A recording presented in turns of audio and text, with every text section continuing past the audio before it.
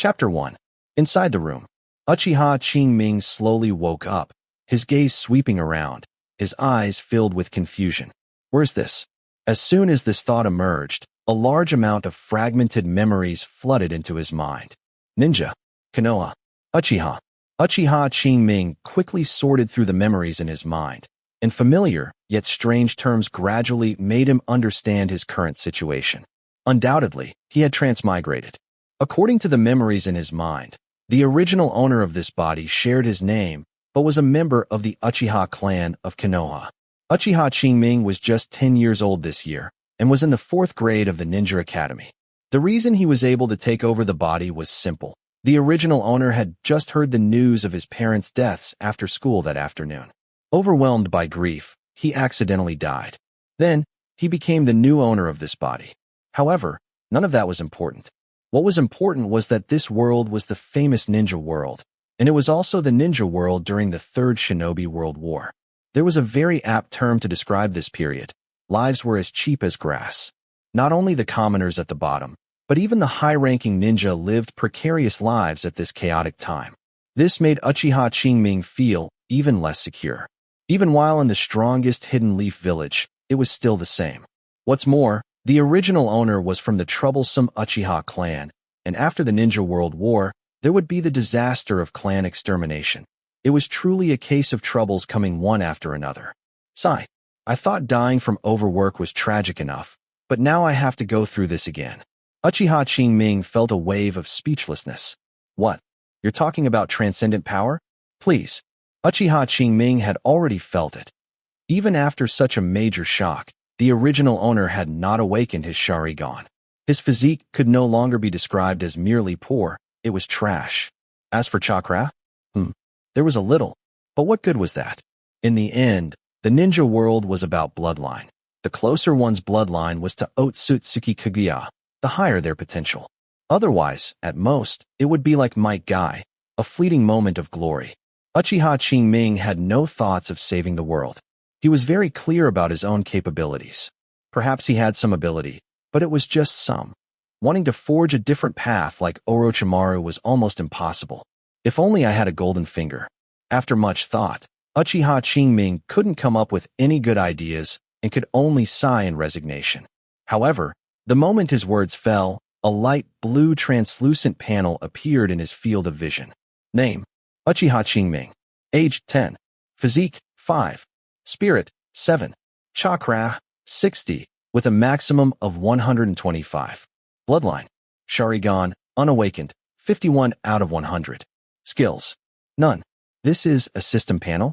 Uchiha Qingming shot upright. All negative thoughts in his mind swept away. He wasn't someone who gave up easily to begin with. It was just that the situation earlier was truly difficult to resolve, which inevitably led to feelings of lethargy. But now, although he wasn't quite sure what this panel was for, at least there was some hope, wasn't there? His gaze swept over the panel. His name and age were basic information, so he wouldn't dwell on them. But his physique and spirit. The former represented his physical potential. This included, but was not limited to, physical recovery ability, nerve reaction speed, muscle density, bone strength, and so on. All abilities related to the physical body were included. As for the latter, it represented his spiritual potential. For ordinary people, these two values were around 3 points. Exceeding 3 points meant having the qualification to become a ninja. His physique was 5 points, and his spirit was 7 points. It seemed pretty good, but in reality, it wasn't. At this age, a physique of 5 points was indeed good among civilian students. But don't forget, the original owner inherited the excellent bloodline of the Uchiha clan, which made this somewhat low. As for spirit, 7 points was indeed not low, but Uchiha Qingming estimated that his arrival had boosted this attribute. Otherwise, it would probably only be around 5 points. Otherwise, it couldn't explain why the original owner hadn't awakened his Sharingan. To say that the original owner had no feelings for his parents would definitely be nonsense. Didn't he die of grief after receiving the news of his parents' sacrifice? How could there be no genuine affection? Yet, even so, the former body's Sharingan awakening progress was barely over halfway, which could only mean that this body's physique was simply too poor. There was no other explanation. However, This problem now fell to Uchiha Qingming. After thinking for a while, Uchiha Qingming had no good solution and could only temporarily put it aside. His gaze turned to the skill bar, which was empty. Logically speaking, since he had merged with the memories of the former body, he should at least have a few skills, but there was nothing on the panel. Although Uchiha Qingming's physique was not great, he still knew the most basic three-body technique, which made him somewhat puzzled. If not for the chakra now flowing through Uchiha Qingming's meridians, he would have thought those memories were fake. Is it because I haven't personally practiced? Thinking this, Uchiha Qingming stood up and, according to the memories in his mind, while mobilizing the chakra within his body, slowly formed the three seals, attempting to perform the clone technique. However, after the chakra was consumed, nothing happened. Wait. Uchiha Qingming's eyes narrowed as he looked at the panel's skill bar. He saw a distortion there, and finally, a line of text appeared. Clone technique, level 0, 1 out of 100. It really is because I haven't personally practiced, isn't it? Looking at the newly appeared skill, Uchiha Qingming murmured softly, then looked at the level and numbers behind it. If he wasn't mistaken, this should be proficiency. With this thought, Uchiha Qingming once again mobilized chakra, and just like before, formed the hand seals to perform the clone technique. Without any surprise, he failed again. However, Uchiha Qingming showed no impatience on his face. No other reason. The number after clone technique in the skill bar had changed from level 0, 1 out of 100, to level 0, 3 out of 100. Through this, Uchiha Qingming could basically conclude that this was a proficiency system. As for why 2 points of proficiency were added this time, Uchiha Qingming estimated that it should be related to the memories in his mind. At this moment, he was equivalent to recovering the power he once possessed, so the proficiency growth was unstable. It was also very simple to verify. Uchiha Qingming took a deep breath, calmed his restless mood, and then tried his best to recall the memories of the former body practicing the clone technique, and began to replicate them. A few seconds later, a puff of chakra smoke appeared, but quickly disappeared. The clone technique failed, but the proficiency increased by 3 points. Clone technique, level 0, 6 out of 100. Clearly, his guess was not wrong.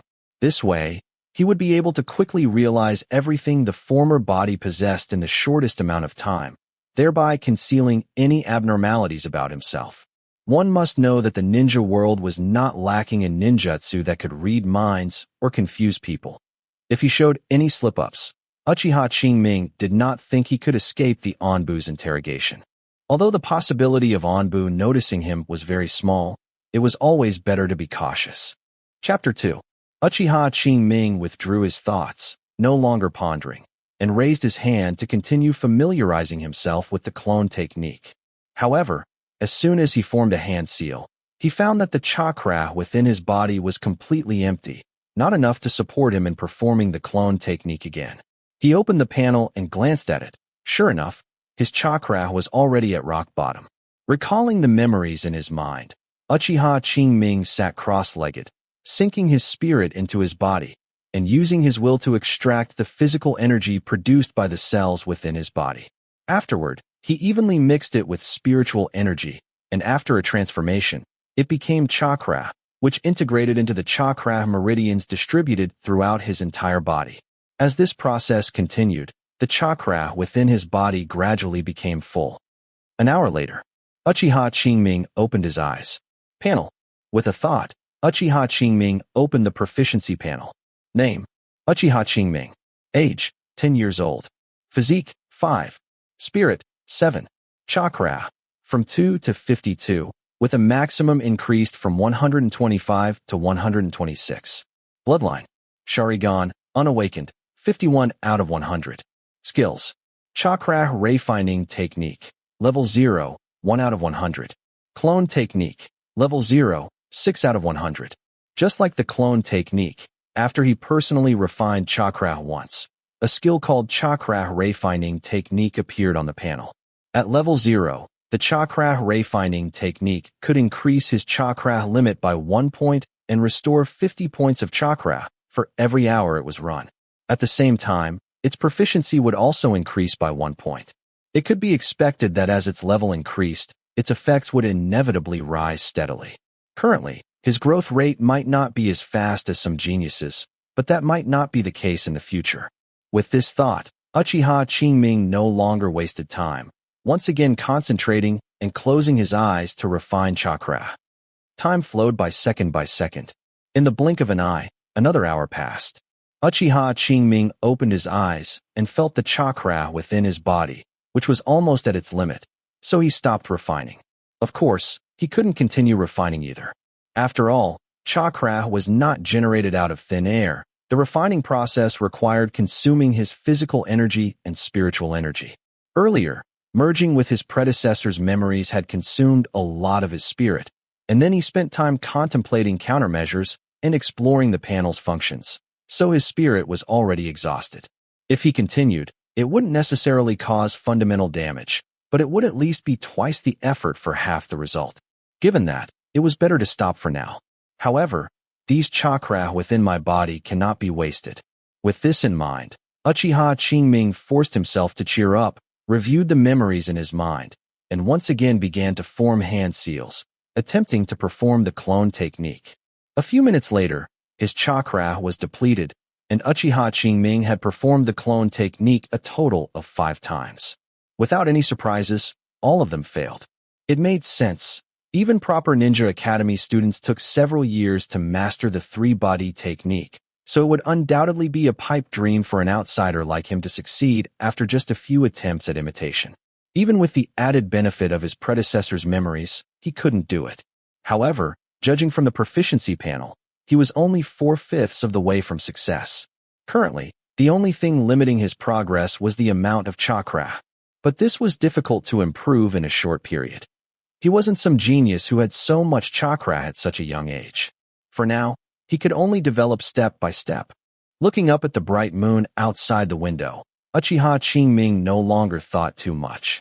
After a quick wash, he returned to his bedroom. Soon, faint snores could be heard from inside the room. Outside the window, a figure had appeared at some unknown time.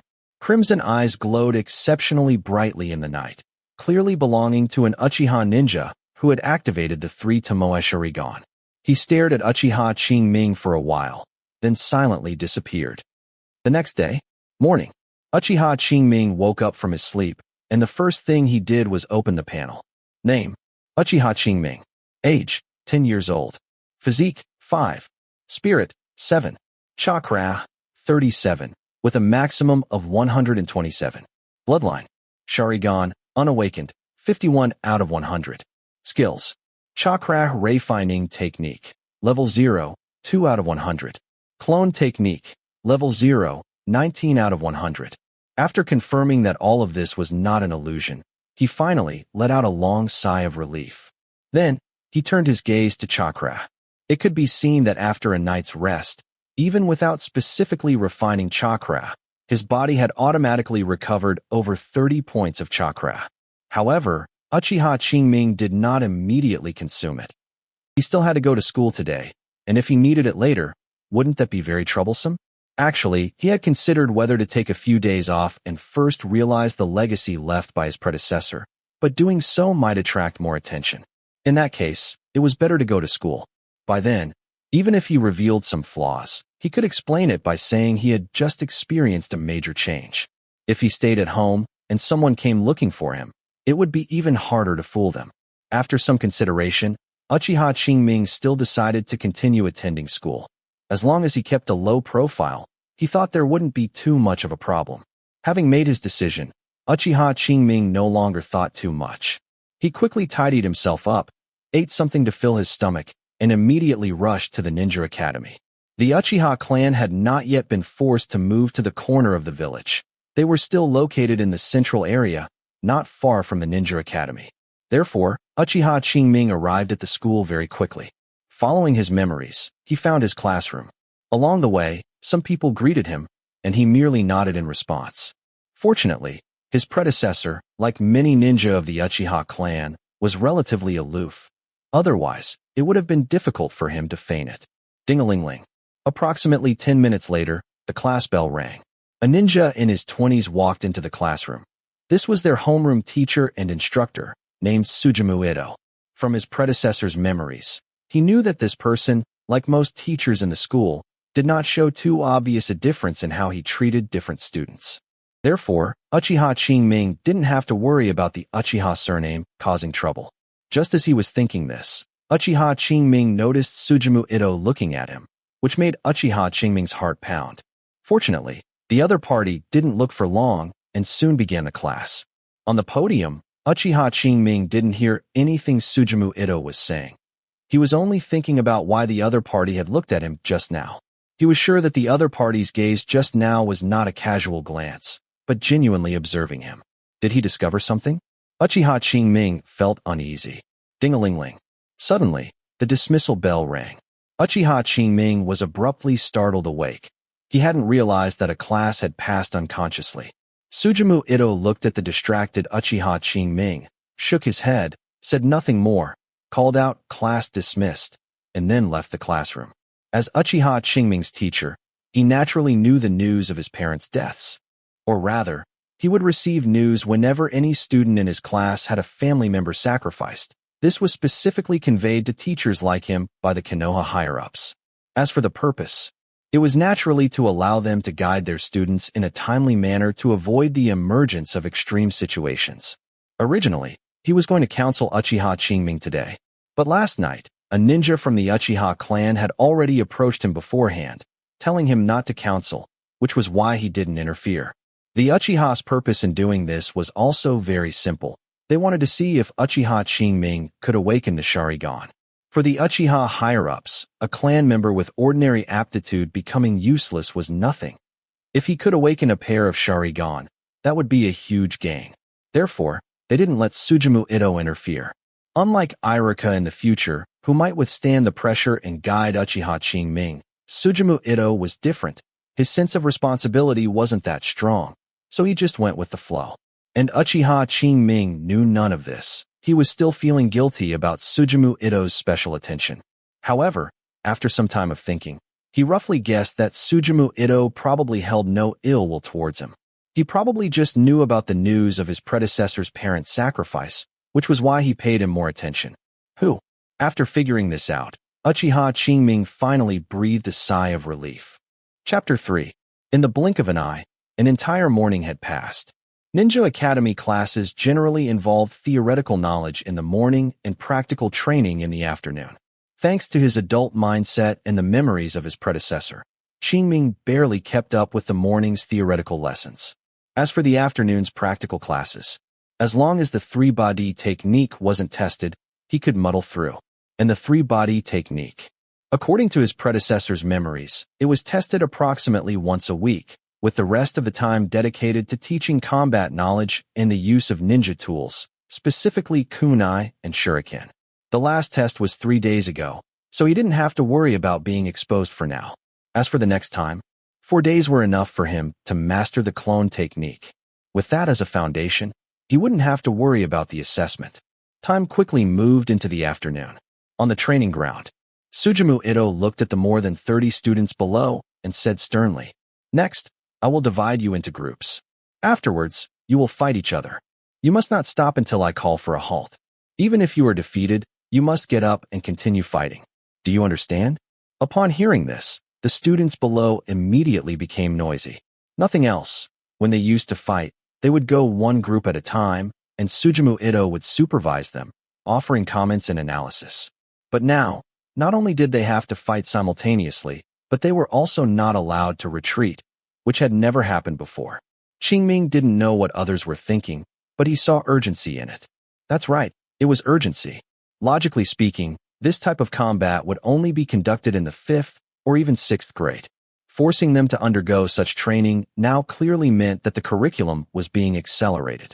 Coupled with the current situation in the ninja world, it was not difficult to guess that the school intended for them to graduate early. However, this was also normal. During peacetime, a 6-year system was fine, but during wartime, the front lines were desperately short of personnel, so the time spent in school would naturally be shortened. If I remember correctly, Konoha's annual graduation assessment dates are from October 7th to 10th. For the next 3 days, the school would send the assessment results to the higher-ups. After being personally approved by the Hokage, They would be officially registered on October 15th. And today was September 3rd. In other words, in about a month at the earliest, he would be forced to graduate. This made Qingming feel a sense of urgency. Quiet. Sujumu Ito's voice came from above, immediately silencing everyone. Next, those whose names I call, step forward. Hanada Suenao. Upon hearing this, a robust student stepped out. Hirai Matsu. Another student stepped out. Sujumu Ito looked at the two and said, "You two are a group." "Yes, sensei." Hanada Suenao and Hirai Matsu stood together and responded simultaneously. Sujumu Ito nodded and continued to call out, "Yamanaka Hana, Aoki Ryuko." As his voice fell, the entire class was quickly divided into over a dozen small groups. Qingming was no exception. He was grouped with a commoner ninja named Mariki Tetsu, whose aptitude was not bad, and whose strength was on par with his predecessors.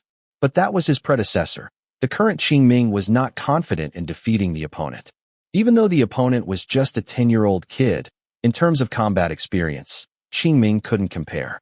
After all, his previous life school didn't teach him how to fight. Fortunately, his adult psychological composure still allowed him to remain calm. Soon, Sujumu Ito's voice came again. "Remember, no weapons are allowed in the upcoming battle." Upon hearing this, Qingming secretly breathed a sigh of relief. Although the kunai used for training were not sharpened, being hit in vital points would still not feel good. Just right. He needed to accumulate experience. It was better to suffer less if possible. He wasn't a masochist. That's right. Qingming was already prepared to take a beating. Now I just hope this beating isn't in vain. Thinking this, Qingming opened his panel and glanced at it. If he wasn't mistaken, after today, another skill would be added to his panel. Ready? Form the confrontation seal. Sujumu Ito's voice came. Qingming and Mariki Tetsu simultaneously raised their right hands, forming the confrontation seal. Begin. As Sujumu Ito's command fell, Mariki Tetsu lunged forward, his right fist fiercely striking towards Qingming's face. Facing this swift attack, even though Qingming was mentally prepared, he was still caught off guard. However, whether it was the influence of his predecessor's memories or muscle memory from his body, at the crucial moment, he actually reacted, narrowly dodging the blow by turning sideways. Not only that, almost immediately after dodging, he instinctively struck out, delivering a punch towards Mariki Tetsu's side face. Bang! Mariki Tetsu raised his right arm, blocking the attack. As the two passed each other, Mariki Tetsu used his left foot as a pivot, engaged his core, twisted his body 90 degrees, and swept his right leg towards Qingming's head. Damn, a little kid, hitting so hard. Feeling the gust of wind by his ear, Qingming cursed inwardly. However, he also knew that this was ninja combat. Not only were they harsh on themselves, but they were even harsher on their enemies. The process of battle was like dancing on the tip of a blade. This was just the adaptation phase. When Sujumu Ito allowed them to use weapons, the danger would be even greater. If he wanted to survive in this chaotic world, he had to adapt to all of this as quickly as possible. Otherwise, even with the Proficiency panel, he would ultimately be useless. With this thought, Qingming stopped overthinking and instead focused all his attention on the memories in his mind and the current battle, absorbing his predecessor's legacy at the fastest possible speed. Time passed minute by minute, and the battle on the training ground never stopped. From time to time, someone would cry out in pain from injuries. However, no matter how terribly they cried, Sujumu Ito did not call for a halt.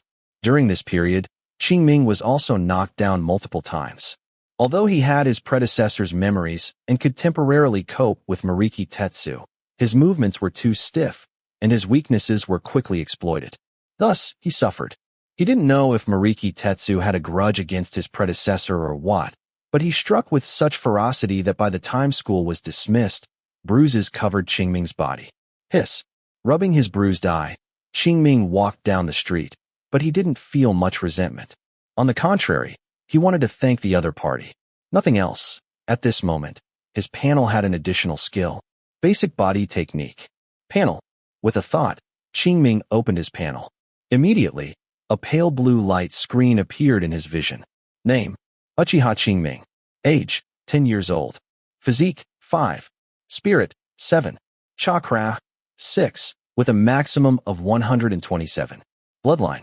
Sharingan, unawakened, 51 out of 100. Skills. Chakra refining technique. Level 0, 2 out of 100. Clone technique. Level 0, 19 out of 100. Basic body technique. Level 0, 35 out of 100.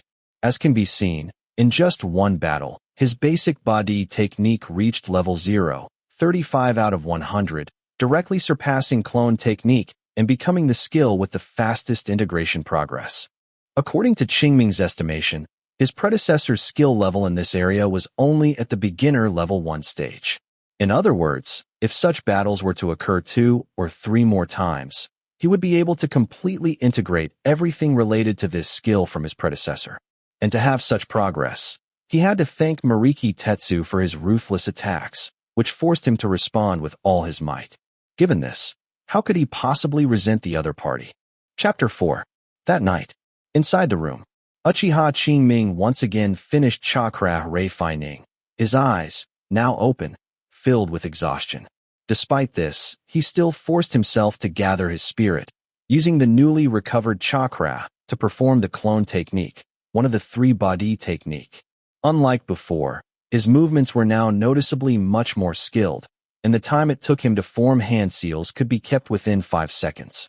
This was the Academy's assessment standard, but this did not mean he had mastered the technique.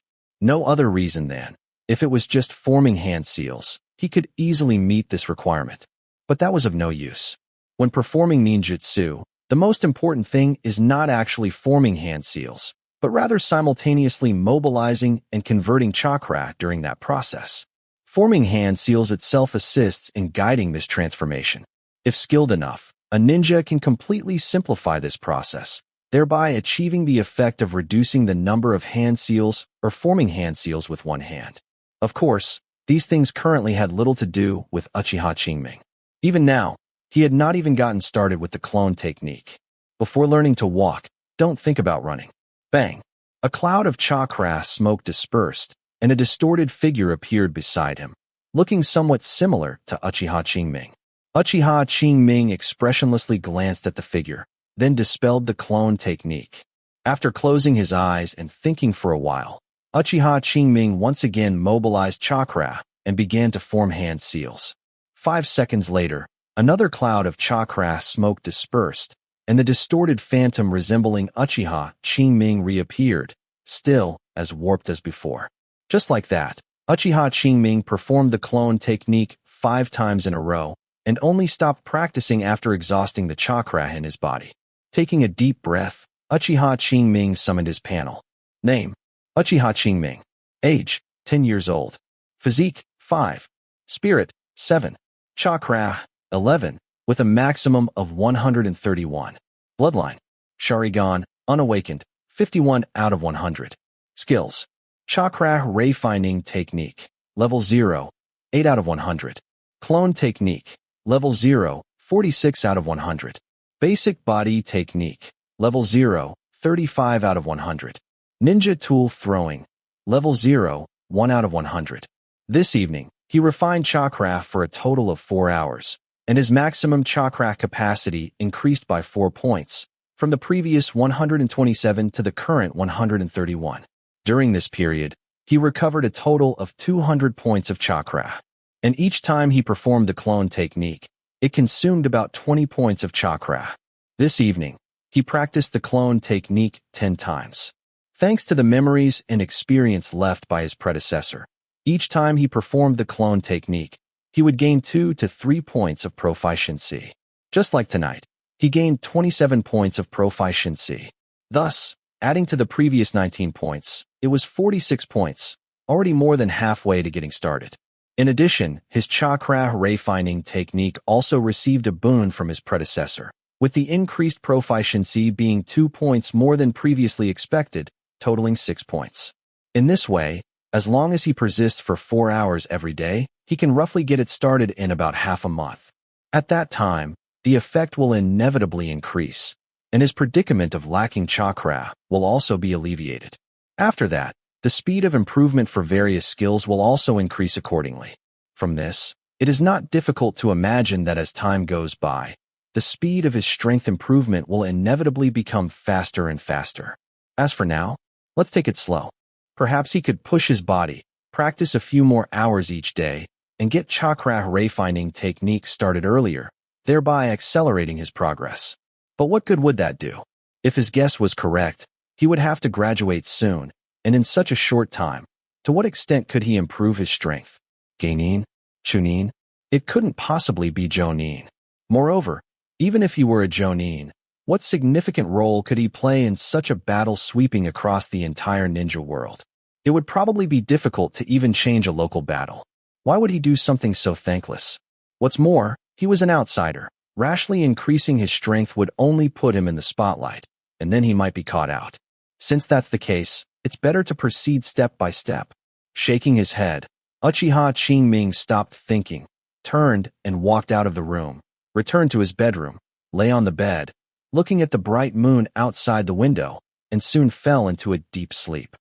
The next day, afternoon, still that same training ground. However, today Sujumu Ito did not make them fight each other, but instead had them practice throwing kunai and shuriken. Just like Taijutsu, these two skills are the main combat methods of a geinin, and coupled with the three-body technique, a qualified battlefield cannon fodder is formed. As for other ninjutsu, forget about it. Taking Uchiha Qingming as an example, his aptitude was indeed ordinary, but that was compared to his classmates from ninja clans. If he were placed among commoners, his aptitude would already be considered good. If he hadn't transmigrated, after graduation, his predecessor wouldn't have much chakra in his body, at most enough to perform the three-body technique a few times.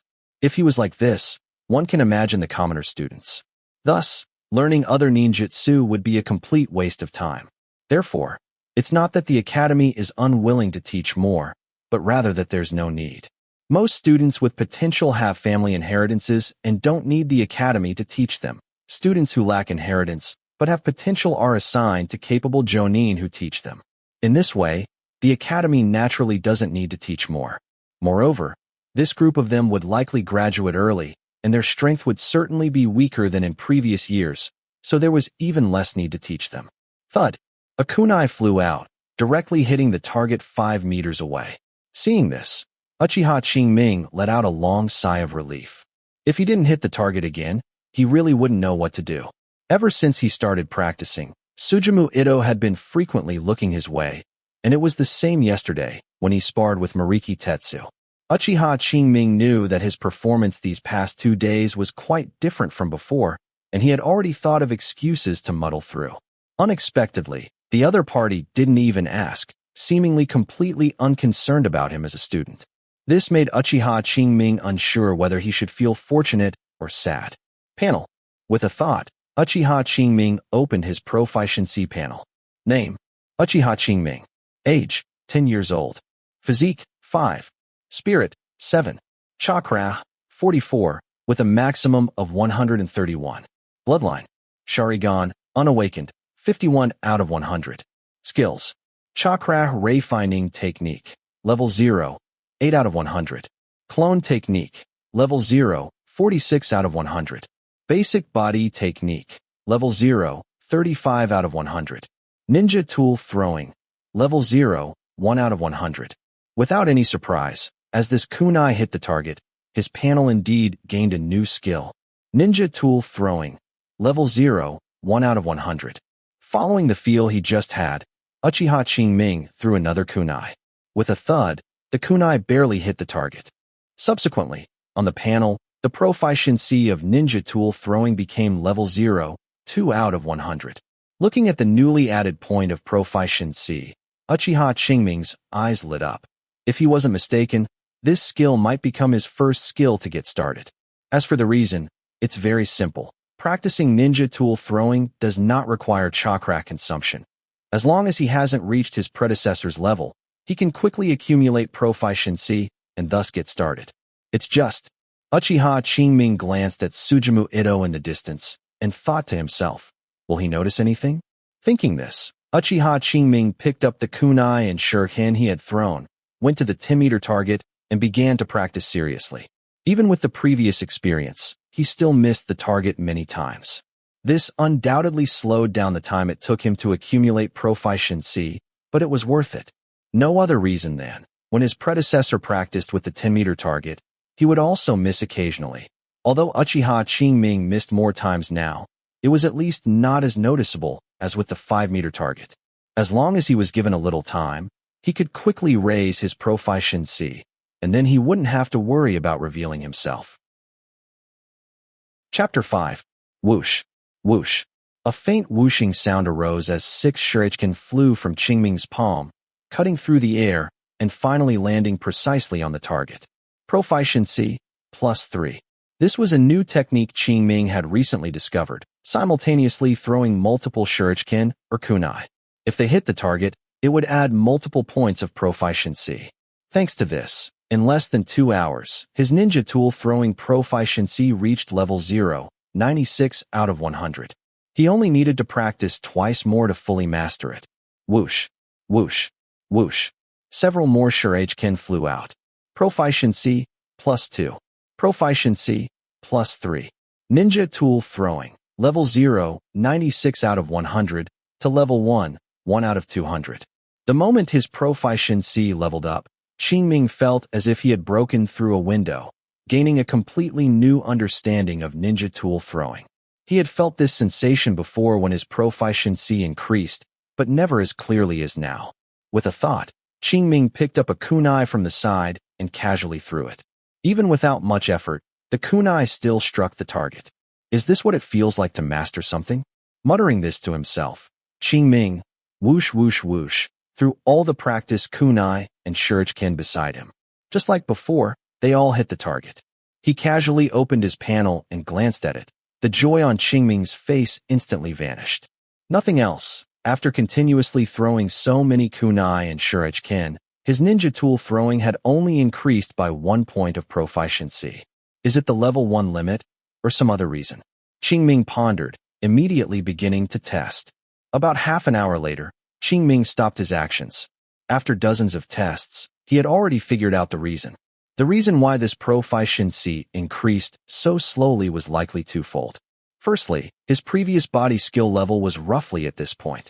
In other words, the experience and memories left behind by his former self could no longer help him progress. Thus, the growth rate naturally slowed down. And secondly, his practice just now was too casual. For level 1 ninja tool throwing, he had to hit the bullseye of a 10-meter target to gain proficiency. Otherwise, it would be a wasted effort. Of the kunai and shuriken he had just thrown, only 1 shuriken happened to hit the bullseye, the rest were outside it. Therefore, he only gained 1 point of proficiency. From this, it could also be seen that the proficiency panel was not something to be casually fooled around with. To improve his strength, he had to put in the corresponding effort. The proficiency panel merely materialized his efforts. But this was already enough. Many people give up not because they don't want to work hard, but because they don't see hope in their efforts, which is why they choose to abandon them. If every drop of sweat could yield results, Qingming believed that the vast majority of people would persevere. Shaking his head, no longer overthinking, Qingming once again focused all his attention on ninja tool throwing. For him now, hitting a 10-meter target was not an issue, but hitting the bullseye was somewhat difficult. He had to concentrate to possibly succeed. But even then, it was only a possibility. Time passed minute by minute, and kunai flew from his hand. The vast majority deviated from the bullseye, with only a little over 10% hitting it directly.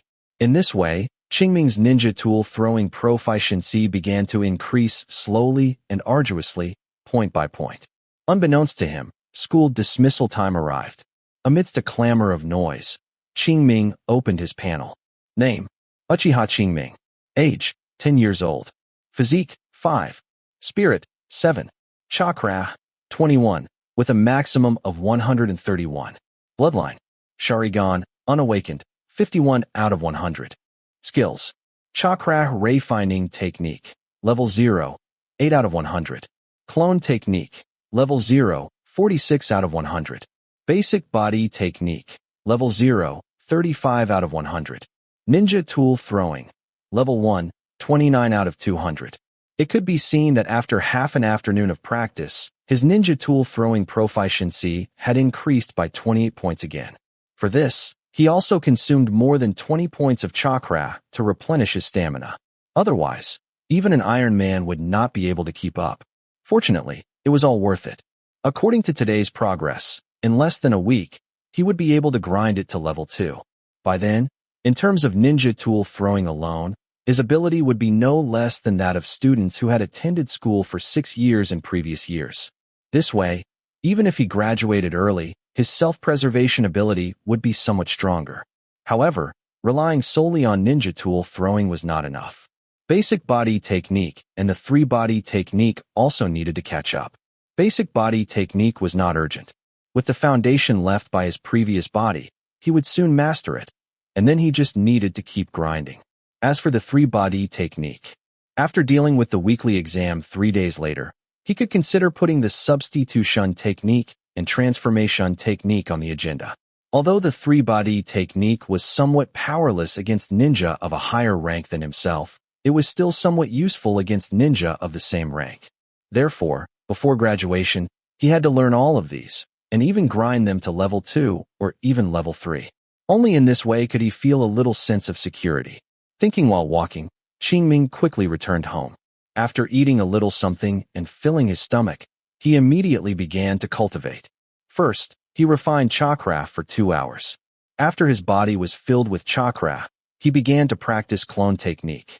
After exhausting his chakra, he ran the chakra refining technique for another 2 hours. After recovering about 100 points of chakra, he continued to practice clone technique. After 2 cycles, it was basically deep into the night, and his body was almost at its limit, so he could rest. Upon waking, it was a new day. School, cultivation, cycle after cycle. In this way, a week passed. Qingming had just returned home when he heard a knock at the door. Thump, thump, thump. The sudden knocking made Qingming very puzzled. Since his transmigration, apart from classmates and teachers, he had basically had no interaction with anyone else. Why would someone come looking for him? Despite his confusion, Qingming still opened the door. As for danger, not to mention that this was the heart of Konoha, the Uchiha name alone was enough to deter a large number of people. Unless some scoundrels caused trouble, being in the Uchiha clan grounds was absolutely safe. And now, the few guys who would cause trouble were either not yet grown or not in the village. So what did Qingming have to worry about? Creak. The door opened. Only an Uchiha ninja dressed in a Konoha Jonin uniform stood outside the door. Qingming. The person spoke. Qingming nodded in confusion, replying, "It's me and you are? My name is Uchiha Haruto. I'm here today to give you the condolence payment issued by the village." Upon hearing this, Qingming instantly accessed his previous body's memories, and a timely look of sorrow appeared on his face. Seeing this, Uchiha Haruto had no doubts and continued. In addition, the clan will also give you 10,000 ryo in living expenses each month until you become a geinin. Saying that, he handed over an envelope. "Thank you." Qingming lowered his head and thanked him, taking the thick envelope from the other party's hand. Chapter 6. Creak. The door closed again. The sorrow on Uchiha Qingming's face instantly vanished. Although he had integrated his predecessor's memories, he didn't have much affection for the parents he had never met. However, considering the survivors' benefits, Uchiha Qingming decided to place a bouquet of flowers on their grave every year from now on. Of course, the prerequisite was that he could survive. Otherwise, nothing would matter. He opened the envelope and counted. There was a total of 1,001,000 ryo inside. Not bad. No one embezzled it. His predecessor's parents were both chunin. After their deaths in battle, the survivors' benefits were 500,000 ryo per person. Thus, with the additional 10,000 ryo living expenses issued by the clan, it totaled 1,001,000 ryo. Not a single ryo more, not a single ryo less. However, thinking about it, if even this kind of money were embezzled, what cohesion would the clan still have? Moreover, 1 million ryo might seem like a lot, but it's not. In Konoha, the reward for a D-rank mission is 5,000 to 50,000 ryo. For a C-rank mission, it's 30,000 to 100,000 ryo.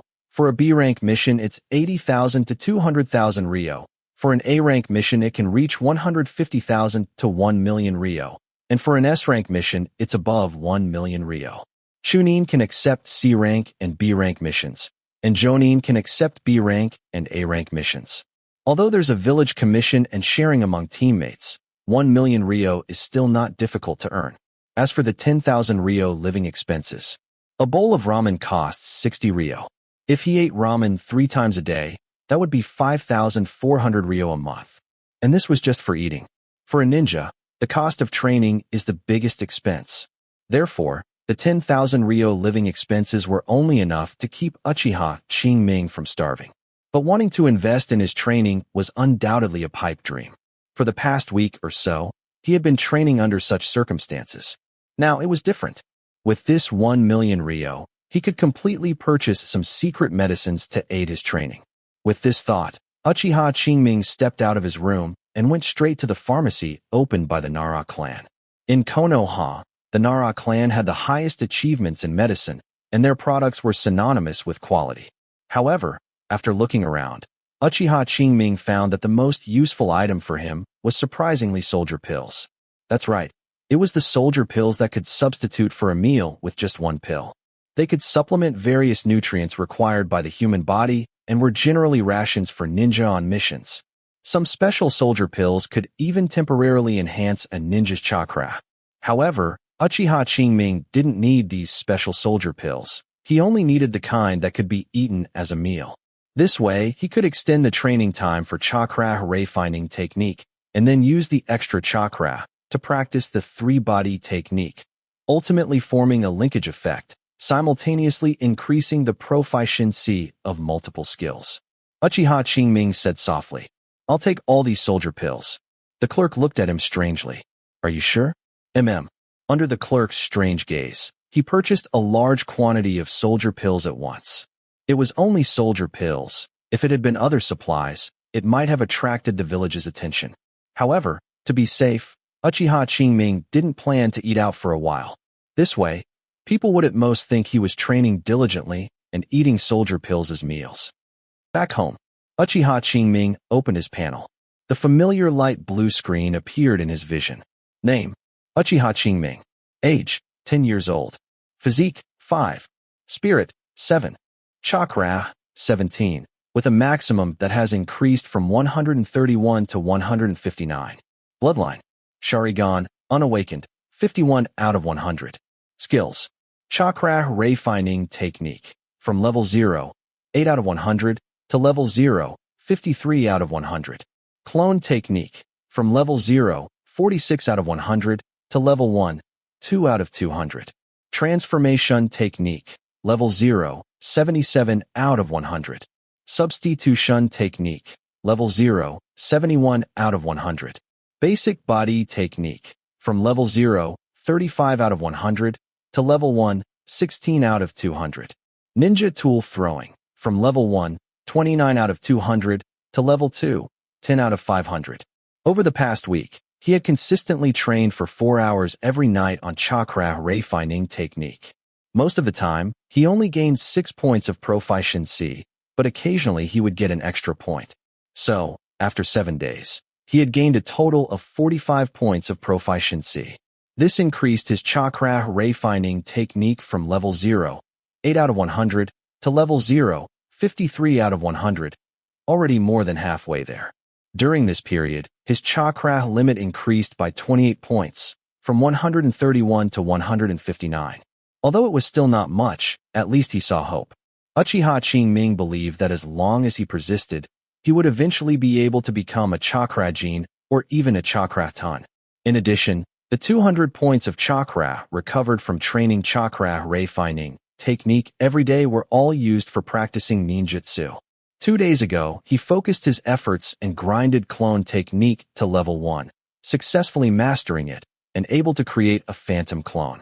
After that, just as planned, he managed to muddle through the weekly exam. However, once clone technique reached level 1, it encountered the same problem as ninja tool throwing. Continued practice only yielded 1 point of proficiency each time. Uchiha Qingming knew that this was the limit of his predecessor's ability, and from now on, he would have to rely on himself. So he turned to practicing transformation technique and substitution technique. Thanks to the experience and memories left by his predecessor, The training speed of these two ninjutsu was no less than that of clone technique before mastery. Basically, each practice session yielded 2 to 3 points of proficiency. Therefore, in 5 days, he grinded the proficiency of transformation technique and substitution technique to level 0, 77 out of 100, and level 0, 71 out of 100. At this rate, in less than 2 or 3 days, these two skills would be mastered. By then, his predecessor's legacy would be almost exhausted by him. Looking at basic body technique. Over the past week, Sujimmu Ito had organized 3 more sparring sessions. Taking advantage of these opportunities, his basic body technique successfully reached mastery and even climbed to level 1, 16 out of 200. But that was the extent of it. After that, he would need to practice diligently. Finally, ninja tool throwing was still the fastest in progress, having already reached level 2, 10 out of 500. At this stage, he could achieve 100% accuracy hitting the bullseye on a stationary target within 10 meters. This level was already comparable to some genin who had graduated 2 or 3 years ago. However, ninja tool throwing ultimately had its limitations. Uchiha Qingming estimated that if he couldn't awaken the Sharingan, he could at most raise its proficiency to level 3. After all, current practice required him to hit a 15-meter target and hit the bullseye. Otherwise, no proficiency would be gained. And it required 500 points of proficiency to go from level 2 to level 3. It was imaginable that once he maxed it out, his level should be on par with average Chunin or Jonin, unless he had the Sharingan to assist him and perform fancy tricks with ninja tools. Otherwise, trying to kill people with this method, aside from sneak attacks, group assaults, and bullying people much weaker than himself, was basically impossible. But Sharingan. Uchiha Qingming glanced at the 51 out of 100 progress on his panel, silently. Over the past week or so, he had also thought about increasing the awakening progress of the Sharingan, but after trying several methods, he saw no results. The progress seemed stuck, not moving at all. However, Uchiha Qingming didn't give up. Since the panel could display it, it meant its progress could be advanced. He just hadn't found the right method yet. Chapter 7. Withdrawing his gaze and closing the panel, Qingming took out a soldier pill and put it into his mouth. Crunch. He bit down slightly, crushing it. Immediately, a bitter taste erupted, causing Qingming's eyes to twitch involuntarily. No wonder no one likes to eat this thing. This taste. Qingming shook his head, enduring the discomfort, and swallowed the crushed bits in his mouth. Soon, a warm current emerged from his stomach and rapidly spread throughout his limbs and bones. Qingming didn't waste time, immediately sat cross-legged, focused his spirit, and began refining chakra. More than 2 hours later, his chakra was fully restored. Qingming stopped the chakra refining technique and began practicing transformation technique and substitution technique. Among them, transformation technique was relatively straightforward. He only needed to systematically gather chakra and change his appearance to gain proficiency. But substitution technique was different. Practicing this jutsu required preparing auxiliary tools in advance, such as wooden planks for substitution. The so-called substitution technique does not involve spatial transformation. It is more like an illusion. That is, at the moment of being attacked, quickly replace the body with a pre-prepared substitute, causing the opponent to misjudge. At this point, the caster can take the opportunity to sneak attack or escape. Therefore, this jutsu heavily tests a ninja's grasp of timing. Used well, it is a divine skill. Used poorly, it can even expose more weaknesses. However, no matter how proficiently the substitution technique is used, it still has its limits. As long as there is still a process of substitution, it will inevitably reveal flaws. These flaws might not matter much in battles between genin and chunin, but at the jonin level, almost everyone can see such opportunities. Therefore, in battles between jonin, the substitution technique is rarely used to deceive opponents. However, this is a bit far-fetched for Qingming. At this stage, substitution technique is indeed an invaluable life-saving skill for him. Therefore, even though practicing it was quite troublesome, he showed no impatience. More than 10 minutes later, his chakra was exhausted. Qingming swallowed another soldier pill and began refining chakra. 2 hours later, his chakra was almost recovered, and he would practice transformation technique and substitution technique again. Just like that, as it approached late night, Qingming finally completed his last round of training. Compared to before, today he trained for 2 extra hours in chakra refining technique, increasing his chakra limit by 2 points and his proficiency by 3 points. At the same time, the extra 100 points of chakra recovered also added more than 10 points of proficiency to his transformation technique and substitution technique. Don't underestimate this small change. As the saying goes, many a little makes a mickle. If he increases this much in one day, how much will it be in a month or a year? A year is a bit far, but Qingming could still look forward to a month. If it weren't for the fact that refining chakra and practicing ninjutsu were extremely mentally taxing, and eating too many soldier pills would lead to indigestion, Qingming would have really wanted to pull an all-nighter. Stretching and yawning, Qingming returned to his bedroom after a quick wash. Soon, familiar snoring sounds emanated from within. Time passed by second. At a certain moment, a figure appeared on the utility pole outside the window, a pair of scarlet three-tomoe shurigans staring at Qingming, as if observing something. A moment later, the figure disappeared. Deep within the Uchiha clan grounds, at the elder's residence. Knock, knock, knock. A gentle knocking sound was heard. Come in. Inside the room, an aged voice came. Uchiha Haruto pushed the door open, looked at the old man behind the table, and bowed, saying, "Elder." "Oh, it's Haruto." The old man looked up at Uchiha Haruto and said, "Is there something?" Reporting to the elder, "It's about Qingming's observation results." Uchiha Haruto replied respectfully. Hearing this, a glint flashed in the old man's eyes. Then he unhurriedly asked, "How is it? Has he awakened the Sharingan?" "No." Uchiha Haruto shook his head and said, "After these days of observation, his body's chakra has not shown explosive growth, and his spirit state is also relatively stable. It can basically be confirmed that he does not have the aptitude to awaken the Sharingan." "Is that so?" Hearing Uchiha Haruto's reply, even though he had already expected it, the old man couldn't help but feel a little disappointed. Generally speaking, if a clan member has the aptitude to awaken the Sharingan, they can awaken it immediately upon receiving a stimulus of the magnitude of their parent's death.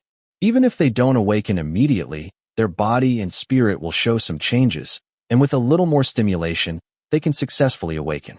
However, after Qingming learned of his parents' sacrifice, he neither awakened immediately, nor did his body undergo corresponding changes for a period afterward. From this, it can basically be determined that he does not have the aptitude to awaken the Sharingan. "Elder, should we continue observing?" Seeing that the old man remained silent, Uchiha Haruto spoke. "No need." The old man waved his hand and said, "You may go." "Yes, elder." Responding, Uchiha Haruto exited the room. Qingming did not know that today was his last chance to be valued by the clan. If he had been able to awaken the Sharingan today under the stimulus of the condolence money, he wouldn't necessarily soar, but his subsequent path would definitely be much smoother. He might even get a bodyguard during the gaining stage. That's right, this is the Uchiha clan. Although they are difficult to deal with externally, they are quite united internally.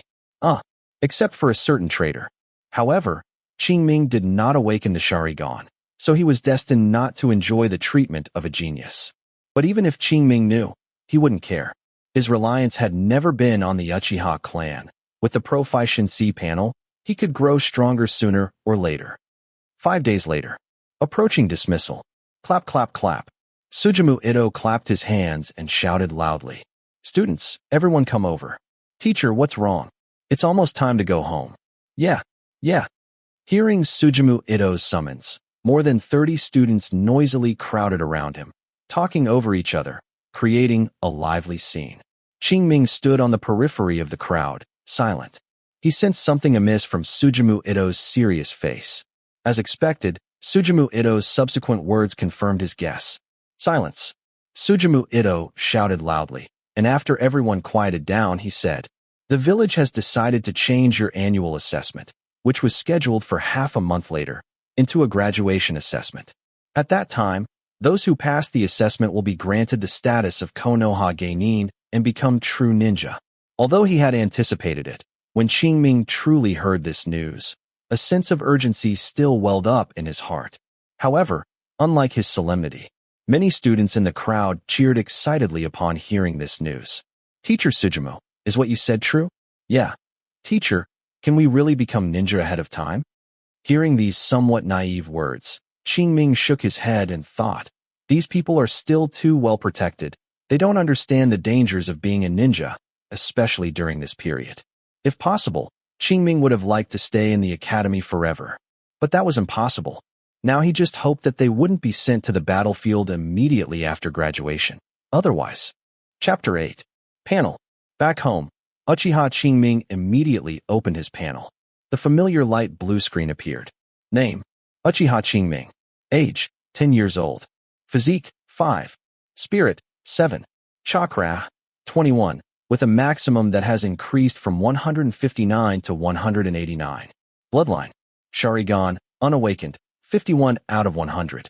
Skills: Chakra Refining Technique. From level 0, 53 out of 100, to level 0, 98 out of 100. Clone Technique. From level 1, 2 out of 200, to level 1, 20 out of 200. Transformation Technique. From level 0, 77 out of 100, to level 1, 19 out of 200. Substitution Technique. From level 0, 71 out of 100, to level 1, 18 out of 200. Basic Body Technique. From level 1, 16 out of 200, to level 1, 65 out of 200. Ninja Tool Throwing. From level 2, 10 out of 500, to level 2, 42 out of 500. As you can see, in just 5 days, his strength had increased by another notch. Among them, his chakra limit increased by 30 points, reaching 189 points. This level of chakra might not be much in front of geniuses, but among his peers, it was already above average. After all, he was only 10 years old this year. And for a ninja, 12 to 16 years old is the golden growth period. Before that, except for some geniuses, there wouldn't be too much of a difference. But Uchiha Qingming had already gradually widened the gap with his peers, which meant that he could also be called a minor genius. Of course, just looking at his chakra, it might seem a bit undeserved. However, if you include his level 1 clone technique, transformation technique, and substitution technique, as well as his basic body technique, and his level 2 ninja tool throwing, then it was well deserved. Now, even among graduates of the previous 6-year system, he was considered above average. What's more, there was still half a month until the graduation assessment, which was enough time for him to further improve his strength. By then, even if he went to the battlefield, it still seems a bit risky. Uchiha Qingming's gaze swept across the panel, and he suddenly realized that he seemed to be missing a trump card. Coincidentally, his chakra refining technique's proficiency had already reached level 0, 98 out of 100, almost at the entry level. Once it reached entry level, the effect of restoring chakra would definitely increase. This way, he would have enough spare capacity to learn a higher-level ninjutsu. As for where the ninjutsu would come from, there was no need to worry about that.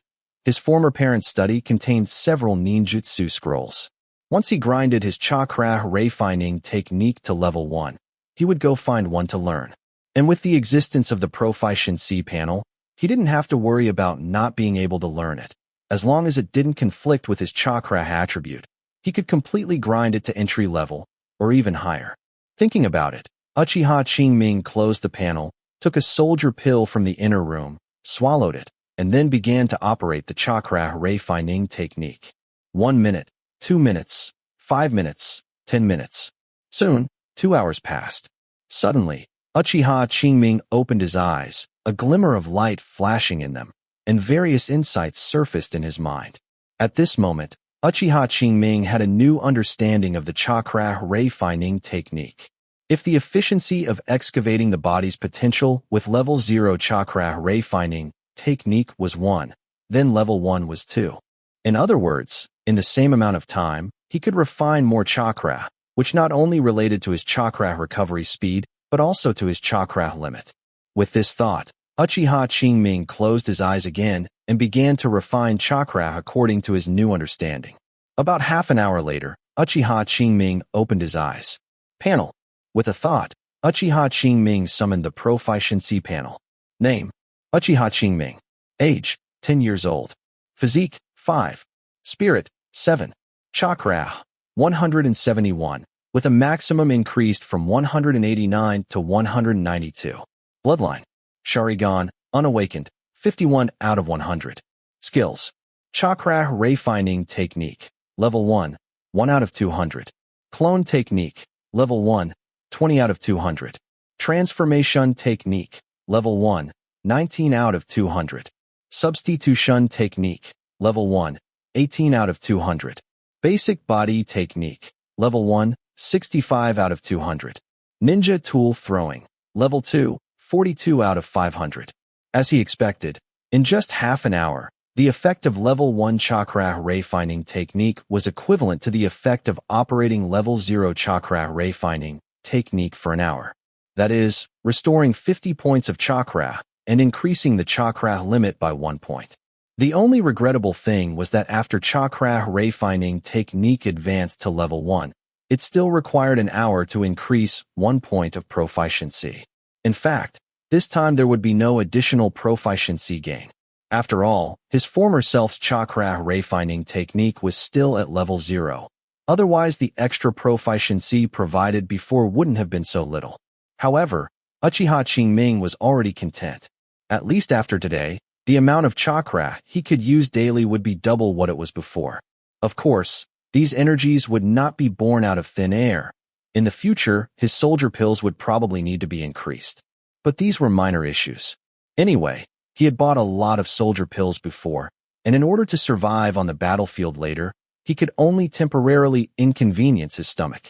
Withdrawing his thoughts, Uchiha Qingming got up and left the room, going straight to his former parents' study. For a while, he was either attending school or cultivating at home, and he didn't have any extra time to organize his former parents' belongings. He had only briefly scanned the study, knowing that there were a few ninjutsu scrolls, but he hadn't looked closely at what they were specifically. Today was his first time seriously looking through these scrolls. Let me see what's here.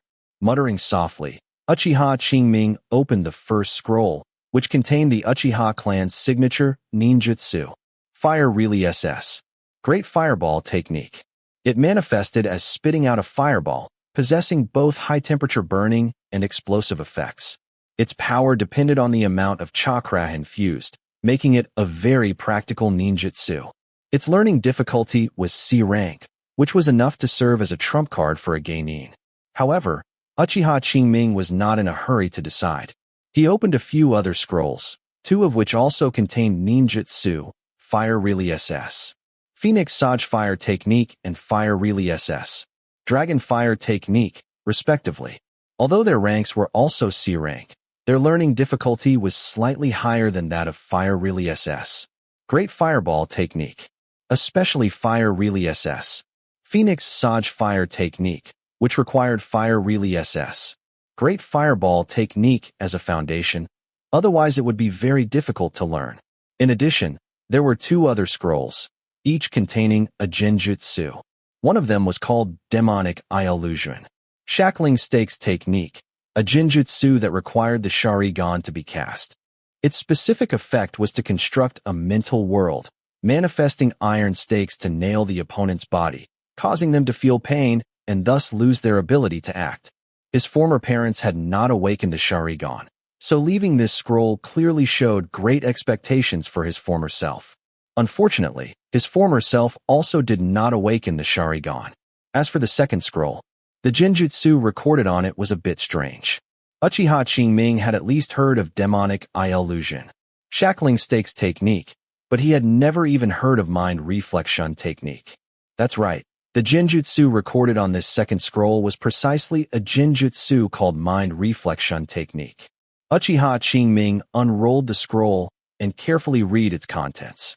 And as he read deeper, his expression changed repeatedly, from the initial indifference to later surprise and uncertainty, and then to eagerness and anticipation. After finishing reading, his face was filled with a sense of relief. Now then, of course, he was overjoyed. Nothing else. This Mind Reflection Technique was very likely to solve his predicament of stalled Sharingan awakening progress. Chapter 9. The so-called mind reflection technique is to transmit inner emotions and thoughts to the opponent through the eyes in the form of spirit will. By doing so, it disrupts the target's senses and affects their judgment. On the surface, this is a perfectly normal visual genjutsu, but once truly understood, one will realize that it is not like that at all. The most obvious aspect is that its learning difficulty is completely disproportionate to its genjutsu effect. According to the scroll, the mind reflection technique has an A-rank learning difficulty, but its actual effect cannot even compare to some similar C-rank genjutsu. If the previous body's parents wanted to learn genjutsu, they would never have chosen this genjutsu. But they did, and they treasured it dearly. The reason for this is only one. This technique can help members of the Uchiha clan awaken the Sharingan. At least, that's what the scroll records. The ninja world has never lacked far-sighted people, and the Uchiha clan is no exception. A long time ago, some Uchiha clan members realized the drawbacks of the Sharingan. Not only was it difficult to awaken, but it also easily led to extremes. So, they wondered if they could awaken the Sharingan in a more gentle way, making the process more controllable. This would not only enhance the strength of the Uchiha clan, but also make the clan more stable. Thus, the Byakugan of the Hyuga clan came into their sight. As one of the three great Dujutsu, the Byakugan's activation process was much gentler than the Sharingan's. Even those with less pure bloodlines could gradually awaken it after adulthood through arduous training. And this is something the Sharingan does not possess. The Sharingan of the Uchiha clan requires strong spirit stimulation to awaken. Once a person reaches adulthood, their worldview is basically set. They have pretty much experienced everything they need to experience. Unless they encounter some major stimulation again, it's impossible to awaken the Sharingan after adulthood. Therefore, they wondered if they could start from the Hyuga clan's Byakugan training method and develop a similar training method. The mind reflection technique was born under these circumstances. Its principle is to imitate the changes in chakra and spiritual energy in the brain when the Sharingan activates its hypnotic ability, inversely stimulating the brain nerves and optic nerves, as well as body cells and spiritual energy, thereby promoting the awakening of the Sharingan. This is equivalent to first creating a fertile ground suitable for the Sharingan's existence, and then allowing the bloodline power to take effect and blossom on this fertile ground. They succeeded, but they also failed. The success was because the mind reflection technique could indeed assist in awakening the Sharingan. The failure was because its effect was truly too poor. According to the records on the scroll, more than one person from the Uchiha clan had practiced this technique, but not a single one had awakened the Sharingan through it. If the developers hadn't sworn that this technique was effective, and if those ninja in the clan who had awakened the Sharingan hadn't also confirmed that it could indeed promote the evolution of the Sharingan to a certain extent, perhaps everyone would have thought this was just a benevolent lie.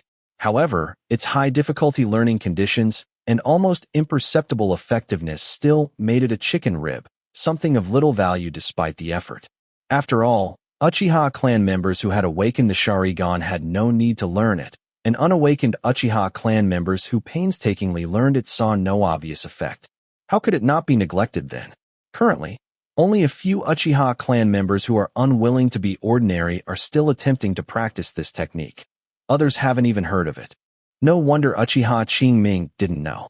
Speaking of which, the previous body's parents collected this technique, apparently also unwilling to be ordinary.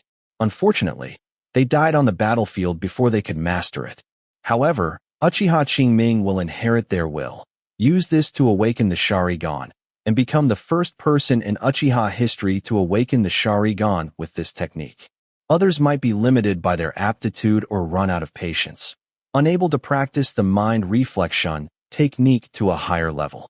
But Uchiha Qingming will not. With the panel, he can see and feel every bit of progress.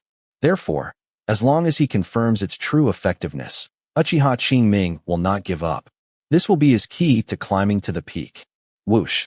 After taking a long breath and calming himself, Uchiha Qingming picked up the scrolls containing Fire Really SS, Great Fireball Technique and Mind Reflection Technique and left the study.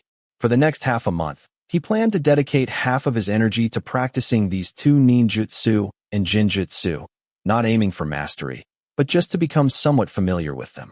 Seeing how lively the village still was, the frontline situation probably hadn't completely collapsed, so it was highly unlikely they would be directly sent to the battlefield as rookies.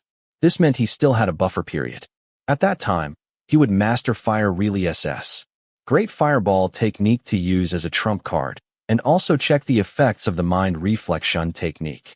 If possible, it would be best to awaken the Sharingan, which would give him more self-preservation on the battlefield. Thinking this, Uchiha Qingming began his training for the night. Half a month passed in a flash. The time had come to the end of September.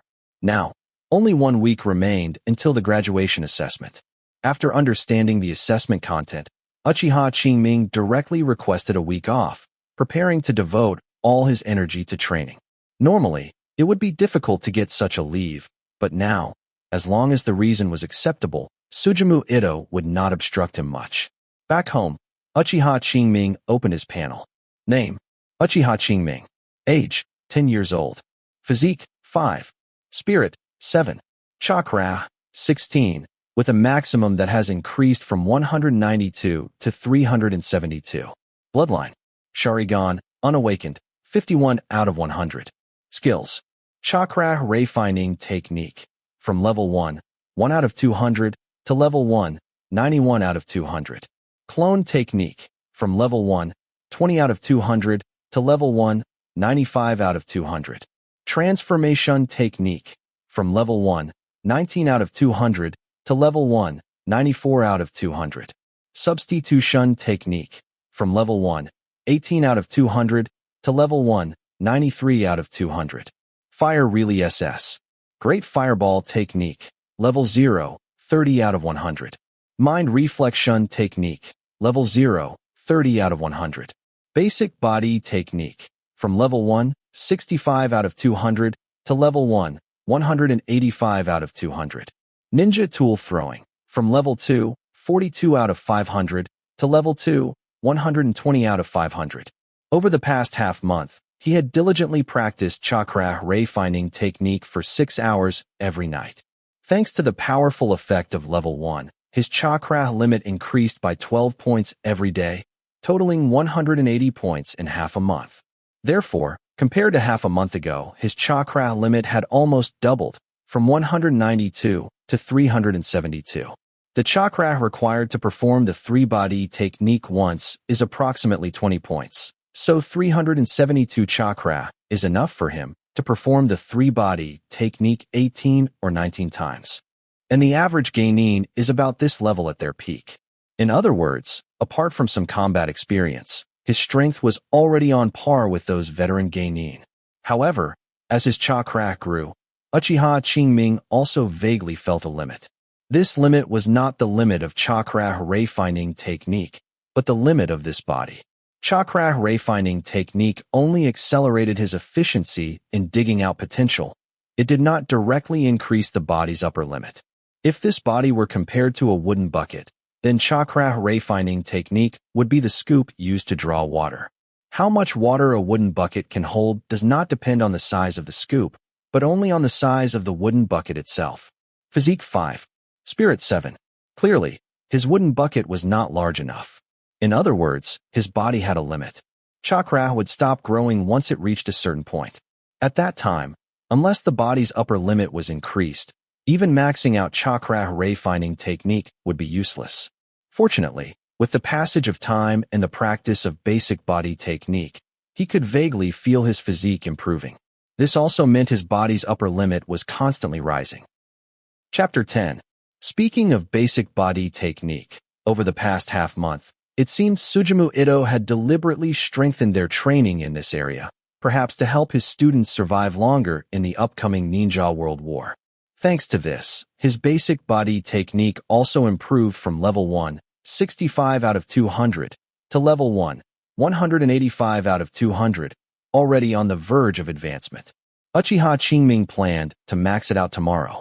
Besides basic body technique, his 3-body technique also gained 75 proficiency points each over the past half-month, with the level 1 progress nearing halfway.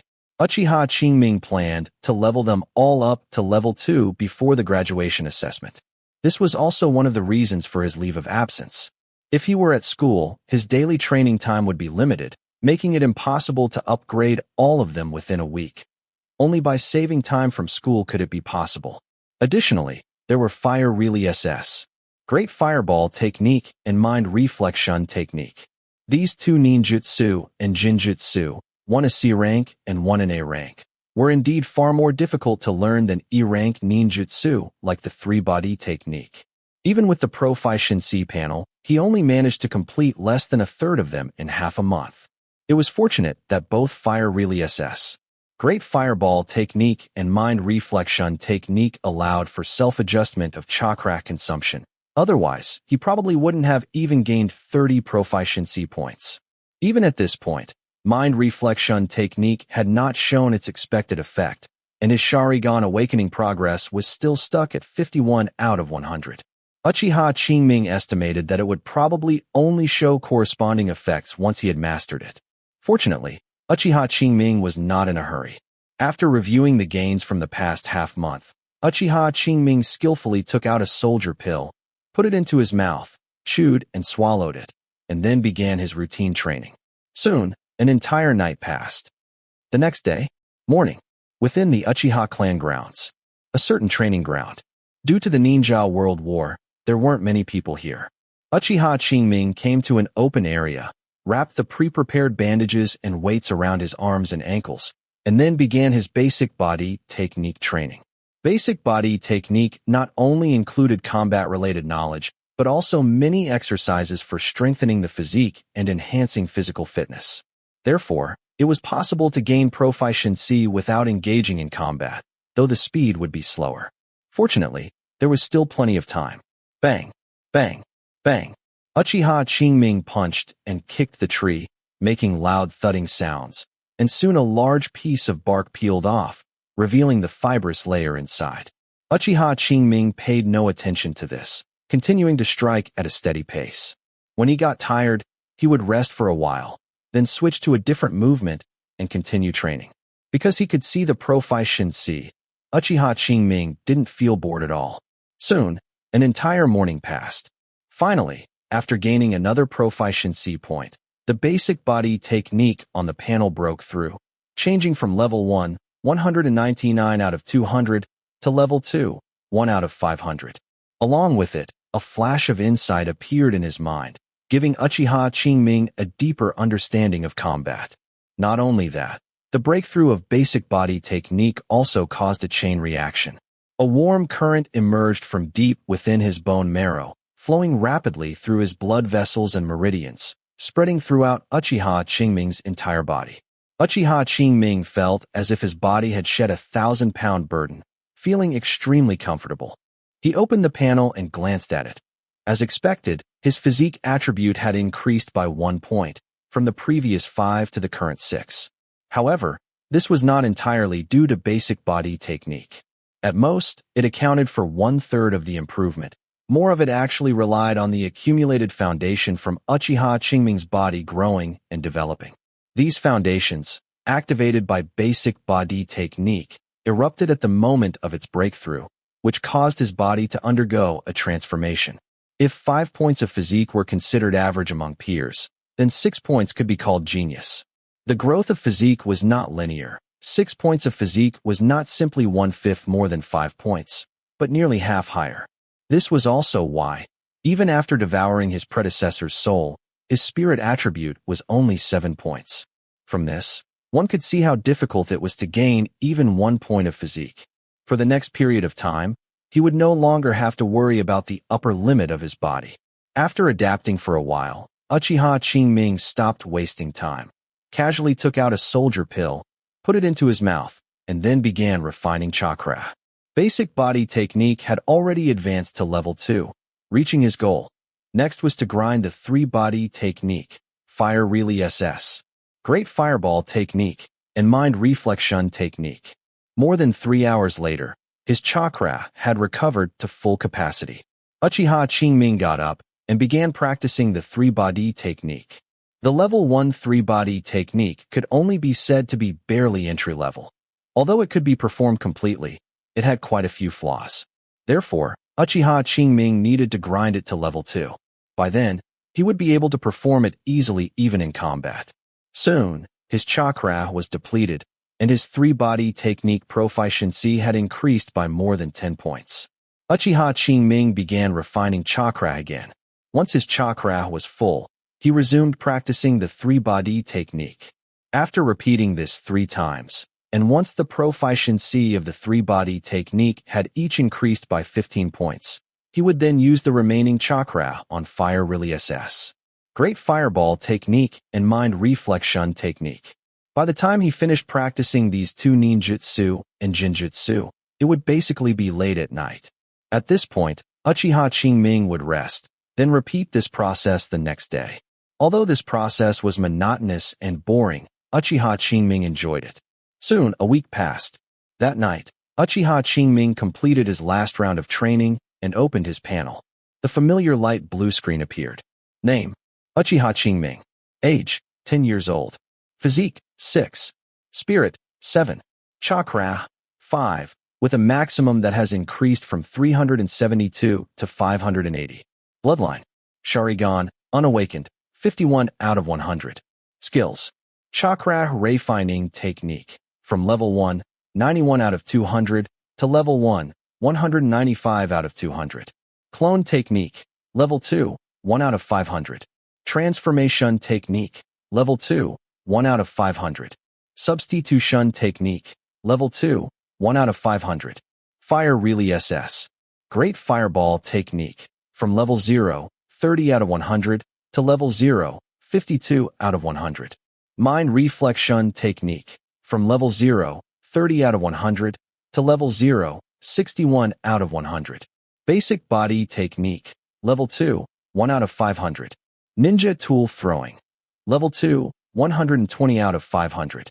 Looking at the refreshed panel, a smile appeared on Uchiha Qingming's tired face. Nearly 600 points of chakra, level 2 three-body technique, plus level 2 basic body technique and ninja tool throwing, filled Uchiha Qingming with hope for the future. Since his transmigration, he had been treading on thin ice, cautious in everything, fearing to reveal any flaws. Now, a month had passed, and he had finally gotten through the week period. Next, as long as he awakened his Sharingan before going to the battlefield, his safety would be somewhat guaranteed. By then, by slacking off while grinding progress and improving his strength, he believed he could safely get through this ninja world war. As for what came after that, that would depend on how things developed. At his current growth rate, it wouldn't take many years for him to stand at the pinnacle of the ninja world. By then, even if someone wanted to do something to him, he could easily crush them. Therefore, the so-called clan annihilation disaster was not something he worried about. Of course, if someone made him unhappy, he wouldn't mind crushing them earlier. After a moment of contemplation, Uchiha Qingming stopped thinking further and turned to enter his bedroom. Chapter 11. The next day, early morning, Uchiha Qingming arrived at the Ninja Academy early. After listening to a long, uninspired graduation speech from Hiruzen Sarutobi, he entered the examination room as required. The ninja exam naturally wouldn't only test the three-body technique. Theoretical knowledge, such as code deciphering and map drawing, would also be assessed. Therefore, the first few rounds were written tests. However, compared to the Chunin exams, the written test for the ninja graduation exam was very simple, mostly consisting of common knowledge that ninja must understand. Anyone who had spent a few years at the school could easily pass. Of course, there were also some hidden agendas. For example, the understanding of the will of fire. Although Uchiha Qingming hadn't written an essay in over 10 years, combining his past and present lives, a simple flattering essay was no problem. Ding-a-ling-ling. Soon, the morning passed. There were no exams scheduled for the afternoon, and students were free to do as they pleased. Uchiha Qingming naturally wouldn't waste time at school. His chakra refining technique had reached level 1, 195 out of 200, and was about to advance, so he naturally had to seize the time. Returning home, Uchiha Qingming immediately began his cultivation. After more than 6 hours, Uchiha Qingming completed 2 rounds of cultivation and finally leveled up his Chakra refining technique to level 2, 1 out of 500. Although he had anticipated it, he couldn't help but feel excited when he truly experienced the effects of the level 2 Chakra refining technique. Compared to level 1, the level 2 Chakra refining technique doubled the efficiency of extracting the body's potential again. Now, for every hour of refining, he could recover 200 points of chakra and gain 4 points of chakra capacity. This meant that his cultivation efficiency would increase significantly again. However, achieving a doubled effect was almost impossible. As for the reason, it's simple. His body has its limits. Even if soldier pills were plentiful, it would be useless if he couldn't absorb them. Not everyone is Uzumaki Naruto, who can eat soldier pills like candy. These are, after all, compressed food, and eating too much can lead to indigestion. In the previous week, Uchiha Qingming had more or less felt his limit. If he cultivated with full effort now, he could only increase his efficiency to about 1.5 times what it was before. However, this doesn't mean that the advancement of the chakra refining technique is meaningless. At the very least, it can save him a lot of time. In the future, if there are any ninjutsu he needs to practice, he won't have to worry about not having enough time. The second day, like the first day, the 3-body technique was still not tested. Today's assessment content was basic body technique and ninja tool throwing. Because it had to be done one by one, the pace was slow. It wasn't until mid-afternoon that it was Uchiha Qingming's turn. Uchiha Qingming, 10 perfect 10s, full marks. Whoosh. Immediately, a commotion arose around him. Uchiha Qingming's expression in the arena remained unchanged, still maintaining the cool and aloof demeanor of his previous self. There was nothing to be proud of. With his current level 2, 120 out of 500 ninja tool throwing, hitting a 10-meter target like this was simply too easy. As for basic body technique, he also received full marks. Or rather, as long as one could reach level 1, 100 out of 200, they could basically get full marks, and level 0, 80 out of 100 or above would pass. This shows how lenient this year's assessment standards were. A night without words. The third day. Compared to the previous 2 days, the students were noticeably more nervous today. After all, while the exams of the first 2 days were important, they weren't decisive. But today was different. If the assessment wasn't passed, then no matter how well one performed in the first 2 days, they would be eliminated. Ultimately, ninja emphasize strength. If one's strength is insufficient, even solid theoretical knowledge is useless. As the saying goes, the bigger the fist, the more reasonable one is. If your fist isn't hard enough, no one will listen to what you say. And for ninja, ninjutsu is their fist. If you can't even learn ninjutsu, what use are you? Of course, the above only applies to ordinary people. The ninja world never lacks existences that defy common sense. Just like Mike Guy, his ninjutsu talent is terrible, but his taijutsu talent is unparalleled in the entire ninja world. Such a freak naturally cannot be measured by common sense. However, most people certainly don't have the qualifications for Konoha to break the rules for them. Therefore, today's assessment is very important for all students aspiring to the path of a ninja. It was precisely because of this that the students were more nervous than the previous 2 days. Sitting in the classroom, watching students being called to the podium one by Sujumu Ito to be tested on the 3-body technique, Uchiha Qingming's heart was calm. The level 2 3-body technique gave him enough confidence. What's more, Aoki Ryuko, are you ready? Sujumu Ito spoke. Yes, sensei. Aoki Ryuko nodded, replying softly. Very good. Choose one of the 3-body technique and perform it. Sujumu Ito said. That's right. This year's assessment was not designated by the teacher, but rather allowed students to choose one of the 3-body technique to demonstrate. Clearly, compared to the former, the latter was undoubtedly simpler and very easy to exploit loopholes. For example, if someone only knew the transformation technique and hadn't perfectly mastered the clone technique and substitution technique, he could choose to demonstrate the transformation technique to pass the assessment. Whereas in the past, if the teacher happened to designate the clone technique, he would not be able to pass the assessment. Would Sujumu Ito not see such a simple loophole? The answer is, of course, no. His doing so must have been at the behest of his superiors. Combined with the intentionally relaxed assessment standards of yesterday, it's not hard to guess that Konoha is expanding its reserve forces. It's just, how many of these people will survive the battlefield is unknown. Uchiha Qingming. Sujumu Ito's voice came from the front. Uchiha Qingming stood up and slowly walked to the front. You can start when you're ready. Seeing Uchiha Qingming stand still, Sujumu Ito spoke. Hearing this, Uchiha Qingming nodded, then raised his hands, quickly formed hand signs, and performed the clone technique. Immediately, two illusory figures appeared to his left and right. 3 seconds, not bad. Sujumu Ito nodded in satisfaction, recorded Uchiha Qingming's score, and then said, "All right, you can go back." "Yes, sensei." Responding, Uchiha Qingming returned to his seat. "Wow, Qingming-kun is amazing." Among the crowd, an unknown female classmate shouted. Immediately, the classroom became noisy. However, none of this affected Uchiha Qingming. Upon returning to his seat, he began to review the contents of the mind reflection technique in his mind. Compared to ninjutsu, jinjutsu is generally more difficult to learn. Moreover, this jinjutsu, which mimics the hypnotic ability of the Sharingan, is even more complex. The primary targets of other jinjutsu are usually others, and even if something goes wrong, it's not a big deal. But the mind reflection technique is different. Most of its effects are on oneself. The so-called influencing the target's senses is merely an attached ability of this jinjutsu. Otherwise, its actual effect would not even be as good as a C-rank jinjutsu. If not for the Proficiency panel, Uchiha Qingming would not have dared to easily attempt this technique. How could he be like this now, almost having mastered it? That's right. After 2 days of full-force practice, his mind reflection technique had improved from level 0, 61 out of 100 to level 0, 92 out of 100. If nothing unexpected happened, he would be able to master it tonight.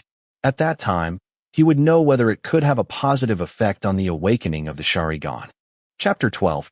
That night, inside the training room, Uchiha Qingming skillfully completed a series of hand signs, and Chakra surged within him. The next moment, a gleam of light flashed in his eyes.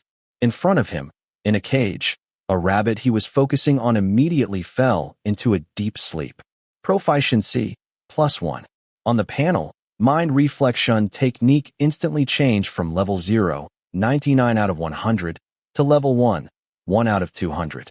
As mind reflection technique leveled up, a special kind of chakra was born in his brain, flowing through his chakra meridians and into his eyes. Suddenly, Uchiha Qingming thought of Senju Tobarama's explanation for the Uchiha clan's awakening of the Sharingan. That is, Uchiha clan members are born with immense love, and when they lose this love, a special chakra will surge in their brains, affecting their optic nerves. At this time, their eyes will change, which is the awakening of the Sharingan. This process was so similar to what had just happened in his brain that Uchiha Qingming couldn't help but think more deeply. Panel. With a thought, Uchiha Qingming opened the Proficiency panel. Name: Uchiha Qingming. Age: 10 years old. Physique: 6. Spirit: 7. Chakra: 415, with a maximum that has increased from 580 to 622. Bloodline: Sharingan, not awakened, 51 out of 100. Skills: Chakra Refining Technique, Level 2, 9 out of 500. Clone Technique, Level 2, 1 out of 500. Transformation Technique, Level 2, 1 out of 500. Substitution Technique, Level 2, 1 out of 500. Fire Relay SS. Great Fireball Technique, Level 0, 52 out of 100. Mind Reflection Technique, Level 1, 1 out of 200. Basic Body Technique, Level 2, 1 out of 500. Ninja Tool Throwing, Level 2, 120 out of 500. No change. Looking at the Sharingan awakening progress, which still showed 51 out of 100, Uchiha Qingming was stunned. He never expected that mind reflection technique would be useless. No, that's not right. Uchiha Qingming took a deep breath, then slowly exhaled, closed his eyes and pondered for a while, and after his mood calmed down, he reformed the hand signs and once again performed mind reflection technique. Before reaching mastery, he still needed a rabbit as a target to ensure success. But now, without an external target, he could cast this ninjutsu at will. The only thing that made Uchiha Qingming relatively uncomfortable was that after advancing to level 1, each time he cast mind reflection technique, he had to consume at least 200 chakra. Although the chakra consumed by the three-body technique also changed before and after mastery, it was far less significant than mind reflection technique. However, it made sense. The three-body technique was only the lowest grade rank ninjutsu, costing only about 20 chakra per cast. Mind reflection technique, however, was as high as a rank. Before mastery, each practice consumed at least 100 chakra, so consuming 200 now was understandable. It was only because his current chakra reserves were considerable. Otherwise, he might not have been able to sustain it. Withdrawing his thoughts, Uchiha Qingming no longer dwelled on it, and began to carefully feel the effects of mind reflection technique.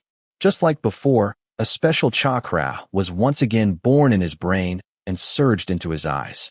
A few breaths later, Uchiha Qingming opened his eyes. On the panel, the awakening progress of the Sharingan still showed no change. However, Uchiha Qingming didn't show much emotional fluctuation this time. Nothing else. Based on the feeling just now, he could confirm that his eyes were getting closer to the Sharingan. In other words, mind reflection technique was effective, but the effect was somewhat weak. Reflected on the panel, that was why the awakening progress of the Sharingan remained motionless. Now it depends on how many times I need to cast mind reflection technique before the Sharingan's awakening progress increases by 1. Thinking this, Uchiha Qingming once again gathered chakra, formed hand signs, and performed the mind reflection technique. Once, twice, thrice. Several hours later, when Uchiha Qingming had increased the proficiency of mind reflection technique to level 1, 10 out of 200, the awakening progress of the Sharingan on the panel finally changed to 52 out of 100. This made Uchiha Qingming breathe a sigh of relief. Although he had expected it, only when the panel truly changed did he completely relax. After a quick calculation, he had consumed nearly 2,000 chakra in total, and only then did the awakening progress of the Sharingan increase by 1 point. This cost was both significant and insignificant. It was indeed difficult for a genin to accumulate so much chakra, but a chunin could definitely afford it. Even if they didn't grind 10 points of proficiency at once like him, they could do it separately. Even if they persisted in casting it once a day, it would only take a few months to awaken the Sharingan. Then why haven't any Uchiha clan members succeeded? To say that persisting for several years, perhaps no one had truly achieved it, but for a few months, someone definitely had. Uchiha Qingming would not underestimate the Uchiha clan members' desire for the Sharingan. With this belief supporting them, persisting for a few months was not a problem.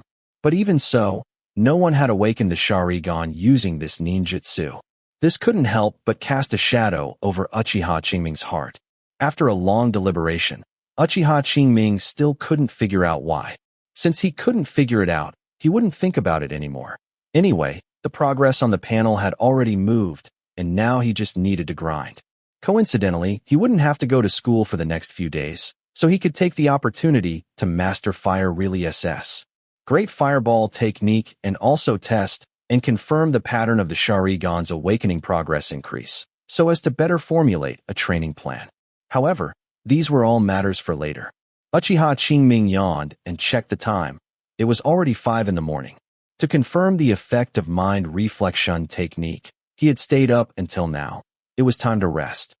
The next day, noon, after eating some random food, Uchiha Qingming went to the training ground and began to train alone. First was chakra refining. The level 2 chakra refining technique was quite effective, restoring 600 chakra in just 3 hours.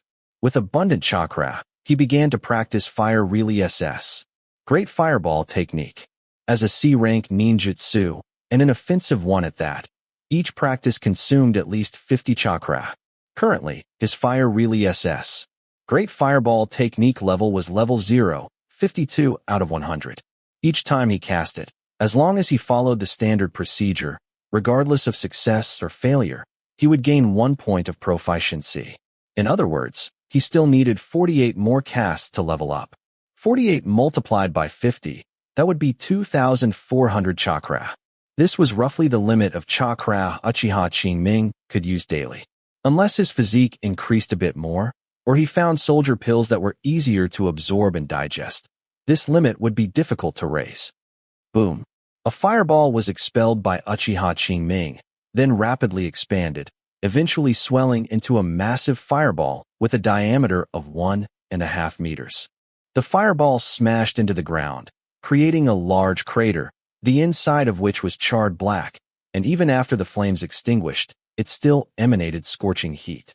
In one afternoon, he had raised Fire Really SS. Great Fireball Technique to level 0, 75 out of 100. Although he hadn't yet mastered it, he could occasionally succeed once. Just like that last time, that was already at the mastery level. He looked up at the sky. The sun had already set in the west, and Uchiha Qingming didn't linger, immediately returning home. After only a brief rest, he immediately began training again. It was inconvenient to practice ninjutsu indoors, so Uchiha Qingming focused his energy on mind reflection technique. Again and again, until late at night, when he finally fell into a deep sleep. The following days were all the same.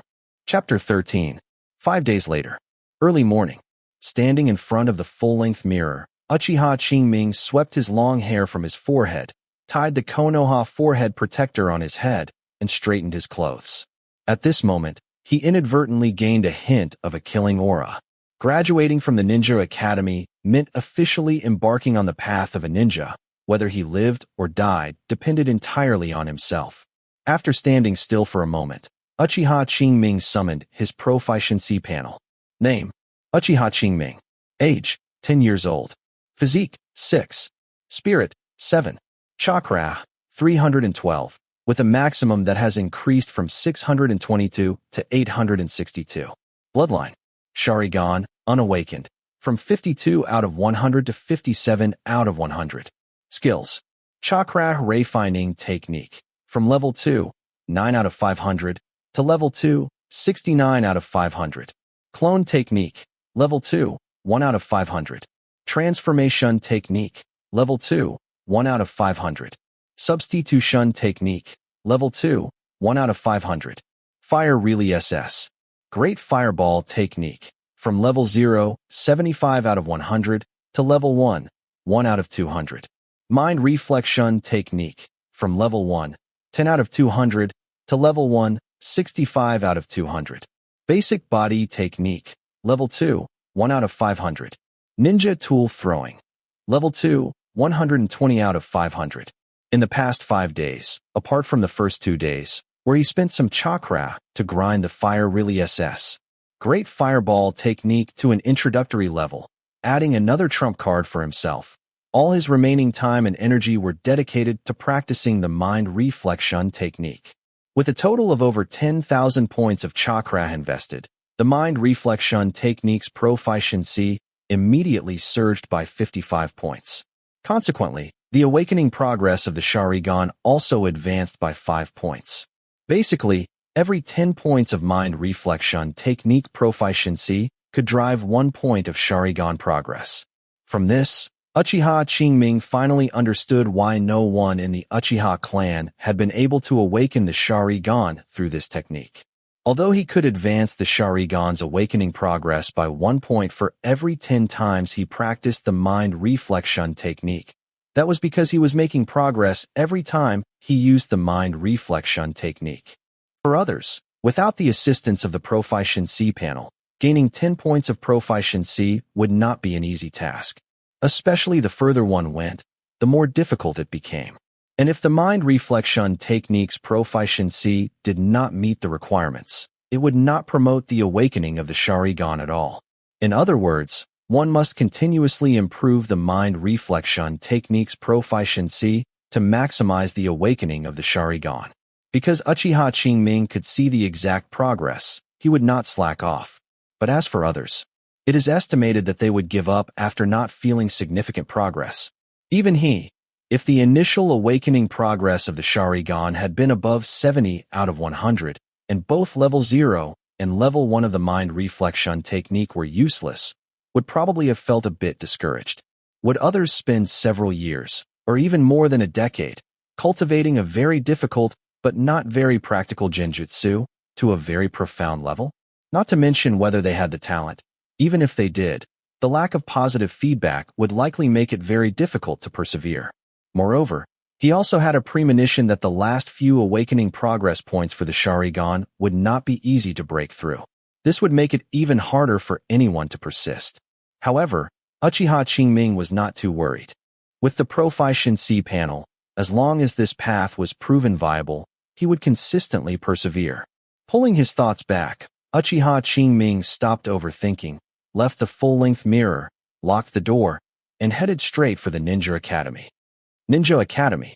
Inside a classroom, Uchiha Qingming sat in the back row, looking at the familiar and unfamiliar graduates in front, secretly guessing who would be assigned to his team. Tap, tap, tap. About half an hour later, a young teacher walked into the classroom holding a roster. It was not Sujumu Ito. Uchiha Qingming had some impression of him. He was a teacher from another class, seemingly named Mayabino. Students, quiet down.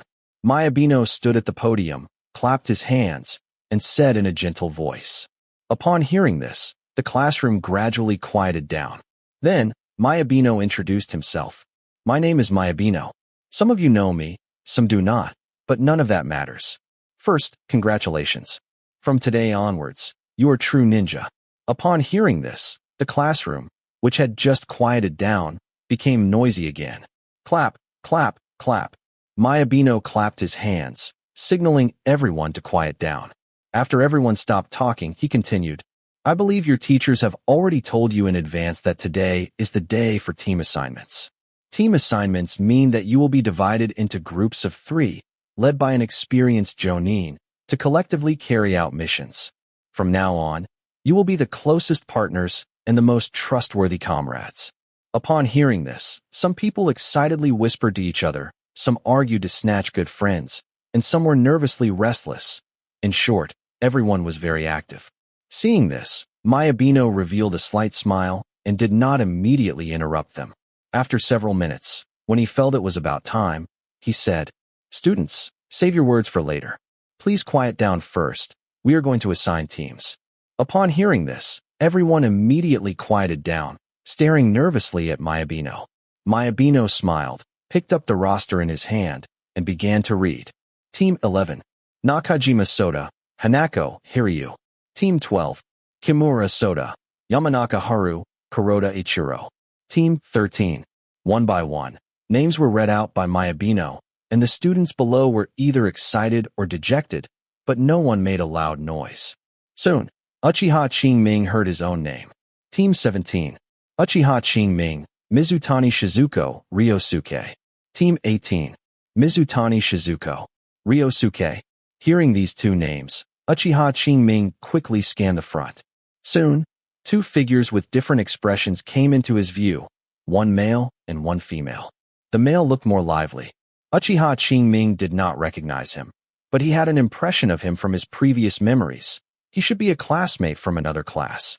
The female was slightly quiet and was in the same class as him. She had a jonin father, was physically weaker, but had solid theoretical knowledge. Without awakening the Sharingan, Uchiha Qingming could not tell their potential, but he imagined it would not be too bad. Not to mention his identity as a member of the Uchiha clan, just based on his final exam results. The higher-ups would not assign people with too little potential to his team. In that case, even if the Uchiha clan said nothing, the jonin leading the team would not agree. Because if the potential difference was too great, the team would be difficult to lead. As for geniuses, please, Konoha does not have geniuses appearing every year. Overall, geniuses are always a minority, and the vast majority of graduates are considered good if they can even become chunin in the end. Therefore, Uchiha Qingming did not expect to have a genius companion. In fact, for him, companions were just companions. The battlefield was so dangerous. Who knew if they would even survive in the end? Investing too much emotion would only bring more trouble if something unexpected happened. Since that was the case, it was better to keep things strictly professional. In a short time, Uchiha Qingming had already made up his mind. At this moment, Mayabino had also finished reading the roster, and everyone in the classroom had their companions. Next, get to know each other.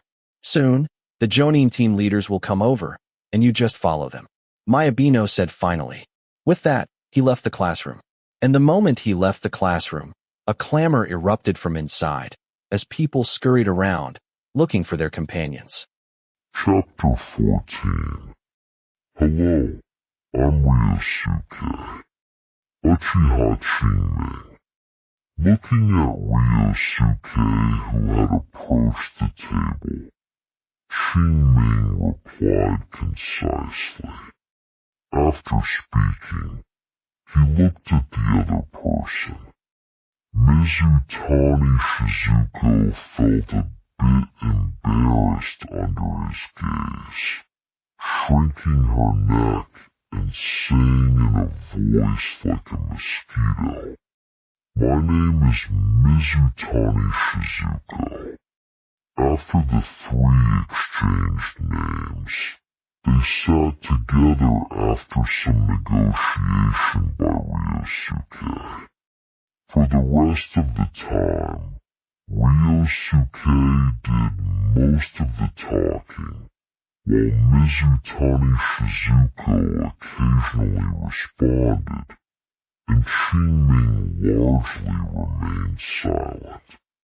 From their conversation, Qingming learned that Ryosuke's parents were both chunin and technical specialists.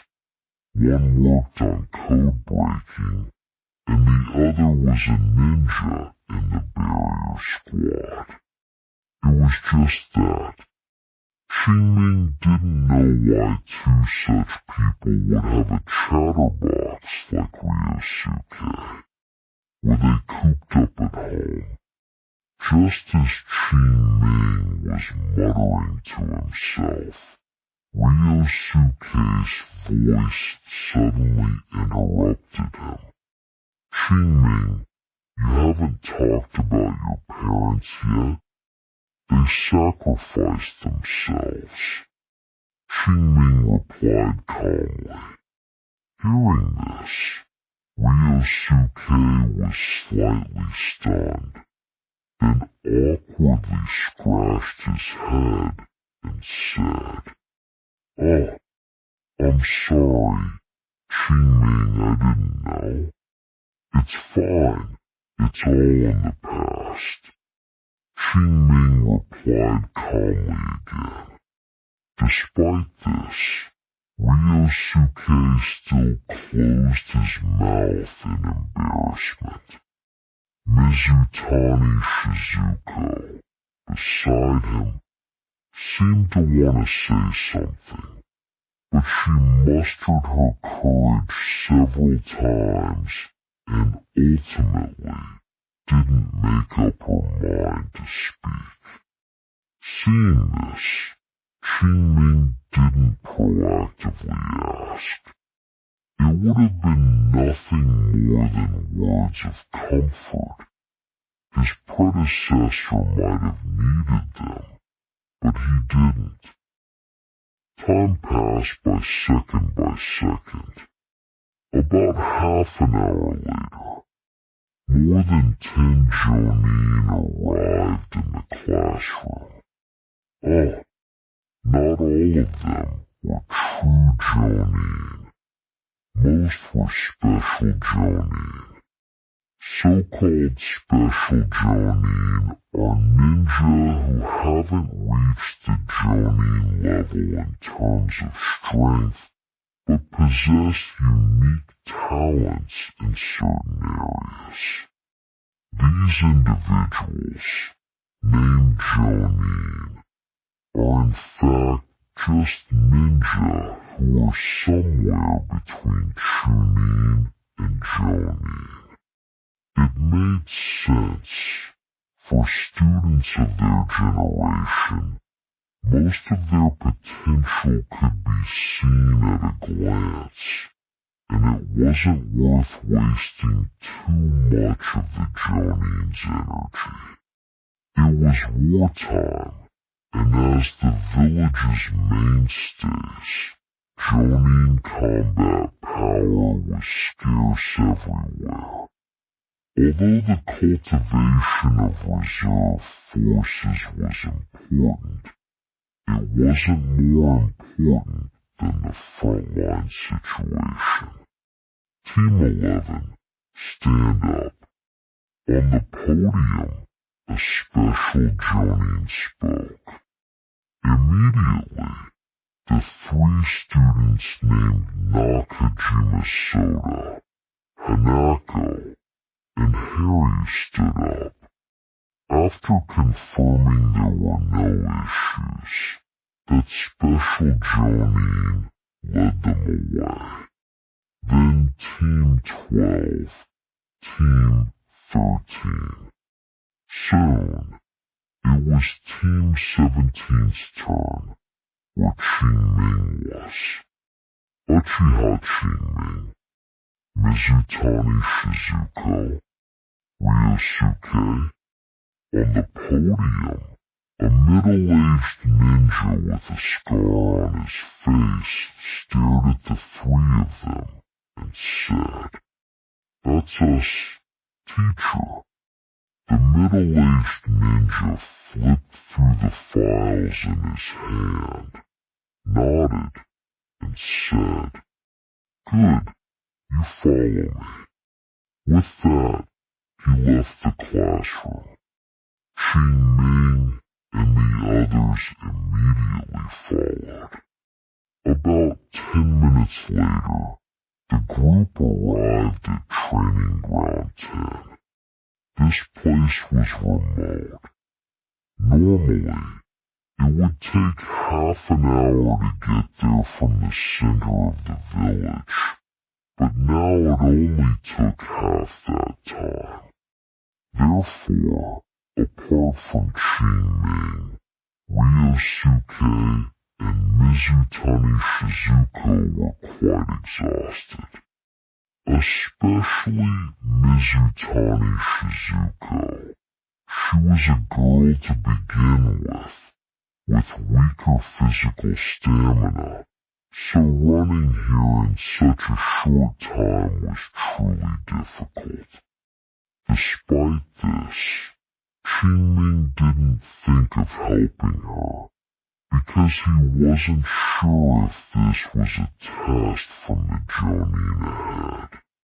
And based on his observation, Mizutani Shizuko would most likely be able to keep going, so he just let nature take its course. Alright, this is as far as we go. Upon reaching the center of the training ground, the middle-aged Jonin finally stopped. Seeing this, Qingming... Chapter 15. Oh, Qingming was woken by Mizutani Shizuko, then shook his head and said, "It's nothing." After a slight pause, Qingming continued the previous topic, saying, "My ideal is to awaken the Sharingan and become a powerful ninja." Although he said this, Qingming did not consider it his true ideal. Nothing else. With the continuous upgrade of the mind reflection technique, it was only a matter of time before he awakened the Sharingan. Thus, with the assistance of the Proficiency panel, becoming a powerful ninja was almost a certainty. Naturally, this could not be considered an ideal. If he were to truly establish an ideal, then Qingming's ideal was only one, to transcend this world and witness a broader landscape. No matter how vast the ninja world was, it was merely a tiny star in the boundless universe. The reason why extraordinary power like Chakra appeared was simply because the Otsutsuki clan planted a tree. Since the Otsutsuki clan exists in the universe, there is no reason why they should be the only clan. To witness more landscapes and master more powerful abilities would not be in vain for his journey to this world. However, this thought could only be buried in his heart for now and not be told to anyone. So Qingming just casually found an excuse to serve as his ideal. Sharingan. What Sharingan? Hearing Qingming's words, Ryosuke asked in confusion, and Mizutani Shizuko on the side also cast a curious gaze. After all, They were just two little kids. Although precocious, they still maintained a vigorous curiosity about things beyond their understanding. Before Qingming could answer, Furukawa spoke first, saying, "The Sharingan is the bloodline ability of the Uchiha clan. Ninja who activate the Sharingan are at least Chunin level in strength, and the strongest." Speaking of this, he paused, his gaze directed towards the valley of the end outside the village, and after a long time, he slowly said, "The strongest can rival the god of shinobi." The existence of Uchiha Madara was not a secret to some veteran Jonin, but few of the new generation knew about it. However, the name of the god of shinobi was familiar to everyone. This was thanks to the existence of the Hokage rock. Anyone aspiring to the Hokage position would unconsciously learn about the deeds of these individuals, and the first Hokage was naturally no exception. And when they learned of the first Hokage's deeds in ending the chaotic world and founding the Hidden Leaf Village, they naturally developed reverence for him. Thus, it was difficult for Senju Hashirama not to be famous. But now, suddenly learning that someone else could rival him, they were inevitably surprised. However, Furukawa did not delve deeper into this topic. Although Uchiha Madara was not an absolute taboo in Konoha, talking too much about him was generally not good. It might attract unnecessary trouble one day. Just now, he had only spoken out of emotion after hearing Qingming's ideal. Although he didn't know much about the Uchiha clan, Furukawa knew that being assigned to him meant Qingming had little chance of awakening the Sharingan. Otherwise, a Jonin from the Uchiha clan would personally teach him. Therefore, awakening the Sharingan would only be a distant dream for Qingming. But Furukawa would not say this out loud. Having a thought was good, lest he become complacent. After resting for about half an hour, Furukawa clapped his hands and said, "Are you rested? If you are, let's begin the next test." "Ah, there's still a test?" Ryosuke immediately sat up straight, his face astonished. Beside him, Mizutani Shizuko's face also showed a troubled expression. Qingming, however, showed little reaction. Or rather, he had already guessed it. Although the exercises before formal team formation would differ based on the experiences of the respective Jonin in charge, overall, they would never be as simple as what they had just done. So, Qingming had already guessed this next part. "I just don't know what they're testing? Teamwork? Or spirit?" Thinking to himself, Qingming wasn't too worried. Unless it was a case of severe psychological trauma like Kakashi's, the test wouldn't be too difficult. Moreover, Konoha was in need of manpower. If everyone was sent back to the Ninja Academy, what would be the point of graduating early? Stepping back, even if he were sent back to the Ninja Academy, Qingming wouldn't care. Or rather, that would be even better. If he could stay hidden for another year, his strength would undoubtedly increase significantly. And then, when he went to the battlefield, his survival rate would undoubtedly be much higher. But Qingming knew this was impossible. As for deliberately making mistakes to be held back, did he really think the Konoha higher-ups were fools? Just send a Byakugan user to scan him, and they would immediately discover the trick. You have so much chakra, yet your strength is mediocre. It's suspicious no matter how you look at it. At that time, being treated as a deserter would be one thing, but if he were treated as a spy, the trouble would be immense. So, it was better to let nature take its course.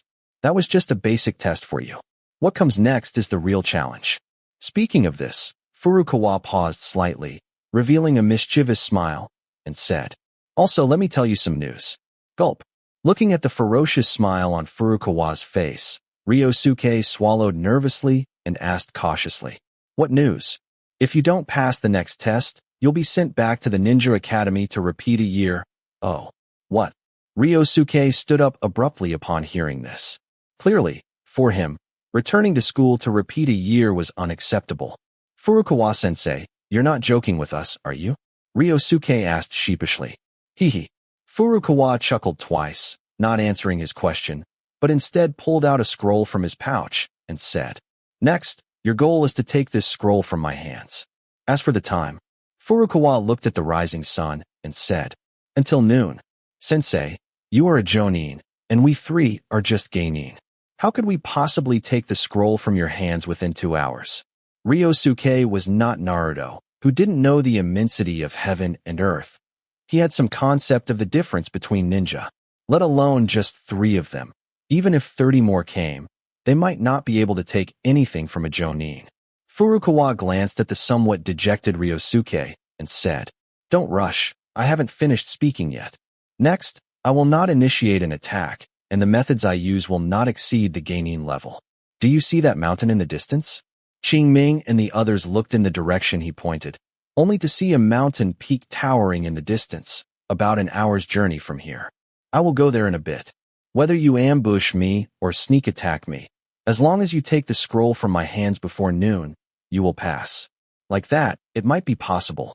Ryosuke rubbed his chin, deep in thought. Qingming rolled his eyes inwardly upon hearing the other party's words, thinking, "Where did you get that confidence? With us 3 blank slate genin, even if he suppresses his strength to the genin level, that combat experience isn't fake." However, these were just thoughts in his mind. Qingming knew that Furukawa wouldn't deliberately make things difficult for them. From the test he set, it was clearly more geared towards actual combat, most likely to test their abilities in that area. Then, during this process, he would observe their actions, determine their strengths and weaknesses, and lay the foundation for tailored teaching afterward.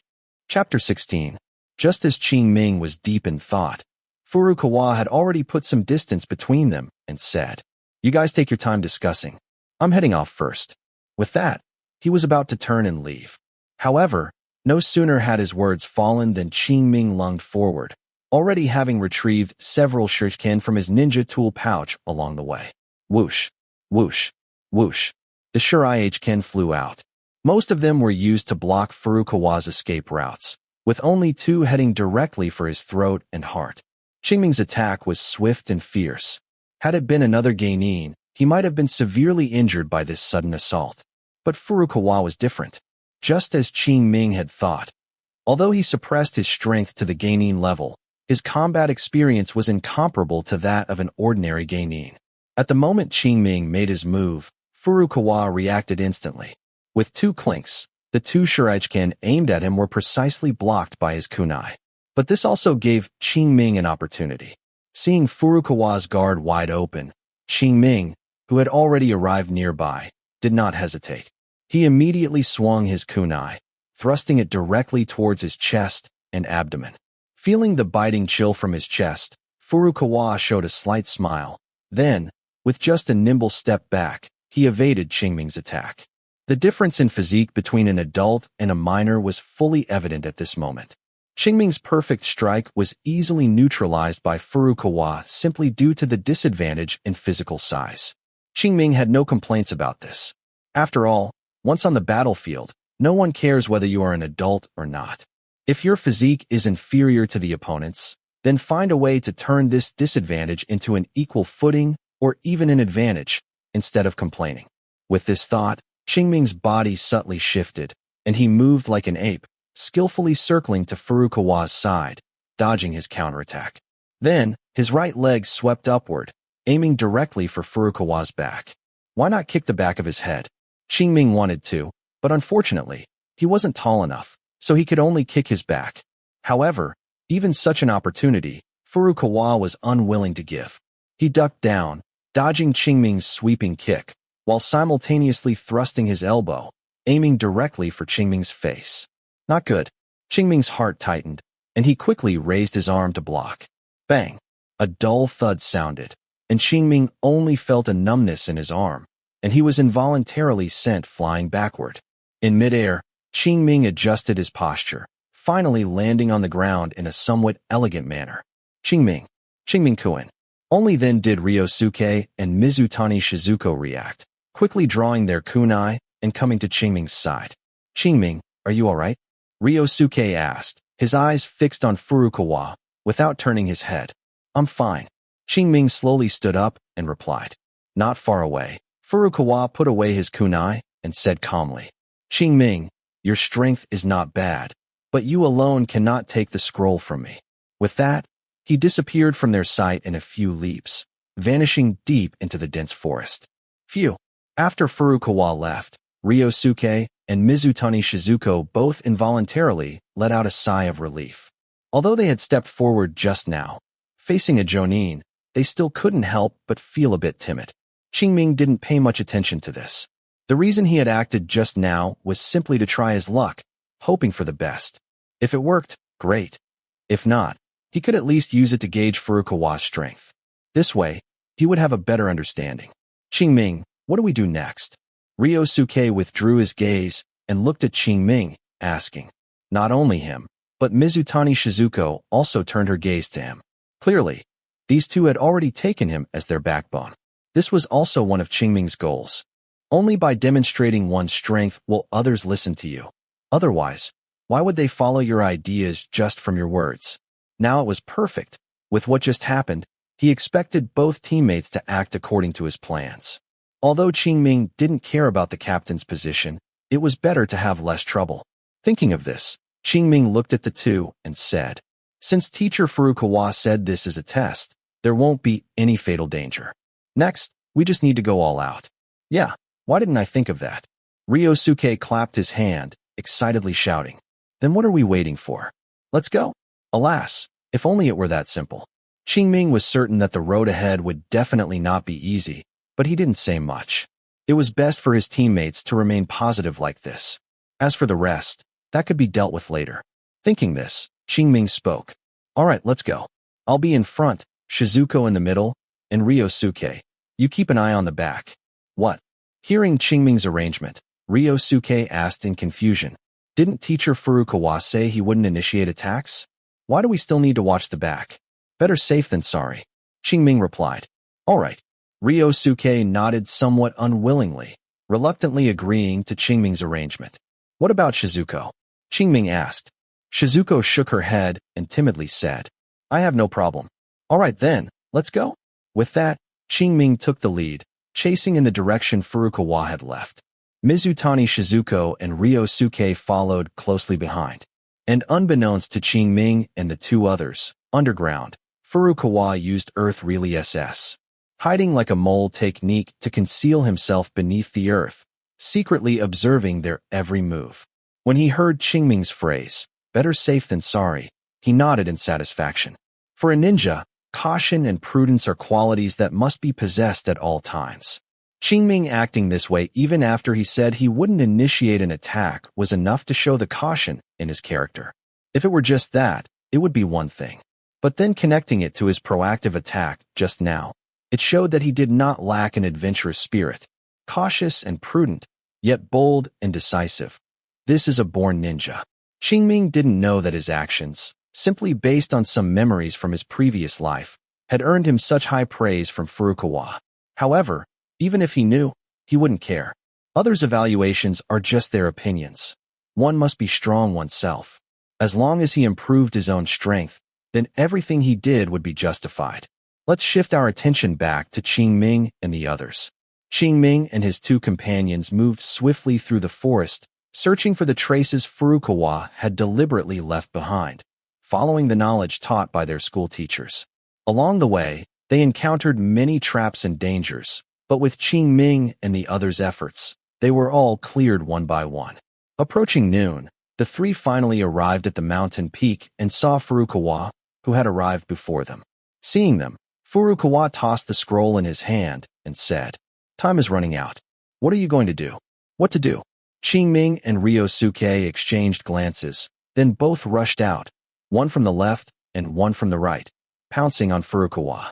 At the same time, Mizutani Shizuko bravely mustered her spirit and swiftly threw several shuriken and kunai to restrict Furukawa's movements. Furukawa's body flickered continuously, dodging Mizutani Shizuko's attacks.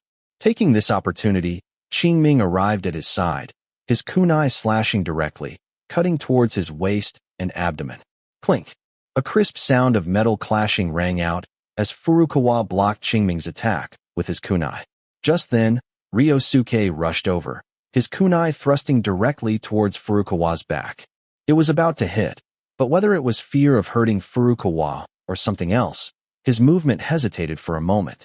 But it was this hesitation that cost him the opportunity, allowing Furukawa to sidestep and dodge. Hid, when facing an enemy. Having dodged the attack, Furukawa was about to say something when he suddenly saw Ryosuke smile slightly, his left hand reaching out with extreme speed towards his chest where the scroll was hidden, his movements much more agile than before. Not good. Furukawa cursed under his breath, cunning kid, and quickly leaned his body backward. Due to his stance and height, Ryosuke's left hand could only barely touch Furukawa's chest, completely insufficient to retrieve the scroll. Seeing this, Furukawa let out a long breath of relief, thinking, that was close. However, at that moment, Ryosuke's right hand, holding the kunai, flipped over and cleanly plunged the kunai into Furukawa's lower abdomen. Seeing this scene, Qing Ming, who had rushed up first, cried out in surprise, and his form changed from Qingming's appearance to Ryosuke's. Seeing this, Furukawa looked down at Ryosuke in front of him, a hint of admiration in his eyes. Then, his body transformed into a cloud of chakra smoke. A scroll dropped from the smoke, which was precisely Qingming and the other's mission objective. Chapter 17. Picking up the scroll on the ground, Uchiha Qingming dispelled his transformation technique, changing back to himself from Ryosuke's appearance. That's right. Both the Uchiha Qingming and Ryosuke from earlier were fakes. To make Furukawa drop his guard, the two had already swapped identities using the transformation technique before appearing. Only then could they successfully snatch the scroll from Furukawa. However, what Uchiha Qingming didn't expect was that Furukawa, who had been playing cat and mouse with them, was also a fake. The fact that a mere shadow clone could make them run around in circles gave Uchiha Qingming a clearer understanding of a Jonin's strength. Clap, clap, clap. Just then, a round of applause approached from a distance. The three looked in the direction of the sound, only to see Furukawa casually walking out of the forest. Furukawa-sensei. X2. Ryosuke and Mizutani Shizuko, who had just recovered from their shock, quickly greeted the newcomer. Furukawa nodded at them, then looked at Uchiha Qingming and said, "You didn't hesitate at all when you attacked just now. Weren't you afraid of hurting me?" Hearing this, Uchiha Qingming shook his head and replied, "Furukawa-sensei is a Jonin. Such an attack couldn't truly harm you. If we didn't act with the resolve to kill you, we wouldn't have been able to take the scroll from your hands." Good. Furukawa nodded in satisfaction, then said to the other two, "You two did well too. Then, Sensei, do you think we passed the test?" Ryosuke, having recovered, asked in a hurried and flustered manner. "Of course." Furukawa smiled and replied, "Congratulations, you don't have to go back to the academy for remedial classes." Yay! Ryosuke cheered excitedly upon hearing this. Mizutani Shizuko, standing by, also showed an excited expression. Only Uchiha Qingming remained his usual unsmiling self. After everyone's excitement subsided, Furukawa spoke again. "To celebrate the formation of Team 17, I'll treat you all to barbecue." Upon hearing this news, Ryosuke became even more excited. Even Uchiha Qingming's lips curved into a slight smile. No other reason. He was practically sick of eating soldier pills for the past while. Although he occasionally improved his meals, it never compared to the deliciousness of barbecue, and he had been reluctant to spend money on it before. Now that he could openly splurge on a meal, he was naturally very happy. Afternoon. Uchiha Clan Grounds. Uchiha Qingming returned home, recalling Furukawa's pained expression from earlier, and couldn't help but want to laugh. However, these were trivial matters. Having wasted an entire morning, it was time to quickly complete today's training plan. At this stage, with his chakra refining technique unable to break through to level 2, and his physique and spirit attributes remaining stable, the maximum amount of chakra he could utilize daily was 2,400 to 2,500 points. Of this, he planned to use 2,000 points for practicing the mind reflection technique. This way, the mind reflection technique could gain 10 proficiency points daily, and his Sharingan awakening progress would also increase by 1 point accordingly. Thus, in less than half a month, his Sharingan awakening progress could reach 70 out of 100. As for after that, that would require further planning, because by then, his mind reflection technique would have leveled up to level 2. At that time, the chakra consumed per use might change, and the effect on Sharingan awakening would also change. Therefore, the plan would naturally have to change accordingly. It's just that. Meet in front of the Hokage building at 9 a.m. tomorrow. We'll officially start taking on missions. Thinking of Furukawa's words when they parted just now, Uchiha Qingming couldn't help but frown. Just as he expected, the village indeed had no intention of immediately sending these rookies to the battlefield, but they wouldn't let them idle either. For the next period, they would likely have to perform missions like finding cats, catching dogs, picking up trash, and babysitting, just like previous students. Although this was to familiarize them with mission procedures and help them adapt to ninja life, it was undoubtedly a huge waste of time. And if he wanted to maximize his chakra utilization, he had to ensure at least 10 hours of meditation time daily to refine chakra. Clearly, these two things were contradictory. Performing missions required time, and training also required time. There were only 24 hours in a day, and after eating, drinking, and resting, there wasn't much time left. Therefore, he had to find a way to resolve this conflict. After long contemplation, Uchiha Qingming roughly thought of 3 approaches. The first was to increase the body's natural chakra recovery rate. This required improving physique and spirit attributes, which showed no hope in the short term, so it could be temporarily discarded. The second was to increase the amount of chakra actively recovered per unit of time. This required raising the level of the chakra refining technique, but leveling up chakra refining technique from level 2 to level 3 required 500 proficiency points. Currently, its proficiency was less than 70. Even if he meditated and refined chakra for the maximum 12 hours daily, gaining 12 proficiency points, it would still take over a month. In the short term, there was also no hope. So, it could only be postponed for now. Then, only the third method remained. The next day, afternoon, led by Furukawa, Uchiha Qingming and his 2 teammates, each carrying a basket on their back, were picking up trash from a river on the outskirts of the village. During this time, Ryosuke occasionally complained.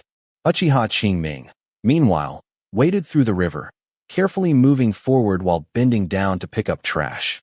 If one looked closely, they would notice that his feet were not touching the riverbed. He was walking on the water. A few minutes later, Proficiency +1.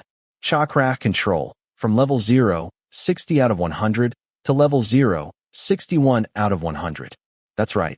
This was the third method Uchiha Qingming had thought of. That is, to improve chakra control to reduce the chakra required when practicing ninjutsu. For a ninja, the amount of chakra required to perform each ninjutsu is different. Too much or too little chakra mobilized can lead to the failure of the ninjutsu. Even if it doesn't fail, it can still result in a waste of chakra. Therefore, how to precisely control chakra is a problem every ninja needs to consider. Through continuous exploration, the ninja world has formed an effective training method: tree climbing and water walking. For a ninja, concentrating chakra at the soles of their feet is the most difficult, and the amount of chakra required for tree climbing and water walking is very subtle. Even a slight mistake will lead to failure. Therefore, as long as these 2 techniques are mastered, one can basically control their chakra very well. And what Uchiha Qingming was doing was precisely this. Panel. With a thought, Uchiha Qingming summoned his proficiency panel. The familiar light blue screen appeared, filling his vision. Name: Uchiha Qingming. Age: 10. Physique: 6. Spirit: 7. Chakra: 215, with a maximum that has increased from 862 to 910. Bloodline: Sharingan, unawakened, from 57 out of 100 to 58 out of 100. Skills: Chakra refining technique, from level 2, 69 out of 500, to level 2, 81 out of 500. Clone technique, level 2, 1 out of 500. Transformation technique, level 2, 1 out of 500. Substitution technique, level 2, 1 out of 500. Fire Relay SS. Great Fireball technique, level 1, 1 out of 200. Mind Reflection technique, from level 1, 65 out of 200, to level 1, 77 out of 200. Basic Body technique, level 2, 1 out of 500. Ninja Tool Throwing, level 2, 120 out of 500. Chakra Control, level 0, 61 out of 100. Practicing chakra control did not require too much chakra, nor did it require setting aside separate time for training. Therefore, Uchiha Qingming quickly raised it to level 0, 61 out of 100. At this point, When performing the same ninjutsu, the chakra he consumed could be reduced by approximately 3%. Although it seemed like a small amount, in the long run, it was not to be underestimated. Moreover, with continuous practice, his chakra control would gradually level up, and its effects would increase accordingly. Using the same amount of chakra to perform ninjutsu more times, didn't that indirectly solve the problem of insufficient time? The only thing that might be affected, he estimated, was the proficiency of chakra refining technique. However, his focus was not on that right now, so a slower pace was fine. Chapter 18. Uchiha Qingming, what are you doing? Just as Uchiha Qingming was wondering if he could get chakra control to the beginner level before today's mission, Ryosuke's voice suddenly came from beside him. He stared at his feet and said in shock, "Why can you stand on the water?" Uchiha Qingming heard him, looked down, and saw that the water here was clear, allowing him to clearly see his feet suspended in the water. Uchiha Qingming did not hide anything and explained that he was practicing chakra control. What's the use of this? After hearing Uchiha Qingming's explanation, Ryosuke asked in confusion. Before Uchiha Qingming could explain, Furukawa spoke up. Of course it's useful, and very useful. As he spoke, he had already walked over from a distance. Teacher, X3. The three of them, including Uchiha Qingming, greeted him in unison. Furukawa nodded, glanced at Uchiha Qingming's feet, and then continued. Mastering this skill will allow you to save chakra when learning and releasing ninjutsu, and it will also allow you to maintain longer stamina in battle. Then can we learn it? Ryosuke asked hopefully. Hearing this, Furukawa thought for a while before saying, Originally, I wasn't planning to teach you these things so early, but since Uchiha Qingming has already started practicing, you can follow along too. In fact, he had long noticed Uchiha Qingming's small actions. The reason he didn't say anything was just to see how far Uchiha Qingming could go without guidance. Facts prove that even if Uchiha Qingming was not a top genius, he was still better than most people. To be able to improve his chakra control to this extent in just a few hours was simply something ordinary people could not achieve. Moreover, he hadn't even trained in the optimal way, which was to climb trees first, then walk on water. If he had been guided by him from the beginning, his progress would undoubtedly have been faster. But this was just Furukawa's own opinion. For Uchiha Qingming, there was no need to practice step by step. With the Proficiency panel, he only needed to follow the standard procedure, gather chakra at the soles of his feet, and maintain it for a period of time to gain 1 point of Proficiency. And as Proficiency accumulated, his control over chakra would also rapidly increase. Thus, there was naturally no need to start with tree climbing, as it would not significantly increase the speed at which he accumulated Proficiency. Teacher, do we also need to start water walking training? Ryosuke shouted excitedly from the side. No. Furukawa directly denied it. Why? Ryosuke asked in confusion. Isn't Uchiha Qingming practicing like this? That's because he's a genius.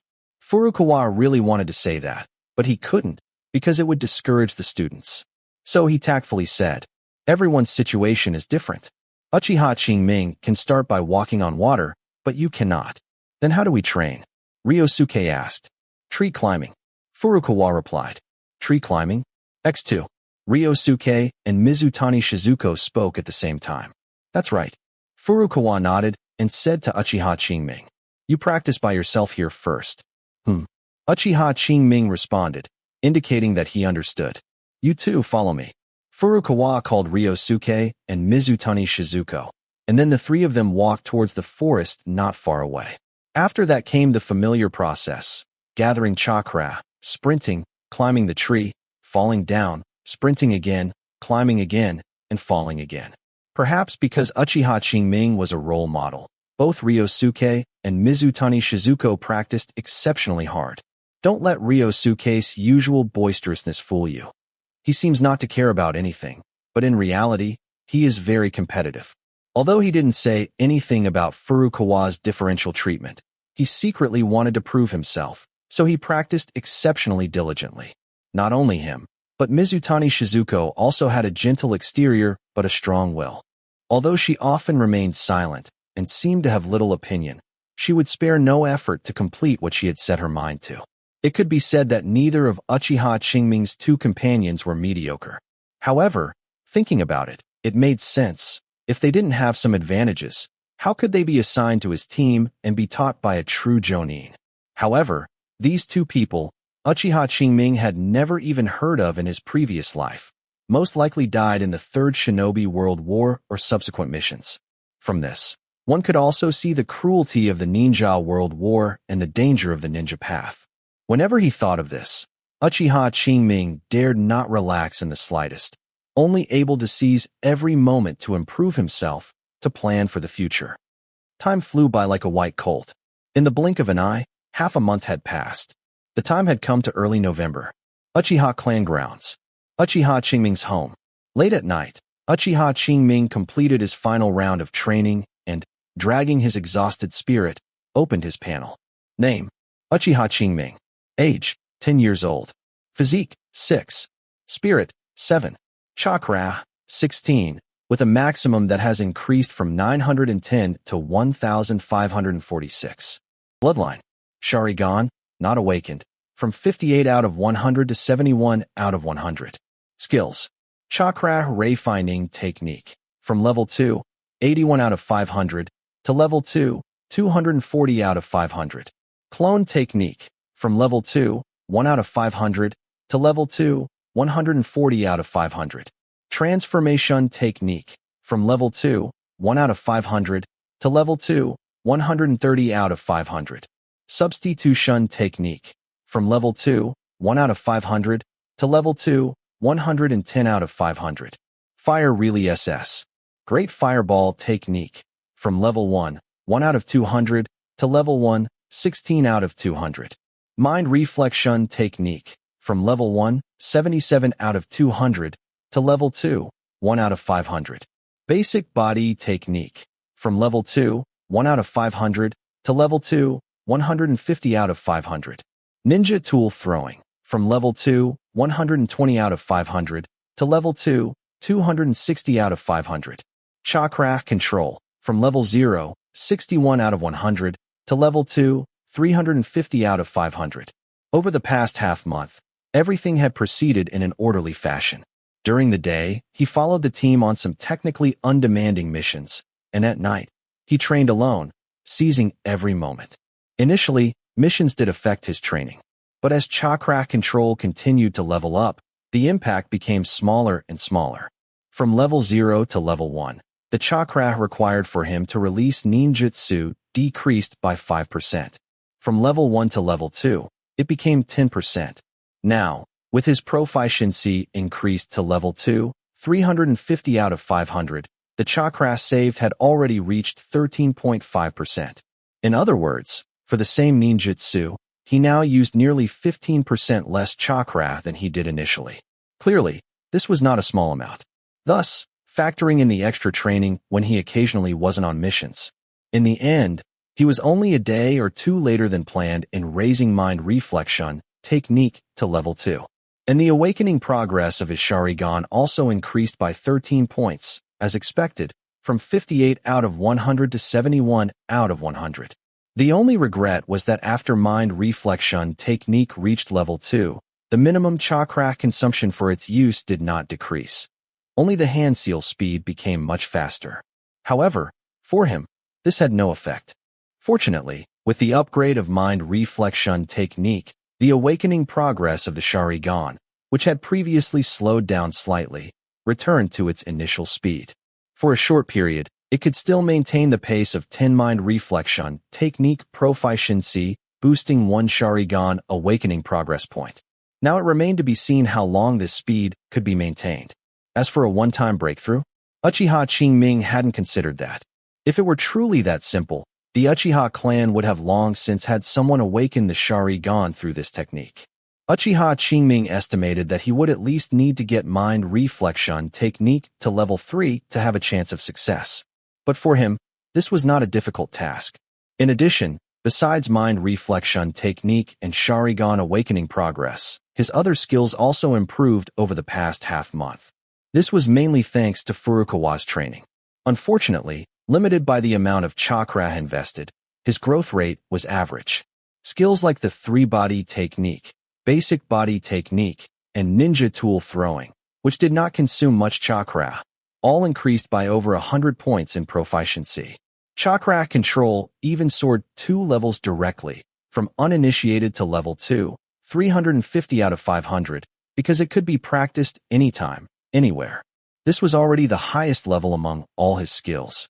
However, fire really SS. Great fireball technique, because each release consumed a minimum of 100 chakra. Uchiha Qingming hardly practiced it, so it only increased by a dozen points in proficiency.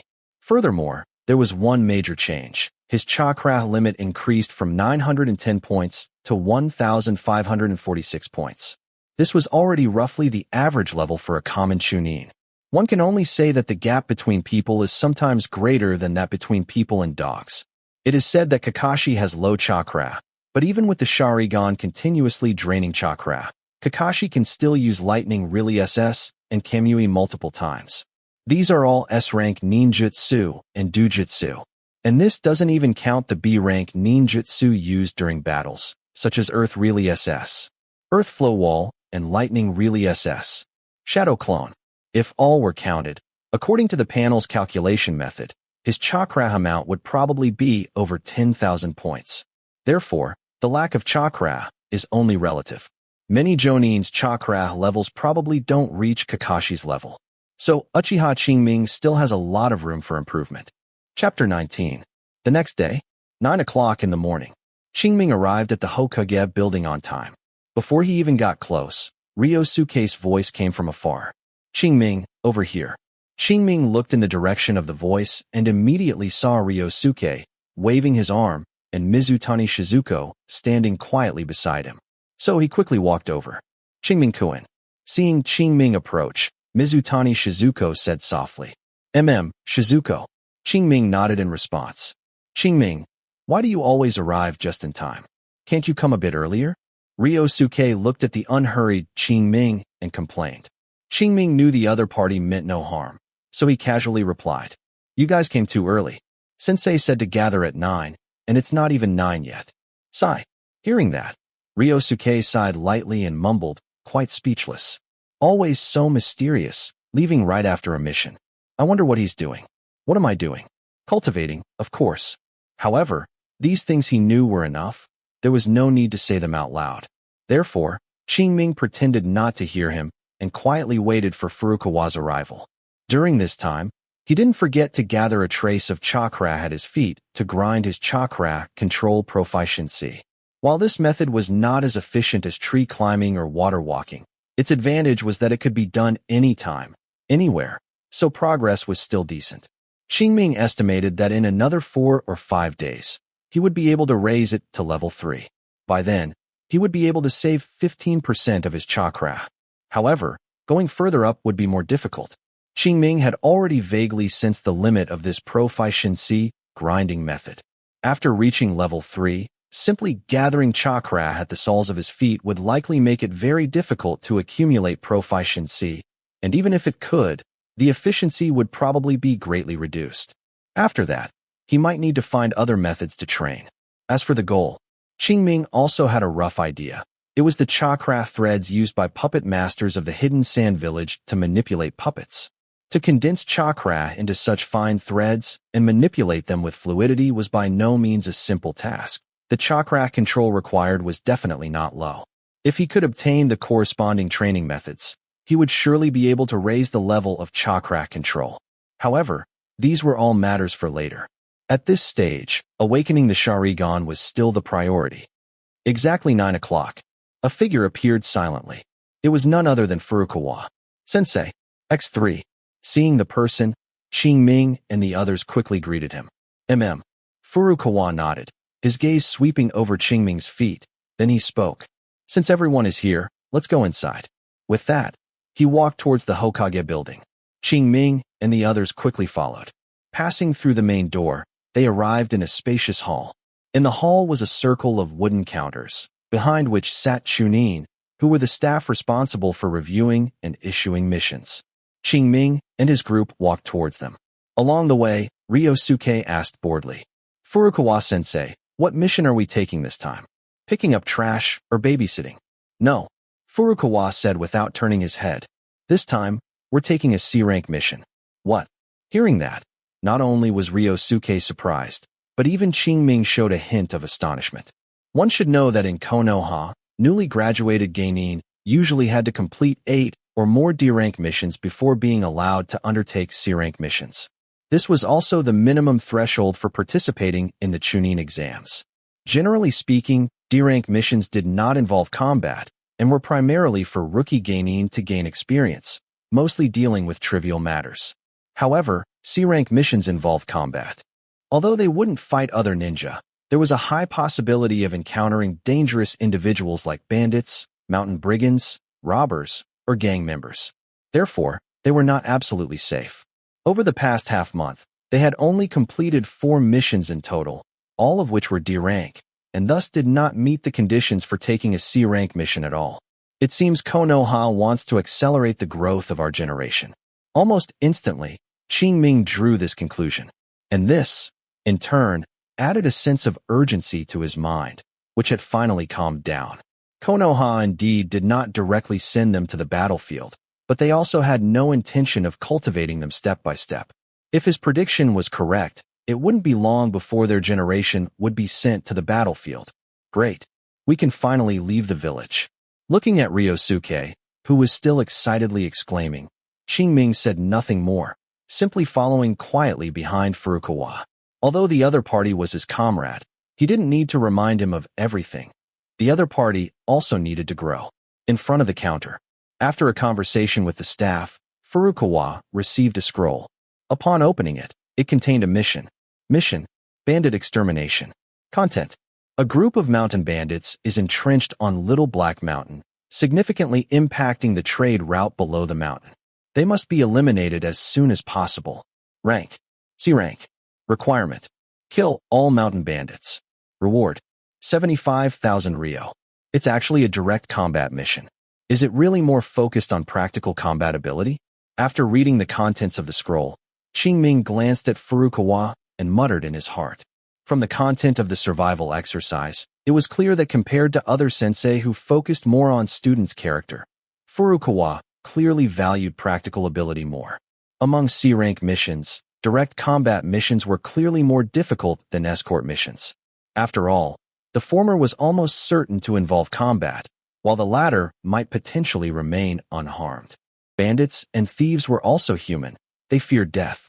Seeing their target protected by ninja, they might give up the entanglement. So, there was a certain possibility of avoiding combat. In such a situation, the rookie geinin performing the mission only needed to bear the psychological pressure and did not need to truly fight.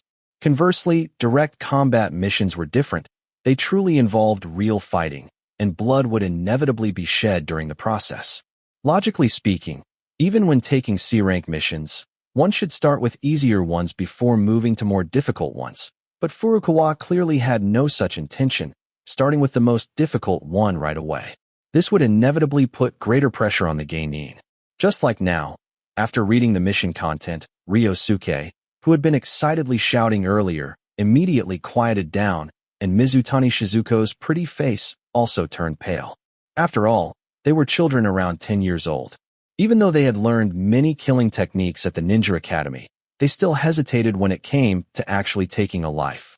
Not to mention them, even Qingming, an adult, couldn't help but feel a ripple in his heart after learning what he was about to do. As a young man who grew up in a peaceful era, Qingming had an instinctive reverence for life. Even after transmigrating and accepting the memories of his previous body, his already established worldview was not so easily broken. However, he also clearly understood that in the ninja world, where human lives were as cheap as grass, if he couldn't overcome this psychological barrier, only death awaited him. To protect himself, he could only sacrifice others. Moreover, these mountain bandits were not good people. Killing them would also be eliminating a scourge for the people, so there was no need for too much psychological burden. As if convincing himself, Qingming let out a light sigh, and his mood gradually calmed down. Looking at the 3 silent individuals, Furukawa offered no words of comfort, only instructing. Now go back and organize your equipment. Tomorrow morning at 10, gather at the village gate. Remember, don't be late. With that, he used a body flicker technique and left the hall. Watching Furukawa disappear without a trace, Qingming withdrew his gaze and looked at his two bewildered comrades. He also didn't offer any words of comfort, only saying, "I'll be going first." Looking at Qingming's retreating figure, Ryosuke raised his hand, wanting to say something, but the words died on his lips, and he eventually gave up. Chapter 20. Back home, Qingming sat for a while, then began to pack his equipment. Although they were departing tomorrow, preparing the equipment early would prevent a last-minute scramble and allow for any necessary additions or corrections. Taking his ninja tool pouch, Qingming began to fill it with items. 6 kunai, 15 shuriken, 1 roll of steel wire, 5 exploding tags, 1 jar of ointment for external injuries, 2 rolls of bandages, 3 commonly used antidote pills, and 1 packet of soldier pills. As for other items like maps, Furukawa would bring them, so he didn't need to worry. After finishing these preparations, Qingming began to cultivate diligently. Since he didn't have a mission today, he could complete his cultivation early and then store up chakra for tomorrow's mission. Although it was just a simple bandit suppression mission, it still involved leaving the village, so Qingming wouldn't be careless. It was wartime now, and who knew how many enemy ninja had infiltrated the Land of Fire. While their primary tasks were to destabilize the Land of Fire, disrupt supply lines, assassinate important figures, and gather intelligence. Who knew if they would be casually eliminated if they encountered them? No matter how strong Furukawa was, he was only a jonin, and if they were surrounded, he might not be able to protect their lives. Of course, it was more likely that the two sides wouldn't meet. That way, they could complete their mission in peace. But what if? Qingming never relied on luck, so he couldn't skip any necessary preparations. It was unrealistic to learn new ninjutsu at the last minute, and the ninjutsu he had already learned couldn't be upgraded in such a short time. His biggest trump card, the Sharingan, couldn't be awakened just like that. Therefore, besides equipment, the most important thing was to ensure he had sufficient chakra before departure. This required him to complete today's cultivation as quickly as possible, so he could then store up chakra for tomorrow's operation. With this in mind, Qingming closed his eyes and began to refine chakra. Time passed by minute. The room gradually became quiet, with only Qingming's faint breathing remaining. The next day, morning, 10:15, Qingming arrived at the Konoha gate. From a distance, he saw Ryosuke and Mizutani Shizuko. Both of them were fully equipped today, but their spirit seemed even lower than yesterday. Seeing Qingming approach, Ryosuke managed to smile, covered his mouth to yawn, and then said, "Why are you here so early today?" Qingming didn't answer the question, but instead asked, "Looking at you too, did you not sleep well last night?" Hearing Qingming's question, Mizutani Shizuko, with her panda eyes, awkwardly lowered her head, and Ryosuke also said sheepishly, "And nothing." Clearly, they didn't want Qingming to know about their exhaustion. After all, Qingming looked no different from usual, perhaps even more energetic. This made them feel a bit inferior. Just as the three were lost in their own thoughts, Furukawa's figure appeared before them. "Sensei, X3, Qingming, and the other two greeted him. Furukawa nodded, his gaze sweeping over the three, taking in their condition, but he didn't say much, only asking, "Is all your equipment ready?" "Yes," the three replied in unison. "All right, then let's depart now." With that, he took the lead and dashed out of the village. Qingming and the others immediately followed suit. Along the way, no one spoke. Ryosuke and Mizutani Shizuko, who had initially been somewhat apprehensive, gradually calmed down during the monotonous journey. Several hours later, dusk was falling. A few hundred meters from Little Black Mountain, Qingming and the others stopped. After traveling such a long distance without rest, although their overall speed wasn't fast, it had still exhausted everyone. More precisely, it had exhausted Ryosuke and Mizutani Shizuko, especially Mizutani Shizuko, who was almost completely worn out. Among the four, her physique was the weakest. If not for her unwavering belief, she would have collapsed long ago. Furukawa, of course, was unaffected. This level of exertion was nothing for a jonin. Qingming's physique had improved slightly, surpassing ordinary people, and coupled with his abundant chakra, he was still fine after running this far, aside from slightly heavy breathing. As for Ryosuke, his situation was slightly better than Mizutani Shizuko's. He still had some energy left, but fighting would be too much for him. Fortunately, Furukawa wasn't so deranged as to make them immediately suppress the bandits. Otherwise, Qing Ming would have to act alone. After stopping, Furukawa glanced at the three and said, "Rest up quickly. We'll begin the mission in 2 hours." Hearing this, Ryosuke and Mizutani Shizuko plopped down onto the ground. They opened their ninja tool pouches, each pulled out a soldier pill, popped it into their mouths, crunched and swallowed it, then immediately began to rest. Qingming also swallowed a soldier pill, but instead of resting, he climbed up a tree branch. Before night fully descended, he took out a monocular telescope to observe the direction of Little Black Mountain. He had specifically bought this telescope this morning. Without any ninjutsu for reconnaissance, he could only rely on this for now. As for why he was still so cautious with Furukawa nearby, the reason was simple. Furukawa had already said on the way that once they arrived, he would no longer offer any opinions or suggestions, nor would he intervene during the mission. Everything would be up to them. It was precisely because of this that Qing Ming was so careful. Fortunately, the bandits hadn't received news of their arrival and hadn't launched an attack. During the time he observed, they remained peacefully on the mountain. What? You said how could the bandits possibly get this news? You never know. What if Furukawa wanted to increase the mission's difficulty and deliberately leak the information? Then the enemy would know. For a Jonin, it wasn't difficult to do this without them knowing. Thankfully, Furukawa wasn't so deranged to that extent. Actually, Qingming had misunderstood him. Furukawa did value his students' combat abilities and wanted to train them quickly so they would have a better chance of survival on the battlefield later on. But he would also consider his students' endurance.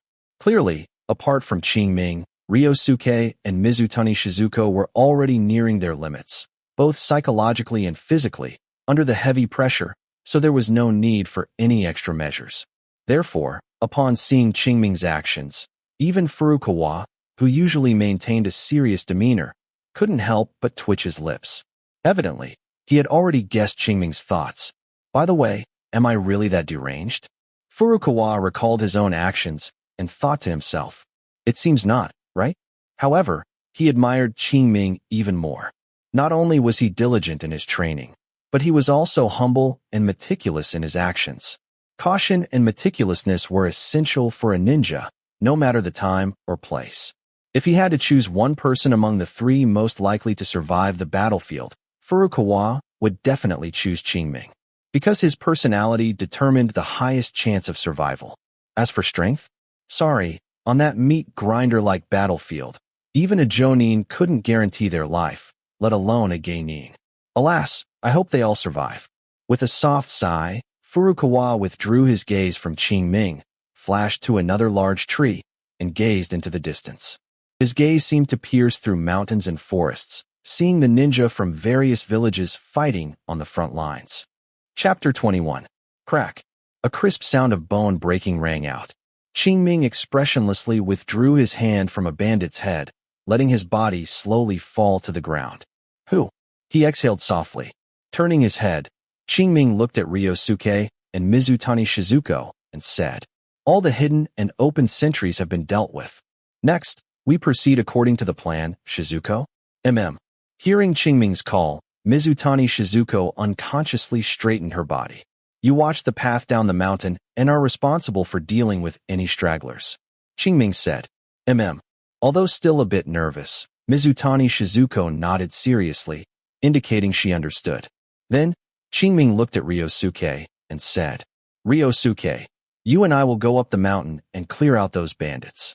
No problem. Compared to Mizutani Shizuko, Ryosuke was much calmer. Even when faced with a more dangerous task, he showed little fear. How should he put it?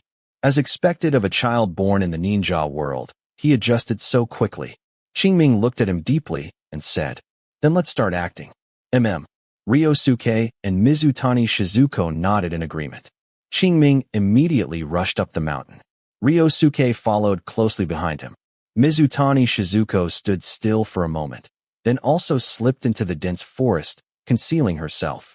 By this time, 3 hours had passed since they arrived at the Black Mountain territory. The first 2 hours were for rest, and the last hour was spent clearing out the sentry posts. Now, the obstacles had been cleared, and it was time to launch a full assault. A full assault seemed a bit exaggerated. From the sentries, Qingming already knew that there were only about 50 people on the mountain in total, and now probably fewer than 40 were still alive. With so few people, as long as there were no super-level existences, there was not much pressure on them. The only thing to watch out for was overcoming psychological barriers.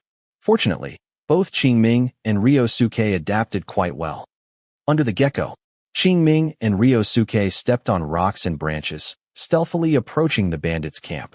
Calling it a camp, it was actually just a wooden building, plus about 20 wooden huts, with no wooden fence even on the outside. Seeing this crude camp, Qingming finally understood why they had so many sentries. They were afraid of death. Shaking his head, no longer thinking about it, Qingming made a few hand gestures to Ryosuke, and then the two of them, one on the left and one on the right, crept towards the camp. The wooden building was the bandit leader's residence, located in the center of the camp. To avoid being surrounded, he and Ryosuke decided to start killing from the periphery. As long as their speed was fast enough, they wouldn't have to worry about alerting anyone. Puffed. The sound of a sharp blade entering flesh rang out. Inside a wooden hut, Qingming covered the bandit's mouth with one hand and plunged a kunai into his chest with the other. Suffering such a heavy blow, the bandit immediately opened his eyes, first confused, then in pain, then fear, and finally turning into a deathly gray. Qingming stared at the other person's eyes the whole time, not avoiding, not dodging, just quietly watching. He was forcing himself to accept all of this, to adapt to all of this. Before he had the ability to change the world, he could only learn to adapt. Only by adapting to the rules of the ninja world could he survive better. He gently exhaled, and after confirming the target's death, Qingming left the wooden hut. This wooden hut was on the outermost periphery. Both its geographical location and the hut itself were of the lowest grade, and naturally, only one person lived there. Therefore, Qingming didn't have to worry about alarming others. Standing outside, after observing carefully for a while, Qingming again chose a similar wooden hut and cautiously approached it. After observing through the door crack for a while and confirming that there was only one person inside, Qingming pried open the door with a kunai and slipped inside. A moment later, Qingming walked out. Things went very smoothly. The other person was still asleep when he slit his throat with a single knife. Afterward, following the same pattern, Qingming, like a Shiranagami, walked in and out of one wooden hut after another, harvesting the lives within, the entire process being completely silent. If it could continue like this, it would save a lot of trouble. Unfortunately, things often do not go according to people's wishes. Just as he took the 10th person's life, a terrified scream echoed throughout the entire camp. Qingming's movements paused slightly, then he more efficiently ended the life of the one in his hands. Then, with a flash, he came outside the hut and looked in the direction from which the sound came. He saw a bandit clutching his neck and rushing out of the hut, shouting as he ran, "Enemy attack! Enemy attack!" However, before he could shout 2 more sentences, a figure chased out from inside the hut. Who else could it be but Ryosuke? He saw him sprint, reaching behind the bandit, and then a kunai was plunged into his back. The bandit's voice stopped abruptly. Even so, the entire camp became agitated. Vaguely, Qingming could hear subtle movements coming from inside the wooden huts. After a brief thought, Qingming came to a wooden hut, then kicked it open, and the wooden door shattered in response. While the 2 people inside had not yet figured out the situation, he rushed in quickly, ending both their lives in an instant. Then, he rushed out of the wooden hut and came to another one, repeating the process, killing the bandits inside. Not only him, but Ryosuke also no longer hid his figure, only seeking to kill the most enemies in the shortest possible time. Thus, when the chaos temporarily subsided, only 12 bandits remained in the camp. The bandit leader looked at the remaining 11 people gathered around him, his face extremely ugly. Thump, thump, thump. A sound of footsteps came. Qingming and Ryosuke walked out of the hut, one on the left and one on the right. Looking at the headbands on their heads, a bandit cried out in terror. "It's Ninja! We've been targeted by ninja. It's over, we're finished. Clearly, the Ninja World War not only dragged in the major ninja villages, but also countless ordinary people. Perhaps in peacetime, these bandits might not have recognized Qingming and Ryosuke's ninja identities, but after the baptism of the Ninja World War, they immediately recognized them.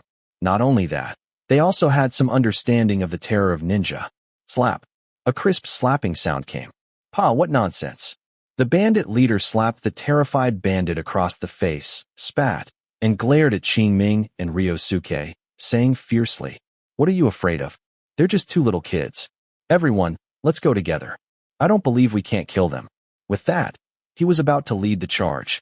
However, just then, Qingming flipped his hands, and 6 shuriken appeared between his fingers. The next moment, the shuriken flew out. The bandit leader still wanted to dodge, but level 2 ninja tool throwing was no joke.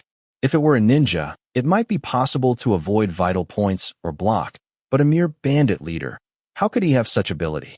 So, he saw that as soon as the bandit leader took half a step, he fell straight down. Ah, the boss is dead. Everyone run. Someone shouted, and the 11 bandits immediately scattered like birds and beasts, running in all directions. Qingming and Ryosuke exchanged glances, then separately followed the fleeing bandits, leaving only those heading towards the path down the mountain. Chapter 22. Meanwhile, Mizutani Shizuko stood by the mountain path, her thoughts racing, worrying about Qingming and Ryosuke's safety one moment, and then wondering what she should do if the enemy approached the next. Time slowly passed in her anxious wait. After an unknown period, a rapid sound of footsteps suddenly came from the distance. Mizutani Shizuko instantly snapped awake, her spirit stretched to its limit at that moment. Who is it? Qingming? No. His footsteps aren't that heavy. Ryosuke? Not him either. The strides are too big. These are an adult's footsteps. It's the enemy. In a flash, Mizutani Shizuko got her answer. At this moment, all the various thoughts in her mind vanished. Almost without hesitation, Mizutani Shizuko moved closer. On the mountain path, 2 bandits were rushing one after another. As they ran, they didn't forget to look back occasionally. Fear was plastered on their faces, as if they were worried about something catching up to them from behind. Whoosh! Suddenly, a sound of something cutting through the air came from the side. Before the bandit in front could clearly see what was coming, a kunai pierced through his calf. Oh! A scream escaped his mouth, followed by a stumble, and he fell heavily to the ground, rolling several times, looking utterly disheveled. The bandit behind, seeing this, immediately stopped, looking extremely nervously in the direction from which the kunai flew, and then saw a little girl, half a person's height, emerge from the forest. In just one glance, his sight was drawn to the object on the girl's forehead. Not long ago, 2 demons wearing the same thing massacred dozens of their people, and now they encountered another one. This filled him with immense fear. However, when he saw the girl's delicate face, a glimmer of hope arose in his heart. Without any hesitation, he plopped down, directly kneeling on the ground, crying out, "Spare me. I was forced to join them. I haven't done any evil deeds. I have 2 children at home, about your age. If I die, they won't survive. They are so small, so pitiful. Please, for the sake of my children, let me go. I will never do bad things again." As he spoke, he repeatedly kowtowed, hitting his head several times with such force that his forehead bled. His miserable appearance caused a hint of compassion to rise in Mizutani Shizuko's heart, and she thought to herself, could what he said be true? If it is, then if I kill him, his children. Just as Mizutani Shizuko was in an internal struggle, finding it difficult to make a decision, and the bandit's face showed a look of relief, a kunai suddenly shot from a distance, accurately embedding itself in his throat. Qingming, with a few flashes, arrived in front of this bandit, then violently pulled out the kunai, letting the blood spray. Then, he walked to the other bandit, who was already terrified, and calmly plunged the kunai into his chest, ending his life. Qingming. Mizutani Shizuko looked at Qingming, stuttering as she spoke. Don't overthink things during a mission. Before she could continue, Qingming waved his hand, interrupting her. Don't forget the mission requirements. With that, he walked down the mountain on his own. Mizutani Shizuko stood rooted to the spot, stunned for a long while, before murmuring, "Kill all the bandits." That's right. The requirement for their mission was to kill all the bandits on Mountain Kuriyama. Letting even one escape would, strictly speaking, count as a mission failure. It wasn't that Qingming was particularly obsessed with the mission. He wasn't Kakashi. The reason he did this was simply to make Mizutani Shizuko understand that a mission is a mission. Overthinking during a mission can easily mess things up. In the foreseeable future, for a long time, Team 17 would be a single unit, performing missions together, and Qingming didn't want to be dragged down by a foolish teammate one day. Therefore, when it was time to be ruthless, he had to be ruthless. Of course, this was also a temporary measure. It was impossible for him to do whatever the village told him.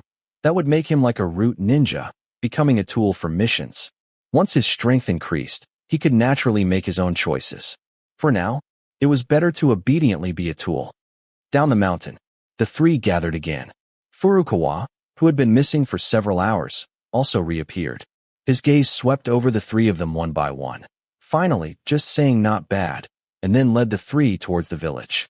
Perhaps considering the outside world unsafe, Furukawa had no intention of camping outdoors, planning to take them back overnight. Qingming approved of this with both hands and feet.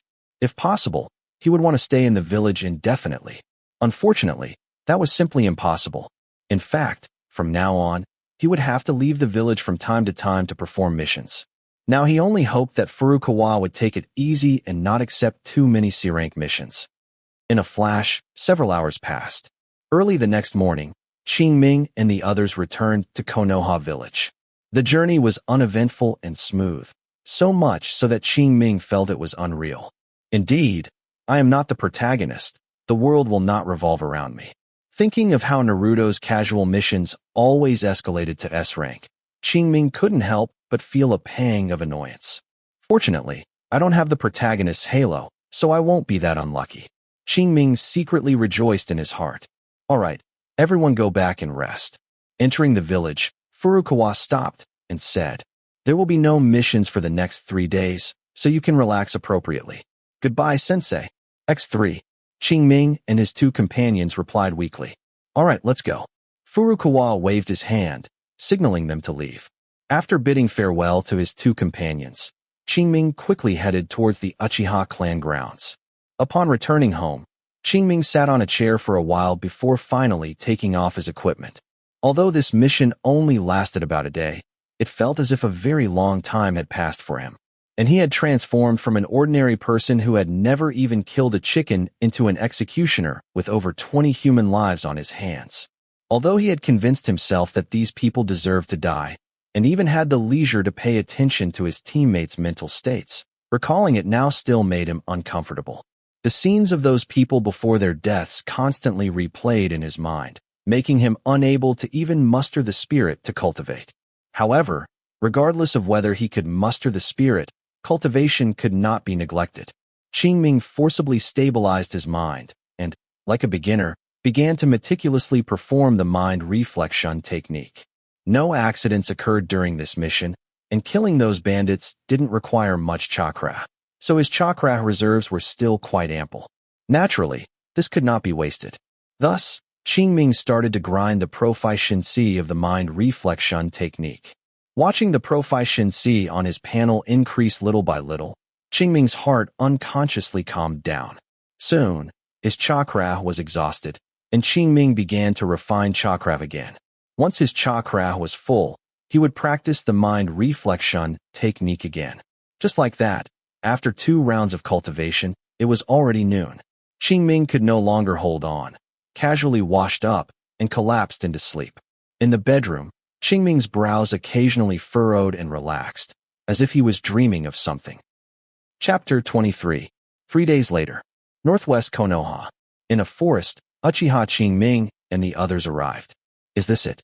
Ryosuke looked around and asked. Furukawa nodded and said, "Now, you will collect herbs here according to the mission requirements. Remember, don't pick the wrong ones." That's right, they started performing missions again today. Just as Uchiha Qingming had thought, Furukawa did not continue to take C-rank missions like a madman, but instead took a D-rank mission to collect herbs. No need to think, This mission must have been issued by the Nara clan. After all, this forest was contracted by them. It not only cultivated various herbs that were difficult to grow artificially, but also raised a large herd of deer, whose antlers were valuable medicinal materials. All these added up, the value was self-evident.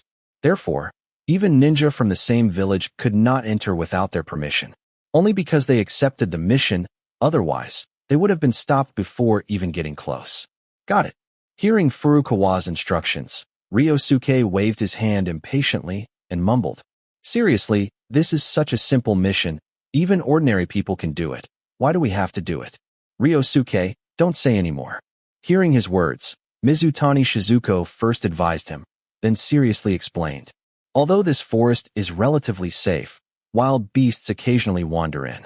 It would be very dangerous for ordinary people to encounter them, which is why we genin have to do it." Seeing Shizuko explaining seriously, Ryosuke quickly said, all right, Shizuko, stop lecturing, I get it." Seeing the two of them like this, Uchiha Qingming secretly felt relieved. Obviously, 3 days were enough for them to adjust their mindset. However, the mission 3 days ago did affect them, although they seemed no different from before now. After seeing blood, the childishness on their faces was significantly reduced. And this was probably Furukawa's, and even the village's, goal. He shook his head, no longer thinking about it. Uchiha Qingming's thoughts moved, gathering a little chakra at his feet, then followed his two companions into the depths of the dense forest. After nearly 4 days of practice, his chakra control had improved from level 2, 350 out of 500, to level 3, 3 out of 1000, further strengthening his control over chakra. Now, when casting the same ninjutsu, he could save 15% of his chakra while maintaining the same power. This was already the limit that ordinary people could reach. Even for him, with the Proficiency panel bonus ensuring continuous improvement, it was unlikely to make new breakthroughs in a short time. Nothing else. After advancing to level 3, the efficiency of gaining Proficiency points greatly decreased. Previously, he could gain about 40 to 50 Proficiency points a day, but now it was at most 5 points. Compared to the effort, this meager gain was not worth mentioning at all. It was only because practicing chakra control didn't consume too much chakra and didn't take up his extra time. Otherwise, he would have stopped long ago. Before obtaining a more effective training method, he no longer planned to waste too much time and energy on it. From now on, he would probably only practice during his leisure time. Just like now, during the process of collecting herbs, he could practice when he had nothing else to do. "Uchiha Qingming, hurry up." Just as Uchiha Qingming was lost in thought, Ryosuke's voice came from ahead. Hearing this, Uchiha Qingming replied, "Coming." As he spoke, he had already approached them. Time slowly passed. The three of them, Uchiha Qingming, performed one D-rank mission after another, just like when they had just graduated, missions that required no technical skill. In the blink of an eye, a week passed. That night, at home, Uchiha Qingming opened his eyes, letting the special chakra stimulated by the mind reflection technique dissipate in his mind, and slowly opened his panel. Name: Uchiha Qingming. Age: 10 years old. Physique: 6. Spirit: 7. Chakra: 14, with a maximum that has increased from 1,546 to 2,011. Bloodline: Sharingan, not awakened. 81 out of 100. Skills: Chakra Refining Technique. From level 2, 240 out of 500, to level 2, 360 out of 500. Clone Technique. From level 2, 140 out of 500, to level 2, 270 out of 500. Transformation Technique. From level 2, 130 out of 500, to level 2, 260 out of 500. Substitution Technique. From level 2, 110 out of 500, to level 2, 250 out of 500. Fire Relay SS. Great Fireball Technique. From level 1, 16 out of 200, to level 1, 30 out of 200. Mind Reflection Technique. Level 2, 110 out of 500. Basic Body Technique. From level 2, 150 out of 500, to level 2, 280 out of 500. Ninja Tool Throwing. From level 2, 260 out of 500, to level 2, 380 out of 500. Chakra Control, Level 3, 25 out of 1000. Skipping the basic attributes, Uchiha Qingming immediately focused on the Sharingan Awakening progress. It really didn't increase, did it? Looking at the Sharingan Awakening progress still at 81 out of 100 on the panel, Uchiha Qingming murmured. He had already felt that the mind reflection technique's after effect was insufficient, and now seeing it, it was indeed the case. If following the previously summarized pattern, the mind reflection technique, having reached level 2, 110 out of 500, should have allowed his Sharingan Awakening progress to reach 82 out of 100. But the reality was that its progress remained at 81 out of 100. Sure enough, what I was worried about still happened. Long ago, Uchiha Qingming knew that the Sharingan was not that easy to awaken, and the effect of the mind reflection technique would inevitably worsen as the awakening progress increased. Sure enough, when the Sharingan Awakening progress reached 81 out of 100, 10 points of mind reflection technique proficiency were no longer enough to advance it by 1 point. If it were other Uchiha clan members, they would basically be stuck here. Afterward, they would either wait for an opportunity and awaken their Sharingan in the traditional way, like other Uchiha clan members who had awakened their Sharingan in the past, or they would diligently increase their mind reflection technique proficiency and slowly grind it out. If the former succeeded, it would inevitably weaken the effect of the mind reflection technique, while the latter would basically see no hope. Because this was just the beginning. Now, 10 points of mind reflection technique proficiency couldn't move the Sharingan Awakening progress by 1 point. Later, 20 or 30 points might not be able to either.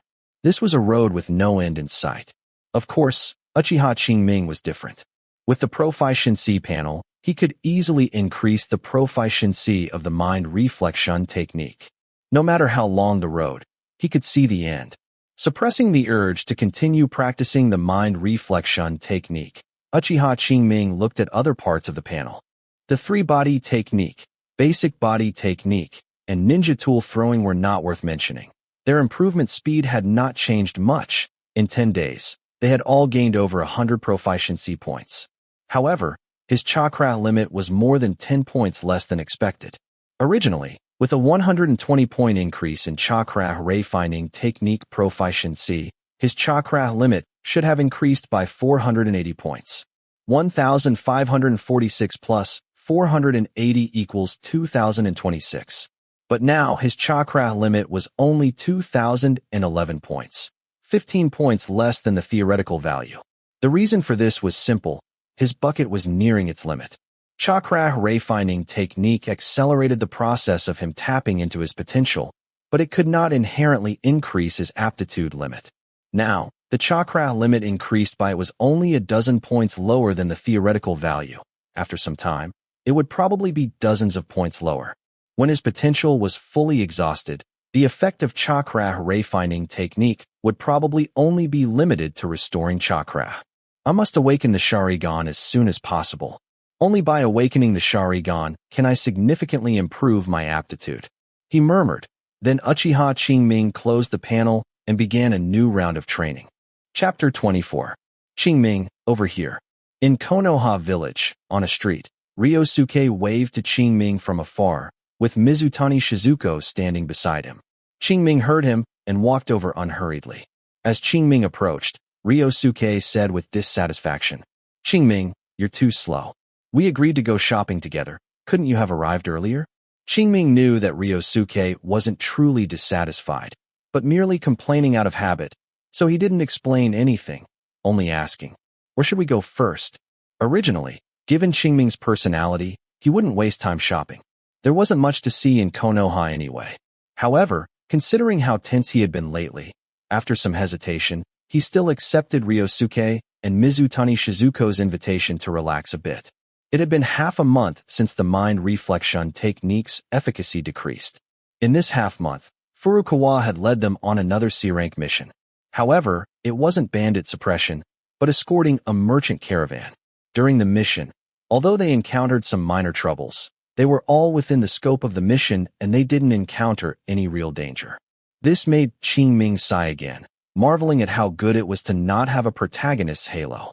"Let's go over there," A new dango shop just opened, and it's very tasty, Ryosuke said, pointing. Hearing this, Qingming looked in the direction his finger pointed, and indeed, there was a newly opened shop with many people queued outside, indicating the food must be good. As he was thinking this, Qingming suddenly heard a few familiar names. Kakashi, hurry up. We need to make up for Rin's missed birthday today. Ah, Abito, not really. No way, we definitely have to make it up. I know a new dango shop just opened ahead, and it's really good. I'll treat you later. Kakashi, don't try to snatch the bill from me. Kakashi, Abito, Rin, muttering to himself. Qingming looked in the direction of the voices. He saw 3 small figures walking together, one in front and 2 behind, at the other end of the street. The person in front had his back to him, and the back of his clothes bore the Uchiha clan crest, just like his own. If he wasn't mistaken, it should be Uchiha Abito. He was speaking with excitement, seemingly oblivious to the gazes of those around him. The 2 behind him, a male and a female, were facing him, allowing him to easily see their faces. No, one person was unclear. He was about 11 or 12 years old, with silver hair, a short sword on his back, and a mask. His expression was indifferent.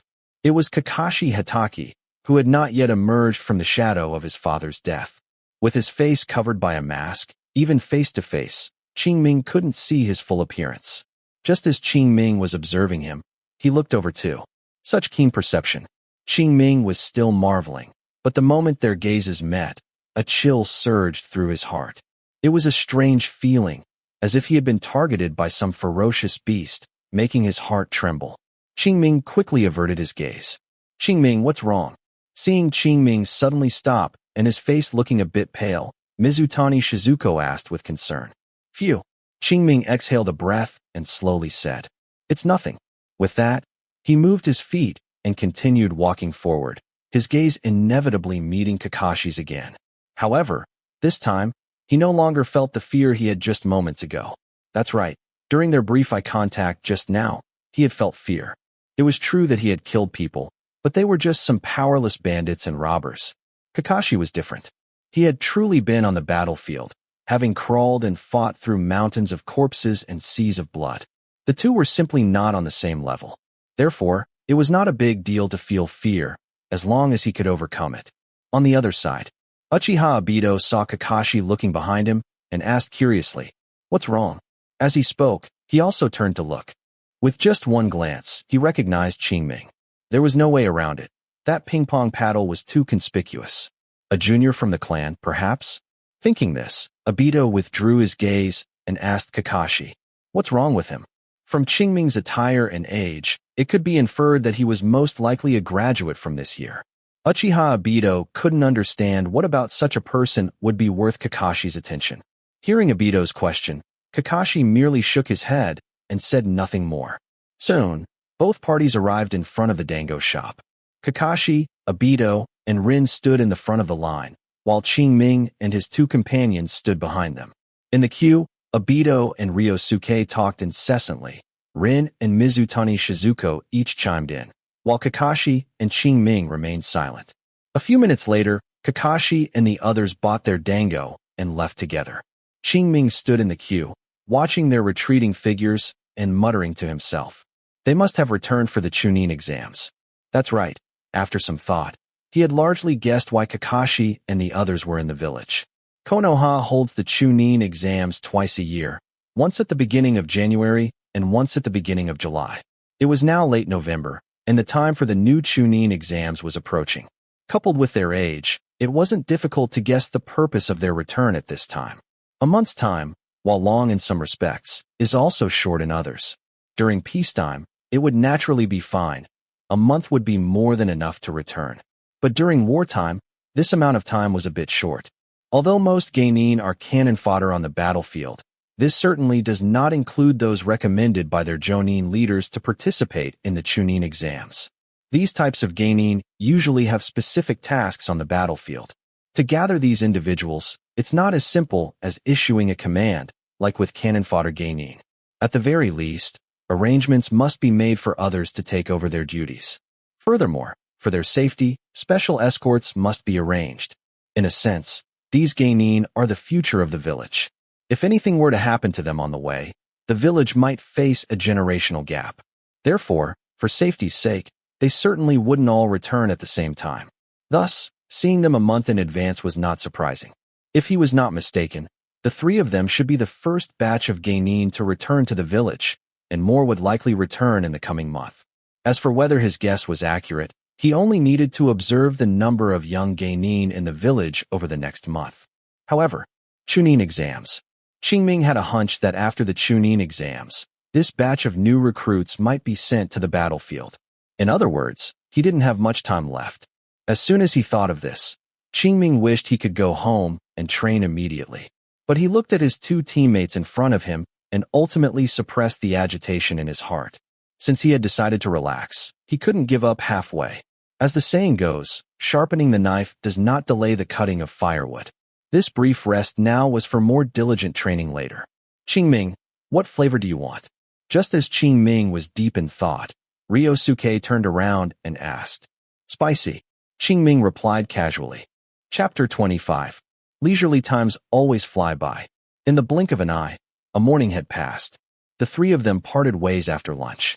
Uchiha Qingming didn't waste time. He returned home directly and immediately began his training without rest. In the past half-month, due to a C-rank mission outside the village, he had been delayed for a period, so his Chakra ray-finding technique, which should have advanced a few days ago, only reached level 2, 495 out of 500 now. Fortunately, it was almost there. At the current pace, he should be able to advance before dark. Thinking this, Uchiha Qingming closed his eyes and entered a state of cultivation. Time passed by minute by minute. In a flash, several hours went by. The sun in the sky had already begun to set in the west. Inside the house, Uchiha Qingming suddenly opened his eyes, and a sense of enlightenment emerged in his mind.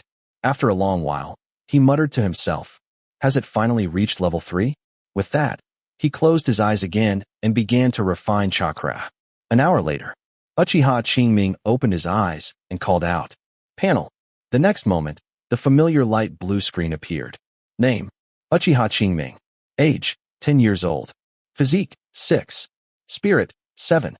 Chakra, 1,650, with a maximum of 2,510. Bloodline, Sharingan, not awakened, from 81 out of 100 to 85 out of 100. Skills, Chakra ray-finding technique, level 3, 2 out of 1,000. Clone technique, from level 2, 270 out of 500, to level 2, 430 out of 500. Transformation technique, from level 2, 260 out of 500, to level 2, 420 out of 500. Substitution technique, from level 2, 250 out of 500, to level 2, 410 out of 500. Fire Relay SS. Great Fireball technique, from level 1, 30 out of 200, to level 1, 50 out of 200. Mind Reflection technique, from level 2, 110 out of 500, to level 2, 260 out of 500. Basic Body technique, from level 2, 280 out of 500, to level 2, 450 out of 500. Ninja Tool Throwing, level 3, 1 out of 1,000. Chakra Control, level 3, 78 out of 1,000. Just as he had realized, the Chakra ray-finding technique, having advanced to level 3, had its effects further strengthened. Among them, the Chakra recovery speed increased from 200 points per hour to 400 points now, and the maximum Chakra limit that could be increased during this period should have changed from 4 points to 8 points. The reason for his uncertainty was that his Chakra limit had reached 2,500 points a week ago, and then hardly moved. The subsequent 10 points were added automatically over time. Therefore, his estimate that level 3 Chakra ray-finding technique could increase the Chakra limit by 8 points per hour was just an estimation. However, an intuition told Uchiha Qingming that this number should be correct. But this was of no use. His potential had already been exhausted a week ago. Without an improvement in his aptitude, future Chakra growth could only rely on slow, consistent effort. This was not something that upgrading Chakra ray-finding technique could solve. The two were fundamentally on different channels. In other words, for him, the current Chakra ray-finding technique had only one function: quickly recovering chakra. Of course, proficiency could still be increased. If he could raise its level higher, when his Sharingan awakened one day and boosted his aptitude, he would be able to realize the newly added potential more quickly. However, Uchiha Qingming estimated that he wouldn't be able to wait until that day. It wasn't that there wasn't enough time, but he estimated that his Sharingan should awaken before its level increased. After all, Chakra Wayfinding technique needed 1,000 points of proficiency to go from level 3 to level 4. According to its consistent speed of gaining 1 point of proficiency per hour of operation, that would mean 1,000 hours. But with his current physical fitness, given sufficient nutrition, he could at most sustain 8 hours a day.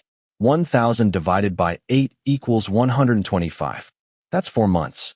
Within such a long time, his Sharingan would surely awaken.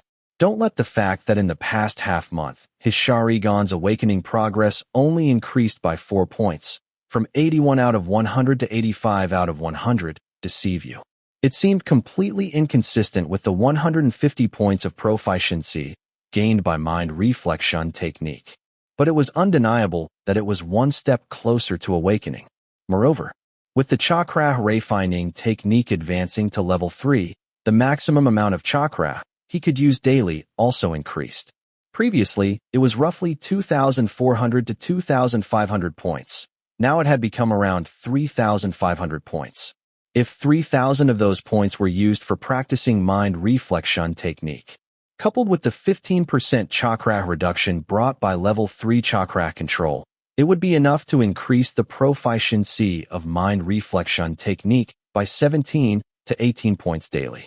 This would undoubtedly accelerate the awakening progress of his Sharingan. It was precisely for this reason that Uchiha Qingming said his Sharingan would awaken within 4 months, no matter what. In fact, 4 months was a significant overestimation. Nothing else. According to this plan, it wouldn't take 2 weeks for his mind reflection technique to reach level 3, and its effect would undoubtedly increase greatly then. Thus, his Sharingan awakening speed would certainly far exceed expectations. Forcibly suppressing the restlessness in his heart, Uchiha Qingming shifted his gaze from the Sharingan awakening progress to his other skills. Although these skills were not his primary focus, their progress was still good with occasional practice, such as the 3-body technique. Its proficiency had already reached level 2, for 100 out of 500 or higher. If, as he expected, these E-rank basic ninjutsu had a maximum level of level 3, then they were not far off. By then, he might be able to learn another ninjutsu. As for what to learn, Uchiha Qingming already had some ideas. He temporarily didn't need offensive ninjutsu. Fire really SS. Great fireball technique could suffice for now, and with the Sharingan's assistance later, he wouldn't lack offensive means. On the other hand, for defense, there weren't any proper defensive ninjutsu in the ninja world, so he could only indirectly increase his escape methods. Thus, body flicker technique entered his consideration. In the ninja world, body flicker technique can be broadly divided into 3 categories. The first is ninjutsu type, such as Gaara's sand body flicker, Zabuza's mist body flicker, Hanzo's water body flicker, and the most widely circulated D-rank ninjutsu in the ninja world. Body flicker technique, etc. These all achieve body flicker through ninjutsu effects. The second type is taijutsu-based. This type of body flicker technique achieves rapid movement by strengthening the ninja's leg muscles. Might Guy and the 4th Raikage are representative examples.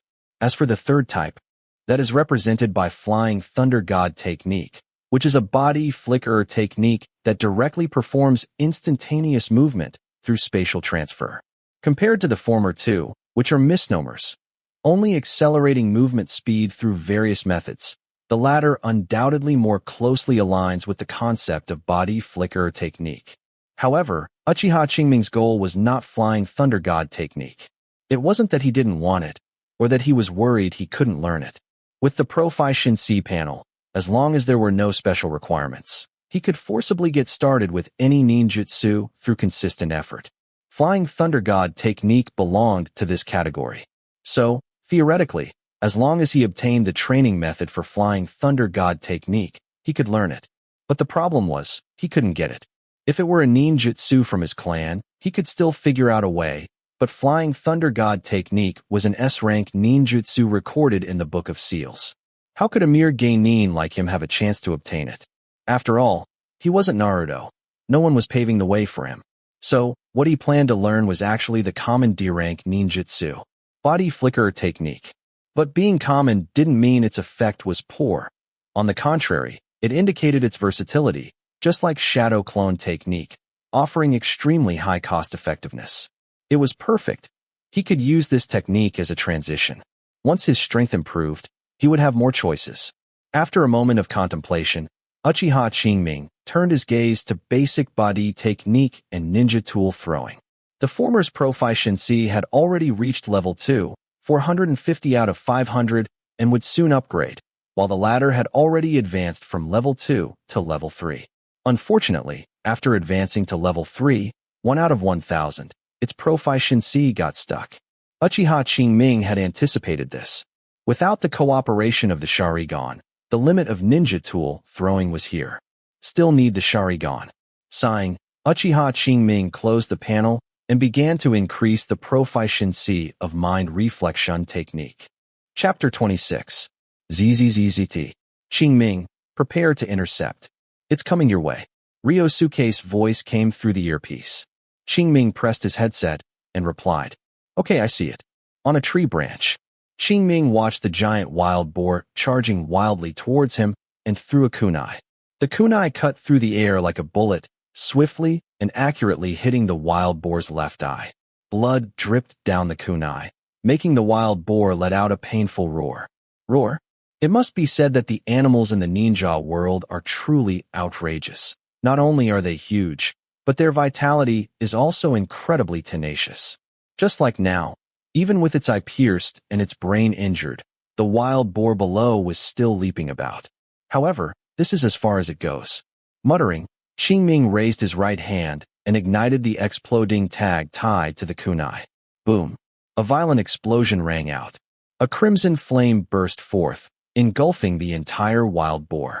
The pain from the scorching flames made the wild boar wail incessantly, frantically crashing into the surrounding trees, even hitting the large tree where Qingming was hiding. Left with no choice, Qingming had to find another hiding spot. A few breaths later, the flames gradually disappeared, and the wild boar stopped its rampage, lying directly on the ground, unmoving. Looking at the charred wild boar, Qingming did not approach, but instead took out another kunai, throwing it like lightning, hitting the wild boar's other eye. Uft! The sound of a blade entering flesh rang out. The wild boar suddenly stood up, wailed as it broke several large trees, and then collapsed to the ground again. Watching the wild boar's chest and abdomen gradually cease to heave, Qingming snorted. Humph! A beast is a beast. No matter how cunning, it's only so much. Although the opponent knew how to play dead, its constantly heaving chest easily exposed its trick. Qingming naturally wouldn't fall for such a trap. But now, he could confirm the opponent was dead. Swish! Swish! Two figures appeared. It was Ryosuke and Mizutani Shizuko. Qingming, you're being too wasteful. Ryosuke looked at the wild boar's charred head, blown apart by the exploding tag, and said, "Don't you know the Great Fireball technique? Why use exploding tags?" Indeed, using one exploding tag to kill such a wild boar was not cost-effective. Even with mission rewards, it would result in a loss when the accounts were settled. But this could save Chakra. Although performing fire really SS, Great Fireball technique could also increase its proficiency. His current focus wasn't on that, so saving even a little was helpful. For Qingming, if spending a bit of money meant more Chakra could be used where it was needed, then it wasn't a loss. At this time, a week had passed since he encountered Kakashi and the others. During this week, besides eating, sleeping, and doing missions, he spent all his remaining time on training. With such diligence, the results were naturally good. Firstly, all three-body technique had been cultivated to mastery, which is level 3. At this point, whether it was the simplest transformation technique or the most difficult substitution technique, he could complete them within 1 second. What does this mean? Many Chunin were not as proficient as he was in performing these 3 ninjutsu. Of course, it was limited to this. After all, They were basic ninjutsu with an E-rank learning difficulty. A chunin could master them without too much difficulty if they put in the effort. Secondly, his basic body technique had also risen from level 2 to level 3. Originally, he had expected it to be like the level 1 to level 2 upgrade, allowing his physique to improve again. This way, his chakra limit could continue to increase. But he was disappointed. Basic body technique from level 2 to level 3, even though it reached the mastery realm like the 3-body technique, could not cause any change in his physique attribute. However, thinking about it, it made sense. If physique attributes could be improved so easily, there wouldn't be so many ninja in the ninja world who spent their entire lives stuck as genin. It should be known that every point of physique increase is a transformation for a ninja. As long as a ninja undergoes 1 or 2 transformations during the genin stage, it's not 100% guaranteed they'll become a chunin, but at least their chakra reserves will definitely be sufficient. Therefore, it was normal for his physique attribute not to increase from basic body technique level 2 to level 3. At the very least, some advanced taijutsu would be required. Finally, there was the mind reflection technique. In 7 days, its proficiency increased by a total of 125 points, changing its level from level 2, 260 out of 500, to level 2, 385 out of 500. Thanks to this, his Sharingan awakening progress increased from 85 out of 100 to 87 out of 100. As expected, the speed did not further decrease. Now he just had to wait for mind reflection technique to advance to level 3. If the effect was powerful, he might be able to awaken his Sharingan before the chunin exams ended. Otherwise, he would have to go to the battlefield with bare eyes. That's right. Qingming had already received news that their graduating class would return to the battlefield along with the newly promoted chunin. It was precisely because of this that he valued every bit of chakra so much. He even temporarily put aside his plan to learn body flicker technique. Next, apart from necessary consumption, he intended to use all remaining chakra to cultivate mind reflection technique. Without the Sharingan as a trump card, he truly didn't feel very secure. All sorts of thoughts flashed through his mind. Qingming looked at Ryosuke and Mizutani Shizuko and said, "There are many beasts in this forest, and our mission is very heavy. Wasting a few exploding tags is nothing." The mission they received this time was to expel all beasts within a 10-kilometer radius, with the requirement that the number of kills should not be less than 1/3 of the total. With so many beasts, if they were to be expelled or killed by conventional methods, it would inevitably consume a lot of chakra and also prolong the mission time. Qingming didn't want to waste time and energy here, so he would rather spend a little more money to complete the mission as quickly as possible. Without giving Ryosuke another chance to speak, Qingming pulled his kunai from the wild boar, wiped it clean, and then said, "I'm going to zone 2. You two hurry up and drive the beasts over." After speaking, he leaped away without waiting for their reaction. Watching him leave, Ryosuke turned to Shizuko and said, "Shizuko, do you feel that Qingming has been a bit irritable lately?" Mizutani Shizuko nodded upon hearing this. In fact, she had noticed this long ago, but just hadn't said anything. "Then do you know why?" Ryosuke asked curiously. "Perhaps because of the chunin exams." Mizutani Shizuko replied. "Chunin exams?" Ryosuke looked puzzled and said, "What does that have to do with us? We're not participating, are we?" Hearing this, Mizutani Shizuko hesitated for a moment, carefully scanned her surroundings, and after confirming no one was present, she revealed the news she had received from her Jonin father. "I heard the village plans to send our group to the battlefield with the newly promoted chunin after the chunin exams end." "What?" Upon suddenly hearing this news, Ryosuke cried out in surprise. Although he disliked performing D-rank missions that had no technical content, he was also aware of the dangers of the battlefield and naturally didn't want to go there so quickly. "Shoo!" Mizutani Shizuko raised her right index finger, made a shushing gesture, and said, "Keep your voice down. My father told me not to reveal this news, so don't spread it around." "Oh." Ryosuke reacted, nodded, and said, "Don't worry, I won't spread it." In fact, they were overthinking it. Even if the news got out, it wouldn't matter, because this matter was already set in stone. Although the news was still circulating only among the Jonin and various major clans, it wouldn't be long before it became common knowledge, so there was no need for secrecy at all. All right, Ryosuke, let's go. The two were silent for a while, then Mizutani Shizuko spoke. Oh, hearing this, Ryosuke came back to his senses, responded, and said, let's go. Subsequently, the two headed together to Zone 3. Chapter 27. Time flies like a white steed. In the blink of an eye, a month had passed. On this day, the final stage of the Konoha Chunin exams was underway. Although it wasn't as lively as the joint exams held by several villages in peacetime, many people still went to watch. However, Uchiha Qingming was not among them, because today was a very important day for him. With a thought, Uchiha Qingming opened his panel. It showed that the awakening progress of his Sharingan had reached 99 out of 100, just one step away from complete awakening. Looking at mind reflection technique again, its proficiency had long since broken through level 2, reaching level 3, 595 out of 1,000.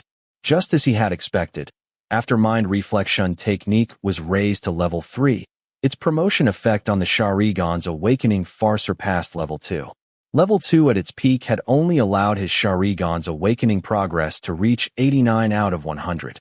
But after advancing to level 3, the effect greatly increased. Basically, every 50 points of proficiency accumulated would advance his Sharingan's awakening progress by 1 point. Thus, for over a month, Uchiha Qingming almost used all the chakra he could on practicing mind reflection technique.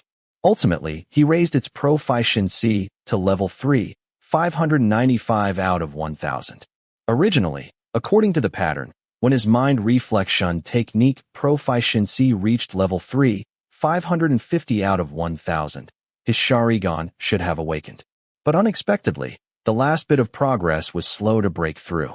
Now, his mind reflection technique proficiency had reached level 3, 595 out of 1,000, but he still hadn't broken through. However, it was close. An intuition told Uchiha Qingming that as long as he pushed mind reflection technique to level 3, 600 out of 1,000, he would definitely be able to awaken his Sharingan. Feeling his heart pounding in his chest, Uchiha Qingming took several deep breaths until his mood was completely calm before he began to use mind reflection technique. Once, twice, thrice, 5 times. Soon, the proficiency of mind reflection technique reached level 3, 600 out of 1,000. And in the very next moment, when Uchiha Qingming performed mind reflection technique for the 6th time, the special chakra in his mind, which was activated and catalyzed by it, suddenly surged. This chakra poured into Uchiha Qingming's eyes, as if reaching some kind of critical point, fundamentally changing his visual nerves. A sensation of soreness, numbness, and itchiness came over him, making Uchiha Qingming unable to resist rubbing his eyes. And when he moved his hands away, a pair of blood-red single-tomo Sharingan appeared in his eye sockets. In an instant, Uchiha Qingming felt as if everything around him became clearer, just like the image quality in front of him had changed from 720p to 1080p. The dust in the air, the texture on the leaves outside the window, the smiling faces of pedestrians on the distant street. Everything was so clear. Is this the Sharingan's vision? After a long while, Uchiha Qingming finally came back to his senses and couldn't help but let out a sigh. Then, he lowered his head and examined himself. Although he couldn't directly see chakra meridians and acupoints like with the Byakugan, he could see the amount of chakra and its general flow. Just like now, he could clearly see that his internal chakra was not much, and this chakra was still gathering towards his head and eyes. From this, one could imagine that in future battles, as long as he activated his eyes, he would be able to see these things. Then, no matter what the enemy wanted to do, he would be able to anticipate it in advance, and the advantage was self-evident. It's no wonder that a saying circulated in the ninja world: to deal with the Sharingan, 1-on-1, flee, 2-on-1, attack from behind. Indeed, in a head-on battle, when the strength difference was not significant, the Sharingan could be said to have held all the advantages. And this was only the Sharingan's insight effect. In addition to insight, the Sharingan also possessed 2 powerful functions: hypnosis, and copying. The former allowed Uchiha ninja to be unaffected by ordinary genjutsu and enhanced the effect of genjutsu against enemies. The latter allowed Uchiha ninja to replicate the opponent's taijutsu and ninjutsu. However, the development of this ability largely depended on the Uchiha ninja's own capabilities. For example, copying taijutsu. The enemy's movements might be easily copied. But if one's own physical fitness was not up to standard, even if copied, it couldn't be used, and forcefully using it might even harm oneself. Another example is ninjutsu. Firstly, ninjutsu related to bloodline limit cannot be copied. Secondly, ninjutsu that does not match one's own attribute cannot be copied either. For example, the current Uchiha Qingming, whose Chakra attribute is Fire Really SS, can only copy Fire Really SS ninjutsu before he develops other attributes. Furthermore, if one's understanding of the shape and nature transformation of Fire Really SS Chakra is not deep, the copied ninjutsu will also be superficial. Because of these restrictions, among so many Sharingan users, only Kakashi, who possessed all attributes and extraordinary talent, earned the reputation of the copy ninja. Recalling his thoughts, Uchiha Qingming closed his Sharingan, and with a thought, opened the Proficiency panel. Name: Uchiha Qingming. Age: from 10 to 11 years old. Physique: from 6 to 7. Spirit: from 7 to 9. Chakra: 230, with a maximum that has increased from 2,510 to 2,570. Bloodline: Sharingan, single tomoe, 1 out of 1,000. Skills: Chakra refining technique, from level 3, 2 out of 1,000, to level 3, 266 out of 1,000. Fire Really SS. Great Fireball Technique. Level 1, 50 out of 200. Mind Reflection Technique. Level 3, 601 out of 1,000. Ninja Tool Throwing. Level 3, 1 out of 1,000. Chakra Control. From level 3, 78 out of 1,000, to 102 out of 1,000. 3 Body Technique. Level 3, 0 out of 0. Basic Body Technique. Level 3, 0 out of 0. Just as he had expected, the awakening of the Sharingan led to an improvement in his aptitude. Among them, the physique attribute increased by 1 point, and the spirit attribute increased by 2 points. 1 point and 2 points might seem insignificant, but in reality, they are not. Whether it's the physique attribute or the spirit attribute, the later it gets, the harder it is to improve. The difficulty of increasing physique from 6 to 7 points and spirit from 7 to 9 points is not on the same level at all. If one had to compare, the latter's difficulty is at least 10 times that of the former. Therefore, this increase in the physique attribute was more like a side effect of the spirit attribute's improvement. And this is also more consistent with the characteristics of the Sharingan. Originally, the Sharingan was a power belonging to Ein Really SS, so it was normal for it to stimulate the growth of the spirit attribute after awakening. The growth of the physique attribute was actually more due to the continuous development of his body during this period, accumulating enough foundation, which naturally led to the change. The awakening of the Sharingan at most played a catalytic role in it. However, regardless of the process, the result was good. The improvement of the 2 basic attributes further enhanced his potential. Thus, his chakra refining technique also had a place to be used. When he operated it again later, he would be able to increase his chakra limit. As for how much it could increase specifically, it was still unclear for now. However, Uchiha Qingming estimated that it would not be less than 1,500 points. Shifting his gaze from the basic attributes, Uchiha Qingming looked at the bloodline section. The Sharingan, unawakened, 99 out of 100 that was originally there had already changed to Sharingan, single tomoe, 1 out of 1,000. Having a progress bar indicated that it could continue to evolve by grinding Proficiency, just like before. However, how exactly to grind still needed to be tested. In addition, the consumption of the Sharingan also needed detailed testing. Uchiha Qingming didn't want to be in the middle of a battle one day, suddenly discover he didn't have enough chakra, and then unluckily die. With the Proficiency panel, he could completely quantify these consumption amounts, thereby having a clear understanding. Chapter 28. Another week had passed in a flash. The time to depart for the battlefield was drawing nearer. That's right, The news had already been made public. This group of graduates, along with newly promoted Chunin and Geinin who failed to be promoted, as well as a large number of clan ninja, were all to head to the Reina country battlefield. The Reina country. Inside the room, Qingming sighed softly, falling silent. If there was one place he least wanted to go, it was undoubtedly the Reina country battlefield. The Reina country is located between the land of wind, the land of earth, and the land of fire, and also borders several smaller countries. Its unique geographical location has made it a contested area for various villages in every ninja world war. This time was no exception. San Ninja, Stone Ninja, Konoha Ninja, Bounty Ninja, the Reina country's own ninja, Akatsuki Organization Ninja led by Yaiko, Hidden Cloud Village and Hidden Mist Village Onbu Ninja, and so on. All forces, both overt and covert, were present, making the situation extremely complex. And the complex situation kept ninja from all sides on edge. The slightest disturbance could lead to a fight to the death. As a result, the Reina country had become a notorious ninja graveyard and battlefield meat grinder. The ninja there endured far greater survival pressure than on other battlefields. That's why Qingming didn't want to go there. Unfortunately, it wasn't up to him. As for defecting from the village, leaving aside the many ninjutsu he needed from the Uchiha clan and Konoha, he simply couldn't afford the price of becoming a rogue ninja. Although he had awakened his Sharingan, his overall strength was only at the Chunin level. With such strength, it would be impossible to escape the pursuit of the Konoha Onbu. Moreover, in these times, the outside world wasn't necessarily much safer.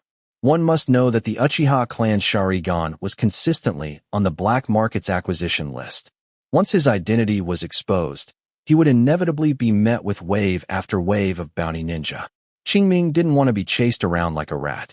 Rather than that, it was better to follow the village's arrangements and head to the battlefield.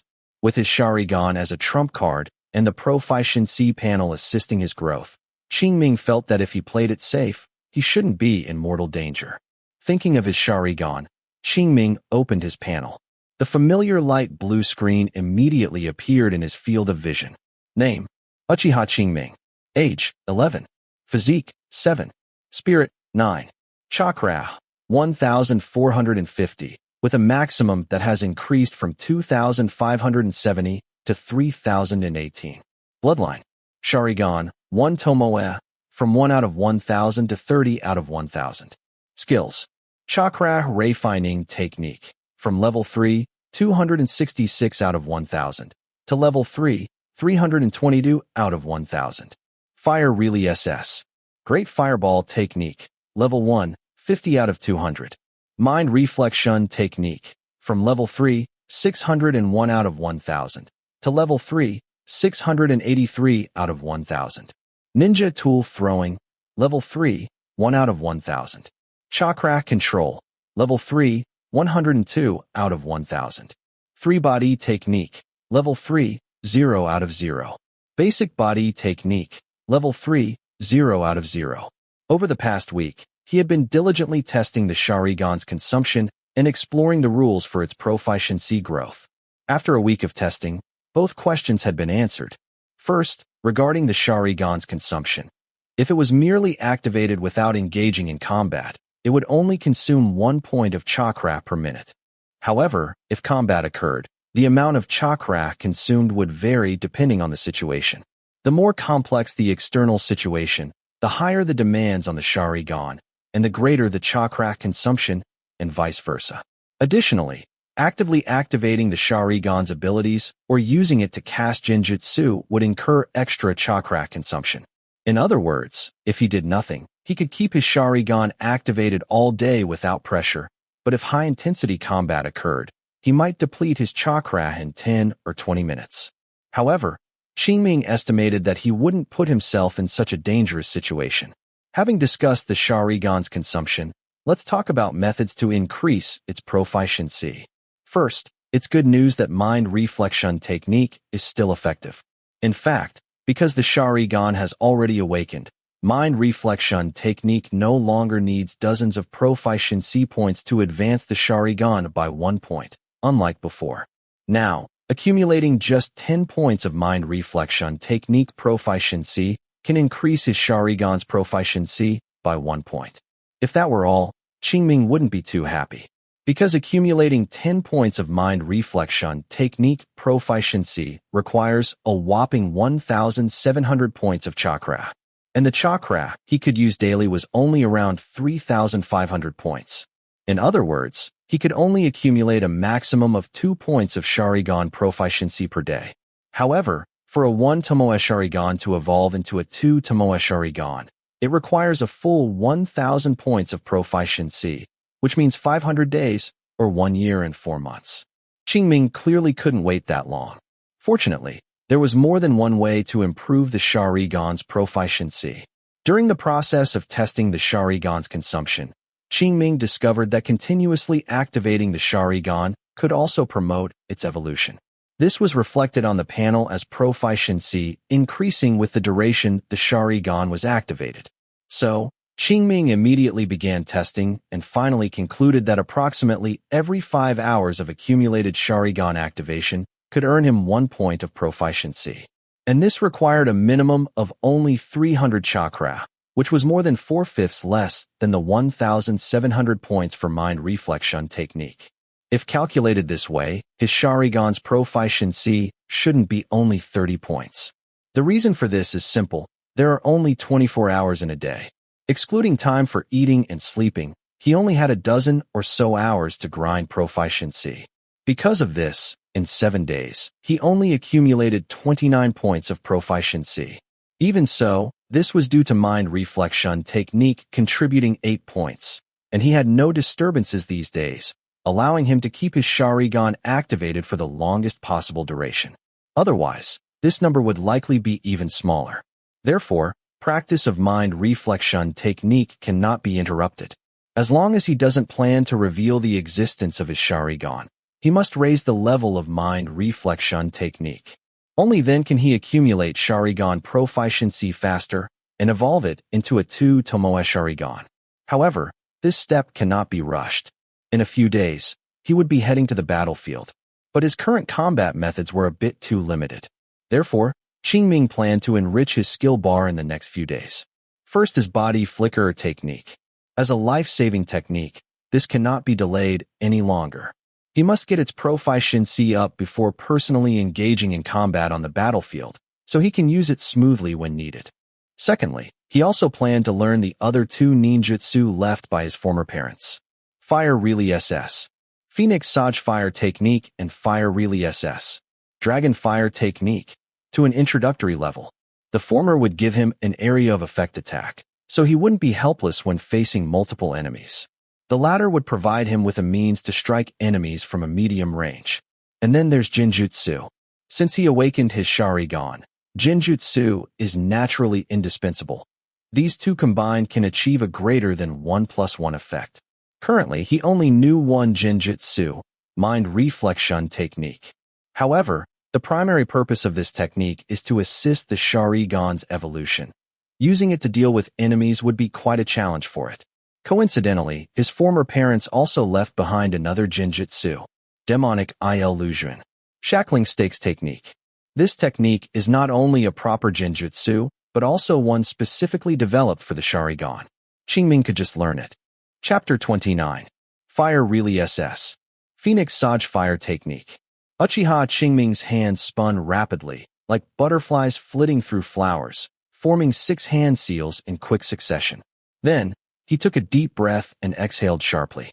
The next moment, balls of flame shot out from his mouth, like the seeds of a phoenix flower, flying towards 7 or 8 large trees in front of him. Sharingan. With a thought, Uchiha Qingming activated his Sharingan. In an instant, his pupils turned blood red, and a jet-black tomoe appeared within them, spinning rapidly like a windmill.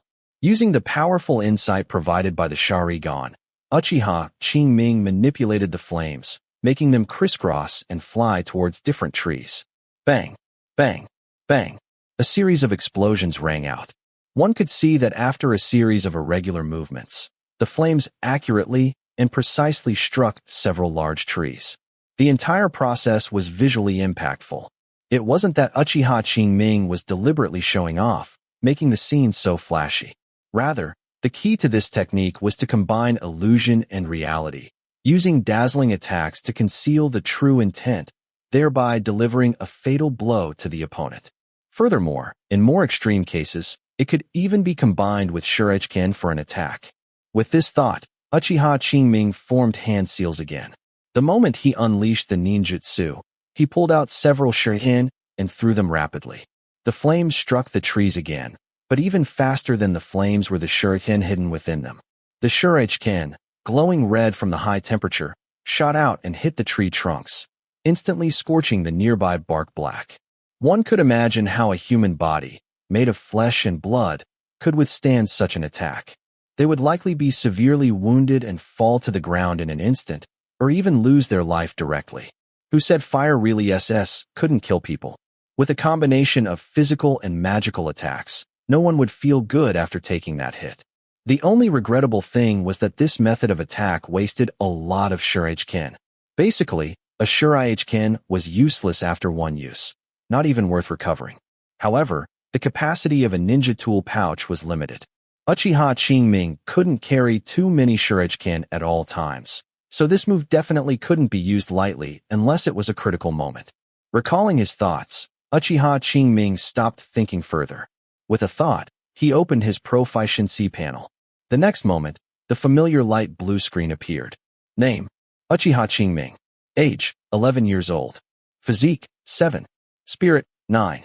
Chakra: 1,208, with a maximum that has increased from 3,018 to 3,210. Bloodline: Sharingan, single tomoe, from 30 out of 1,000 to 50 out of 1,000. Skills: Chakra Refining Technique, from level 3, 322 out of 1,000, to level 3, 346 out of 1,000. Fire Really SS. Great Fireball Technique, level 1, 50 out of 200. Fire Really SS. Phoenix Saj Fire Technique, level 1, 5 out of 200. Fire Really SS. Dragon Fire Technique, level 1, 1 out of 200. Demonic Illusion. Shackling Stakes Technique, level 1, 1 out of 200. Body Flicker Technique, level 1, 10 out of 200. Mind Reflection Technique, level 3, 683 out of 1,000. Ninja Tool Throwing, from level 3, 1 out of 1,000, to level 3, 60 out of 1,000. Chakra Control, level 3, 102 out of 1,000. 3 Body Technique, level 3, 0 out of 0. Basic Body Technique, level 3, 0 out of 0. At this time, 10 days had passed since he awakened his eyes, and 3 days had passed since he began practicing Fire Really SS. Phoenix Saj Fire Technique. Thanks to Fire Really SS. Great Fireball Technique having been mastered early, his practice of Fire Really SS. Phoenix Saj Fire Technique progressed by leaps and bounds. Because the two ninjutsu had commonalities, after only about 30 repetitions, his Fire Really SS. Phoenix Saj Fire Technique accumulated 100 proficiency points, successfully reaching entry level and advancing from level 0 to level 1. This process consumed about 2,500 chakra. Originally, it would have been 3,000, but his level 3, 102 out of 1,000 chakra control allowed him to save 15.5% of his chakra. So it became 2,500 points. In addition, there was Fire Really SS. Dragon Fire Technique. Having successively learned Fire Really SS. Great Fireball Technique and Fire Really SS. Phoenix Saj Fire Technique.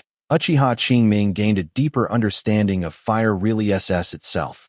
During this process, he subtly grasped some rudimentary knowledge about the shape and nature changes of fire attribute chakra. And any Fire Really SS was inseparable from these two. Therefore, Uchiha Qingming also achieved twice the results with half the effort when practicing Fire Really SS. Dragon Fire Technique. After only about 40 attempts, he accumulated 100 proficiency points and successfully mastered it. During his practice, deducting the chakra saved by chakra control, he consumed approximately 3,000 chakra. Thus, the two ninjutsu combined consumed 5,500 chakra. And in 3 days, The total amount of chakra he could use was around 10,000. Therefore, the remaining chakra was used for practicing demonic eye illusion, shackling stakes technique, and body flicker technique. The former was a genjutsu tailor-made for the Sharingan, so Uchiha Qingming learned it easily. After only about 20 repetitions and spending over 1,000 chakra, he successfully mastered it. During this period, Uchiha Qingming also discovered that the proficiency growth rate of the Sharingan had increased. So, Uchiha Qingming began to analyze and test the key factors. Finally, after intensified control of Fire Really SS, Phoenix Sage Fire Technique and Fire Really SS, Dragon Fire Technique, Uchiha Qingming figured out the reason. In fact, the principle was very simple. Use it or lose it. The more intensely the Sharingan was used, the faster it accumulated proficiency. How much faster exactly? According to Uchiha Qingming's estimation, it was about twice as fast as simply keeping the eye open to accumulate time. Unfortunately, this method consumed an extreme amount of chakra, averaging a full 1,000 chakra, to increase one proficiency point. Although it was less than the 1,700 points for mind reflection technique, it was far more than the 300 points for simply accumulating time. With his current chakra reserves, he simply couldn't sustain such consumption. Perhaps only when his chakra was abundant could he use this luxurious method to improve the Sharingan's proficiency. And this required that the level of his chakra refining technique not fall behind. With his current physique and spirit attributes, as long as the level of chakra refining technique increased, the amount of chakra he could use daily would inevitably greatly increase. At that time, he could try to use this method to farm proficiency.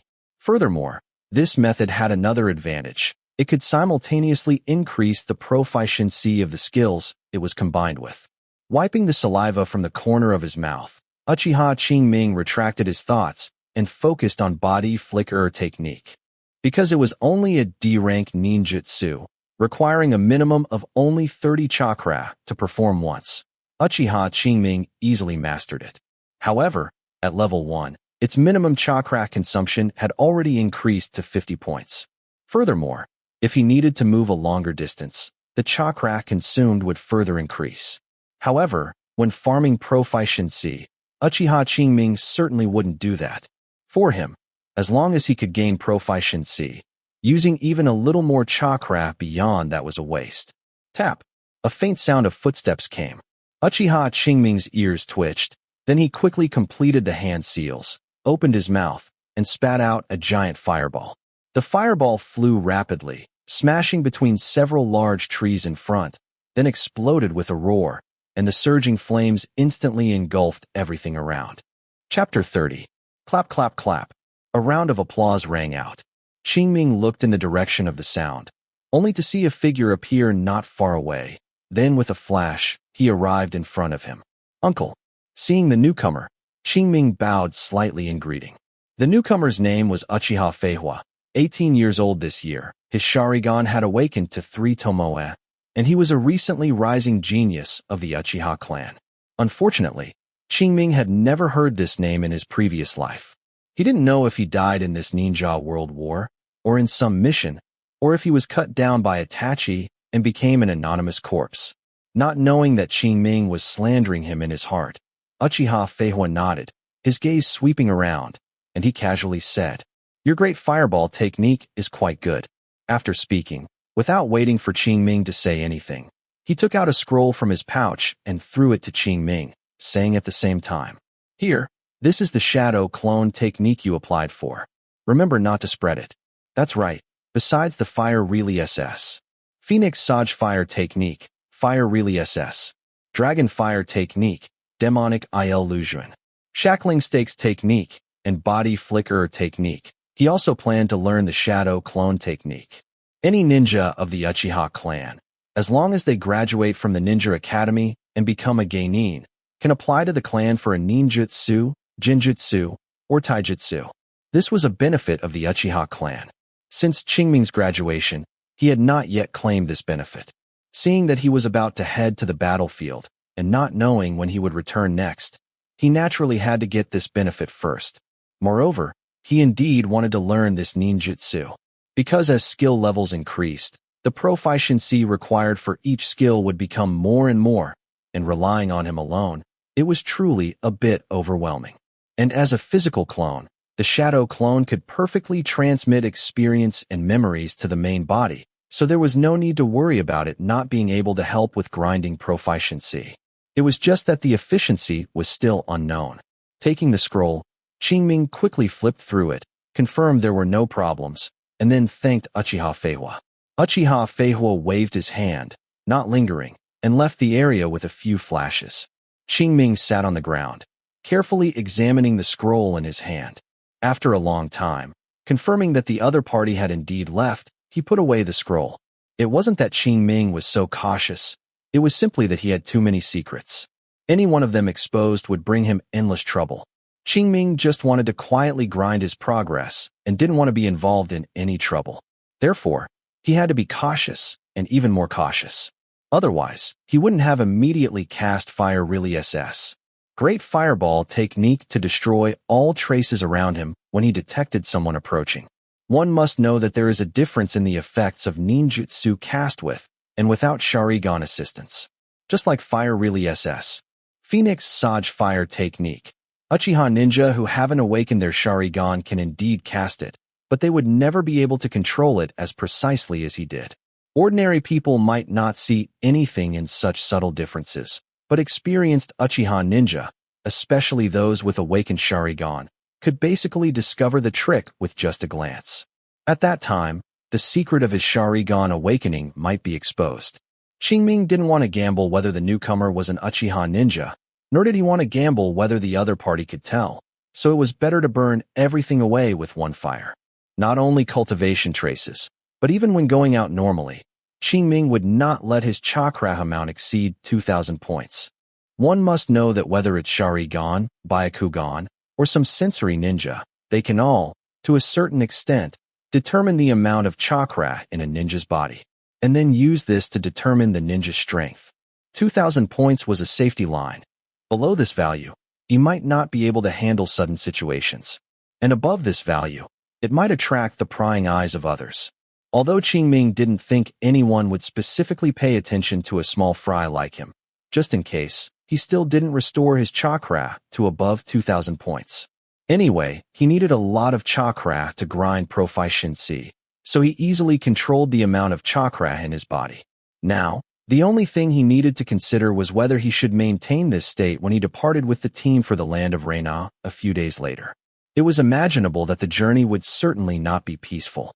Perhaps within the land of fire, the enemy would not dare to attack recklessly, but once they left the land of fire and entered the land of Reina, it would be uncertain. At that time, if he fell into a trap due to insufficient chakra, it would be a huge joke. Standing in place and pondering for a while, Qingming suddenly sighed faintly and muttered to himself, "Alas, now I only hope that when we depart, there will be more people. Otherwise, it will be really difficult." After speaking, he stopped thinking and began to quickly practice body flicker technique. As a planned escape method, Qingming had to grind it to a higher level. In a flash, time came to 3 days later. This morning, Qingming dressed neatly, tied on his ninja tool pouch, fastened his forehead protector, carried his backpack, and walked out of his room. Passing through streets and alleys, Qingming hurried to the gathering point. Along the way, he could occasionally see 1 or 2 ninja dressed similarly to him, carrying large and small bags, heading in the direction of the Konoha gate. That's right, today was the day of departure. They would first gather at the Konoha village entrance, then count the numbers, and finally, after confirming everything was correct, they would all head to the Reina country battlefield together.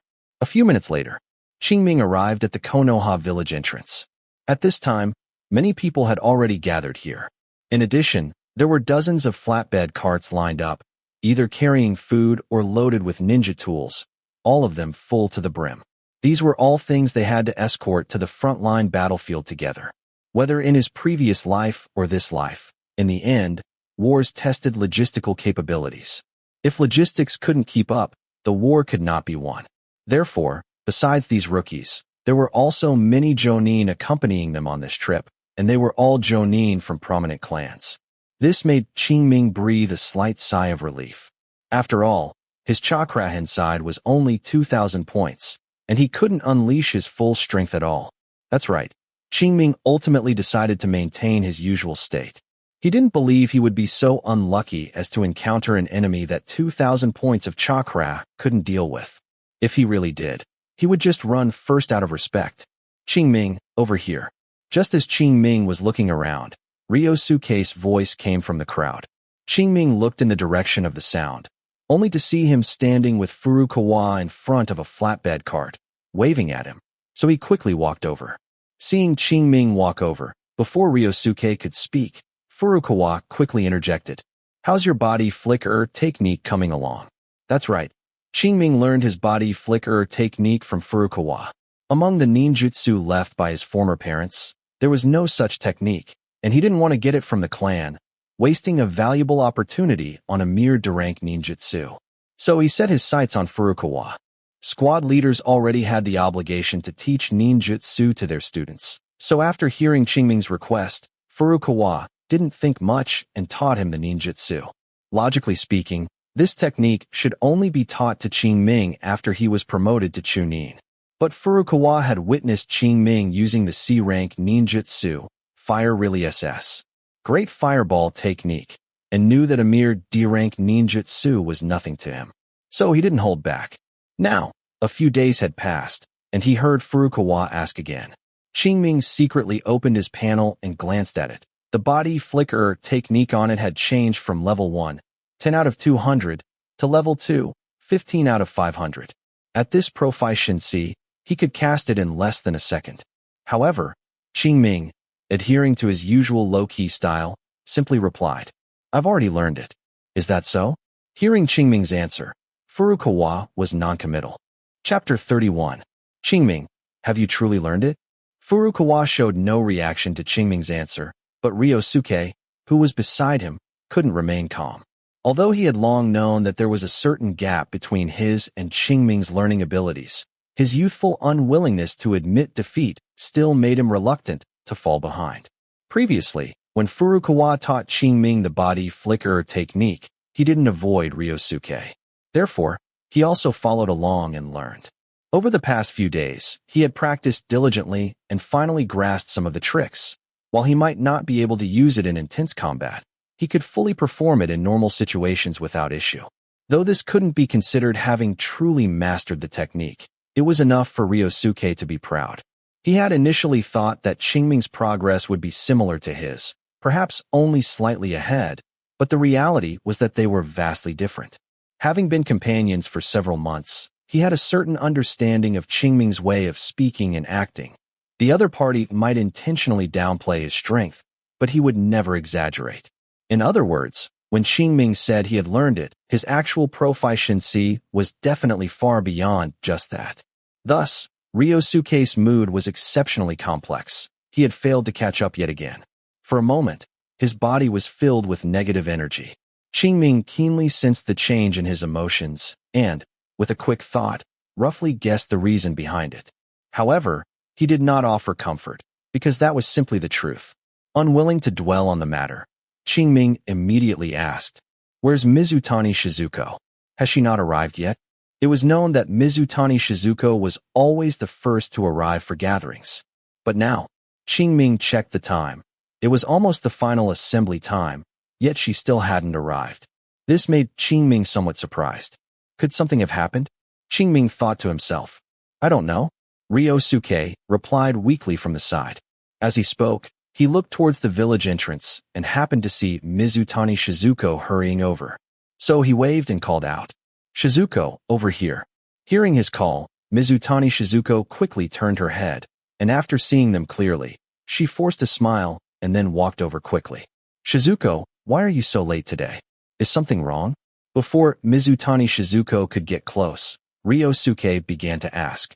Upon hearing this, Mizutani Shizuko shook her head, forcing another strained smile, and said, It's nothing, I just woke up late. Is that so? Ryosuke stroked his chin, saying earnestly, Then you should set an alarm clock so you won't oversleep, just like me. Looking at the rambling Ryosuke, Qingming didn't know if the other party was truly thoughtless or intentionally trying to ease Mizutani Shizuko's pressure. Anyone with eyes could tell that Mizutani Shizuko's late arrival at this time was not due to oversleeping. Her swollen eyes indicated that she had recently cried. Connecting this to the fact that they were about to head to the battlefield, it wasn't hard to guess that this was from bidding farewell to her family. And this also made Qingming deeply realize that this was a real world. Here, war was war. It wouldn't make death seem natural just because of a slogan or two. Ninja were also people. They had their own emotions, family, friends, and lives, and once they died, a large number of people would be affected. Therefore, many people feared war, but they were bound by a series of rules and concepts, forced to accept it. Alas, this is indeed a twisted world. Sighing inwardly, Qingming stopped thinking and began to calmly wait for the team to depart. Time passed by minute. After the team had fully assembled, the third Hokage, Hiruzen Sarutobi, appeared before everyone. Following that was a passionate and stirring speech. It had to be said that his words were very inflammatory. After one speech, the young Chunin and Geinin were so stirred up that they wished they could immediately go to battle and kill enemies. Even Mizutani Shizuko, who had been in a bad mood, showed a few smiles after listening to his words. Only the Jonin maintained serious expressions throughout, seemingly unaffected by his words. However, it made sense. Which Jonin hadn't fought their way out of a mountain of corpses and a sea of blood? Their will was so firm that a few words couldn't shake it. To motivate them, one either had to bind them with practical benefits or drive them with a sense of righteousness. Otherwise, why would they listen to you with empty words? Just because you are the Hokage? The Hokage wasn't chosen by everyone. Perhaps, probably. Qingming shook his head, no longer thinking about it. These things were still very far from him for now, and he didn't want to get involved in them. The ninja world was, in the end, a world where strength reigned supreme. As long as you had enough strength, even if you didn't understand anything else, you could speak with your fists. If you didn't like someone, just knock them down with one punch. Why consider so much? Therefore, increasing strength was the true path. A few minutes later, the speech concluded, and the team began to depart. Qingming roughly counted. There were about 30 Jonin, with 60 to 70 special Jonin accompanying them. As for the Chunin and Geinin combined, they totaled over 300, nearly 400 people. Such a large team naturally couldn't move too quickly. Moreover, there were dozens of supply carts. Thus, it took a full 2 weeks for them to leave the Land of Fire territory and enter the Reina country battlefield. And upon entering the land of Reina, they were greeted by continuous drizzle. Often, for 2 or 3 days, they wouldn't see the sun once. Therefore, the team's travel speed became even slower. Nearly another week later, they arrived at a canyon. After passing through this canyon and walking another few dozen miles, they would reach Konoha's main camp in the land of Reina. Their destination for this trip was there, and these dozens of carts of supplies were also being sent there. Qingming looked at the deep canyon ahead, his eyebrows twitching. Even as a battlefield rookie, he knew that such terrain was very suitable for an ambush. Qingming didn't believe the Jonin wouldn't realize this. Then why are they taking this route? Aside from being absolutely necessary, Qingming couldn't think of any other reason. In other words, Konoha's situation on the Reina country battlefield was far less optimistic than he had imagined. Otherwise, they wouldn't maintain such a supply route. Fortunately, the Konoha Jonin were not idle. Before entering the canyon, they had the team slowed down. At the same time, they dispatched several small teams to search ahead and on the cliffs on both sides for any enemy ambushes. Time passed by minute as the team slowly advanced.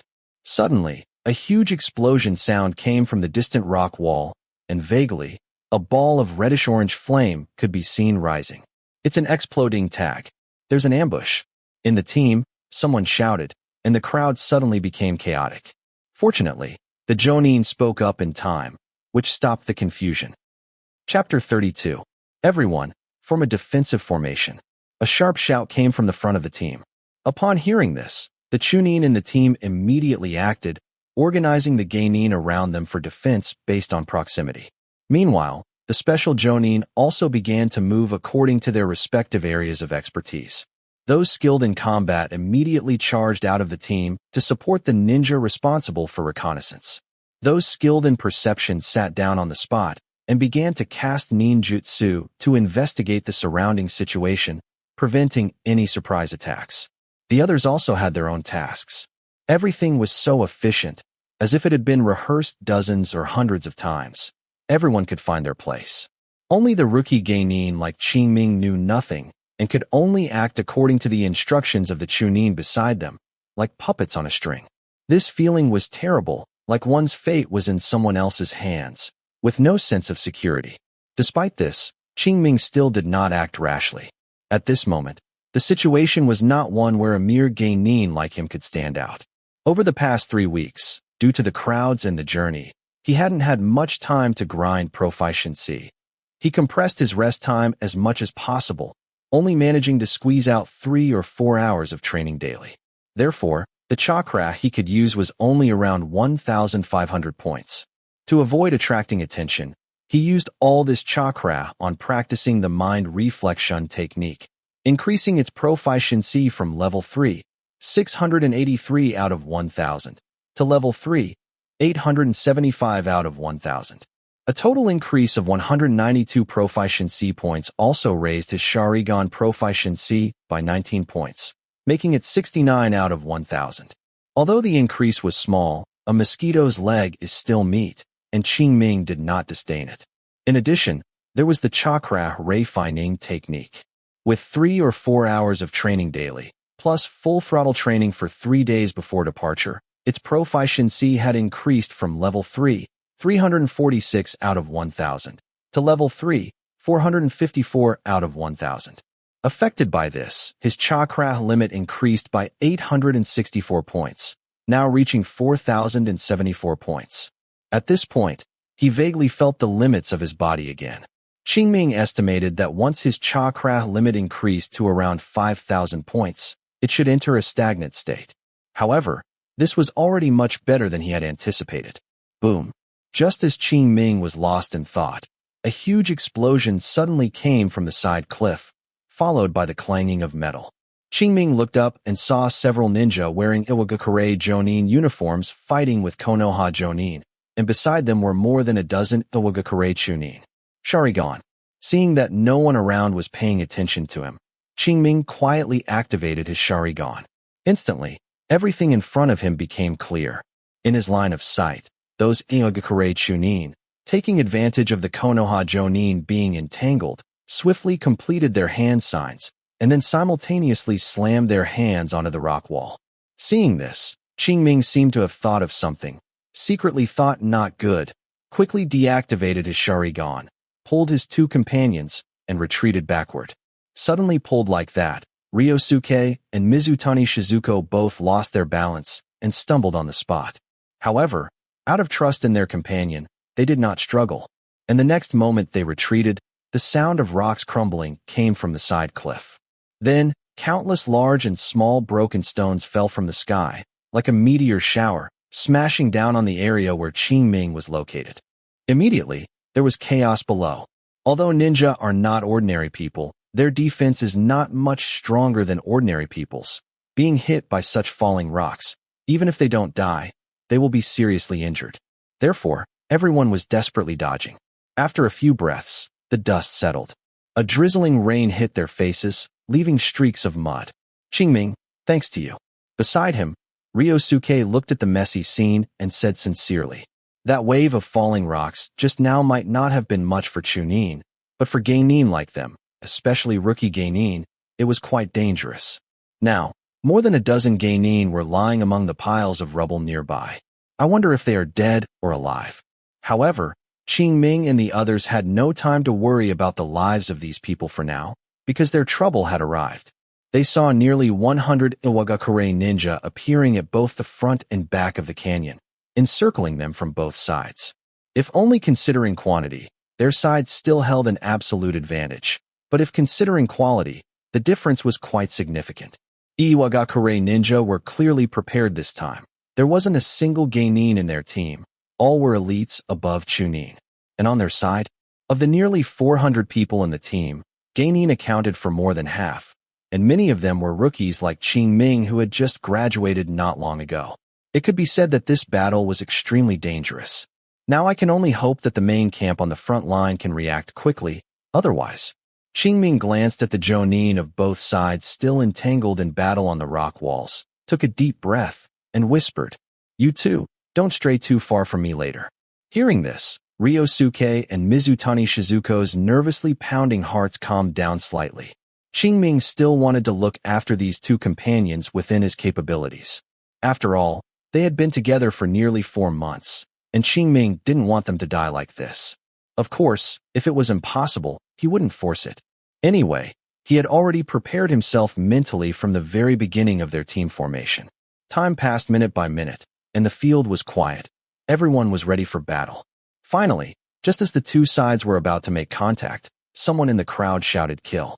In an instant, the entire battlefield became noisy, with roars, wails, sounds of weapons clashing, and ninjutsu impacts, all sorts of sounds endlessly ringing out. That single shout of "kill" seemed to have opened a switch, throwing the entire battlefield into chaos.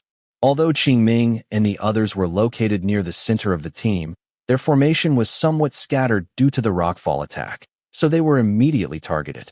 They saw more than 30 Ilgakure Chunin directly use Earth Relay SS to quickly approach their position from underground.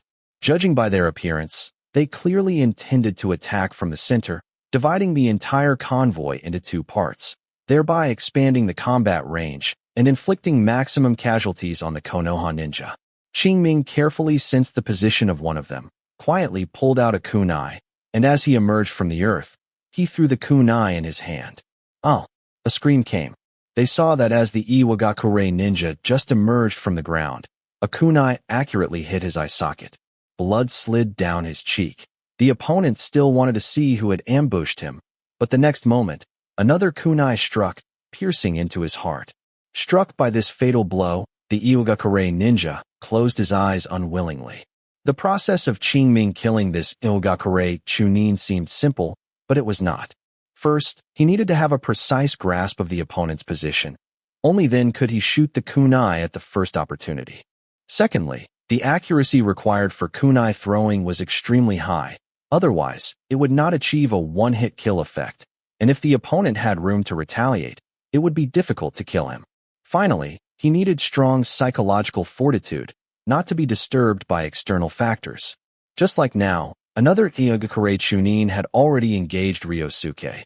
If he had chosen to block that opponent just now, he definitely wouldn't have been able to instantly kill the Iwagakure ninja in front of him. Chapter 33. Kawashi. Seeing that Iwagakure Chunin killed by Qingming in one blow, the Iwagakure ninja, who was fighting Ryosuke, was furious. After yelling, he forced Ryosuke back and charged directly at Qingming. Seeing this, Qingming did not dodge, but pushed off the ground with both feet and ran towards the opponent. Clang! 2 kunai clashed, emitting a crisp metallic sound. Both exerted force simultaneously, and the kunai rubbed violently, sending sparks flying. Looking at the rage in the opponent's eyes from close range, Qingming's expression remained unchanged. Perhaps the opponent had an exceptionally close relationship with the Iwagakure ninja he killed and was angry about his death, but he who kills will be killed. Once on the battlefield, one must be prepared for death. It's impossible for Qingming to remain indifferent when others are trying to take his life. Therefore, Qingming felt no psychological burden about killing the opponent. All sorts of thoughts flashed through his mind. Qingming grunted, forcefully parried the Iwagakure ninja's kunai, retreated half a step, and then pressed forward again. Clang, clang, clang. Piercing metallic clashes rang out continuously. Qingming wielded the kunai in his hand in an impenetrable manner, utilizing various combat techniques from basic body technique to their fullest extent. Although there were no profound techniques, he still fought the Chunin before him to a standstill. After pulling back the distance again, the two stood still. Ishii Ichiro looked at Qingming a few steps away, his rationality, which had almost been lost due to the death of his friend, gradually returned. Although he was reluctant to admit it, this young genin indeed had the qualifications to make him take him seriously. Putting everything else aside, in terms of close-quarters combat, the opponent was not much weaker than him. In fact, If it weren't for his richer combat experience and the advantage of an adult's physique, he might have suffered a slight disadvantage in the previous fight. And while Ichiro was observing Qing Ming was also observing the opponent. Through their recent exchange, he had roughly ascertained the opponent's strength. Although neither side had used other methods yet, Qingming was confident that the opponent was not his match. However, Qingming covertly glanced around. At this moment, the battlefield was in chaos, with sounds of fighting everywhere. Although Konoha had the numerical advantage, the sheer number of people also prevented the Chunin from fighting freely. The canyon area was not spacious, and the Iokure Chunin were well prepared. They simply did not engage the Konoha Chunin head-on. Whenever they had a chance, they would dive into the crowd, using the numerous Konoha Geinin as human shields. This way, with both sides mixed together, the Konoha Chunin were hesitant, not daring to use powerful ninjutsu, and even had to be careful with exploding tags. In contrast, these elite Iwagakure ninja had fewer reservations. Anyway, the Geinin in the field posed little threat to them, so they could move around freely, using their rich combat experience to inflict damage. Thus, with one side restrained and the other unrestrained, the outcome was predictable. Qingming didn't know about other areas, but in the vicinity, several Geinin had already fallen. Therefore, even though he was confident he could deal with the Iwagakure ninja in front of him, Qingming didn't plan to do so, as it would only attract more trouble. As the saying goes, a tree that stands out in the forest will be destroyed by the wind. Genius is often the target of ninja from various villages. Killing Kurwashi could be explained as a sneak attack, but openly killing Ichiro would be hard to justify. Qingming didn't want to be a trailblazer. He just wanted to safely muddle through until the war ended. So, from now on, he just needed to maintain a stalemate. Although Konoha was caught off guard, it wouldn't be completely wiped out. After all, this place was not far from Konoha's main camp in the land of Reina, and they might discover the anomaly at any time and send reinforcements. At that point, if Iwagakure didn't retreat in time, the situation would be reversed. Iwagakure's purpose in launching this surprise attack was to take advantage and weaken Konoha's reserve forces as much as possible, not to fight Konoha to the death. Therefore, Qingming estimated that these Iwagakure ninja would not stay here for long. What he had to do was to hold out for this period of time. And to hold out for this period of time, he couldn't let the Iwagakure ninja in front of him be idle. With this thought, Qingming wasted no more time. He raised his hand to form hand seals, activated body flicker technique, and like a gust of wind, he appeared before Ichiro and engaged him in combat. D-rank ninjutsu. Body flicker technique. Only when facing someone weaker than oneself can it exhibit an effect similar to teleportation. But when facing opponents of the same or higher level, their reaction capabilities can already perceive this level of teleportation. So, in their eyes, it just appears as a slight increase in speed. Therefore, even though Qingming used body flicker technique, Ichiro still reacted and made a blocking motion. This forced Ichiro to interrupt his ninjutsu casting process. That's right, Ichiro had just been planning to use ninjutsu to deal with Qingming. Since he had determined that Qingming was not weaker than him in close combat, he naturally wanted to play to his strengths and attack with ninjutsu, which Chunin are more proficient in. Unfortunately, this idea was detected by Qingming, so he had no chance. Not only now, but later as well. Regardless of whether he feigned a retreat or forcibly created distance, as long as there was any sign of him forming hand seals to cast ninjutsu, Qingming would interrupt him. Whether it was close-quarters combat or ninja tool throwing, he would ensure that the opponent had no opportunity to use ninjutsu. The samurai of the Land of Iron were able to secure a place in the ninja world by relying on this method. Although Qingming didn't possess the strength and speed of the samurai, his level 3 basic body technique combined with his level 3 ninja tool throwing was more than enough to suppress a mediocre Iwagakure Chunin. What's more, Ryosuke and Mizutani Shizuko were there to provide support. Although the strength of these two posed no threat to Ichiro, occasionally throwing a shuriken or two could still interfere with him. Thus, Ichiro was forced into entanglement with Qingming. Time passed by minute. The The battles on the outskirts and on the cliff were still ongoing, and the commotion caused by the Jonin grew louder and louder. From time to time, combat aftershocks swept over, forcing everyone in the field to dodge. Ichiro even seized an opportunity because of this. He dodged the falling rocks above his head, raised his hands, quickly completed the hand seals, and in a breath, used Kurei's signature ninjutsu, Earth Really SS, Earth Mausoleum Spear. Looking at the dense array of spikes emerging from the ground, Qingming didn't hesitate. He immediately pulled Ryosuke and Mizutani Shizuko back, narrowly avoiding the attack. Without waiting for him to launch a second wave of attacks, Qingming let go of Ryosuke and Mizutani Shizuko. Then, with a touch of his palm, 3 kunai were in his hand. He then casually threw them, accurately shooting towards Ichiro's throat, heart, and lower abdomen. Looking at the rapidly incoming kunai, Ichiro's heart skipped a beat, and he quickly dodged to the side. During their previous fight, the kunai thrown by Qingming had left a deep impression on him, so he naturally didn't dare to be careless now.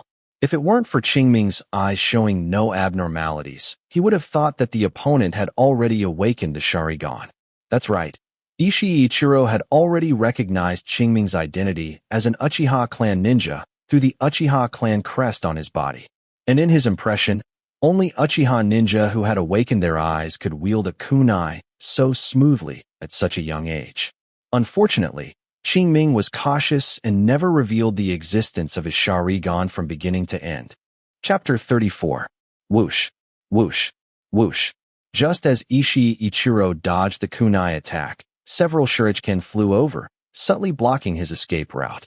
Left with no choice, Ichiro could only swing the kunai in his hand to parry the incoming shuriken. Seizing this opportunity, Qingming once again used body flicker technique, rapidly approaching Ichiro. After that, events unfolded just as before. The two became entangled once more. Ryosuke and Mizutani Shizuko kept Qingming's instructions in mind, staying close to him and cooperatively interfering with Ichiro's movements. Damn it!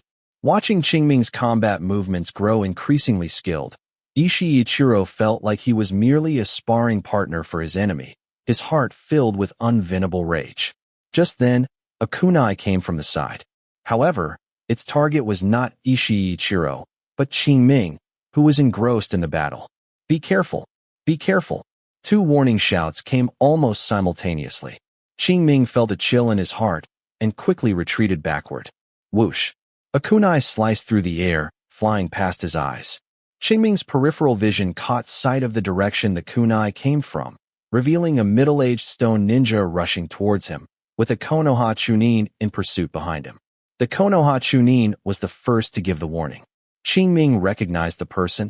It was the Chunin who had organized their defense not long ago. That person had been going around putting out fires, and now he had come to Qingming's location. It's just that. Qingming looked at the middle-aged stone ninja who had just ambushed him, his expression not looking good. If it weren't for that guy's move, he would still be gaining combat experience from Ichiro. Sigh. It would have been so much better if I could just slack off, but he had to force my hand. That's right. Qingming had already made up his mind to act. The opponent had clearly set his sights on him. In this situation, if he continued to hold back, he would be surrounded. Since that was the case, he could only strike first to gain the advantage. As for exposing his strength, then let some of it be exposed. With a thought, Qingming pulled out 6 shuriken and then threw them with force. 3 were used to block the opponent's retreat, 3 to predict his movements, and the remaining 2 directly aimed for his chest and abdomen vital points. The middle-aged stone ninja seemed not to have expected Qingming's counterattack to be so decisive, so his response was slightly stiff. With that delay, the Konoha Chunin from behind caught up and engaged him in a fierce battle, clanging and clashing. However, everything has its pros and cons. Qingming stopped the opponent from approaching, but he also gave Ichiro a chance to catch his breath.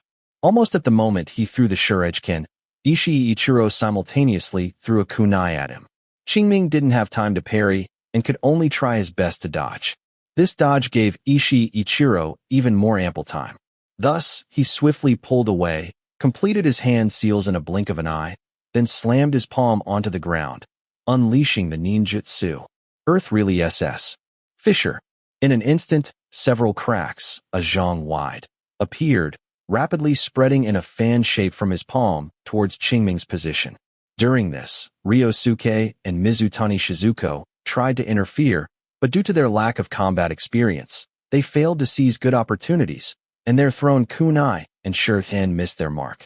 Ultimately, they allowed him to successfully unleash the ninjutsu. Feeling the constantly shaking ground beneath his feet and watching the rapidly spreading cracks advancing towards him, Qingming's expression was serious. He raised both hands, completed the hand seals at the fastest speed he had ever achieved, and unleashed body flicker technique. Finally, before the cracks could engulf him, he used his speed advantage to escape the range of the ninjutsu. It must be said that this kind of ninjutsu, which can cause earthquake effects, is very unfriendly to ninja who cannot fly.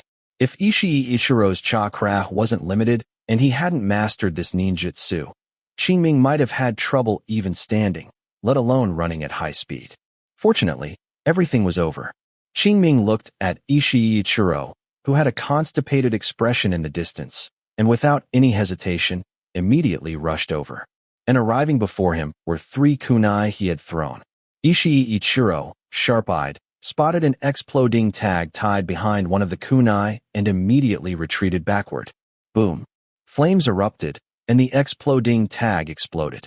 A visible shockwave rapidly spread outwards from the kunai's center. Such a large commotion caused the surrounding battlefield to fall silent. However, Qingming paid no attention to this. Since he had decided to act, he would not hesitate in the slightest. Under the cover of the exploding tag's flames, he approached Ishii Ichiro. Then, just as Ishii Ichiro thought he was going to engage in close combat again, Qingming suddenly stopped, his hands dancing, forming the 6 hand seals of child. Tiger, dog, ox, rabbit, tiger in a breath. Taking a deep breath, gathering fire releases chakra in his throat, Qingming violently exhaled. The next moment, fireballs resembling phoenix flower seeds appeared one after another, flying towards Ishii Ichiro. Leaving aside the effectiveness of this ninjutsu, just the spectacle alone was absolutely one of the most magnificent, perfectly fitting the Uchiha's prestige. However, Ishii Ichiro had no time to appreciate this scene. When he saw Qingming forming hand seals, he had an ominous premonition. Now, that premonition was coming true, but he could only choose to dodge. Fireball after fireball flew, Ishii Ichiro dodging left and right, finally managing not to be completely engulfed by the flames. But injury was unavoidable. When the flames extinguished, his clothes were scorched in many places, and several blisters had appeared on his face. This was only because Qingming's fire really SS. Phoenix Saj fire technique was not high level. The flames it produced were of average power, and he hadn't activated his Sharingan for assistance, making precise strikes impossible, which was why the opponent only sustained minor injuries. Otherwise, with such a good opportunity, if not directly killing the opponent, he could at least have severely wounded him. Fortunately, he had a backup plan. Without waiting for the chakra in his body to calm, Qingming once again began to form hand seals. Seeing this, Ishii Ichiro's heart panicked, and he was about to use ninjutsu to escape. But before he could make any move, a forceful spirit energy rushed into his mind, causing an image of Qingming throwing a kunai to appear before his eyes. Ishii Ichiro didn't have time to think and instinctively dodged to one side. But the next moment, a piercing pain came from his chest. Ishii Ichiro looked down and saw a kunai embedded in his heart. In the last moments of his life, Ishii Ichiro laboriously looked up at Qingming, saw that his arm had not yet fallen, and then murmured, "Is it Jinjutsu?" That's right, just now, Qingming had cast Jinjutsu on him. However, it wasn't demonic illusion. Shackling stakes technique, but the nominal mind reflection technique. Demonic illusion. Shackling stakes technique requires the Sharingan, and although Qingming planned to expose some of his strength, it did not include the Sharingan. Therefore, he naturally couldn't use this technique. That left only mind reflection technique. Although this technique was nominal, and its main function was to assist in Sharingan evolution, it still had some Jinjutsu effects after all. It could, to a certain extent, disturb the target's senses, thereby affecting the target's judgment. Just now, he had made Ichiro see a false image of him throwing a kunai in advance, and after he dodged, he chose to truly strike. Ultimately, he achieved a one-hit kill. As for why Ichiro fell into the trap without resistance, it was entirely because Qingming's mastery of this technique was too high. Level 3, almost level 4, was the highest proficiency among all his skills. Although the effect achieved when cast did not reach the level expected of an A-rank Genjutsu, it was not weaker than a typical C-rank Genjutsu. It was normal for Ichiro to fall for it. After all, who would have thought that he, a mere genin, would master so many skills? Chapter 35. Whoosh. A kunai shot from behind. Ryosuke seemed to have eyes in the back of his head. He slightly shifted his body, avoiding the sneak attack. Turning to look in the direction the kunai came from, he saw an Uchiha Chunin abandon the two kunai genin he was suppressing and rushed directly towards him. Not only him, but another Iwagakure ninja also abandoned his opponent and moved towards him. Clearly, these two intended to team up against him. Ryosuke had anticipated this. When that middle-aged Iwagakure ninja ambushed him earlier, he knew he had entered the Iwagakure ninja's sight, and being targeted was only a matter of time. If he couldn't avoid it, then he would take the initiative. That's why Ryosuke chose to swiftly kill Ichiro. The purpose was to disrupt their rhythm. Just like now, with Ichiro dead, these two had no choice but to abandon their current targets and focus their energy on him. On the surface, Ryosuke seemed to become a shield for these Konoha genin, but a deeper thought revealed that the risk he bore had not actually increased. In fact, overall, it was even smaller. Because, following their rhythm, these two, after killing their targets, would likely team up with Ichiro to besiege him. But now, with Ichiro dead, the number of attackers besieging him decreased from 3 to 2, significantly reducing the danger. At the same time, the surviving Konoha genin, whether they wanted to or not, would attract the attention of other nearby Iwagakure ninja, thereby reducing the number of potential opponents for him. This way, as long as he maintained control of the rhythm, he wouldn't have to face more enemies for a while. Various thoughts flashed through his mind, and Ryosuke no longer wasted time. He immediately pulled out a kunai and rushed towards the two opponents. Seeing Ryosuke charge straight at them, the two Iwagakure ninja didn't waste words. After exchanging a glance, they also rushed towards Ryosuke, clearly intending to engage him in close combat. Generally speaking, unless one is a genius-level ninja, their chakra reserves are very limited. Therefore, during combat, ninjutsu is usually not frequently used, especially on such a chaotic battlefield, because no one knows if an enemy might appear and kill them after their chakra is depleted. So, every ninja is a calculating individual. Admittedly, Ryosuke had displayed impressive close combat abilities when fighting Ichiro, but that was a one-on-one battle. Now, with these two Iwagakure ninja teaming up, they didn't believe Ryosuke would still be their opponent. So, upon seeing Ryosuke close the distance and prepare for close combat, they chose not to evade but to engage him directly. In fact, they were even a little relieved. After all, Ryosuke's use of ninjutsu to kill Ichiro was still fresh in their minds, and although they didn't say it, they were somewhat wary. Now that Ryosuke chose close combat, it suited them perfectly. They simply couldn't believe it. Could Ryosuke really take on two at once? And the facts were as they expected. Even with basic body technique cultivated to level 3 mastery, all its techniques fully grasped, and a wave of practical experience gained from Ichiro, Ryosuke still couldn't fight two opponents at once. Thus, in a short time, he accumulated several wounds on his body. Fortunately, they were all superficial injuries and did not temporarily affect his combat effectiveness. Clang, clang. Ryosuke swung his kunai, successively blocking the attacks of the two Iwagakure ninja, then took a step back, briefly widening the distance.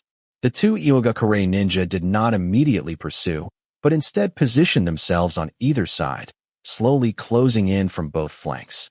During this, they didn't forget to use psychological tactics to affect Ryosuke's fighting will. Kid, stop struggling. You can't beat us. Surrender now and lay down your weapons, and maybe we'll spare your life. One of them said. Yeah, kid, look around. Is there anyone who can help you? Surrender now to avoid further pain. The other echoed. Hearing this, Ryosuke glanced at the battlefield out of the corner of his eye. Indeed, everyone nearby was currently fighting. No one could help him, not even Ryosuke and Mizutani Shizuko. At this moment, they were fighting a young Iwagakure ninja, with another Konoha genin assisting. 3 against 1, the situation wasn't very optimistic, but there was no immediate danger to their lives. After confirming this, Ryosuke secretly let out a sigh of relief. Then, he refocused his attention on the 2 opponents in front of him. Indeed, fighting 2 opponents, without activating the Sharingan, and relying solely on close combat ability, he was not their match. But similarly, it would be difficult for these 2 to simply kill him. Thus, the situation reached a stalemate. And this was exactly what he needed. As long as he could maintain this situation, Ryosuke was in no hurry at all. Time was on his side. As soon as reinforcements arrived, the crisis would naturally be resolved, and there was no need to fight these 2 to the death. With this thought, Ryosuke's mindset became even more stable. Seeing that Ryosuke was not at all affected by their words, the 2 Iwagakure ninja stopped wasting their breath and charged at him again. Clang, clang, clang. Piercing metallic clashes rang out one after another. Ryosuke, with his senses fully engaged, fought 2 opponents, only slightly at a disadvantage. The battle continued for a minute or 2. Finally, one of the Iwagakure ninja couldn't hold back. After signaling his teammate, he suddenly pulled back, seemingly preparing to use some ninjutsu. Seeing this, Ryosuke inwardly thought, "This is bad." Although he had known that the 2 wouldn't let him drag out the time like this, their sudden change of tactics still caught him off guard. He had expected to be able to stall for at least a few more minutes, but their impatience in such a short time still left him somewhat unprepared. Ryosuke was about to create distance, but the remaining Iwagakure ninja suddenly intensified his assault, making it impossible for him to disengage for a moment. In this critical situation, Ryosuke thought, "Should I use the Sharingan?" With a planned attack against an unsuspecting opponent, Ryosuke was confident he could kill the Iwagakure ninja in front of him with one blow, but he wasn't sure if he could hide it from the other Iwagakure ninja. If the Sharingan was exposed, not to mention the subsequent trouble, he feared a swarm of Iwagakure ninja would come to besiege him then. After all, every Uchiha ninja who awakened the Sharingan was a potential asset. If they could be eliminated, the credit would undoubtedly be significant. Moreover, the Sharingan was not protected by a caged bird seal, and Iwagakure wouldn't mind capturing one for research. Of course, without using the Sharingan, Ryosuke might not necessarily be in danger, but this feeling of losing control over the situation made Ryosuke feel very insecure. Just as Ryosuke was in a dilemma, several sharp whistles of varying lengths suddenly sounded on the battlefield. Hearing these whistles, the Iwagakure ninja, who had been attacking frantically, suddenly stopped their movements, their expressions changing drastically, and quickly exchanged glances with the Iwagakure ninja, who had retreated to the rear. Then, both of them simultaneously formed hand signs, performed a certain earth risks ninjutsu, and rushed together towards the outskirts of the battlefield. This is a retreat? Ryosuke was both surprised and delighted. If the opponents retreated, he wouldn't have to agonize anymore. Chapter 36. They're running. Stop them. Don't let them escape. Sounds echoed one after another across the battlefield. Clearly, Qingming wasn't the only one who noticed Iwagakure's intentions. Some tried to stop them, but Qingming remained unmoved. He had already contributed enough to this battle, and with stability in sight, he really didn't want to cause any more trouble. However, Iwagakure choosing to retreat indicated that Konoha's reinforcements had arrived, or were at least not far off. As he was thinking this, a massive creature suddenly appeared from a distant cliff. It was a gigantic venomous snake with horns on its head and purple markings all over its body, its fierce eyes filled with the oppressive aura of a top predator. Manda, Qingming murmured. That's right, this giant snake was none other than Manda, the summoning animal from Uchiha cave. As for how Qingming recognized it, it was simple. Standing on its head, between its 2 horns, was a pale-skinned, sinister-looking man with golden vertical pupils and purple eyeshadow. Who else could it be but Orochimaru? Combined with the giant snake's appearance, it was easy to guess its identity. If nothing unexpected happened, these were the first reinforcements. What Qingming hadn't expected was that Orochimaru would come in person. One must know that he was Konoha's supreme commander on the Reina country battlefield. Leaving main camp so rashly was truly ill-advised. However, upon thinking of his strength, Qingming felt relieved. As one of the Seinin, Orochimaru's strength was absolutely no weaker than any Kage-level expert. With such power, who could possibly contend with him on short notice? Moreover, this place wasn't far from Konoha's main camp in the land of Reina. If he truly encountered an ambush, Orochimaru only needed to stall for a short time, and support would quickly arrive. Thus, a brief departure from main camp was no big deal. Furthermore, with Manda, he could reach the battlefield in the shortest possible time and control the situation with absolute strength. This way, he could not only buy time for subsequent reinforcements, but also reduce their own casualties. Killing two birds with one stone, why not? Afterward, events unfolded much as Qing Ming had predicted. Orochimaru immediately took control of the situation upon his arrival, blocking over a dozen Iwagakure Jonin with just a few ninjutsu. Counting those stopped by other Konoha Jonin, nearly half of the Iwagakure Jonin who attacked this time were left behind. In addition, dozens of Iwagakure Chunin were also intercepted. Clearly, Orochimaru's personal presence caught Iwagakure off guard and disrupted their plans. Otherwise, Iwagakure, having come prepared, shouldn't have retreated so hastily. That's right, it was hasty. Otherwise, how could so many people have been left behind? That whistle just now must have been an emergency retreat order. It was precisely because of this that the Iwagakure Chunin fighting him changed his expression drastically upon hearing the whistle, then hastily fled.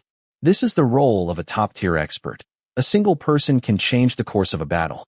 The Iwagakure ninja who had been so imposing just moments ago instantly became a stray dog, being chased away.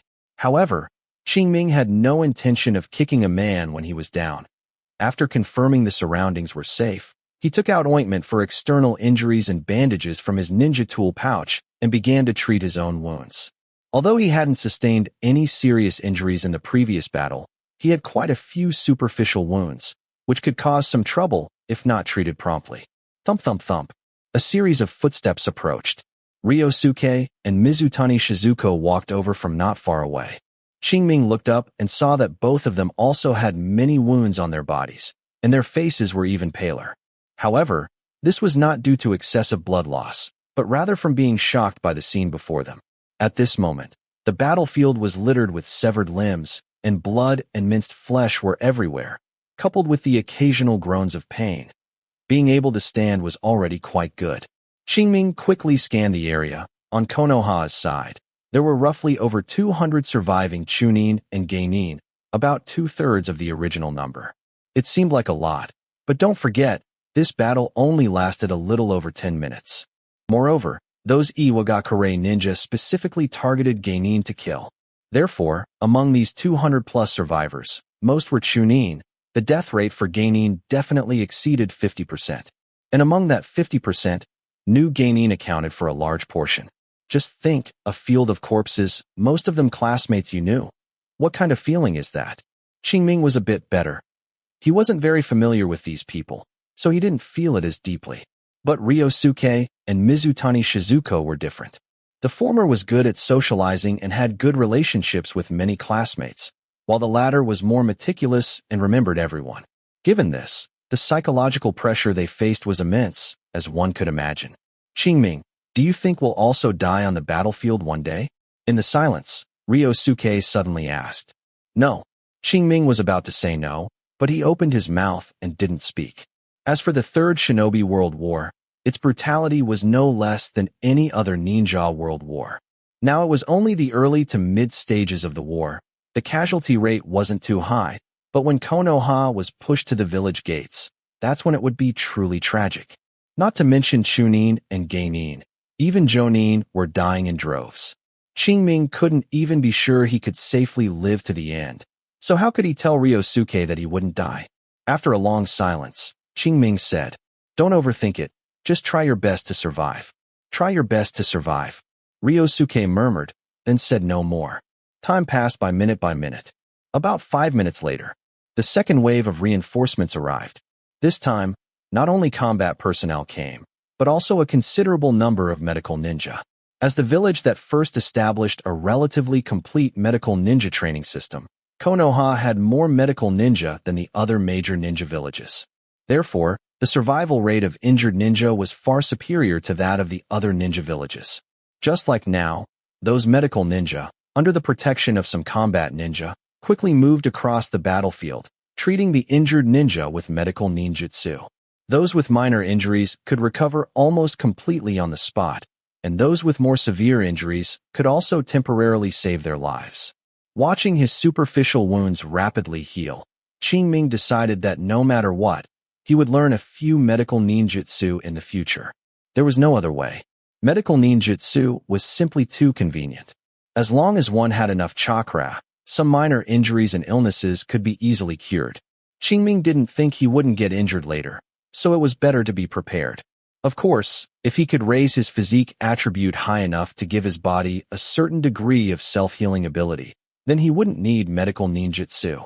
But that was a long time from now. The battlefield was so dangerous, he definitely needed to learn 1 or 2 medical ninjutsu for emergencies first. All done. The medical ninja in front of him removed his hand from Qingming's shoulder and instructed, "Don't get it wet or do strenuous exercise for the next few days. It should fully recover in about 3 days." "Thank you." Qingming sincerely thanked him. "You're welcome." The medical ninja replied, then hurried towards another injured person. Chapter 37. Whoosh. A figure suddenly appeared before them. Furukawa-sensei. Qingming, Ryosuke, and Mizutani Shizuko immediately stood up to greet the newcomer. Indeed, the person who arrived was none other than Furukawa. As a jonin, Furukawa's missions were much more demanding than theirs, so he naturally couldn't stay with them all the time. Otherwise, they wouldn't have been bullied by a few Iagakure chunin just now. "Sensei, is the battle over?" Qingming glanced at the gradually subsiding sounds of fighting in the distance and asked. Furukawa nodded, his gaze sweeping over the 3 of them, and he said with satisfaction, "You're all still alive. Excellent." However, upon hearing his praise, Qingming and the others remained silent. Furukawa didn't mind this.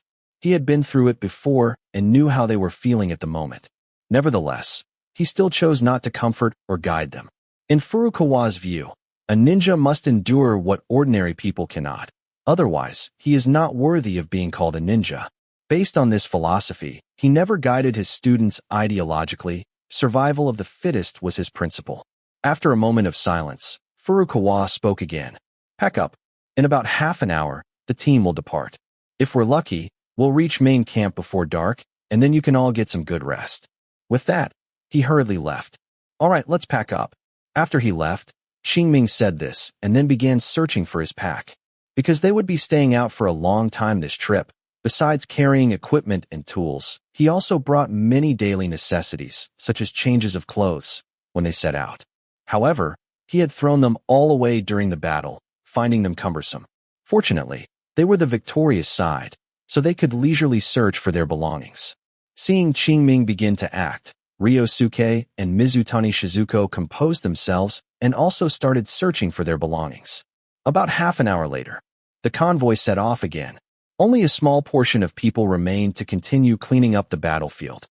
That night, in the center of a dense forest, inside a tent, Qingming sat cross-legged, meditating calmly, refining chakra. At this moment, he had already arrived at Konoha's main camp in the land of Reina. According to Furukawa, for the next period, their main task was to adapt to the battlefield environment and adjust their mindset. During this time, there would be no very demanding missions. Undoubtedly, this was a rare opportunity for Qingming. He could use this time to elevate his strength to another level. Judging from today's battle, without activating his Sharingan, his strength was only slightly stronger than an average chunin. One-on-one combat was fine, but if he encountered 2 or more enemies simultaneously, it would be somewhat dangerous. Even if the enemy had no qualms and unleashed their full power, one person would be enough to pose a slight threat to him. Although the threat was small, there was always a possibility of him getting injured. If he used his Sharingan, his strength should surpass most chunin. But a chunin was nothing on the entire battlefield.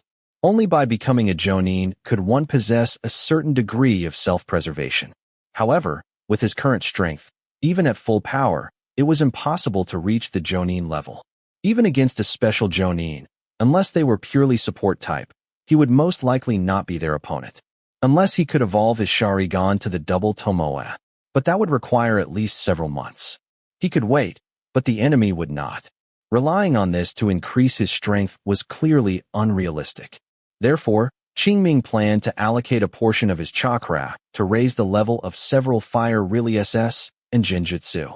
This way, he could increase his combat power in a relatively short period. Thus, his self-preservation ability would naturally increase. Although doing so would slow down the evolution of his Sharingan, if he lost his life, what good would the Sharingan be? Only by preserving his life first could he have a chance to talk about the future. Otherwise, everything would be futile. 1 month later, outside main camp, 1 large and 3 small figures were moving through the forest. It could be seen that they were very cautious, not only constantly observing their surroundings, but also stopping from time to check for hidden traps and markers. These 4 people were none other than Team 17, consisting of Furukawa, Qingming, Ryosuke, and Mizutani Shizuko. At this moment, they were performing a patrol mission to guard main camp. Or rather, for the past month, they had been performing this mission. Only with time, the defensive area they were responsible for became increasingly important. Of course, importance also meant danger. Initially, they would not encounter an enemy even once every 10 days or half a month, and the missions were relatively easy. But once they adapted to the battlefield environment and their assigned area changed, the missions were no longer so easy. Now, almost every few days, they would discover traces of enemy infiltration. Although most of the time the enemy had already fled by the time they arrived, there were still a few times when the enemy did not have time to retreat. At such times, it was a fight to the death. None of the enemies sent to carry out infiltration missions were easy to deal with. Therefore, every encounter could be described as perilous. It was only because their team leader was a true jonin that he could, to a certain extent, provide a safety net for them. Otherwise, Team 17 might have already suffered casualties. But it must be said that such an environment was very good for training. Whether it was Qingming, Ryosuke, or Mizutani Shizuko, after a month of these missions, all traces of their student-like demeanor had vanished, replaced by a sense of efficiency. Just like now, when the 4 stopped, without Furukawa needing to instruct them, the 3 of them instinctively began their respective tasks. Qingming was responsible for vigilance, while Ryosuke and Mizutani Shizuko were responsible for checking nearby traps and markers. Everything was so orderly. A moment later, Ryosuke and Mizutani Shizuko returned to the team and reported, "Sensei, no problems." "Very good." Furukawa nodded and said, "Let's go to the last point." "Yes, Sensei." X3. The group of 4 headed to the last mission point. Along the way, no one spoke unless necessary, and all 4 pairs of eyes were focused on their surroundings, vigilant for any potential dangers. Fortunately, their luck was good today. After checking the last mission point, they found no trace of the enemy. Qingming and the others all unconsciously let out a sigh of relief. After waiting for a moment and completing the handover with the incoming patrol team, they returned to their temporary encampment. Deep into the night, inside the temporary encampment, Qingming once again completed the mind reflection technique. A moment later, he opened his eyes, and a hint of understanding flashed within them. "So this is level 4. Murmuring to himself, Qingming raised his hands again and began forming hand signs to cast the mind reflection technique. The next moment, his hands blurred, and the hand signs were already completed with unimaginable speed.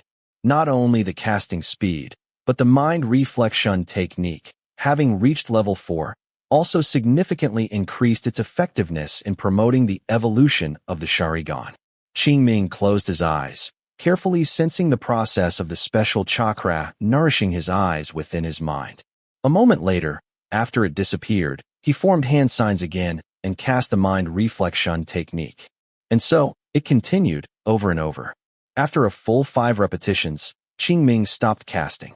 At this point, he felt as if his Sharingan had advanced another step from a single Tomoe towards a double Tomoe.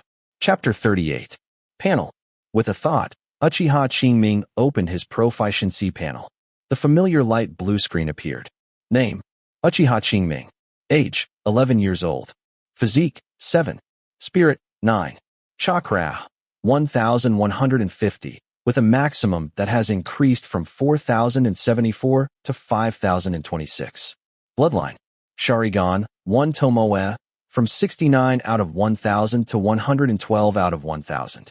Skills: Chakra Refining Technique, from level 3, 454 out of 1,000, to level 3, 664 out of 1,000. Fire Relay SS. Great Fireball Technique, from level 1, 50 out of 200, to level 2, 11 out of 500. Fire Relay SS. Phoenix Saj Fire Technique, from level 1, 5 out of 200, to level 2, 7 out of 500. Fire Relay SS. Dragon Fire Technique, from level 1, 1 out of 200, to level 2, 2 out of 500. Demonic Illusion. Shackling Stakes Technique, from level 1, 1 out of 200, to level 1, 105 out of 200. Body Flicker Technique, from level 2, 15 out of 500, to level 2, 234 out of 500. Shadow Clone Technique, level 0, 5 out of 100. Mind Reflection Technique, from level 3, 875 out of 1,000, to level 4, 6 out of 2,000. Ninja Tool Throwing, from level 3, 60 out of 1,000, to level 3, 210 out of 1,000. Chakra Control, from level 3, 102 out of 1,000, to level 3, 131 out of 1,000.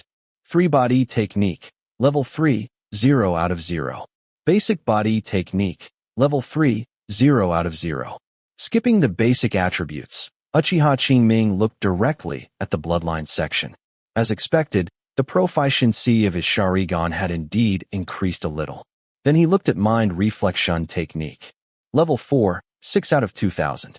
This meant that just 5 points of Mind Reflection Technique proficiency allowed his Sharingan proficiency to increase by 1 point, an effect twice as strong as when it was level 3. After confirming this, Uchiha Qingming let out a long sigh of relief. Just as he had predicted, as Mind Reflection Technique leveled up, its promotional effect on the Sharingan's evolution also gradually increased. This meant that he could achieve greater progress with less chakra in the future. Previously, when 10 points of proficiency were needed, it consumed a total of 1,700 chakra, but now it only required 850 points. Although it still couldn't compare to the 300 points consumed by simply activating the Sharingan and letting time pass, it was much stronger than when it was level 3. In the future, even if he couldn't freely expose his Sharingan, he wouldn't have to worry about its evolution speed. The only regrettable thing was that ever since his chakra limit reached 5,026 points a week ago, running chakra refining technique no longer increased this value. Based on past experience, Uchiha Qingming knew that this meant his own potential had been fully tapped. After this, if his basic attributes couldn't improve, then it could only increase little by little over time. As a result, his idea of unrestrainedly consuming chakra, using Mind Reflection Technique to accelerate the Sharingan's evolution, fell through.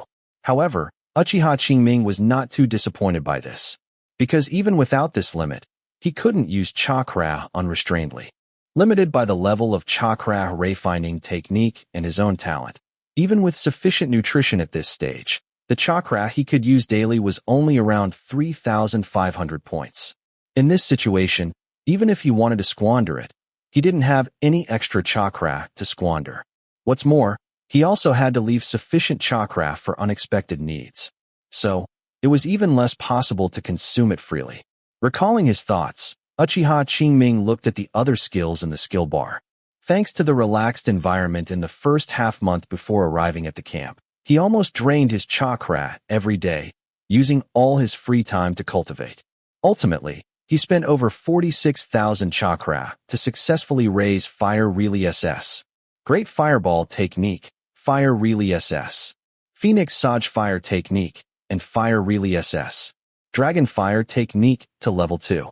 Now, when performing these ninjutsu, not only was the speed faster, but he could also adjust the power of the ninjutsu over a larger range. At this point, he had initially achieved his goal of increasing his combat power. In the latter half-month, due to the increased difficulty of missions, the time he could spend cultivating and the chakra he could use each day were both less than before. Therefore, demonic illusion. Shackling Stakes technique did not reach level 2 as desired. Its current progress was only slightly past level 1. Of course, if all chakra were invested in it, it could also be promoted to level 2. But considering the evolution of the Sharingan, a large portion of his chakra was used to increase the proficiency of mind reflection technique. In addition, the increase of body flicker technique from level 2, 15 out of 500, to level 2, 234 out of 500, also consumed a lot of chakra. Therefore, his demonic illusion. Shackling Stakes technique did not advance. However, this was not important, because at this stage, he had no intention of exposing his Sharingan, and this technique must be used in conjunction with the Sharingan to unleash its full power, so whether it advanced or not was not important. If he wanted to launch a surprise attack, level 1 was sufficient. Of course, if he had extra chakra, he wouldn't hesitate to invest it. After all, the higher its level, the better its effect, and the harder it would be for enemies to deal with it. In the long run, the Sharingan would definitely be the core of his abilities, so the various skills matching it could not be neglected. Therefore, investing chakra in it would definitely not be a loss. Nodding to himself, Uchiha Qingming turned his gaze to ninja tool throwing and chakra control, these two skills. Originally, after these two skills reached level 3, their proficiency barely moved. But ever since he awakened his Sharingan, the proficiency of these two skills began to increase again. Especially ninja tool throwing, with the cooperation of the Sharingan, its progress was incredibly fast. He only occasionally practiced in an unpopulated corner, and its proficiency increased from level 3, 60 out of 1,000, to level 3, 210 out of 1,000, with the progress bar already reaching 1/5. Now, in terms of ninja tool throwing alone, he was already an expert, and the kunai and shuriken he threw could pose a considerable threat to ninja of similar strength. Of course, trying to kill an opponent with just this one skill would undoubtedly be a pipe dream. Only when he raised ninja tool throwing to level 4, and then used the Sharingan for assistance, would there perhaps be a slight chance. But it would only be a slight chance. Ninja with combat power comparable to his would certainly have a few trump cards, and trying to kill them with just ninja tools was simply too difficult. Shaking his head, Uchiha Qingming finally looked at the newly added shadow clone technique. It could be seen that the proficiency of this technique was only level 0, 5 out of 100. Clearly, he only tried it a few times before giving up. The reason for this was simple. Practicing this technique consumed too much chakra. Take, for example, creating one shadow clone. Even if he did nothing and immediately dispelled the shadow clone after casting the technique, 10% of the chakra transferred to the shadow clone would be lost. What does this mean? It means if he had 5,000 chakra, and he used shadow clone technique to create one shadow clone, the main body and the clone would each get 2,500 chakra. At this point, even if he did nothing and immediately dispelled the shadow clone technique, the 2,500 chakra within that shadow clone, upon returning to his body, would be reduced by 250 points. And this was just for one shadow clone. If it increased to 4, with the main body and each clone getting 1,000 chakra, then after dispelling the shadow clones, he would lose 400 chakra, which is 1/10 of each shadow clone's chakra. In other words, the more shadow clones he created, the more chakra he would lose each time. Even if he used the lowest standard, which was creating one shadow clone, to grind the proficiency of shadow clone technique, it would still consume 250 chakra each time. How could Uchiha Qingming possibly bear to do that? So, after practicing a few times, he gave up. He would only practice it when he had ample chakra. Anyway, he currently had more time than chakra, so he didn't need shadow clones to help him grind proficiency, and thus he wasn't in a hurry to learn this technique. After summarizing his gains from the past month, Uchiha Qingming closed the panel and began to meditate to refine chakra. 2 hours later, His chakra had recovered to approximately 2,000 points. Uchiha Qingming opened his eyes, stretched, and then went to sleep and rest. He still had a mission tomorrow, and he had to ensure he was full of energy. Chapter 39. In a flash, time had advanced to the latter half of the night. Boom. Suddenly, an explosion from afar jolted Qingming awake from his slumber. In an instant, his eyes transformed from hazy to sharp. With almost no hesitation, Qingming grabbed his ninja tool pouch and forehead protector, simultaneously flipping up to his sitting position, and by the time he emerged from the tent, he was already fully equipped. Several others also came out with him, including their squad leader, Furukawa. Taking a few quick steps to Furukawa's side, Qingming looked into the distance, following Furukawa's gaze, and faintly heard sounds of fighting. Clearly, something had happened. The patrol and defense duties for this area were handled by two squads. One squad was responsible for the daytime, and the other for the nighttime. Team 17, to which they belonged, was part of the first squad, which patrolled during the day, while the second division, with whom they alternated, was responsible for the night. Undoubtedly, it was the second division currently engaged in combat with an unknown enemy. The second division comprised 4 smaller teams. 2 of these teams had the same configuration as their own team, each consisting of 1 jonin leading 3 geinin. The remaining 2 teams were each composed of 1 special jonin and 3 chunin. Thus, including the jonin-level squad leader, the second division totaled 17 individuals, 3 jonin, 2 special jonin, and 6 chunin and 6 geinin respectively. This was almost identical to their first squad. Now, Qingming only hoped that the enemy had accidentally exposed their whereabouts and been caught by one of the second division's teams, forcing a battle. Otherwise, the trouble would be significant, because that would mean the enemy's overall combat strength would not be lower than theirs, and the mission would no longer be the usual stealth and infiltration, but a surprise attack. In such a scenario, both sides would inevitably fight to the death. As Qingming pondered, the first squad had finished assembling. At the same time, sounds of fighting also came from 2 other directions in the forest. Well, no need to guess. This was 100% not stealth and infiltration. What kind of stealth and infiltration would involve organizing multiple units simultaneously, making it difficult to withdraw if discovered? Given their apparent disregard for their exposed location, they were clearly preparing for a surprise attack. It was just that. Qingming couldn't understand the purpose of the enemy's surprise attack this time. This was merely a temporary outpost, without any important facilities. Even if it were captured, it seemed to hold no value. Moreover, this location was not too far from the Konoha main camp. As long as they sent the information back in time, main camp could provide support at any moment. In other words, the enemy simply couldn't hold it. There was even the risk of being encircled. Why would the enemy undertake something where the risk and reward were so completely disproportionate? To eliminate Konoha's active forces? Please, how many people were here? There weren't any highly renowned ninja.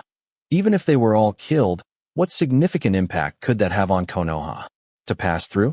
But passing through should involve even less commotion. With asymmetrical information, Qingming couldn't immediately fathom the enemy's intentions, so he decided to stop thinking about it. At this moment, the squad leader of their first squad, Nakajima Hiro, stepped forward. He was a middle-aged jonin, and his first words were commands. Attention, everyone. Everyone immediately straightened up, awaiting his next instructions. First team. Here. A slender jonin, accompanied by 3 geinin, stepped forward. Qingming knew this person was Okura Seiya. He appeared frail, but in reality, his combat strength was extremely formidable, in no way inferior to their squad leader, Furukawa. Seiya, your team will remain to guard the camp. Nakajima Hiro commanded. Yes, Captain. Okura Seiya had no objections, acknowledged the order, and then retreated. Nakajima Hiro looked at the others and said, Second, third, and fourth teams. Here. The leaders of the 3 teams responded simultaneously. You will depart with me immediately to support the second division. Yes, Captain. Furukawa and the others responded again. Qingming didn't quite understand this arrangement. In his opinion, Okura Seiya was so strong that he should accompany them for support. Leaving him to guard here was a complete waste of his talents. Fortunately, Nakajima Hiro quickly made him understand the meaning of this arrangement. He simply said, "Seiya, summon your summoning animal now." Understood. Okura Seiya nodded without any surprise, then bit his thumb, and blood flowed down his palm. As if feeling no pain, Okura Seiya quickly formed the 5 hand signs of boar, dog, rooster, monkey, ram, using his blood as a catalyst to perform the summoning technique, summoning a night owl. Then, he performed some ninjutsu, connecting the owl's vision with his own. This way, whatever the owl saw, he would also see simultaneously. Although this connection had a limited range, it was undoubtedly an excellent reconnaissance method. At this point, Qingming finally understood Nakajima Hiro's intention. The other party clearly intended for this night owl to move with them, and then, through its connection with Okura Seiya, transmit information back in real time. Afterward, Okura Seiya would contact main camp, allowing main camp to understand the situation here. At that time, whether it was for support or counter-encirclement, they would be able to act with precision. As expected, Nakajima Hiro's subsequent words confirmed his guess. "Seiya, you will now control Owl to secretly follow our movements and transmit information to main camp at all times." Hearing this, Okura Seiya nodded, indicating no problem. Flap, flap. The sound of flapping wings came.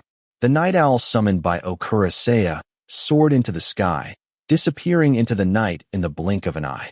Seeing this, Nakajima Hiro nodded, then said to Qingming and the others, "Let's go." With that, he took the lead and rushed into the forest. Qingming and the others dared not delay and quickly followed. What pleased Qingming was that Nakajima Hiro did not blindly divide his forces, but led all of them together to the nearest battlefield. He clearly intended to understand the situation first and then act accordingly. Qingming fully agreed with this approach. With the situation unclear, rashly dividing forces was undoubtedly a very dangerous move. If they were defeated piecemeal, the consequences would be severe. Fortunately, Nakajima Hiro, being able to serve as a squad leader, was not an incompetent person and did not make such a low-level mistake. This somewhat calmed Qingming's uneasy heart. Swish, swish, swish. In the dense forest, Qingming and the others moved swiftly. As they were about to approach the battlefield, Nakajima Hiro, who was in front, suddenly raised his right arm, signaling everyone to stop. Everyone immediately halted their steps, vigilantly scanning their surroundings. Unbeknownst to them, the sounds of insects and birds in the forest had ceased. In the silent night, only the rustling of the night wind through the leaves could be heard. The surroundings were eerily quiet. Everyone held their breath, observing their surroundings, as if some ferocious insects or beasts were lurking nearby, making them afraid to breathe deeply. Chapter 40. Whoosh, whoosh, whoosh. Suddenly, sounds of something tearing through the air rang out. Dozens, even hundreds, of kunai were shot from the dense forest ahead, like raindrops, so numerous that one dared not look directly. "Be careful," Nakajima Hiroshi roared, his hands quickly forming seals. After taking a deep breath, he exhaled forcefully. Wind really SS. Great breakthrough. He unleashed a simple C-rank ninjutsu, but its power was no less than some high-level offensive ninjutsu. A whirlwind spewed from his mouth, like a Category 12 hurricane passing through, toppling a large section of the forest ahead. As for the kunai, they had long since been blown backward. Qingming estimated that his mastery of this jutsu was probably no less than level 3, and the chakra consumed in a single use definitely exceeded 500 points. Otherwise, it wouldn't have caused such an effect. Logically speaking, if it was only to prevent those kunai from getting close, Nakajima Hiroshi wouldn't have needed to expend so much chakra. Did he have so much chakra that he had nowhere to use it? The answer was clearly no. The reason Nakajima Hiroshi did this was, on one hand, to prevent those kunai from getting close, but more importantly, he wanted to make the first move and strike at the enemy's morale. Incidentally, he also wanted to destroy any traps the enemy might have secretly set and force them to reveal themselves. Facts proved that his method was very effective. Before the smoke and dust could settle, more than a dozen Ilgakure shinobi rushed out from it. Although they tried their best to appear calm and composed, the scattered branches and leaves on their bodies still made them look somewhat disheveled. However, Qingming and the others couldn't smile. Nothing else. Just as these people appeared, nearly 10 Ugakure shinobi also emerged from both of their sides. His gaze swept over these people, and Qingming thought to himself, trouble. At this time, the Ugakure shinobi in the field were roughly divided into 6 small squads, with the captain of each squad wearing the Ugakure village's jonin uniform. Although it was unknown how many true jonin there were among them, there were at least 6 special jonin, which already outnumbered them. Excluding the first squad remaining at the temporary base, they only had 13 people, 2 jonin, 2 special jonin, 6 chunin, and 3 geinin. And the enemy? Excluding the 6 wearing jonin uniforms, among the remaining 18, half were chunin and half were geinin. Both in terms of quantity and quality, they surpassed them. And this didn't even count the Iwagakure shinobi, who were currently fighting the 2nd Division. Since the enemy dared to dispatch so many people to block them here, it meant they had enough confidence to deal with the 2nd Division. Either those people were powerful, or their numbers were large. Whichever it was not a good thing for them, because this meant that when the battle over there ended, they would have more enemies. Fortunately, Qingming subtly glanced at the night sky. Presumably, Okurasea had already seen the situation here. As long as they held on for a while, support from main camp should arrive very soon. At that time, all difficulties would be resolved, and if they acted quickly, they might even be able to encircle these Ugakure shinobi in return. However, what he could think of, Ugakure village could not possibly not think of. Coming here at such a great risk just to kill these dozens of small fries? That was clearly impossible. Qingming had a vague bad premonition in his heart. But now, the arrow was on the string, and it had to be shot. Even if they wanted to drag out the time, the enemy would not let them. As expected, as soon as the Iwagakure shinobi on both sides approached, and the encirclement was initially formed, the Iwagakure shinobi launched their attack. There was no idle talk on the battlefield. Once they engaged, it was a fight to the death. However, the huge numerical disparity put Konoha at an absolute disadvantage. The only thing worth celebrating was that both sides had jonin present, so there was no scene of jonin bullying the weak and slaughtering geinin. This was also an unwritten rule of the battlefield. Unless there was an absolute advantage, jonin would not easily attack geinin. The difference in strength between the two was too great. Once jonin attacked geinin without restraint, the resulting casualties would be incredibly terrifying. And in retaliation, jonin from other countries would also target their own geinin. The result of mutual harm was that after a battle, neither side would have many geinin left. If the village's reserve forces were all dead, what was the point of fighting? Even so, Qingming and the others were under immense pressure. Because even after removing the jonin from both sides, they still had to face twice as many enemies. Looking at his struggling teammates, Qingming knew he couldn't slack off anymore. He had to quickly reduce the number of enemies and alleviate his teammates' pressure. Otherwise, if his teammates suffered casualties, his pressure would sharply increase. With this thought, Qingming opened his panel and glanced at his chakra, 2,100 points, and then murmured, "It's enough." Hearing his murmur, the young Iwagakure shinobi he was fighting paused slightly and blurted out, "Enough for what?" Upon hearing this, Qingming was also stunned. He hadn't expected the young man in front of him to be so quick-witted, paying attention to what the enemy said even during combat. Perhaps he's not under much pressure. Thinking this, Qingming took advantage of the momentary pause in the opponent's movements, burst forth with all his strength, and closed in on his body at an extremely fast speed. Then, with a twist of his wrist, the kunai changed from a forward grip to a reverse grip, and he slashed straight at the young man's throat. Looking at the incoming kunai and feeling the sharp aura emanating from it, the young man's mind went blank. He only instinctively flashed backward. Whoosh! The kunai cut through the air, leaving a white streak, but it failed to hit the young man. The young man touched his neck, confirmed he was still alive, and joy at surviving the ordeal flashed in his eyes. But just then, a voice came from the side. "Be careful." "Be careful of what?" The young man was puzzled. He turned his head and saw that his companion, who had just been helping him attack Qingming, was now looking at him anxiously.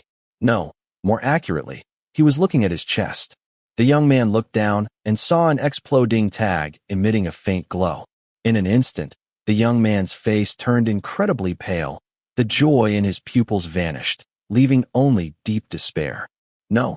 A terrified scream mixed with despair erupted from the young man's mouth. The next moment, a deafening explosion rang out. Crimson flames appeared, instantly engulfing the young man's entire body. At this time, Qingming had already used body flicker technique to distance himself from the young man. The firelight shone on his face, but it didn't cause any change in his expression. On the battlefield, it was a matter of life and death. With different stances, Qingming naturally wouldn't pity the enemy. In fact, after killing the opponent, he barely paused, immediately focusing his attention on the Iwagakure Genin, who had just called out a warning. Whoosh whoosh whoosh. 3 shuriken flew out. The Iwagakure shinobi dodged left and right, but eventually, 1 shuriken grazed his arm. One must know that Qingming's ninja tool throwing was level 3, 210 out of 1000. The ninja tools he threw posed a certain threat even to Chunin, let alone a genin whose mind was unstable. Therefore, the opponent was hit on the spot. It was only because Qingming didn't have suitable poison, otherwise, the opponent would already be waiting to die. However, it wasn't a big problem, another strike would suffice. With this thought, Qingming once again used body flicker technique, arriving in front of the Iwagakure Genin at a speed that was difficult to discern with the naked eye. Chapter 41. Clang. A crisp sound of metal colliding rang out. Qingming's body flicker technique was, after all, not well practiced. Its level 2 proficiency prevented him from achieving a teleportation effect in front of a genin. Therefore, before Qingming made his move, the Iwagakure Genin reacted, raising his kunai to block Qingming's assault. However, due to his previous arm injury, his strength was insufficient, and he was easily suppressed by Qingming. Looking at the opponent's bleeding arm, Qingming's eyes flickered. His kunai, either slashing or stabbing, launched dozens of attacks in the blink of an eye. Even though the Iwagakure Genin tried his best to defend, he still couldn't keep up with Qingming's rhythm. Finally, after another swing of his kunai, Qingming found an opening, using his core strength to deliver a powerful kick with his right foot. Thump! A dull thud echoed. The Iwagakure Genin felt a numbness in his left arm and was sent flying diagonally backward. Qingming was relentless. Before his right foot could retract, he swiftly threw 3 shuriken, enhanced by his level 3 ninja tool throwing, aiming directly at 3 vital points. Sensing danger, the Iwagakure Genin quickly dodged. Unfortunately, being in midair with no leverage, he struggled to twist his body and only managed to evade 2. Ultimately, 1 shuriken still struck his thigh. Blood gushed out. The shuriken Qingming threw had hit his femoral artery. Upon landing, the Iwagakure Genin stumbled, his body swaying, and he let out a suppressed groan. And just then, Qingming used the body flicker technique, silently appearing behind him. A chill ran up his spine, large beads of sweat rolled down the Iwagakure Genin's forehead, and a strong sense of despair emanated from him. No. A voice, almost pleading, reached Qingming's ears. But he remained unmoved. Thud! The sound of a blade piercing flesh rang out. The Iwagakure Genin's pupils suddenly dilated, and a trickle of blood spilled from the corner of his mouth. Ho ho ho! A sound like a blocked windpipe came from his mouth, and Qingming expressionlessly pulled the kunai from his back. Puffed! A mouthful of blood spurted from the Iwagakure Genin's mouth. Immediately after, he fell to the ground, completely lifeless. After killing the opponent, Qingming scanned the surroundings, then rushed nonstop towards Mizutani Shizuko. Her taijutsu was already weak, and now she was being ambushed by 2 Iwagakure Genin. The situation was dire, and Qingming had to rescue her quickly. Without any surprise, once he took the lead in the attack, it took less than 3 minutes for the 2 Iwagakure Genin to fall to the ground. Afterward, Qingming didn't rest, once again targeting the 2 Iwagakure Genin who were fighting Ryosuke. Just like before, with him and Mizutani Shizuko joining, the 2 Iwagakure Genin had little room to resist and were killed in just a few minutes. Qingming's trio were the only 3 genin on the Konoha side, so the Iwagakure forces assigned to deal with them were also genin. This was a perfectly normal arrangement. 2 against 1, both genin, the Iwagakure ninja theoretically couldn't lose. However, They hadn't anticipated the variable of Qing Ming, who, despite being a genin, possessed combat power far exceeding that level. Ultimately, one mistake led to the deaths of 6 Iwagakure genin. However, it ended there. Just as he consecutively killed 6 Iwagakure genin, he finally attracted the attention of other Iwagakure ninja. 3 Iwagakure chunin immediately abandoned their opponents and rushed directly towards him. Seeing this, Qingming, without turning his head, said to Ryosuke and Mizutani Shizuko behind him, "Help me hold off the person on the left." Okay. X2. Having fought together for so long, Ryosuke and Mizutani Shizuko trusted Qingming implicitly. Therefore, when he spoke, they agreed almost without hesitation. Receiving a positive reply, Qingming wasted no more time, pushing off the ground with both feet and charging towards the 2 Iwagakure chunin on the right. Whoosh whoosh whoosh. Several shuriken flew towards him. Qingming's figure swayed slightly, like a butterfly flitting through flowers, easily dodging the attack. Seeing this, the already serious expressions of the 2 Iwagakure chunin became even gloomier. They weren't surprised that Qingming could dodge this wave of attacks. After all, being able to kill 6 of their genin in such a short time meant he definitely had some skill. But what they hadn't expected was how easily Qingming dodged, with the shuriken almost grazing his body. This seemed simple, but was actually very dangerous. It not only required a ninja to be bold and meticulous, able to remain calm before an attack arrived, but also demanded a clear judgment of the opponent's attack. Otherwise, not only would it not conserve energy, but it might also get blood splattered on oneself. Therefore, generally speaking, if a ninja wasn't absolutely confident, they would leave some margin for error. But clearly, Qingming did not. This made the 2 Iwagakure chunin even more cautious in their attitude towards him. All of this, though it sounds long, actually happened in an instant. Having dodged the 2's shuriken attacks, Qingming's speed didn't decrease. In a blink of an eye, he arrived in front of them, followed by the clanging sounds of kunai clashing. Thanks to a month of training, his combat experience had greatly increased.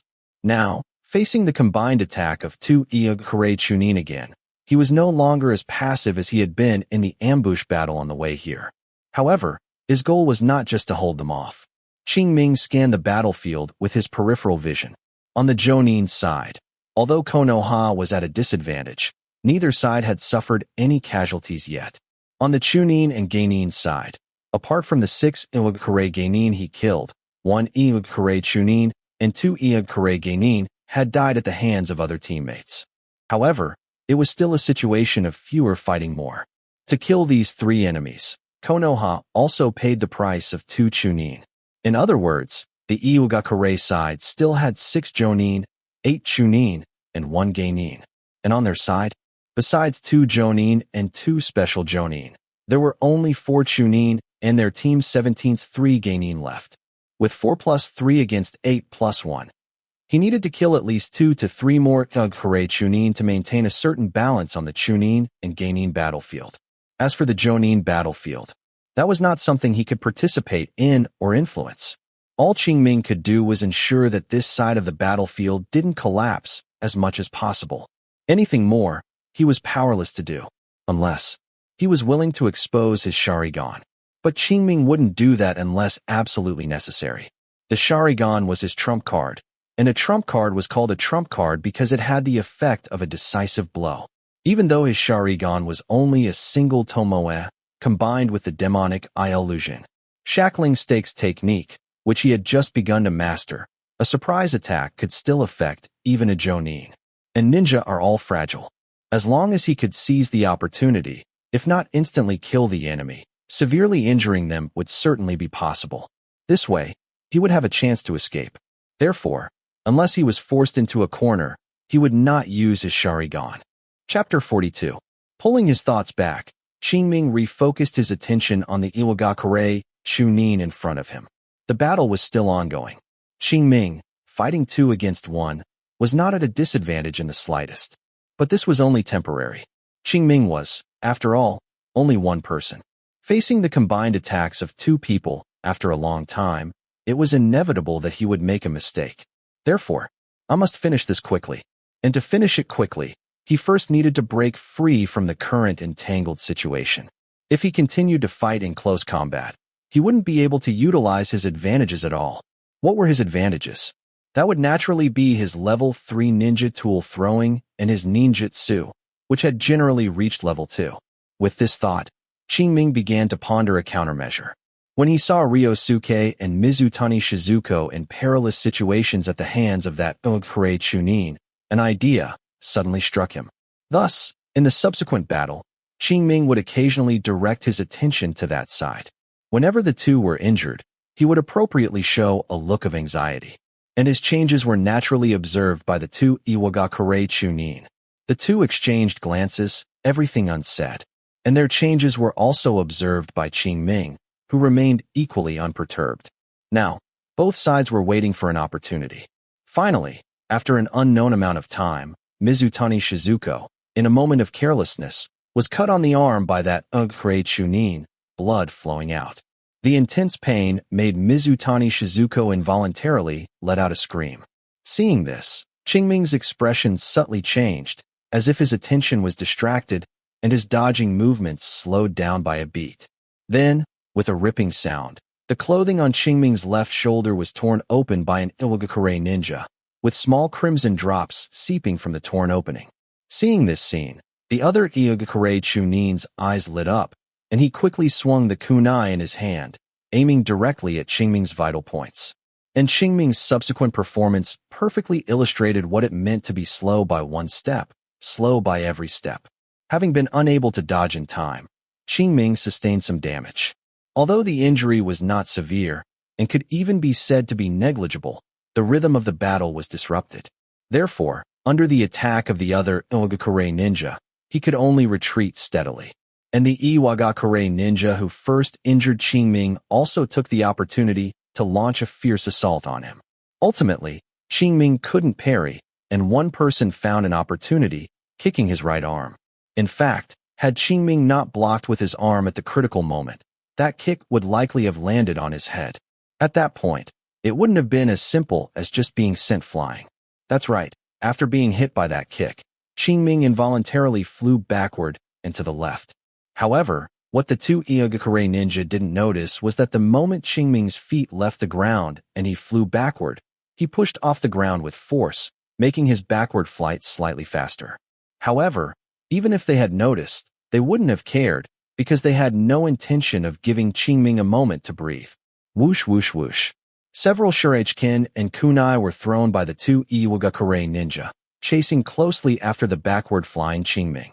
Not only that, but they themselves followed closely behind, ready to deliver the final blow at any moment.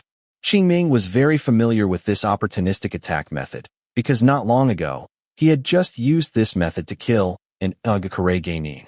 Without guessing, Qingming also knew that regardless of whether he could dodge this wave of shuriken and kunai attacks, the moment he landed, he would face a continuous assault from the two Iwagakure Chunin. At that time, if he didn't react quickly enough, he would be struck down on the spot by the two Iwagakure Chunin behind him, just like the Iwagakure genin he killed. Even if he reacted, having lost the initiative, he would still be in grave danger. It seemed his situation was very grim. However, there was no trace of panic on Qingming's face, and he even looked a little smug. Bang bang bang. The shuriken and kunai shot by the two Iwagakure Chunin all hit Qingming. However, the sound that was produced was not the sound of blades entering flesh, but rather sounded somewhat like they had struck wood. Wait, it wasn't like, but rather they had truly struck wood. The Qingming who landed had, at some unknown point, turned into a log, covered in shuriken and kunai. Seeing this scene, the two Iwagakure ninja, who were preparing to finish him off, stopped in unison and exclaimed in surprise. Substitution technique. They weren't surprised that Qingming knew substitution technique, but rather how Qingming could have performed substitution technique in such a short amount of time. Even they might not have been able to succeed. However, these things were not important for now. What was important was, where was Qingming now? The two Iwagakure Chunin, experienced in battle, immediately scanned the nearby suitable hiding places. Then, they saw Qingming standing on a tree branch. Fire really SS. Great fireball technique. Qingming placed his right hand in front of his mouth and exhaled a huge, fiery red fireball. Rolling heat waves assailed them, and the two Iogakure ninja quickly dodged, but because they had missed the initiative, even with their swift movements, they were still affected by the exploding fireball. Bang! One Iogakure ninja fell to the ground in disarray. Not bothering to catch his breath, he quickly grabbed onto a tree trunk, about to stand up. But just then, a kunai shot out from the smoke and dust.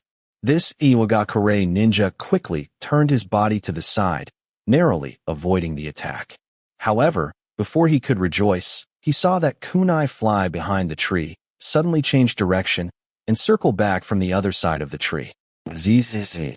A sound of steel wire friction rang out. This Iwagakure ninja hadn't even reacted yet when his body was already bound to the tree. At this moment, he realized that there was a barely visible steel wire connected behind that kunai, and it was this steel wire that bound him to the tree. The Iwagakure Chunin seemed to have thought of something, muttering not good to himself, and was about to break free, but at this moment his arms were bound by the steel wire, making it impossible for him to form hand signs, so he could only use brute force. But steel wire was not that easy to break free from. Just as he was struggling, a line of fire appeared from the smoke and dust, following the steel wire like a fire dragon, burning straight towards him. Ow! A painful wail echoed throughout the entire battlefield, gradually fading away after several breaths. Thump, thump, thump. Qingming slowly walked out of the smoke and dust, looking at the Iogakure Chunin who was charred black but still not dead. He threw a kunai, ending his life. Then, he looked towards his right, not far away, where another Iogakure ninja was struggling, one of the two who had been attacking him. At this moment, several shuriken were stuck in his body, and blood was gushing out uncontrollably. He tried to get up several times, but all ended in failure. Undoubtedly, these shuriken were also Qingming's doing. Just now, he took advantage of the smoke to briefly activate his Sharingan. With this, he multitasked, not only trapping the Iwagakure ninja in front of him with a kunai and steel wire, but also sending Shirin into the other Iwagakure ninja's body. Looking at this struggling Iwagakure ninja, Qingming shook his head, casually threw a kunai, and ended the other party's suffering. At this point, both Iwagakure Chunin had been killed by him. Looking back at the entire battle process, the turning point could be said to have started with that kick. After determining the battle strategy of a quick, decisive victory, Qingming hinted to the other party that he valued his companion's situation greatly. Benefiting from his age advantage and his previous actions of immediately relieving Ryosuke and Mizutani Shizuko after killing an opponent, the two Iogakure Chunin did not doubt this point. Therefore, when Qingming later showed a state of being flustered due to Mizutani Shizuko's injury, the two did not suspect anything. And then, Qingming naturally exposed a weakness, and the two indeed fell for it. The moment he was kicked away, Qingming knew that his plan had succeeded. Although the subsequent attacks from the opponent were very fluid, his substitution technique had long been cultivated to the perfect level 3 realm. Coupled with the time he deliberately gained by accelerating when leaving the ground, this was already enough for him to perform substitution technique. From this moment on, he turned from passive to active. First, taking advantage of the opponent's unpreparedness, he unleashed a fire really SS. Great fireball technique, catching them off guard. Then, it was the Sharingan combined with ninja tool throwing, trapping one and severely injuring the other. And then came what he had just done. He directly started with fire really SS. Dragon fire technique, attacking the trapped Iogakure Chunin from a distance, giving him no chance to escape. After both of them lost their combat ability, he calmly finished them off, once and for all. Overall, the entire process of this battle did not deviate from his control. Only when he turned from passive to active was it slightly risky. But that slight risk was within Qingming's tolerance. Not to mention he had a 90% certainty of successfully performing substitution technique. Even if he didn't manage to perform it, he could still risk exposing his Sharingan to avoid subsequent attacks. So, all in all, the risk wasn't that high. However, these two Iogakure Chunin were also unlucky. They didn't manage to use any decent ninjutsu throughout the entire process before Qingming seized the opportunity and took them out in one go. From this, It can also be seen how important the grasp of timing is in battles between ninja. Chapter 43. After killing 2 Iwagakure Chunin, Qingming rested briefly, then prepared to use the same method to help Ryosuke and Mizutani Shizuko kill another Iwagakure ninja. But just then, a subtle whooshing sound suddenly came from the side. Qingming instinctively retreated, and then saw a kunai rapidly fly past his eyes. Qingming abruptly turned his head and looked in the direction from which the kunai had been shot. He saw an Iwagakure Jonin suddenly disengage from the battle surrounding the Konoha Jonin and slowly walk towards him. Qingming's expression froze, and he cursed under his breath. Damn it, no rules. You kill the young, and the old come out, right? Before, when he killed a few geinin, it was fine for Chunin to deal with him. After all, there was no qualitative difference between geinin and Chunin. But now, for a Jonin to target him, wasn't that a bit unreasonable? Qingming cast a pleading look at Furukawa. However, Furukawa merely glanced over here quickly, subtly made a gesture for him to stall for time, and then ignored him. Seeing this, Qingming immediately gave up hope. It's better to rely on oneself than on others. Qingming's thoughts stirred, and he managed to steady his mind, beginning to analyze the strengths and weaknesses of both sides. First, his chakra was still sufficient for now. In the previous few battles, he hadn't used many ninjutsu, and the chakra consumed was limited. He currently had about 1,500 points left. This was already the amount of chakra many Chunin had at full capacity, completely sufficient to support a battle. Secondly, his Sharingan had not yet been exposed. If used well, it could change the tide of battle at a critical moment. This was equivalent to having a fallback, allowing him to face the enemy more calmly. Finally, and most importantly, the opponent was definitely not a true Jonin. Otherwise, Furukawa wouldn't have told him to stall for time. Because neither the strength he usually displayed nor the combat power he unleashed by continuously killing enemies just now was enough to contend with a true Jonin. But since Furukawa told him to stall for time, it meant he had the ability to do so. And with the strength he currently showed, the limit he could handle was a special Jonin. In other words, the opponent was most likely just a special Jonin. As soon as he thought of this, Qingming felt more confident, and the sudden tension of facing a Jonin disappeared by more than half. He had no confidence in fighting a battle-hardened, all-around Jonin, but if the enemy was just a special Jonin with a prominent ability, he dared to try. However, before that, it would be better to leave this battlefield first. This way, when he was forced to use his Sharingan, he could minimize the risk of exposure. With this thought, Qingming suddenly used body flicker technique and rapidly rushed towards the outer edge of the battlefield behind him.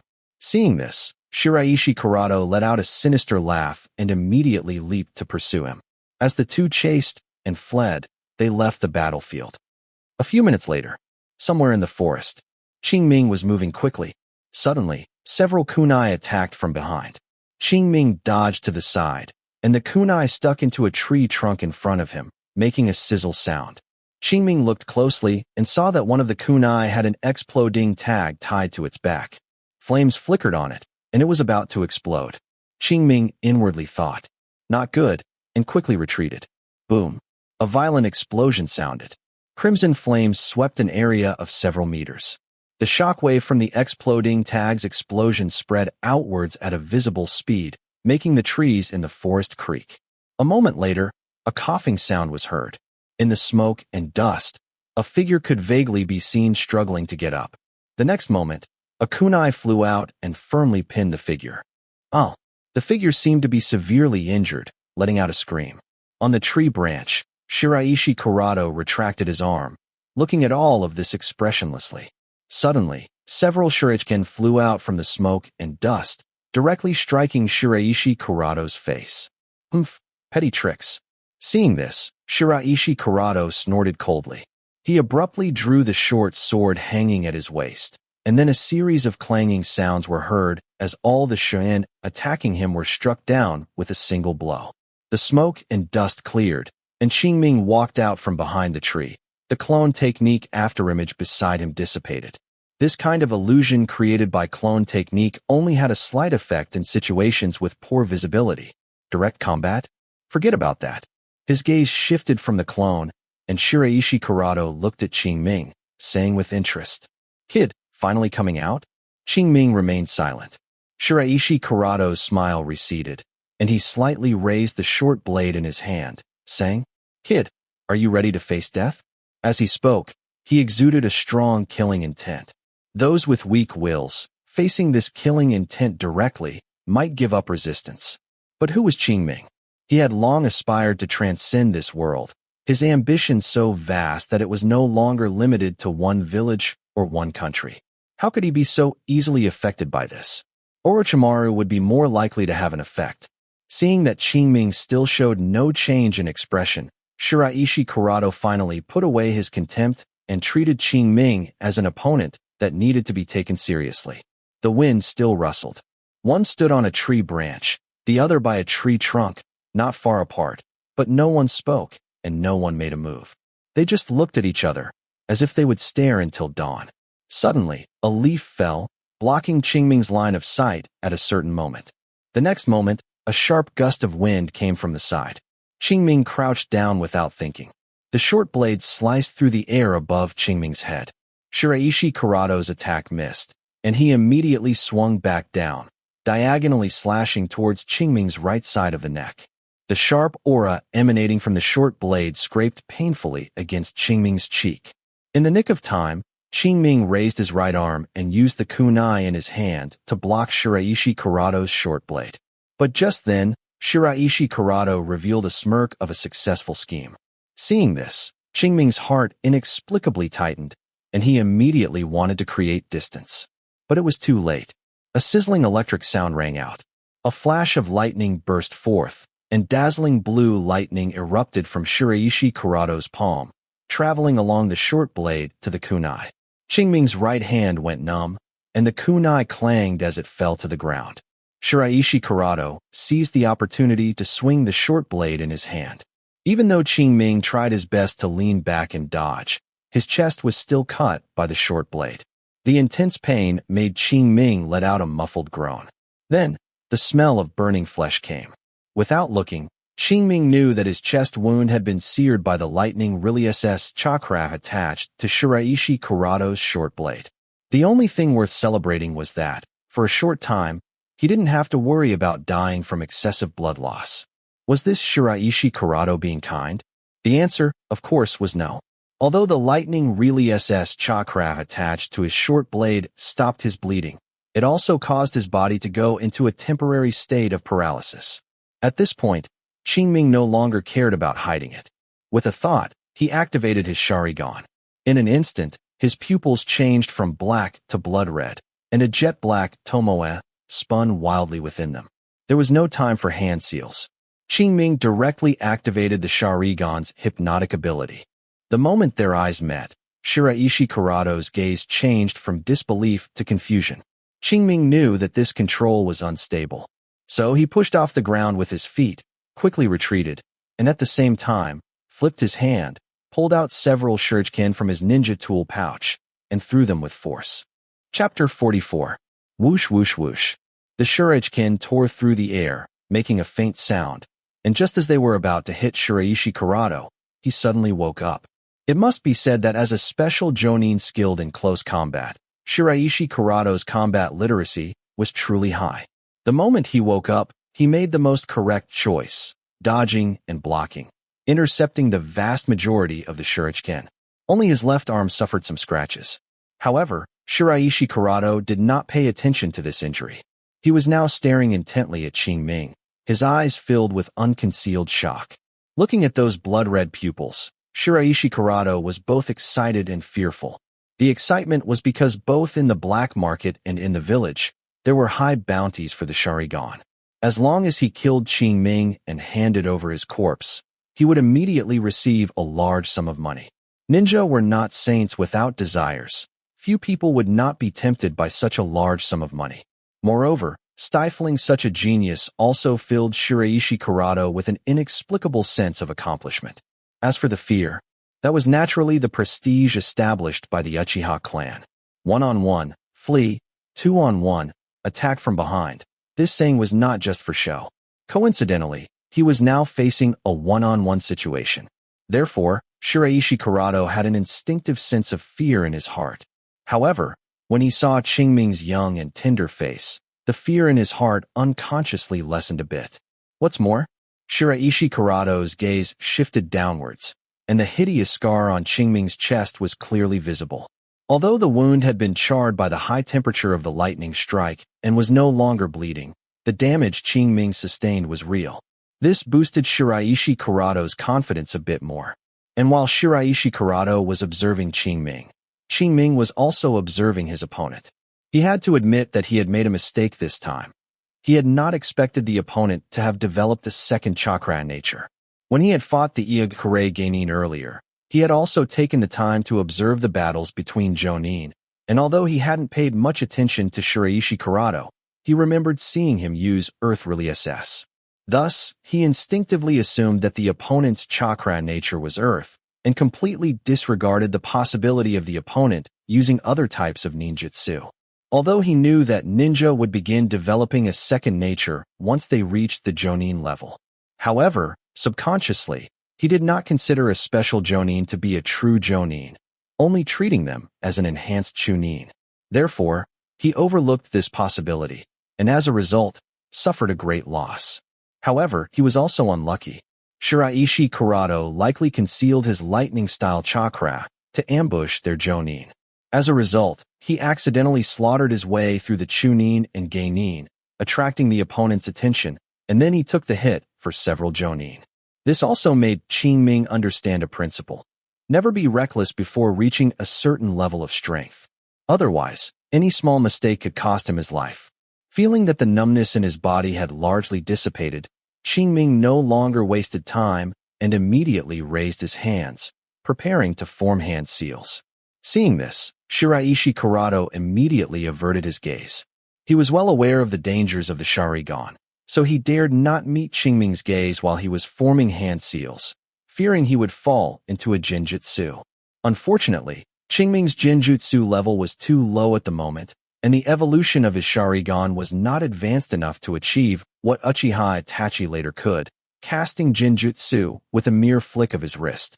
Otherwise, Shiraishi Kurado's blatant scrutiny just now would have been a suicidal act. Fire Really SS. Great Fireball Technique. Just as Shiraishi Kurado averted his gaze, a massive fireball flew towards him. Shiraishi Kurado did not dare to take it head-on and quickly dodged to the side. However, before he could stabilize himself, a kunai shot out from the front. Shiraishi Kurado originally intended to block it with his sword, but when he saw the exploding tag burning on the kunai, his expression immediately changed, and he leaped directly backward. Boom! The exploding tag exploded, failing to harm Shiraishi Kurado. Qingming pressed his advantage, using the body flicker technique to appear on another tree, then quickly completed his hand signs and unleashed Fire Really SS. Phoenix Sage Fire Technique. The Tomoe and Qingming's blood-red pupils spun rapidly, pushing the Sharingan's observational abilities to their limit. Clusters of flames, like phoenix sage flower seeds, flew from his mouth, as if guided by a navigation system. Each one precisely struck the spot where Shiraishi Kurado was about to land, forcing him into a desperate retreat. However, Shiraishi Kurado lived up to his title as a special Jonin. Despite being targeted in such a way by Qingming, he miraculously did not sustain any serious injuries. Had it been the previous Iwagakure Chunin, even if they didn't die, they would have been severely wounded. Unlike Shiraishi Kurado now, who only had some burn marks on his body from the flames. Cough cough.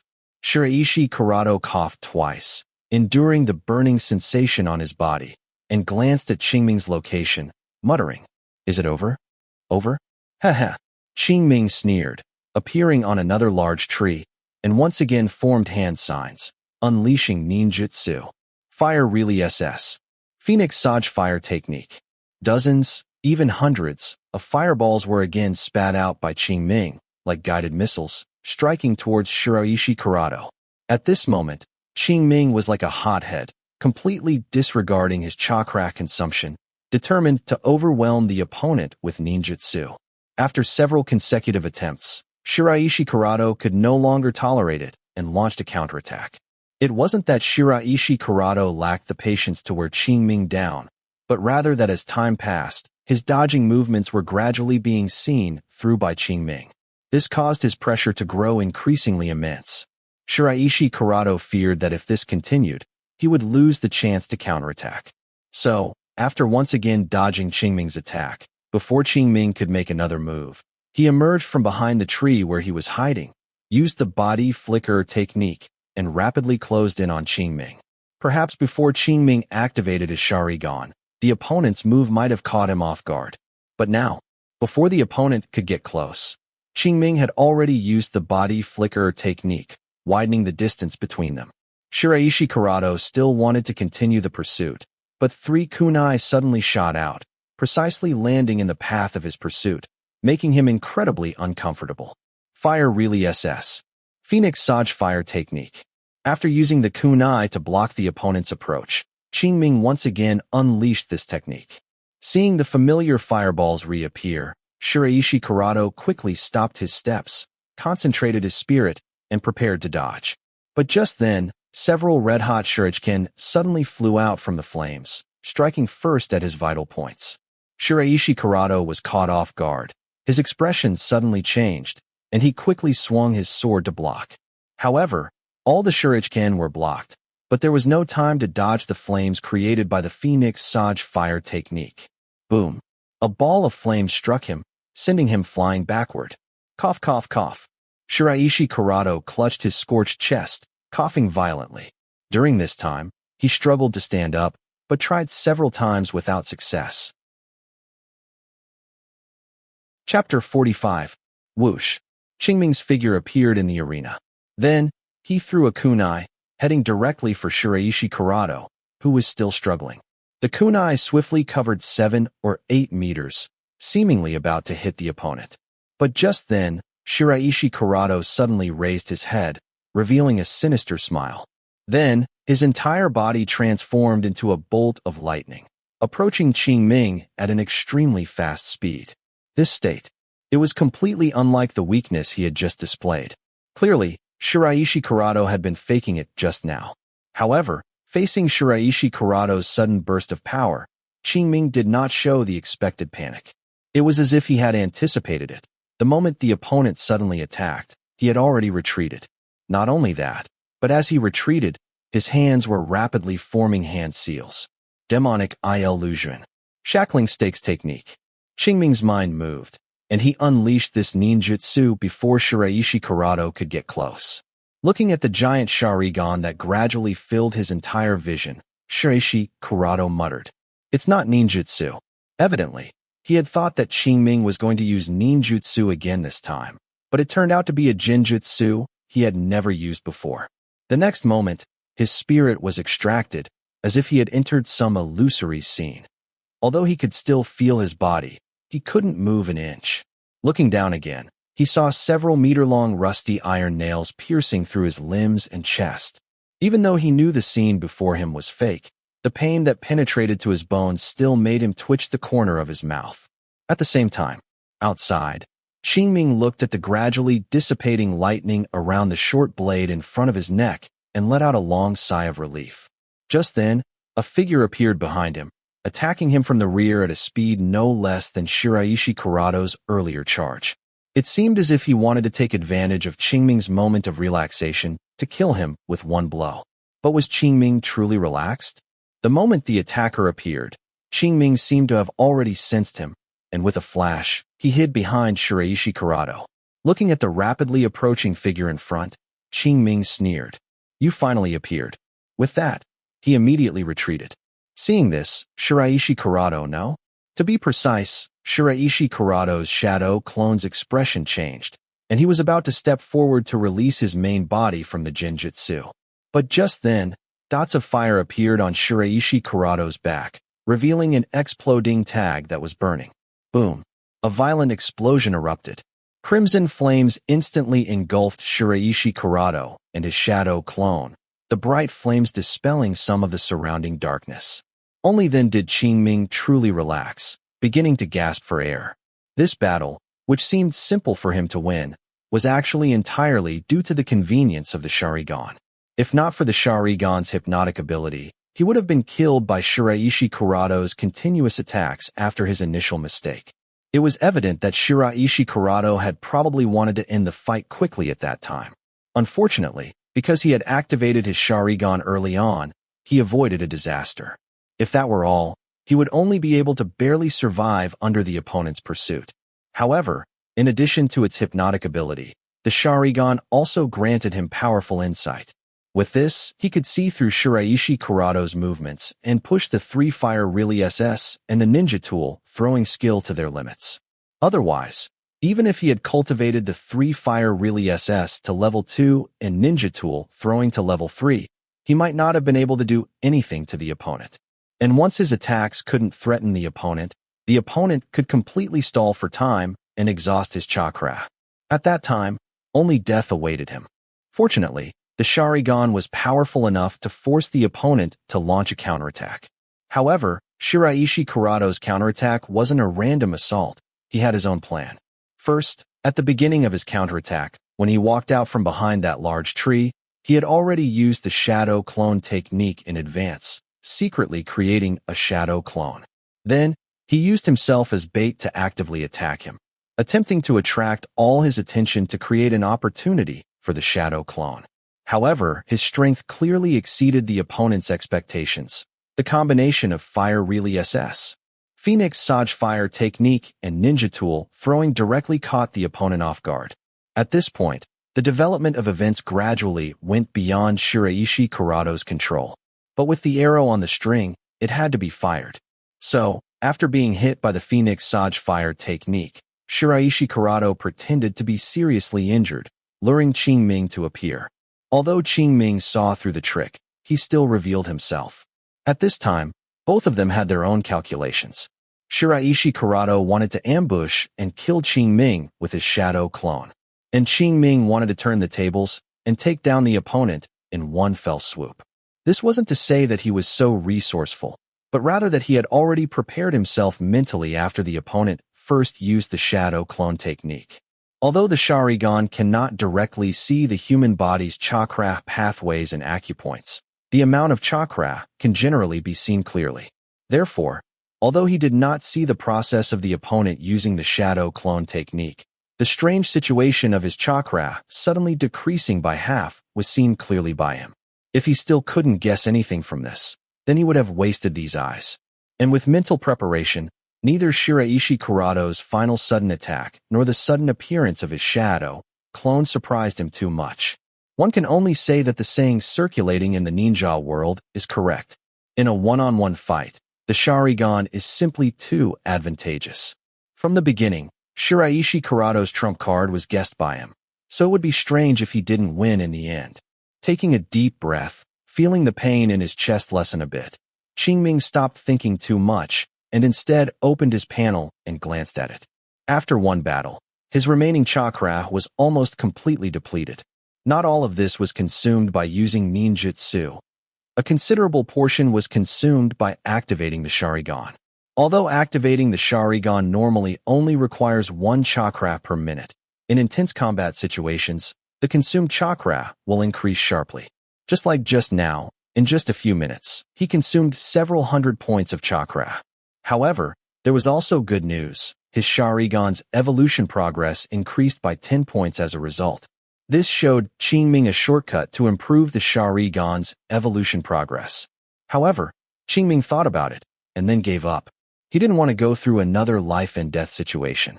With the Proficiency panel, he had no need to take such risks, even if it was a shortcut. Looking at the gradually extinguishing flames in front, Qingming covered his chest and walked forward, picking up the short blade on the ground, and then left the place. Next, he planned to find a place to hide and quietly wait for this strange surprise attack to end. As for the battlefield, whoever wants to go, let them go. He had already done enough. Whether they lived or died depended on their fortune. Moreover, even if he wanted to go to the battlefield, his body wouldn't allow it. Not to mention his nearly depleted chakra, just the injury on his chest prevented him from exerting much strength. Participating in the battle under such circumstances would be pure suicide. Qingming had no intention of sacrificing himself for others. Chapter 46. Several hours passed in a flash. Qingming was initially worried about other enemies pursuing him, but as dawn approached, he didn't see a second person, which allowed his tightly strung spirit to relax slightly. If the enemy had the upper hand, they wouldn't ignore Shiraishi Kurado's life or death, so it was highly probable that his side had won. Next, he just had to wait for rescue. As for returning on his own, Qingming thought about it and decided against it. After all, his side winning was just his guess. If the battle was in a stalemate and the enemy temporarily couldn't spare attention for this area, wouldn't he be walking into a trap by returning? So, it was better to wait patiently. And this wait lasted 2 hours. 2 hours later, the sky was completely bright. In the forest, for Konoha ninja were moving swiftly. Suddenly, the leading jonin stopped, threw a kunai, and shouted, "Who's there?" Upon hearing this, the 3 Konoha genin immediately fanned out, subtly forming a defensive formation. Clang! The kunai was intercepted in midair. Qingming walked out from behind the tree. Seeing his attire, a Konoha genin facing him exclaimed in surprise, "A Konoha ninja?" "Yes." Qingming nodded. Seeing this, the leading jonin still didn't relax his guard and questioned, "Who are you? Why are you here?" Upon hearing this, Qingming recounted his identity and the events of last night in detail. After listening to his narration and glancing at the wound on his chest, the leading jonin pondered briefly before taking him back to the temporary outpost. About an hour later, Furukawa appeared at the temporary outpost. After his identity was verified, Qingming was brought back to the main camp. From Furukawa's explanation, Qingming finally understood the whole story. Initially, he had found the sudden attack by the Iwagakure ninja very unreasonable. Their previous defense zone didn't have any important facilities. Taking it down would be meaningless and unsustainable, so attacking it seemed like a thankless task. Now, Qingming understood that it was not meaningless. Because last night, not only their defense zone was attacked, but also several adjacent defense zones, as well as several defense zones on the other side of the main camp, were also attacked. Moreover, the attackers were not just Iwagakure ninja, but also San ninja. These 2 villages had reached some kind of agreement and simultaneously launched a surprise attack on the Konoha main camp. That's right, it was the main camp. The ninja who attacked their outer defense zones were merely feints. The true main force waited for a period before launching their assault. Last night, after the main camp received distress signals from various fronts, it immediately dispatched several units for reinforcement. However, shortly after the team set out, the main forces of the Iwagakure ninja and San ninja appeared, heading straight for the main camp from the east and west directions. These main forces were not the rabble that Qing Ming and his comrades encountered. As soon as they entered the fray, the defense zones on the east and west sides couldn't hold up. They were breached in a very short time. Seeing that the enemy was about to reach the main camp, Orochimaru had no choice but to order the support units to return. Thus, while Qing Ming and his comrades were struggling to hold on, a fierce and tragic battle also took place at the main camp. The outcome goes without saying. Konoha ultimately managed to hold on to the main camp. Otherwise, he wouldn't be seeing Furukawa now. However, Qingming glanced at Furukawa's empty right arm and couldn't help but sigh at the dangers of the battlefield. Indeed, Furukawa lost an arm in last night's battle, and it was his dominant right hand, which would undoubtedly reduce his strength significantly. But this was already the best outcome. Last night, among the 4 jonin on Konoha's side, only he and 1 special jonin survived. The squad leader, Nakajima Hiroshi, and another special jonin both died in the battle. Furthermore, only 1 chunin remained alive. On the other hand, Ryosuke and Mizutani Shizuko, although seriously injured, fortunately managed to hold on until Okurasea also arrived as support. That's right, although the main camp couldn't provide timely support, Okurasea, the jonin who remained at the outpost, did provide support. It was precisely because of this that Ryosuke and the others were able to survive. Originally, Furukawa had thought Qingming was dead, but then suddenly heard news of him, initially thinking someone was impersonating him. After all, he hadn't appeared for so long, and when he left the battlefield, he was being pursued by a special jonin, so his death was very normal. But no one expected that Qingming would actually survive and even kill the enemy. This greatly pleased Furukawa. As for the process of killing, Qingming emphasized the enemy's underestimation of him and his own carefulness and caution. Anyway, no one had seen Shiraishi Kurado at his full power, so his specific combat strength was up to Qingming to describe. Even if someone guessed there might be some issues, as long as he firmly denied it, would anyone really stand up for Shiraishi Kurado, an enemy? Once his strength increased after some time, these minor issues would no longer be problems. Back at the main camp, Qingming first went to check on Ryosuke and Mizutani Shizuko. Upon seeing him, their joy could almost be described as tears of happiness. Qingming, seeing that they were fine, also rarely showed a hint of a smile. After the three chatted for a while, Qingming went to the medical team to treat his injuries. Other superficial wounds were not a big deal, but the chest injury had to be treated as soon as possible. Although the high temperature carried by the lightning had already cauterized his wound and stopped the bleeding, if not treated carefully, it could leave sequelae. Qingming did not want to end up like the later Gecko Hate, who would cough for a long time after taking just a few steps. Speaking of Gecko Hate, Qingming thought of Crescent Moon Dance. Last night's battle made Qingming realize that in terms of long-range attacks, his ninjutsu was temporarily sufficient. Next, he only needed to continuously improve their levels. On the other hand, for close combat, basic body technique was clearly no longer sufficient. He had to learn more advanced techniques as soon as possible. Of course, he didn't want to learn Crescent Moon Dance.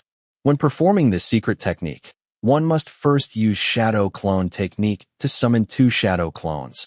Then the clones and the main body quickly use body flicker technique in front of the enemy, and finally attack the enemy's vital points from above, left, and right. From this process, it can be seen that this move consumes a huge amount of chakra and emphasizes a one-hit kill, only suitable for ninja like Gecko Hate, who specialize in sneak attacks and assassinations. Qingming's goal was to become a well-rounded warrior, not an assassin, so this move was not suitable for him. What he wanted to learn was its prerequisite sword art, Konoha style swordsmanship. Although this art was not widely circulated among Konoha ninja, there were indeed few who knew it. For example, Mariboshi Kosuka, the perennial genin, and Hayama Shirakumo, a Konoha jonin, both knew this art and had even developed their own secret techniques based on it. Qingming felt that if he learned this art and increased his proficiency, he should also be able to develop his own unique sword moves. Of course, none of this was the most important. The most important thing was that its circulation was relatively wide, and the village did not restrict it too strictly. Basically, as long as one had enough merit, it could be exchanged for. The relatively low acquisition difficulty was the main reason Qingming set his sights on it. As he walked, Qingming calculated the battlefield merits he had accumulated over the past month, and it was almost enough. Qingming planned to exchange for this art at the logistics department after his injuries were treated. Chapter 47. 3 days later. Early morning. Qingming walked out of his tent and through the main camp, feeling a strange sense of impending storm as he watched the people coming and going. Qingming knew where this feeling came from. Orochimaru's nature meant he would never just take a beating without retaliating. The canyon ambush was one instance, and the sneak attack 3 days ago was another. Having suffered 2 consecutive losses, Orochimaru would certainly seek revenge. He had reason to suspect that Orochimaru was brewing a major move.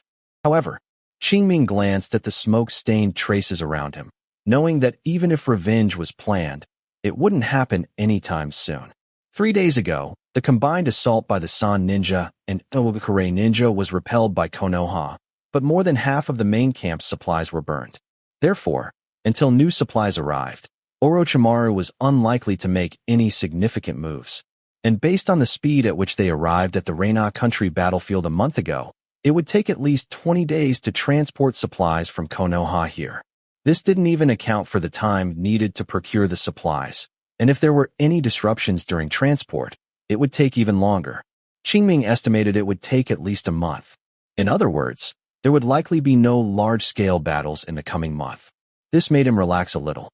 Leaving the main camp and passing through several defense lines, Qingming arrived at a dense forest on the northwest side of the main camp.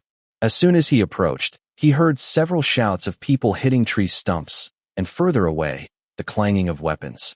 Qingming was already used to this. This area was specifically allocated by the main camp for ninja training, so it was perfectly normal for people to be training here. Even during wartime, ninja couldn't perform missions nonstop all year. They usually got a few days of rest every 10 days to half a month. And due to the pressure on the battlefield, many ninja chose to train during this time to improve their strength. To facilitate management, the main camp specifically designated this area. Since coming to the battlefield over a month ago, Qingming would come here whenever he had time. Especially over the past 3 days, he came here to train every day. He quickly went to an unoccupied corner and drew a short sword. This short sword was confiscated from Shiraishi Karato. The sword was about half a meter long, with a silvery white blade, made of fine iron mixed with some chakra conducting metal. It was not only sturdy and durable, but also had excellent energy transmission efficiency. Unfortunately, Qingming's fire really SS ninjutsu level was not high, and his understanding of fire-style chakra was too shallow. He couldn't complete the corresponding attribute chakra's form and nature changes, so he couldn't unleash the full power of this short blade. Otherwise, with one blazing blade move, the enemy would not only suffer physical damage, but also endure high-temperature burns from the flames. He shook his head, temporarily pushing these thoughts aside, and began practicing Konoha-style swordsmanship. That's right, Qingming had already acquired Konoha-style swordsmanship, and the process was very smooth, with no troublesome incidents.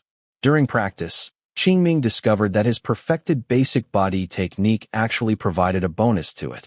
In less than 3 days, his Konoha-style swordsmanship had already reached the beginner level, even reaching level 1, 60 out of 200. According to Qingming's estimation, the learning difficulty of Konoha-style swordsmanship should be C rank. Even if it didn't consume too much chakra during practice, it would still take at least 3 days to reach the beginner level. Compared to that, this was more than just a little faster. As for the reason, Qingming had largely figured it out. Many techniques within basic body technique were actually included in Konoha-style swordsmanship. Thus, with basic body technique perfected, it was as if he had already learned parts of Konoha-style swordsmanship in advance.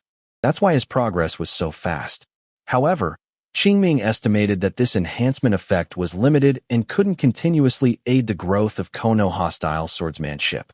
After all, basic body technique contained only so much. Once its underlying knowledge was exhausted, it would naturally become useless. The development of events was pretty much as he had expected. 2 days later, morning, when Qingming completed another round of Konoha-style swordsmanship training, his proficiency only increased by 1 point. At the same time, on his status panel, the basic body technique in the skill section suddenly disappeared after flickering. At first, Qingming was worried for a moment, but after confirming that the relevant knowledge was still in his mind, he relaxed. Clearly, basic body technique had been completely absorbed by Konoha-style swordsmanship. At this time, his Konoha-style swordsmanship level was level 1, 181 out of 200. With promotion just around the corner, Qingming naturally wouldn't waste time. After a brief rest, he began a new round of training. However, without the basic body technique's enhancement buff, his training speed inevitably slowed down. It wasn't until mid-afternoon that he finally grinded Konoha-style swordsmanship to level 2, 1 out of 500. At this moment, although Qingming couldn't yet be considered a master swordsman, he handled the short blade in his hand with skill and precision. After practicing for a while, Qingming put down his short blade and began to review the entire process of grinding Konoha-style swordsmanship over the past few days. One thing was clear: his Konoha-style swordsmanship could improve so quickly, absolutely inseparable from the basic body technique that had already been grinded to perfection. From this, Qingming couldn't help but recall the situation when he first learned Fire Really SS. Phoenix Saj Fire Technique. At that time, it was precisely because he had already leveled Fire Really SS. Great Fireball Technique to level 1 early on that he was able to quickly grasp Fire Really SS. Phoenix Saj Fire Technique. Even the Fire Really SS. Dragon Fire Technique, which he learned later, was able to accumulate proficiency faster because Fire Really SS. Great Fireball Technique and Fire Really SS. Phoenix Sage Fire Technique had both reached the beginner level. At the time, he had discovered a pattern. Ninjutsu of the same attribute could, to some extent, promote each other. But once all three ninjutsu reached level 1, this effect became less obvious, or rather, almost non-existent. So, he didn't delve deeper into it. Now, Qingming realized he was wrong. He shouldn't have simultaneously raised the levels of 3 Fire Really SS ninjutsu, because as C-rank ninjutsu, with similar proficiency, there was little meaning in mutual reference. Therefore, proficiency could only increase little by little. The correct approach should be to first raise the level of one ninjutsu, thereby mastering advanced usage of the corresponding attribute chakra, and then learn other related ninjutsu. This way, it would be like a high school student doing elementary school tests, and the process would naturally be much easier. Reflected on the panel, this meant proficiency increased exponentially. This would not only save time, but also chakra. This made Qingming regret not having thought of this earlier. Fortunately, it wasn't too late. Qingming opened his panel and took a glance, finally deciding to prioritize leveling up Fire Really SS. Phoenix Sage Fire Technique among the 3 Fire Really SS ninjutsu. The reason for choosing this one was simple. It was the most practical. As for other skills, their relevance was not very significant, so he would just improve them in due course. Chapter 48. Time flies like a white steed glimpsed through a crack. In the blink of an eye, another week had passed. After days of recuperation, Qingming's chest injury had fully healed, and Ryosuke and Mizutani Shizuko's bodies had returned to normal. Uchiha Qingming had received orders that starting tomorrow, Team 17 would resume regular missions. In other words, today was his last day of free training. Under the shade of a tree, Uchiha Qingming opened his eyes, felt the chakra within him become full again, nodded in satisfaction, and then silently thought. Panel. The next moment, the familiar pale blue light screen appeared in his vision. Name: Uchiha Qingming. Age: 11 years old. Physique: 7. Spirit: 9. Chakra: 3,510, with a maximum that has increased from 5,026 to 5,027. Bloodline: Sharingan, 1 Tomoe, from 112 out of 1,000 to 160 out of 1,000. Skills: Chakra Refining Technique, from level 3, 664 out of 1,000, to level 3, 762 out of 1,000. Fire Really SS. Great Fireball Technique, from level 2, 11 out of 500, to level 2, 21 out of 500. Fire Really SS. Phoenix Sage Fire Technique, from level 2, 7 out of 500, to level 2, 101 out of 500. Fire Really SS. Dragon Fire Technique, from level 2, 2 out of 500, to level 2, 10 out of 500. Demonic Illusion. Shackling Stakes Technique, from level 1, 105 out of 200, to level 1, 110 out of 200. Body Flicker Technique, from level 2, 234 out of 500, to level 2, 375 out of 500. Shadow Clone Technique, level 0, 5 out of 100. Kono Hostile Swordsmanship, from level 2, 1 out of 500, to level 2, 315 out of 500. Mind Reflection Technique, from level 4, 6 out of 2,000, to level 4, 186 out of 2,000. Ninja Tool Throwing, from level 3, 210 out of 1,000, to level 3, 570 out of 1,000. Chakra Control, from level 3, 131 out of 1,000, to level 3, 150 out of 1,000. 3-Body Technique, level 3, 0 out of 0. It could be seen that in the past week, his Kono Hostile Swordsmanship had improved significantly, with its proficiency increasing from level 2, 1 out of 500, to level 2, 315 out of 500. Now, Uchiha Qingming was confident that he could suppress the 2 Iagakure Chunin who ambushed him more than 10 days ago, relying solely on his swordsmanship. If his Kono Hostile Swordsmanship could advance to level 3, he might even be able to kill them outright. Unfortunately, history cannot be rewritten. Moreover, He had already killed those two. Shaking his head inwardly, Uchiha Qingming turned his gaze to ninja tool throwing. It could be seen that in just over 10 days, its proficiency had increased by 360 points, which was undoubtedly very fast at the level 3 stage. The reason for this was simple. He had secretly activated his Sharingan for assistance. Although he did not want his Sharingan to be exposed too early, he would not abandon it entirely. As long as the risks were controllable, Uchiha Qingming did not mind using it. The increase in proficiency for ninja tool throwing also gave him a deeper understanding of this skill. While it did not reach a qualitative change, it undoubtedly increased his threat to enemies by several points. The growth of strength is accumulated little by little, like this. Withdrawing his gaze, Uchiha Qingming looked at the bloodline section. He had opened his eyes for 2 months, yet had only accumulated 160 points of proficiency in total. Even with his patience, he couldn't help but feel a bit anxious now.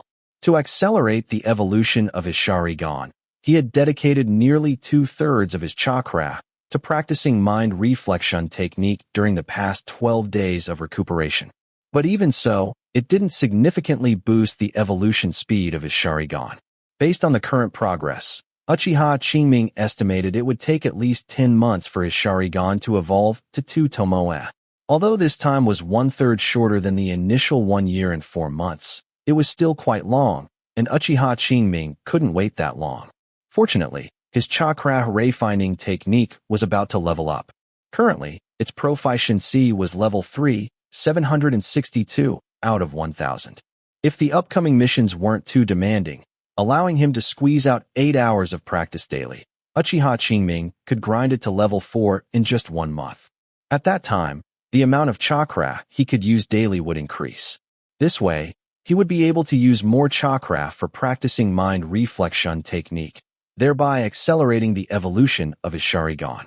Additionally, his mind reflection technique was currently only level 4, requiring 5 points of proficiency to increase the Sharingan's evolution progress by 1 point. But when it advances to level 5, its effect will undoubtedly improve. At that point, his Sharingan's evolution progress would be roughly halfway. In other words, the evolution speed would further increase during the latter half. Uchiha Qingming roughly calculated that it would take approximately 4 to 5 months for his Sharingan to evolve from 1 tomoe to 2 tomoe. Although this time was still not short, it was significantly less than 1 year and 4 months and 10 months. After figuring this out, Uchiha Qingming let out a long breath, and his slightly anxious heart gradually calmed down. Closing the panel, Uchiha Qingming wasted no more time and continued his daily training. Ding ding, dang dang, land of Reina, northeast. Along a rural path, over 100 fully armed Konoha ninja were slowly advancing, escorting more than a dozen carts of supplies. Uchiha Qingming was one of these 100-plus ninja. However, his expression wasn't particularly good.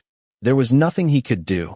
He had initially hoped to take on a relatively leisurely mission to grind his chakra refining technique to level 4 and accelerate his Sharingan's evolution. As a result, the main camp directly dispatched them to the front lines to rotate at a certain stronghold. Please, this was the front line. The danger level of the mission was no less than that of infiltration and espionage. Because they were far from the main camp, they would inevitably not receive timely and effective support. So if they encountered danger, they would have to bear it themselves. If it was just ordinary danger, then whether they lived or died depended on their own strength. But if they encountered an uncontrollable danger, then they would truly be crying out to the heavens without response, and to the earth without a trace. It could easily result in a team wipe. The risks involved were unimaginable. For a moment, Uchiha Qingming even thought about just leaving. But considering his own strength, he ultimately abandoned this dangerous idea. After all, it's good to rest under a big tree. Before reaching Kage-level strength, it's better not to go solo. The dangers of the ninja world are not as simple as they appear on the surface. If he were ambushed while out alone, he would truly have nowhere to cry. Therefore, it was better to play it safe. Now, Uchiha Qingming only hoped that the stronghold he was going to wasn't too important. This way, if he just played it safe, he should be able to get through the month-long rotation period without issue. Of course, if he truly encountered danger beyond his tolerance, he would decisively flee. Uchiha Qingming would not sacrifice himself for Konoha. Time passed by minute. In the blink of an eye, 3 days had passed. Uchiha Qingming's worry about a mid-journey ambush did not materialize, and they successfully reached their destination. This was a small town, not very large, with ruins and broken walls everywhere, and the roads were pitted and uneven, faintly showing traces left by earth releases. As for people, aside from the Konoha ninja who came to meet them, there was no one else. Most of the town's original residents, except for those who fled at the beginning of the war, had become corpses. Walking on the street, Uchiha Qingming could clearly smell the decaying bodies in the collapsed houses on both sides. As the saying goes, when immortals fight, mortals suffer. Most of the corpses buried within the buildings on both sides were caught in the crossfire of battles between ninja, suffering undeserved calamities. Ninja world wars never affected only ninja, but also countless ordinary people. Chapter 49. Clang, clang, clang. In a dense forest, about 2 kilometers southwest of the town base, Qingming, wielding a short blade, was locked in combat with Furukawa. Kunai and the short sword continuously collided, producing crisp clashing sounds, as the two went back and forth fiercely. This was already the 11th day since they had arrived to carry out their rotation mission. Over the past 10 days, their group had not encountered any major dangers. The few skirmishes they had with enemies were minor, not even worth mentioning. Qingming could clearly feel that the ninja in the Iwagakure base to their north, who they were confronting, were very restrained. In fact, one could even describe them as cowardly. These people simply did not entangle with them, and their missions were mostly focused on surveillance. As soon as they were discovered, they would immediately withdraw. Qingming estimated that the reason for this was that the other party was likely worried about Konoha's retaliation. After all, after causing trouble twice, Konoha would inevitably retaliate. Under such circumstances, their main energy should be focused on preventing Konoha's surprise attacks, which is why the front line was so restrained. Qingming was happy about this. What was the point of fighting to the death? With this time and energy, it was better to cultivate properly. Just like now, with Furukawa as his sparring partner, his Konoha-style swordsmanship was progressing rapidly, already on the verge of breaking through to level 2. About 10 minutes later, Furukawa stopped his attack, put away his kunai, and pulled back, creating distance. He looked at Qingming and said, "All right, let's stop here for today. Thank you for your guidance, sensei." Qingming heard him and bowed slightly in thanks. Furukawa nodded and continued. "Your swordsmanship has pretty much reached its current limit for this stage. To break through the current bottleneck, you still need to diligently refine it for some time."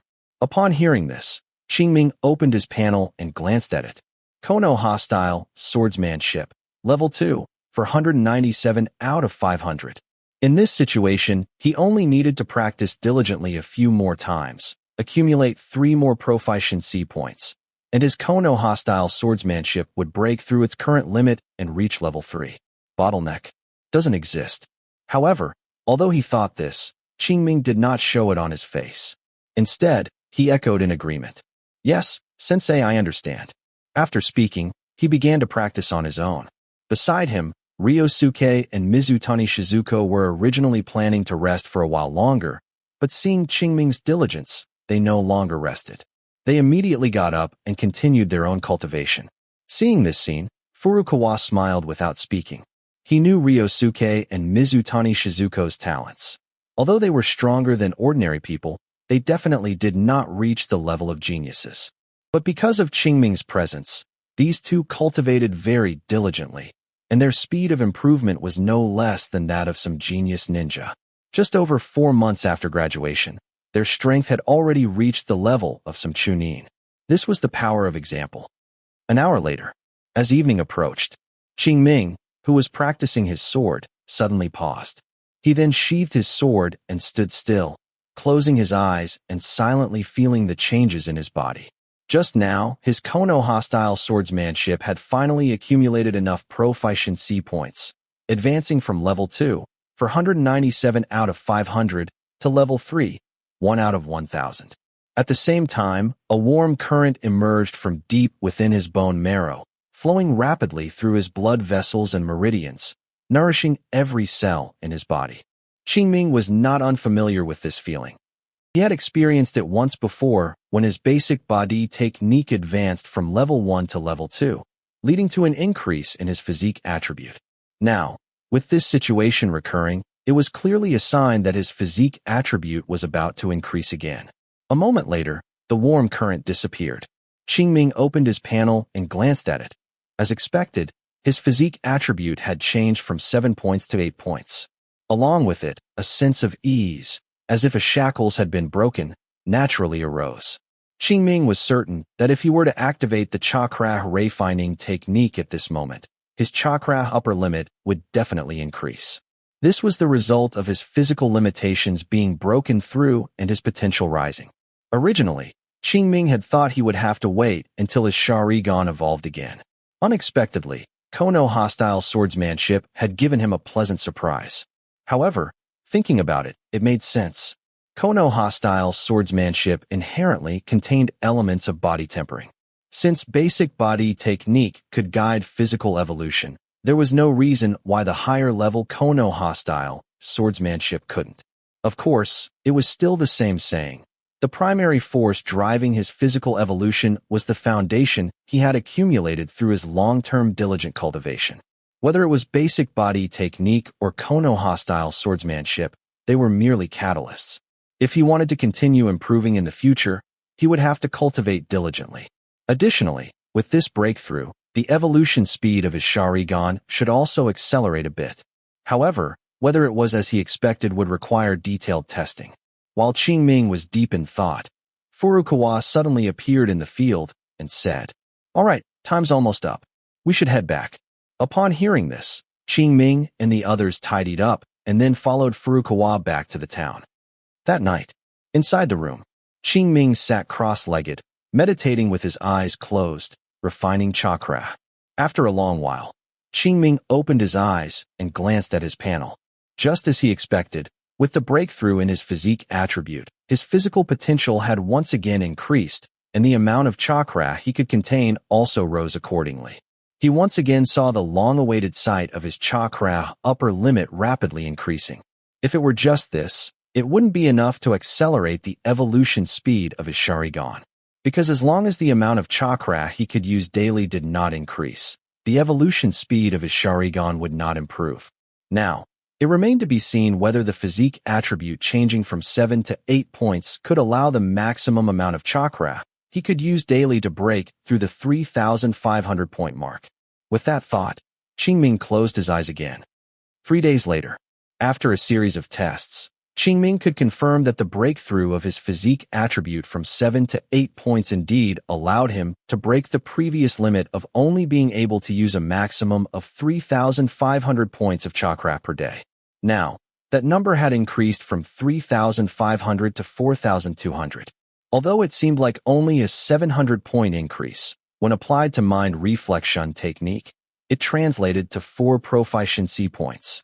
And 5 proficiency points could increase his Sharingan evolution progress by 1 point. In other words, from now on, his Sharingan would gain an additional 4 proficiency points every 5 days, which was already a significant increase. And this was just the most direct increase. As his physique attribute increased, the amount of time his body could withstand operating the chakra refining technique each day would also increase. This meant that, under the same conditions, his chakra refining technique would inevitably advance to level 4 at a faster rate. At that time, the amount of chakra he could use daily would further increase, leading to an accelerated evolution speed of his Sharingan. This was the so-called fast start, fast finish principle. As long as Qing Ming did his best in every aspect, he could maximize the acceleration of his Sharingan's evolution. Chapter 50. Oh, a short, sharp cry of agony rang out. Uchiha Qingming expressionlessly pulled his short sword from the chest of the Iwagakure ninja in front of him, completing the final finishing blow. Standing up, he looked around and saw many Konoha ninja doing the same work as him. On the ground around them lay the bodies of many ninja from both sides. Today was the 20th day since his physique attribute broke through, and also the last day for their group to carry out their garrison mission. However, The Iagakure ninja, who had been confronting them 20 kilometers away, didn't seem to intend to let them leave so easily, launching an attack today. Fortunately, they had the home field advantage and, after paying a certain price, repelled the invading enemy. As for why they suddenly launched an attack, Uchiha Qingming didn't want to consider that question. Anyway, they were returning tomorrow, so whatever the other side's plans were, it had nothing to do with him. After cleaning up the battlefield, Uchiha Qingming and the Konoha ninja returned to the small-town outpost. As soon as they returned to the outpost, Furukawa was called away for a meeting. Seeing this, Uchiha Qingming inexplicably had a bad premonition. Facts proved his premonition was not wrong. In less than half an hour, Furukawa returned, bringing with him very bad news. That was, tonight, or more precisely, in 3 hours, all of them would be divided into 4 teams to attack the Iagakure outpost 20 kilometers away. This order was directly issued by the main camp, leaving them no room to refuse. Moreover, it wasn't just their outpost that received the order. Almost all outposts on the front line confronting Iagakure received the same command. In other words, this was an all-out offensive. Is this Orochimaru's retaliation? It's too childish. What's the point of this besides mutual destruction? Konoha doesn't have an advantage in troop numbers on the Reina country battlefield. This kind of exchange is completely meaningless. Uchiha Qingming was full of doubts. At the same time, he felt a strong sense of malice. He was clearly going to return in just one more day, and then this suddenly happened.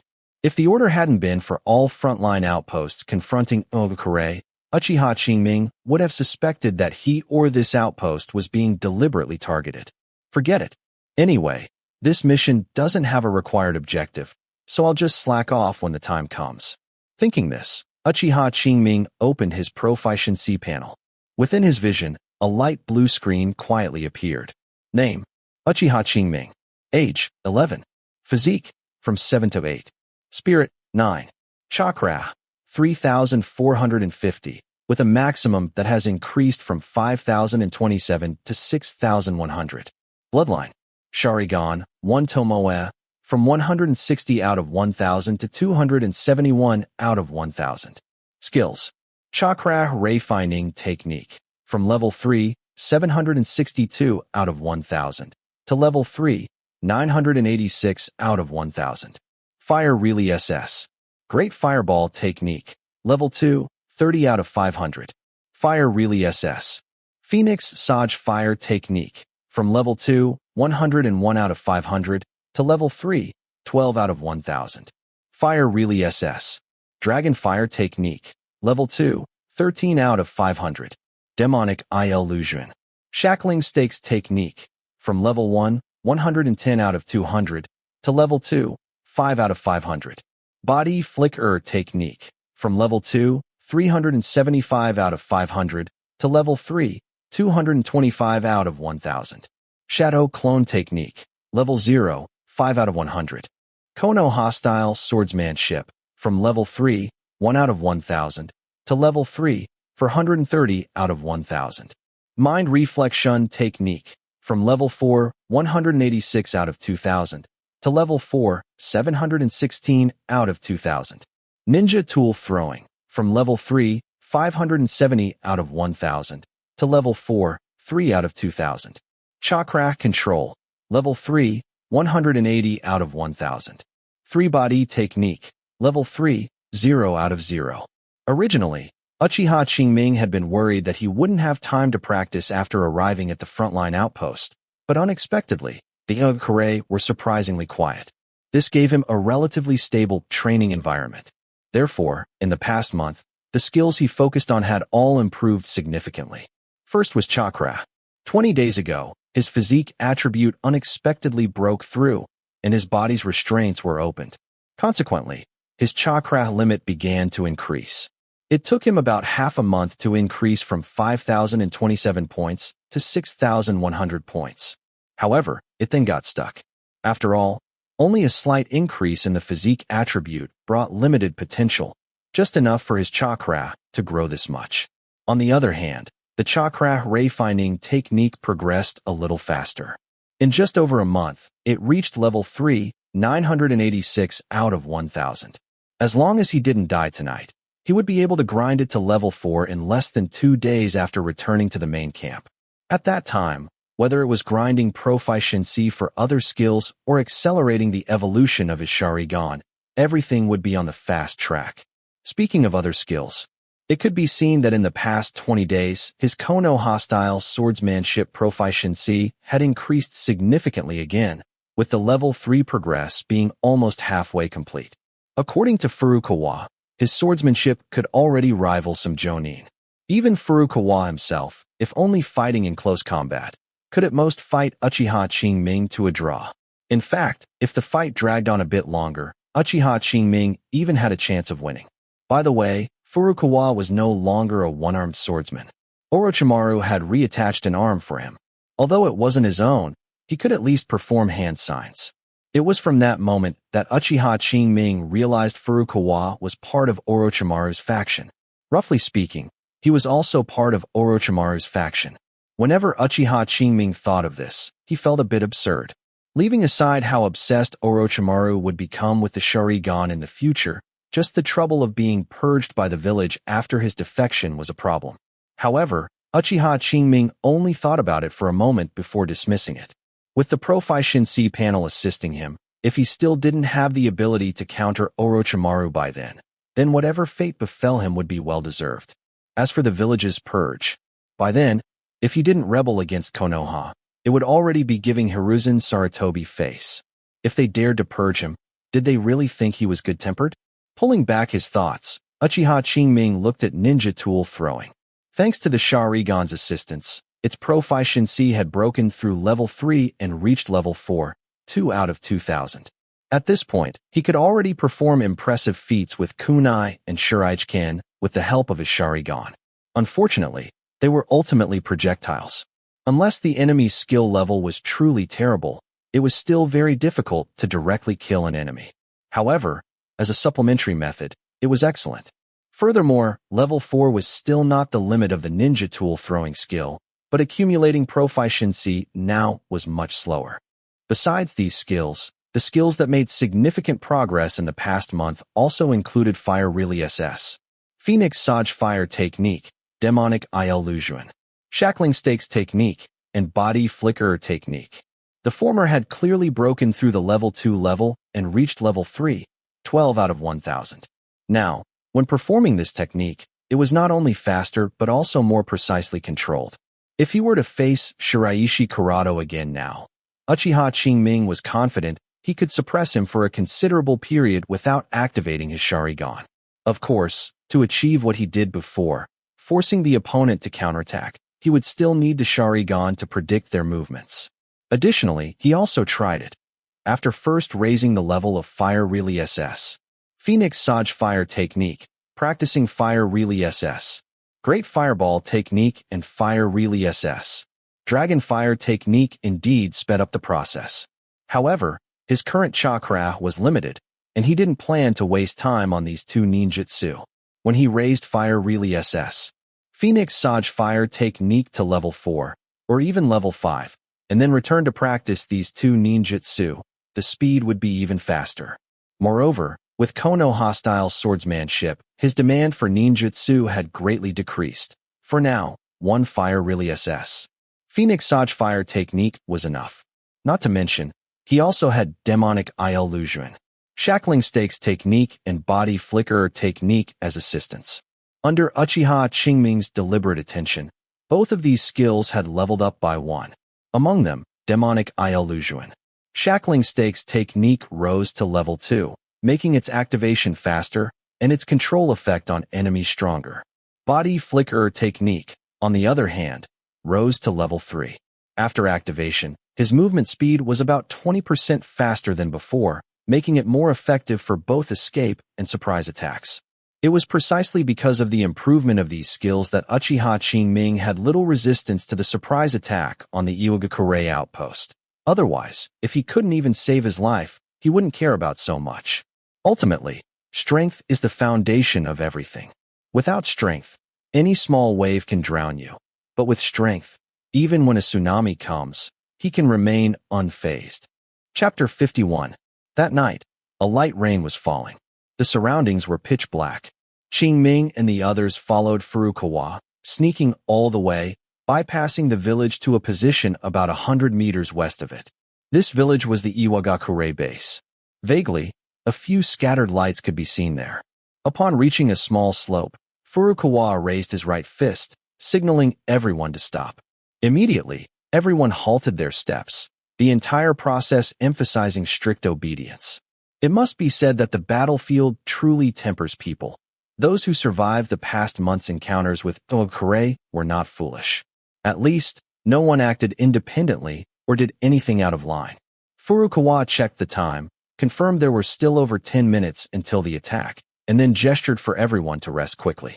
Seeing this, everyone quietly adjusted their breathing, preparing for the upcoming battle. Time passed minute by minute. The surroundings were silent, save for the subtle breathing of the group and the sound of raindrops hitting the ground. As if anticipating the imminent outbreak of a major battle, the rain in the sky quietly intensified. Qingming extended his hand, felt the rain, and frowned slightly, thinking, this environment isn't very suitable for fire really SS. However, when he touched the short blade at his waist, he relaxed. There was nothing more to say. His level 3, for 130 out of 1,000 Konoha-style swordsmanship, gave him sufficient confidence. Boom. Suddenly, an explosion came from a distance. Qingming immediately looked in the direction of the sound, only to see a fiery red flame rising abruptly from the south of the village ahead, the exact scene of an exploding tag detonation. Then, the clanging of metal could be heard from there. It was clear that a battle had broken out there. Someone was exposed. Immediately, this thought popped into Qingming's mind. For this mission, they were divided into 4 teams, planning to launch simultaneous attacks from the 4 directions of the village. Their team, led by Furukawa, was responsible for attacking from the west of the village, while the other 3 teams handled the remaining 3 sides. Looking at the current situation, it was highly likely that the team on the south side had been exposed. Otherwise, they would not have launched an attack before the agreed-upon time. What Qingming could think of, Furukawa naturally could too. Therefore, after only a few seconds of thought, he decisively ordered, "The plan has changed. Everyone, follow me." With that, he took the lead and rushed towards the Iwagakure base. Seeing this, Qingming and the others immediately followed. Clearly, Furukawa intended to launch the attack early, and he wasn't the only one with similar thoughts. Just as they were rapidly approaching the Iwagakure base, an explosion also occurred from the north. This is good too, as long as it's not a solo fight. Thinking this, Qingming quickly scanned his surroundings, constantly vigilant for potential hidden dangers. Crack. A faint cracking sound came. Qingming sharply looked down at his feet. Vaguely, he could feel a slight tremor there, like a magnitude 1 or 2 earthquake, the sensation not strong. But it was this slight tremor that gave Qingming a feeling of impending doom. Without hesitation, Qingming grabbed Ryosuke and Mizutani Shizuko, one in each hand, and ran to the side like a blur. At the same time, he did not forget to warn his teammates, shouting loudly, "Watch out for the ground." What? Upon hearing his warning, some were confused and reacted a beat too slow, while others reacted quickly, immediately rushing to the sides like him. The next moment, the earth cracked, and more than a dozen fissures of varying sizes, accompanied by a strong earthquake, suddenly appeared on the path of Qingming and the others. Those few Konoha genin who reacted a bit slower were almost instantly swallowed by the cracks. It was only then that Furukawa and the few jonin at the front of the team noticed the anomaly. This was not to say that Qingming's perception was more acute than these jonin, but rather that the enemy's attack was aimed at the chunin and genin like them, specifically avoiding Furukawa and the others. Otherwise, given the alertness of Furukawa and the others, it would have been impossible for them not to detect the activity underground. Before everyone could steady themselves, dense rock spikes emerged from underground, like bamboo shoots after a rain, continuous and endless. Several Konoha ninja failed to dodge in time and were cut by the rock spikes. Fortunately, no one died as a result. It should be known that their team consisted of just over 20 people, and 4 or 5 had already died in the first wave of attacks. If a few more were lost, what would be the point of fighting? All of this was thanks to Qingming's shout. It was that warning that prepared everyone mentally, preventing them from being completely stunned by the first wave of attack. Otherwise, a few more people would have died in this second wave. Swish, swish, swish. Several kunai shot out from the hands of Furukawa and the other jonin. Immediately after, several crisp metallic clangs came from the darkness. Clearly, their attacks were intercepted. However, the attacks targeting Qingming and the other chunin and geinin also stopped. Thump, thump, thump. A dull sound of footsteps approached. An Iiwagakure jonin emerged from the darkness.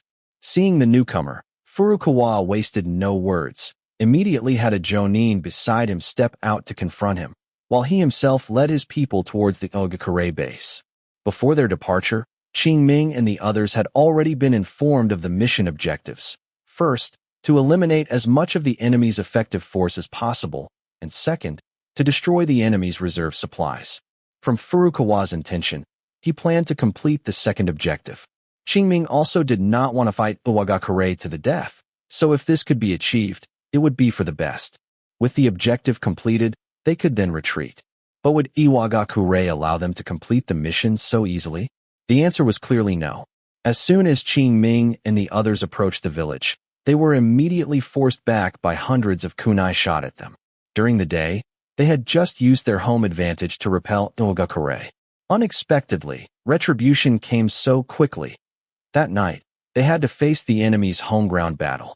This extravagant display of throwing kunai as if they were worthless was a tactic they, fighting on enemy ground, could not employ. Unless one was proficient in time-space ninjutsu and could carry extra equipment and items with sealing scrolls, ninja on missions could only carry a very limited amount of things. In such a situation, it was naturally impossible to compete with the opponent in terms of attrition. Moreover, such a defense was not that difficult to break through. Just then, beside Furukawa, a Konoha jonin quietly stepped out, raised his hands, and rapidly completed hand signs.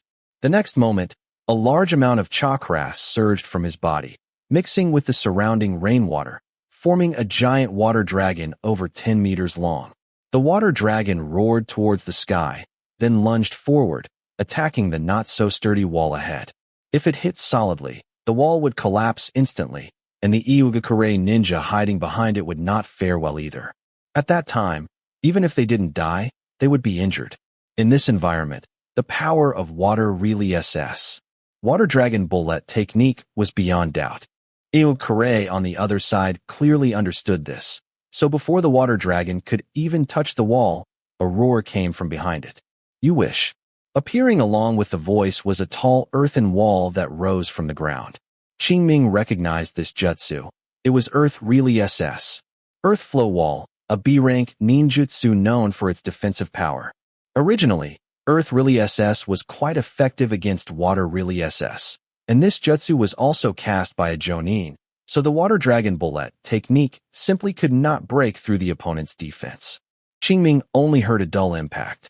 Feeling the ground beneath his feet tremble, the water dragon turned into splashing water, failing to cause any damage to the Iwagakure ninja behind it. Fortunately, the jonin on their side had more than just this one move prepared. Chapter 52. Boom, boom, boom. Along with dazzling firelight, a series of explosions suddenly came from behind the earth wall. Accompanying them were the screams of the Iwagakure ninja. Looking at the front of the team, 2 Konoha jonin were missing, having disappeared at some point. It turned out that just now, 2 Konoha jonin had used Earth Really SS while the two sides were in a standoff, infiltrating the Iwagakure stronghold. Now, they were the ones creating the chaos. A few moments later, the earth wall created by the Iwagakure jonin collapsed, revealing the chaotic battlefield behind it. At this moment, those 2 Konoha jonin were being besieged by a group of Iwagakure ninja. Seeing this, Furukawa immediately ordered, Team 1, Team 2, and Team 3 will engage the enemy. Team 4 will search for the enemy's supply warehouse. Coincidentally, Qingming was part of Team 4. Besides him, there were 3 other members in the squad, and all 3 were chunin. Logically speaking, in a chunin squad, forcibly inserting a geinin would surely lead to objections from the team members. However, the fact was that the 3 teammates showed no objections whatsoever after learning of this grouping. As for the reason, it was simple. In the past month of engagements with Iwagakure ninja, Qingming had already proven his strength, which was in no way inferior to that of a typical chunin. His teammates weren't worried about him being a burden, so naturally, they had no objections. Otherwise, when it came to matters of life and death, even Furukawa couldn't make a unilateral decision. However, only Qingming knew that Furukawa had a deeper meaning in assigning him here. Perhaps in the eyes of his three teammates, he was just an ordinary geinin whose strength had reached the chunin level, but Furukawa knew his true strength definitely surpassed the chunin level. Therefore, assigning him here was more about having him act as a surprise weapon to complete the mission at a critical moment. Qingming had no objection to this arrangement. In fact, compared to fighting on the front lines, this infiltration and search mission was more to his liking. No other reason, mainly because the danger was not high. Although their raid had not even begun before one team exposed their whereabouts, the Iwagakure ninja were still caught off guard. At this moment, the Iwagakure stronghold was surrounded on all four sides, and the enemy jonin must have been dispatched early on. The remaining chunin and geinin posed little threat to him. You ask why no jonin would be left behind? The reason is simple. A war between ninja is not a war between ordinary people. While logistical supplies are equally important, they are still inferior to people. For Iwagakure, preserving more living forces is more important than so-called supplies. If supplies are gone, they can be reprocured, but if ninja are gone, it takes several years to train them. Therefore, Qingming estimated that the Iwagakure ninja, like them, would try their best to dispatch all high-end forces when facing an enemy, especially when being blocked at their doorstep, to minimize losses among their lower and middle-tier ninja. That is why Qingming said this mission posed little danger to him. Of course, that was only for him. For his three teammates, it was a different story. Inside the Iwagakure stronghold, Qingming and his group of four quickly made their way towards the center of the village. By now, nearly 10 minutes had passed since they infiltrated the village, and they had finally figured out the location of the Iwagakure supply warehouse. This was thanks to a chunin named Yamanaka Ichirio in the team. Although he was not a direct descendant of the Yamanaka clan and had not learned the most advanced mind Esikeret arts, he had learned a mind-reading Esikeret art. A few minutes ago, with the assistance of others, they had shaken off their pursuers and infiltrated the village. Afterward, they spent a little time locating a guarding Iwagakure chunin. With careful planning against an unsuspecting target, they succeeded in a sneak attack. Then, Yamanaka Ichirio took action, performing his mind-reading Esikeret art, and with little effort, obtained the information they needed from his head. If the intelligence was correct, the underground area in the center of the village was the Iwagakure supply warehouse. Next, they only needed to destroy these supplies, and the mission would be complete. At that point, everyone could retreat. However, before that, they still needed to deal with the defensive forces inside. Upon reaching the center of the village, Yamanaka Ichirio raised his right fist, signaling the others to stop. Then, he formed a few hand signs, closed his eyes, and began to sense the surrounding situation. Qingming didn't know the name of the ninjutsu the other party was using, but he could vaguely feel the spiritual energy constantly spreading outwards from his body. He thought it should also be a Esikeret art of the Yamanaka clan. Just as Qingming was deep in thought, Yamanaka Ichirio suddenly opened his eyes and looked sharply at him, a hint of surprise and an uncontrollable scrutiny flashing in his gaze. What is it? Seeing the other party look at him, Qingming's expression remained unchanged, and he calmly spoke. Hearing this, Yamanaka Ichirio snapped back to reality, withdrew his scrutinizing gaze, and replied in a flat tone. Nothing. Seeing this, Qingming's brows furrowed slightly. Recalling the other party's gaze just now, Qingming felt that the other party must have noticed something. Sharingan. This thought had just popped into Qingming's mind, but he quickly dismissed it. No other reason. When the Sharingan is not activated, let alone a half-baked Yamanaka clan member, even the head of the Yamanaka clan himself probably wouldn't notice anything unusual. Then, there's only one possibility. Feeling the vast chakra within his body, Qingming thought, did he discover that my chakra volume is abnormal? Before setting out, in order to maximize his survival rate, he had not wasted chakra and had even deliberately used the chakra refining technique to restore a significant amount of chakra. This caused his internal chakra volume to break past the 4,500 point mark, and this already far exceeded the chakra volume of most chunin. One must know that he was only 11 years old now, and according to the growth patterns of ninja, he had not yet entered the rapid development stage at this age. In other words, his chakra volume would continue to increase in the future. And since he hadn't outwardly revealed the existence of his Sharingan, such a chakra volume was naturally quite abnormal. Qingming himself was aware of this. Therefore, whether at the main camp or the town stronghold, he had been controlling his internal chakra volume and minimizing contact with strangers to avoid exposing any abnormalities. He hadn't expected to be found out today. Qingming estimated that he had just been too close to Yamanaka Ichirio, which allowed the other party to sense some abnormality with his ninjutsu. In fact, this was precisely the case. The secret art Yamanaka Ichirio had just used was called Spirit Touch, which could sense the number of living people within a certain range and roughly estimate their strength. And the way to estimate strength was by detecting the target's chakra volume. Originally, this detection result was not very accurate, but it couldn't account for Qingming's abundant chakra. Just now, as soon as Yamanaka Ichirio used Spirit Touch, he was startled by Qingming next to him, thinking he was a Jonin in disguise. After confirming that it was truly Qingming himself, his inner shock grew even greater. However, with the mission at hand, he had no time to think further. Chapter 53. Qingming expressionlessly watched Yamanaka Ichirio, who had closed his eyes again and began to perceive his surroundings, and thought to himself, I hope you don't associate it with the Sharingan, or even if you do, don't say it out loud, otherwise. For some reason, Yamanaka Ichirio felt a chill and instinctively shifted his body, moving a little further away from Qingming. A moment later, Yamanaka Ichirio opened his eyes and said, There are two enemy squads. One squad is guarding the two-story building in front, and the other is hidden underground. Both are standard Geinin squads. A standard Geinin squad is composed of 1 Chunin and 3 Geinin. In addition, there are Chunin squads and Jonin squads. The former is usually composed of 1 special Jonin plus 3 Chunin or 4 Chunin, and is generally used to carry out missions of around B-rank difficulty, just like their squad and the mission they are currently executing. During this time, there might be a high possibility of engaging in combat with enemy ninja, but it usually doesn't involve Jonin. As for the latter, their composition is a bit more complex. Depending on the mission difficulty, they are generally led by 1 to 2 Jonin, plus several elite Chunin. If the situation is more extreme, it's not impossible for a team to be entirely composed of Jonin. However, such missions are usually assigned to an elite Jonin. After all, every Jonin is a pillar of the village, and having them team up for a mission is too wasteful.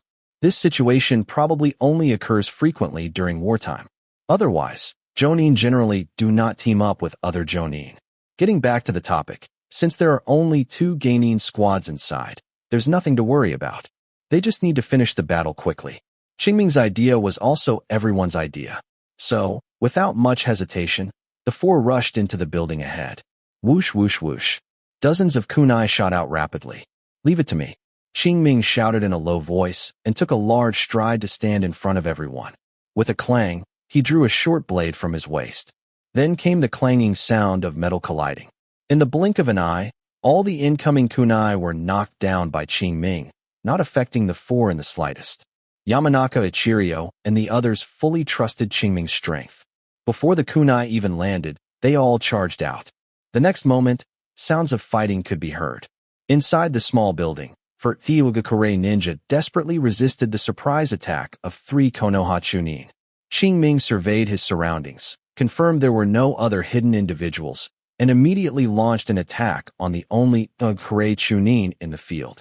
The Kure Chunin only felt a blur before his eyes, and Qingming was already in front of him. So fast, the Kure Chunin was secretly startled. However, Qingming didn't care what he thought. After getting close, he raised his hand and struck with his blade. The strike was as fast as lightning, leaving only a trace of cold light in the air. The Kure Chunin's expression changed slightly. He instinctively raised his kunai to block in front of him. Clang. A crisp metallic clang sounded.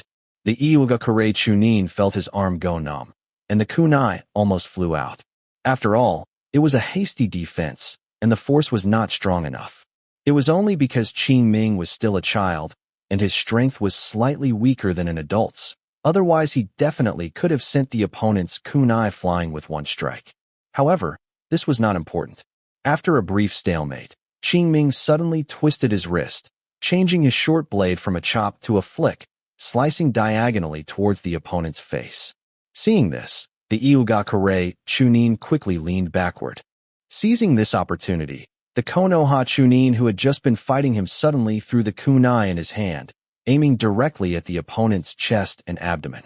Sensing danger, the Iwagakure Chunin immediately twisted his waist, attempting to dodge the kunai's attack. But he couldn't even stand steadily at this point, let alone dodge.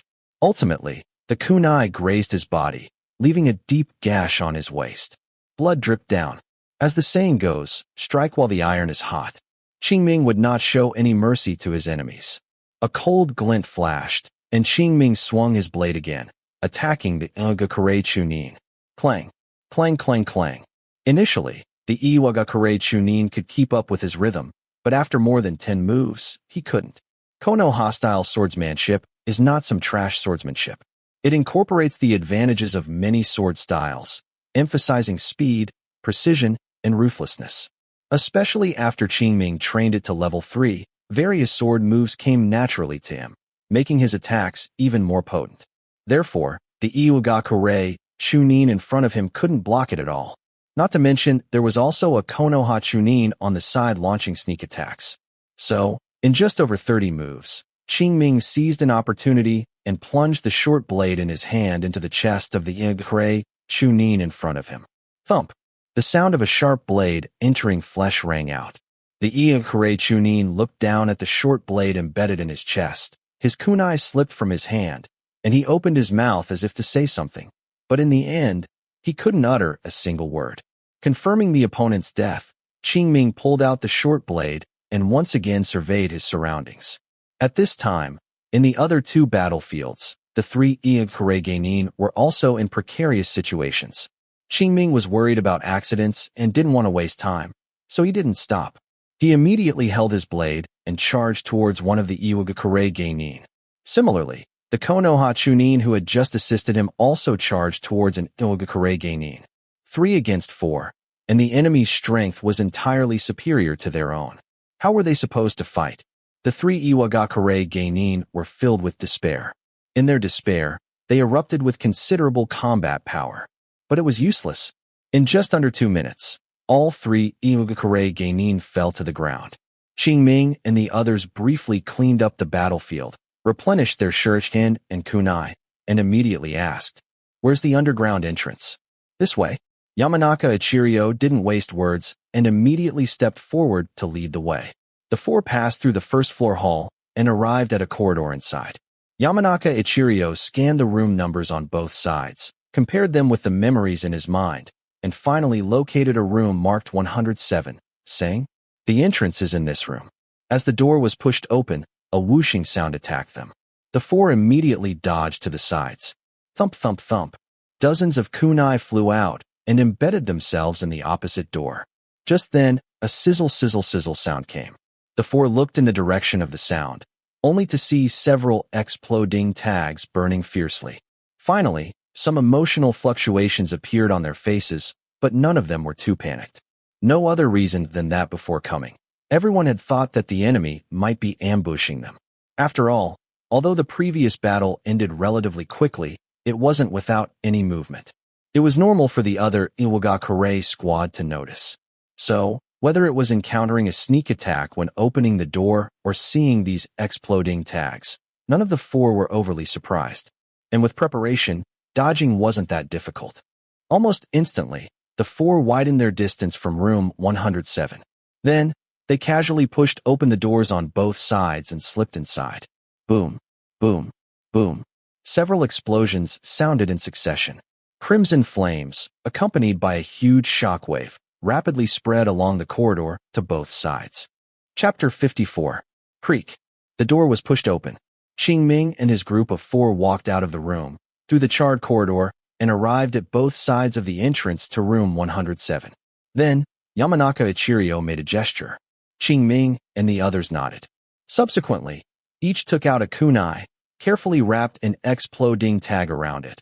And then, at Yamanaka Ichirio's 3, 2, 1 signal, simultaneously threw them into room 107. Be careful. Immediately, a slightly anxious warning cry came from the Iwagakure ninja inside the room. However, this could not stop the exploding tag from exploding. Boom, boom, boom. Violent explosions rang out. Immediately after, crimson flames surged out from the entrance of room 107, scorching Qingming and the others' faces. Not only that, but the walls on both sides of the room also shook 3 times amidst the huge explosion. In such a confined area, exploding tags could cause far more damage than if detonated in an open space. I wonder how the Iwagakure ninja inside are doing.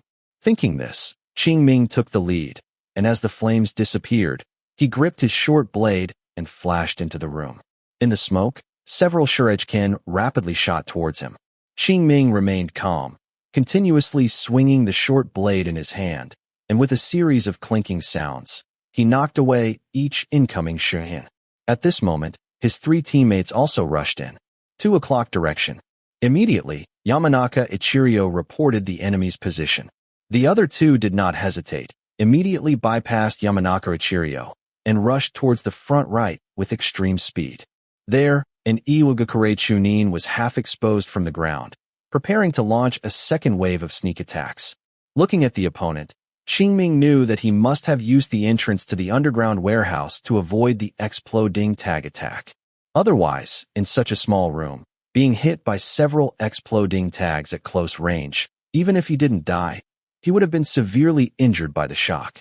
Unlike the Iwagakure genin who had fallen in front of him, who, although he avoided the direct damage from the exploding tag, still couldn't escape internal injuries from the explosion shockwave. How could he still have the strength to counterattack like this? Shaking his head secretly, Qingming stopped thinking and refocused his gaze on the opponent.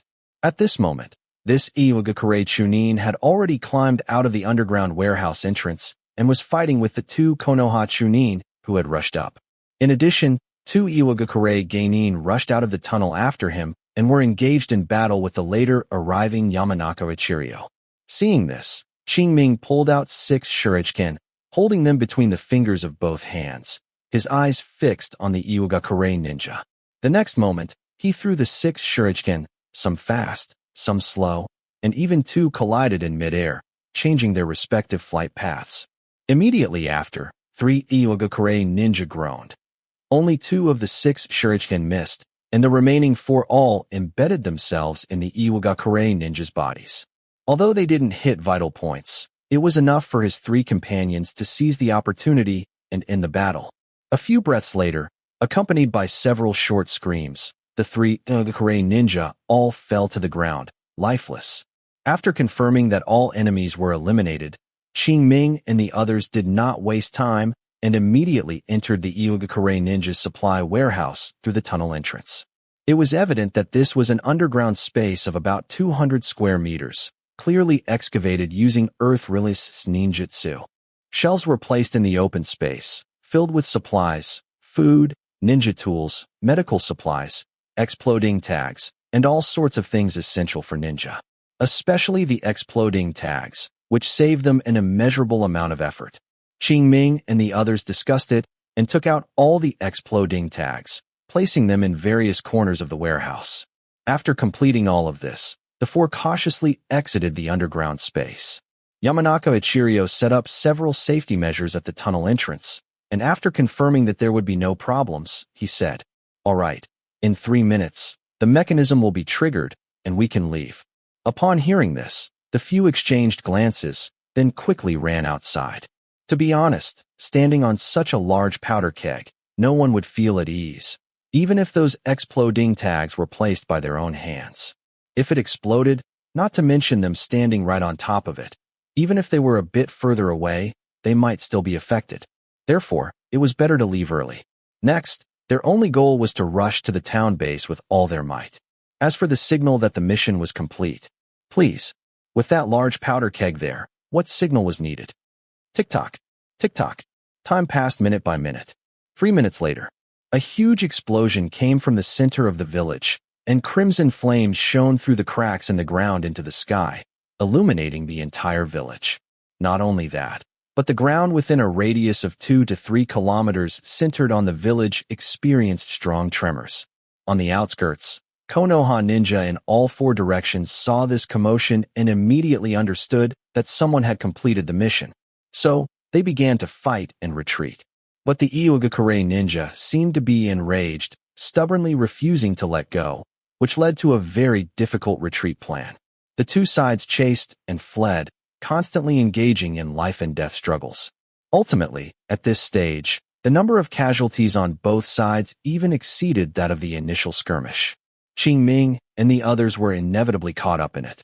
Even with Yamanaka Ichiryo's early sensing, they still encountered enemies several times, and even one of their companions who had been on the mission died.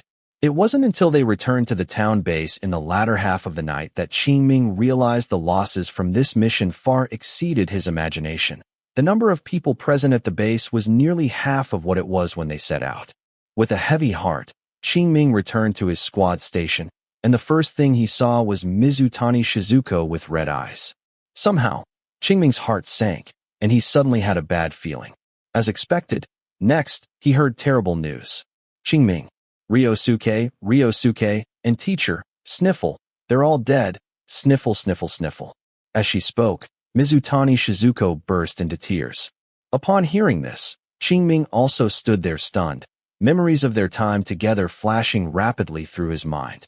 Although his time with Ryosuke wasn't long, and he often declined his invitations to train alone, his optimistic and positive personality still left a mark on his heart. Now, suddenly hearing the news of his death, Qingming felt a sense of unreality. And teacher Furukawa, although he didn't teach him much about ninjutsu, he helped him accumulate rich combat experience, and he was always willing to help with his requests. It could be said that these 2 were among the few people he cared about in this world.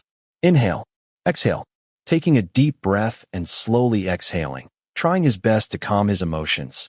Qingming looked at Mizutani Shizuko and asked, "How did teacher and the others die?" Chapter 55. Hearing his question, Mizutani Shizuko cried, even more sadly. From her intermittent narration, Qingming learned that Furukawa had sacrificed himself by fighting alone to cover the retreat of the entire team, ultimately being killed by 2 Iogakure Jonin working together.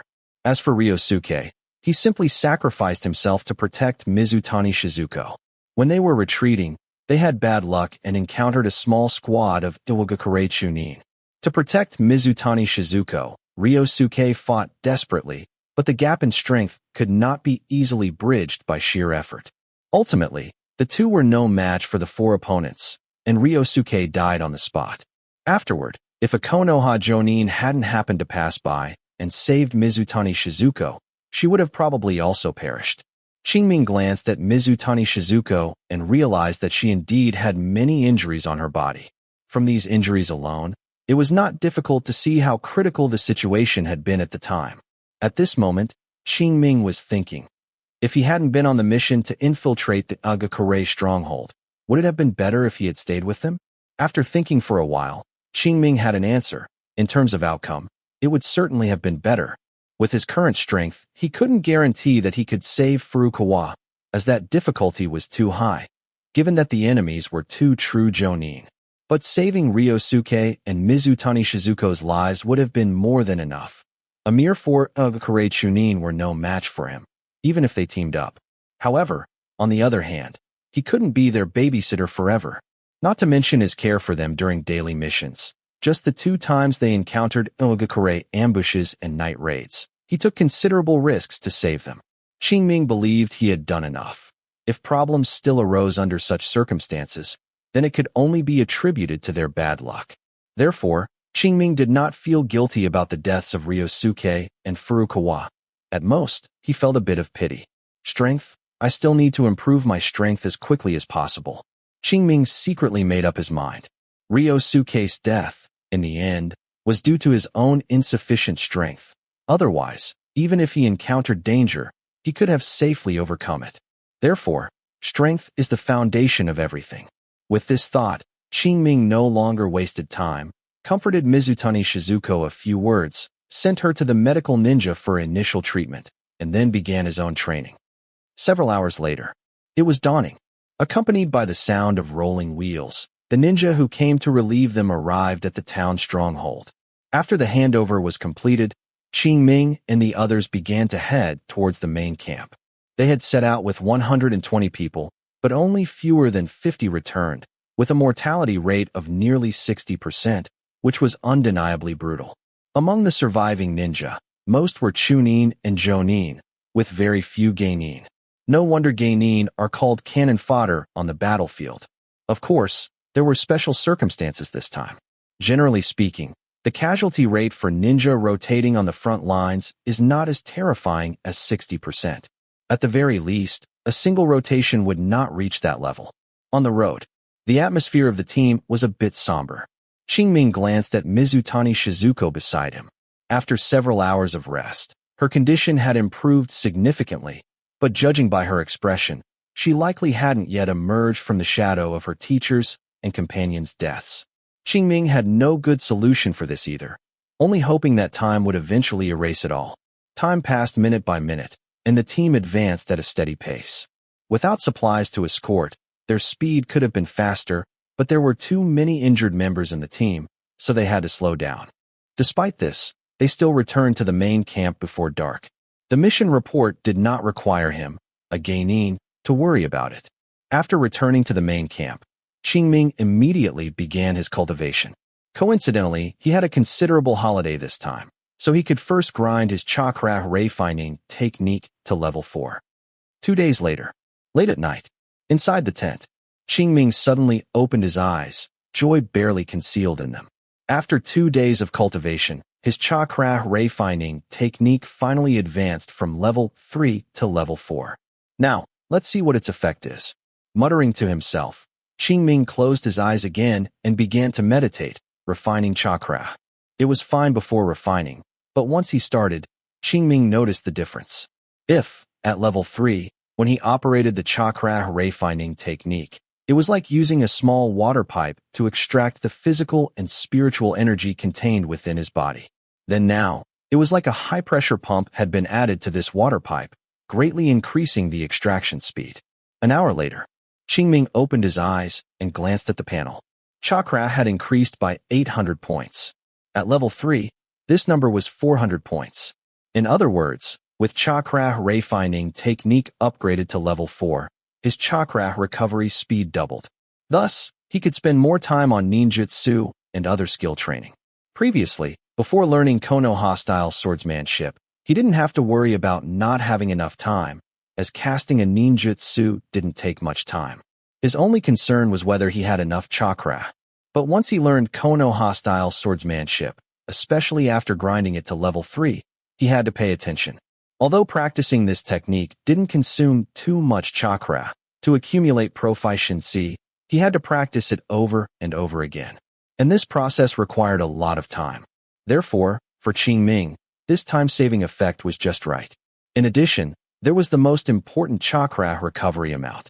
Before his physique attribute unexpectedly broke through 8 points, he could only use a maximum of 3,500 Chakra per day, but once it broke through to 8 points, this number became 4,200. Qingming had estimated that when Chakra refining technique advanced to level 4, this number would also increase. Now it seemed his estimation was correct.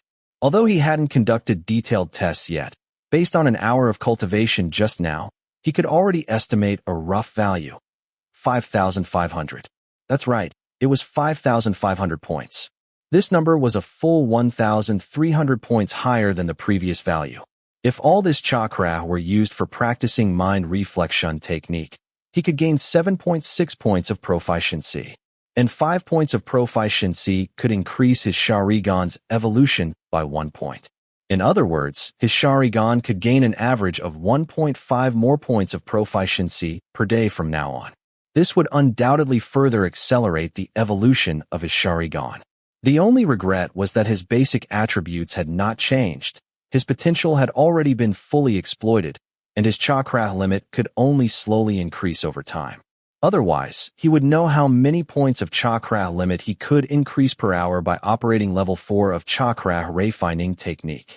According to the previous pattern of 3 times doubling, this time it should change from 8 points per hour to 16 points.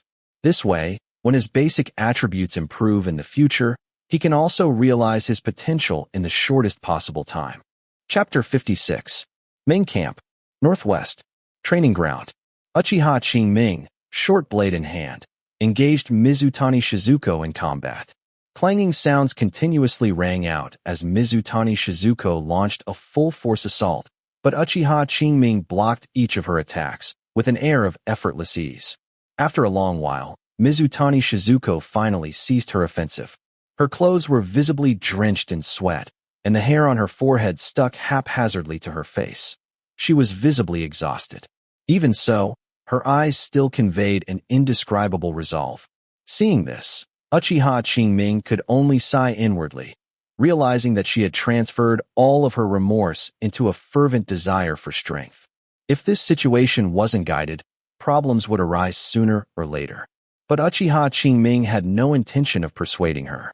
As the saying goes, no madness, no life. In this chaotic world, if one doesn't push themselves hard enough, how can they survive? Besides, isn't it better to focus all one's energy on improving strength than to wallow in self-pity? After a short rest, Mizutani Shizuko once again raised the kunai in her hand and said to Uchiha Qingming, again. Upon hearing this, Uchiha Qingming said nothing more, but with a single lunge he instantly appeared before her, fluidly executing kono-hostile swordsmanship. This time, with Uchiha Qingming on the offensive, Mizutani Shizuko felt even greater pressure. In just a moment, she could no longer hold on. The kunai in her hand was knocked away, and Uchiha Qingming's short sword rested against her throat. Drops of cold sweat trickled down her forehead, and Mizutani Shizuko unconsciously swallowed. Although she knew Uchiha Qingming wouldn't kill her, when the tip of the sword touched her throat, she still couldn't help but shiver. Putting away his short sword, Uchiha Qingming glanced at the sky, and once Mizutani Shizuko had recovered, he said, "Time's up. Let's stop here for today." "Okay." Mizutani Shizuko nodded, bowed, and said, "Thank you for your hard work, Uchiha Qingming-kun." Upon hearing this, Uchiha Qingming waved his hand, saying nothing more. Although acting as Mizutani Shizuko's sparring partner consumed some of his time and energy, this was time and energy he had already set aside for kono-hostile swordsmanship. While sparring wasn't as effective as fighting Furukawa, Furukawa was now dead, and having Mizutani Shizuko as an opponent was better than practicing alone. Therefore, this was a mutually beneficial process, and Uchiha Qingming didn't feel Mizutani Shizuko needed to thank him for it. But she always did, so Uchiha Qingming let her be. A few minutes later, the two returned to the main camp. As they were walking, a large group of people approached. As they passed each other, Uchiha Qingming suddenly stopped and looked back at them. Seeing this, Mizutani Shizuko asked, "What's wrong? Do you feel like they look familiar?" Uchiha Qingming asked. Mizutani Shizuko heard him, glanced at the backs of those people, then turned back, puzzled, and said, "This place is only so big. Isn't it normal for people to look familiar?" "No." Uchiha Qingming shook his head with a serious expression and said, "It's different. Haven't you noticed that they are some of the people who replaced us in guarding the town base?" "What?" Mizutani Shizuko was startled by his words and quickly looked back at those people, but they were already gone. She looked at Uchiha Qingming and asked in confusion, "Aren't rotations every month? It's only been 10 days, so why are some people back? Did something major happen there?" As she spoke, Mizutani Shizuko couldn't help but recall their previous encounter, and a deep fear, along with an unspeakable pain, flashed in her eyes.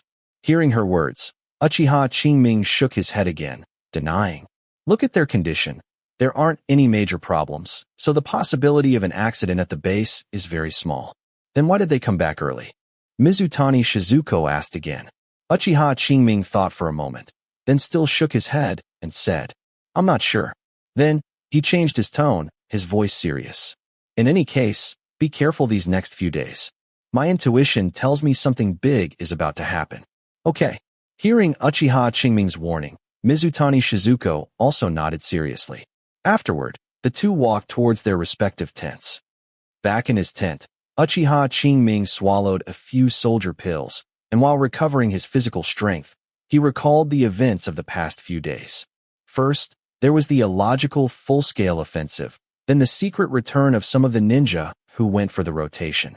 All of this gave Uchiha Qingming a feeling that a storm was brewing.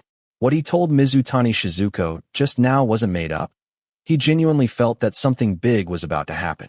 Unfortunately, his position was too low to see the whole picture. So, all Uchiha Qingming could do was try his best to improve his strength. Panel.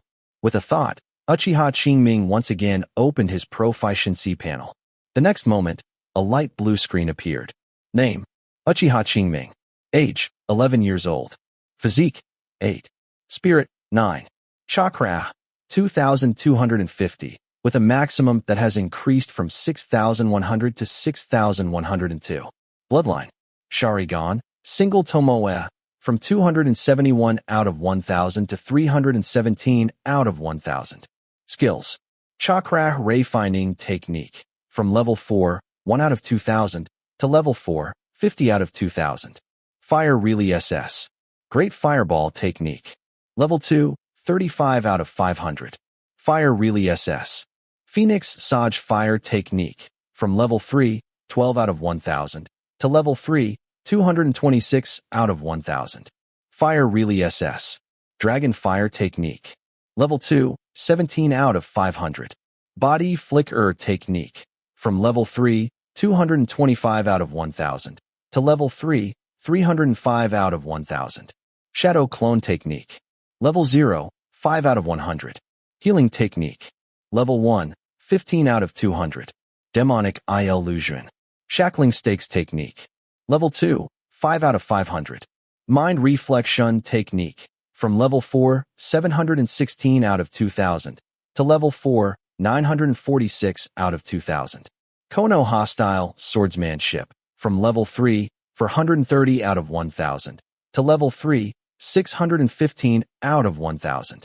Ninja Tool Throwing, level 4, 50 out of 2,000. Chakra Control, level 3, 190 out of 1,000.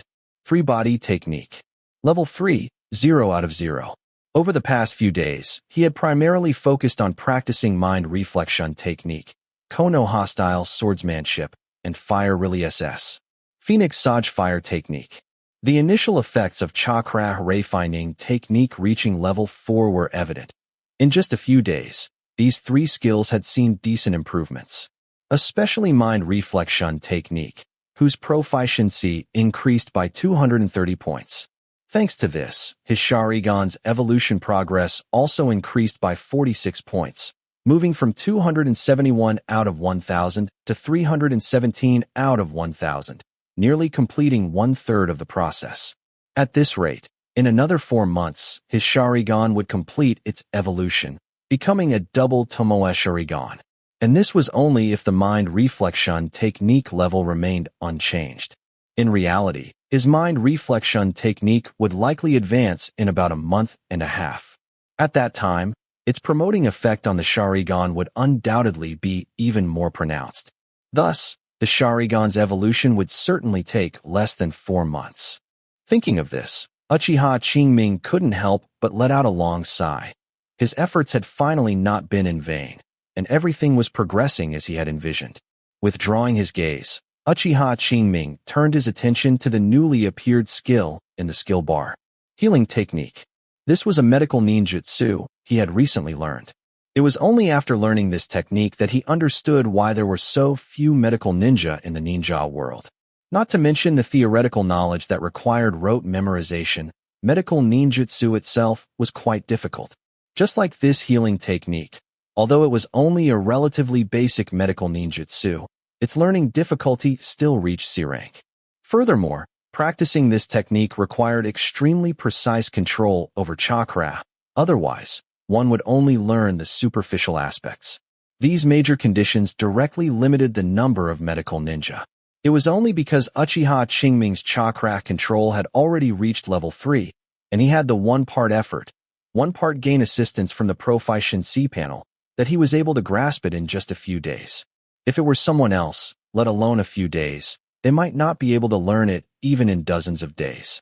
At this point, Uchiha Qingming had completed his wish from when he first arrived at the front lines, taking another step closer to his goal of becoming a well-rounded warrior. Chapter 57. In the following days, Qingming paid attention to the changes within the camp and indeed discovered some issues. First, the number of ninja in the main camp was continuously increasing, and many of them looked travel-worn, indicating they had traveled a long distance. Combined with the group of people he encountered a few days ago, Qingming had reason to suspect that these individuals had all rushed back from the frontline outposts. Second, external communication channels from the main camp were tightened, and anyone or anything entering or exiting required multiple inspections. Even the training ground was now off-limits. Furthermore, the sensory barrier covering the entire camp was activated around the clock.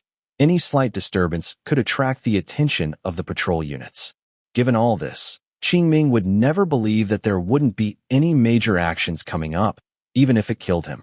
Forget it, I won't think about these things anymore. I'll just continue cultivating.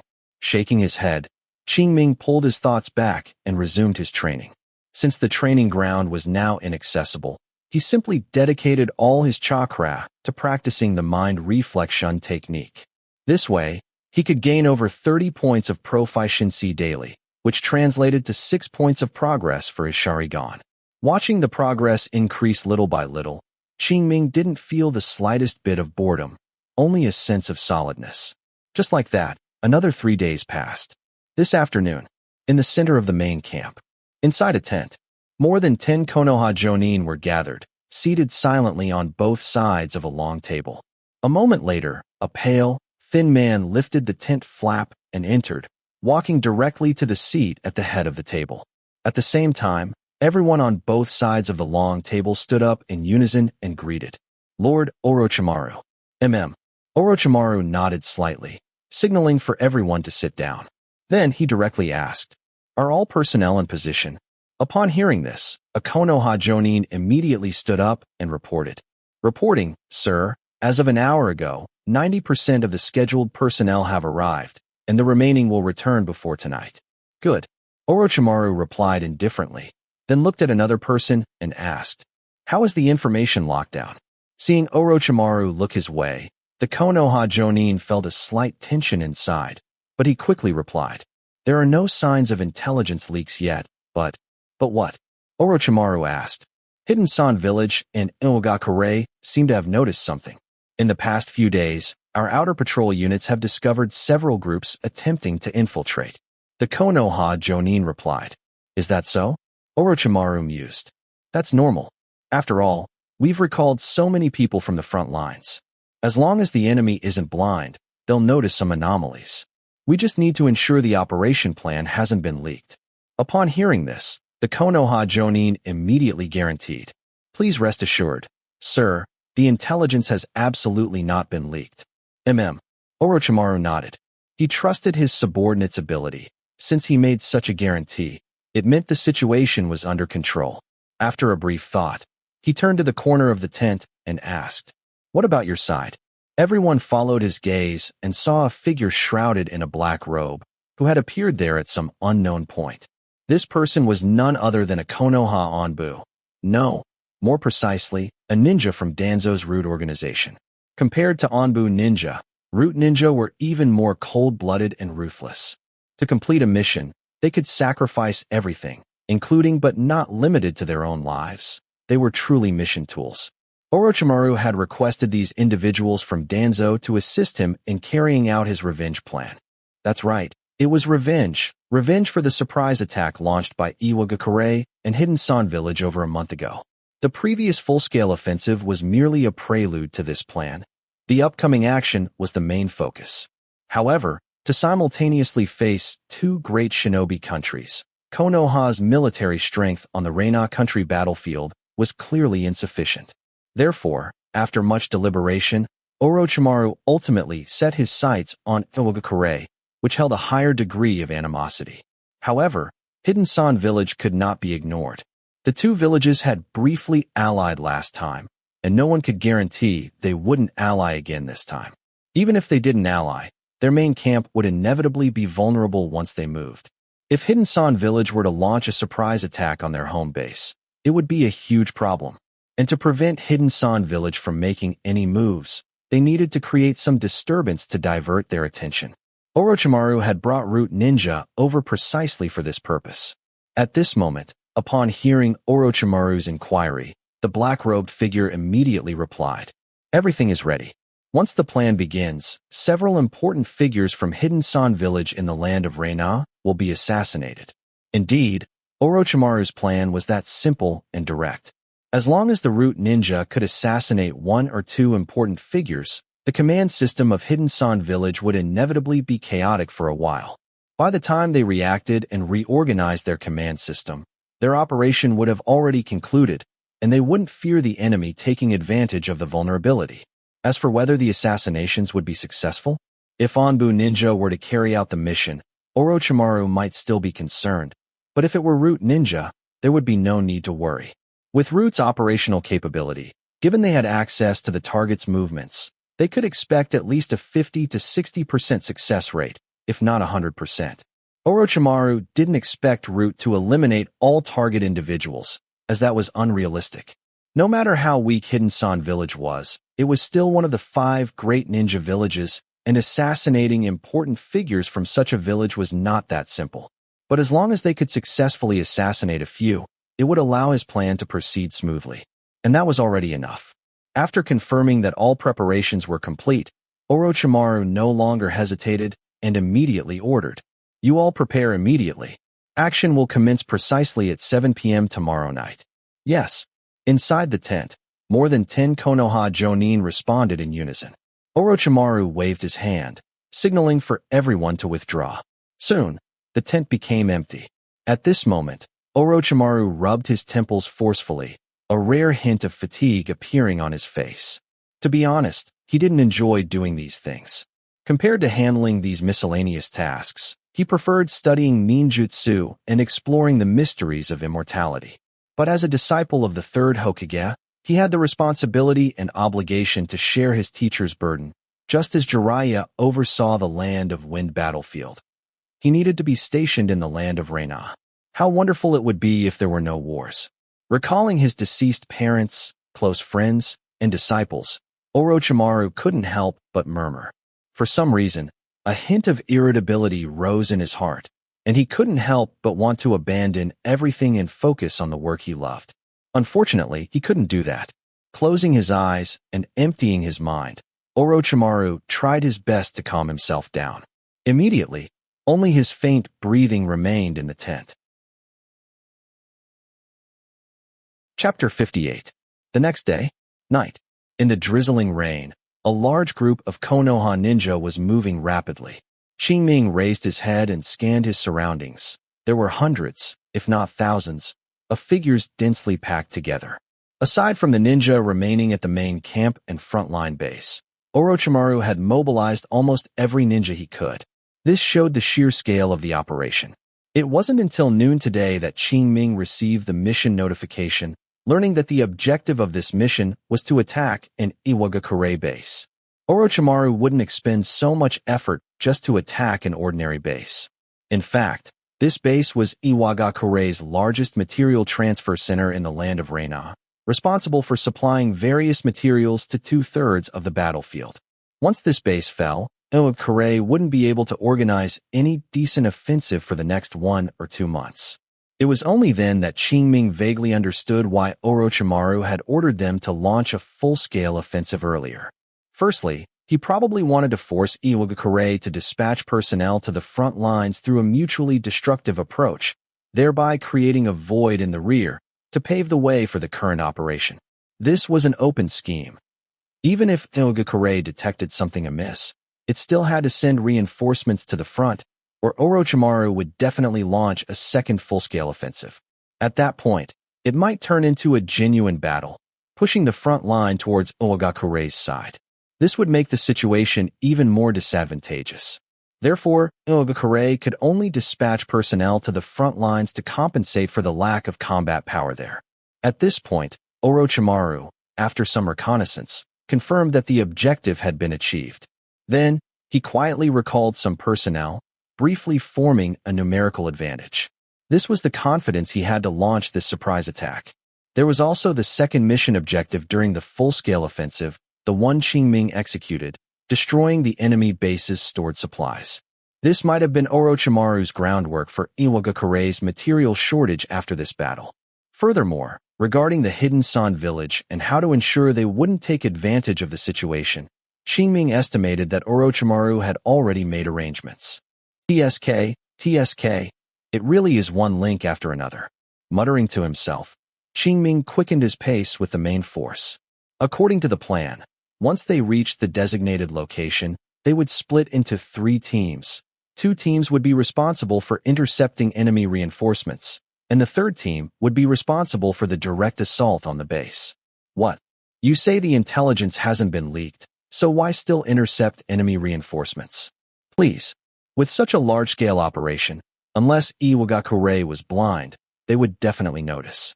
Even if they didn't discover them en route, once the battle began, Iwagakurei's command headquarters would receive the news. Ninja have countless ways to transmit intelligence, especially for such an important base. There must be emergency channels to contact main camp. Therefore, enemy reinforcement was almost inevitable. In that case, were all of Orochimaru's preparations useless? The answer, of course, was no. Everything Orochimaru did was merely to create a time difference, preventing Iwagakurei from making an effective response immediately. And that was already enough. Next, it would be a contest of both sides' hard power. If hard power was lacking, even if you played tricks with strategy, it wouldn't be of much use. It was just as the saying goes, in the face of absolute strength, all schemes and tricks are futile. All Orochimaru could do was tilt the scales of victory slightly towards Konoha. In a flash, more than 10 hours passed. Time arrived at the early morning of the second day. The sky was dimly lit. Qingming and his group stopped in a dense forest. The mission's route had already been planned, and there were no unexpected incidents along the way. Next, they would rest here for a full day, and after nightfall, they would continue their journey under the cover of darkness. This way, they would roughly arrive at the designated location by tomorrow morning. After a brief rest, they would launch the surprise attack before noon. This arrangement would be a bit tight on time, but it was unavoidable because any further delay would drastically increase the risk of exposure. To catch the Iwagakurei ninja off guard, they had to attack as soon as possible. The next day, morning, Qingming and the others successfully arrived at the designated location. After a brief rest, the team split into 3 parts. Qingming and Mizutani Shizuko followed a 300-person squad to the first interception point. This was a river-valley corridor with mountains on both sides, a long river in the middle, and relatively wide sandy land on both sides of the river. This corridor connected Iwagakurei's main camp in the land of Reina and was the closest route to that logistics base. If Iwagakurei main camp sent reinforcements, they would most likely come this way. Their mission was to delay the enemy's reinforcement force here, to buy time for Team 3 to attack the Iwagakurei ninja base. As Iwagakurei's largest and most important logistics base in the land of Reina, the garrison there was considerable, and their combat power was also very strong. Thus, even with their numerical superiority and the advantage of fighting on home ground, it would be impossible to break through in a short time. Therefore, the interception mission was destined to be difficult. It was imaginable that this would undoubtedly be another brutal battle. At this thought, Qingming said to Mizutani Shizuko beside him, "Don't stray too far from me later." Mizutani Shizuko nodded obediently, neither feigning disinterest by saying she didn't need protection nor being consumed by hatred, shouting about avenging Furukawa and Ryosuke. Qingming was very satisfied with this. Although he had said before that he wouldn't be a babysitter, if his companion was so sensible, he didn't mind offering protection. After all, only 2 of Team 17 were left. If she also died, he would truly become a lone wolf. Time passed by minute. Approaching noon, Qingming glanced at the time and muttered to himself, "It should have started over there, right?" Unfortunately, this place was some distance from that battlefield. Even if a battle broke out there, they wouldn't hear it here. Just then, a message came from the team leader, telling everyone to be alert, pay attention to their surroundings, and be ready to meet the enemy at all times. Hidden in the woods on both sides, Qingming, like the other Konoha ninja, held a kunai, breathing carefully, his eyes fixed on the river corridor, quietly waiting for the enemy to appear. However, 1 minute, 2 minutes, 5 minutes, 10 minutes, 1 hour. A full 2 hours passed, and the enemy still hadn't appeared. Qingming could clearly sense some subtle unrest in the team, but it was quickly suppressed. Vaguely, another half an hour passed. At this point, everyone had been waiting here for 2.5 hours. It was unclear whether Iwagakure was slow to react, or if Orochimaru's arrangements had worked, or if they simply didn't choose this shortcut. In any case, the enemy's reinforcement force never appeared. But even if they took a different path, someone would be watching, so there couldn't be no news at all. Just as everyone was feeling uneasy, a figure suddenly ran from afar and directly plunged into the jungle. Then, not long after, the team leader sent a message. The enemy would arrive in 3 kilometers, and everyone should prepare. Chapter 59. A few minutes later, the Iwagakure forces appeared at the end of their sight. As they approached, Qingming roughly counted them, a little over 200 people. This made Qingming breathe a sigh of relief, thinking that Orochimaru's plan had succeeded. Otherwise, after such a long time, Iwagakure would not have sent so few people. Now, with 300 against 200, they had the advantage, and the battle would not be too tragic. The Iwagakure team was getting closer and closer, and Qingming and the others had already raised their kunai, waiting for the leader's command to launch the first wave of attacks on the Iwagakure ninja. But just then, the leading Iwagakure Jonin suddenly stopped. Seeing this, the Konoha Jonin leading the team didn't hesitate and immediately ordered, "Shoot." The next moment, dense kunai flew out from the forests on both sides, like raindrops, shooting towards the Iwagakure team. "Be careful." Seeing this, the leading Iwagakure Jonin immediately shouted. But the attack came too suddenly, and many Iwagakure ninja didn't react in time and were hit, especially some genin, who were directly riddled like porcupines and died on the spot. With just one wave of attack, 1/10 of the Iwagakure ninja were killed. Then came the second wave of attacks. This time, the Iwagakure ninja were prepared, pulling out their weapons to block, and ultimately only a few unlucky ones died.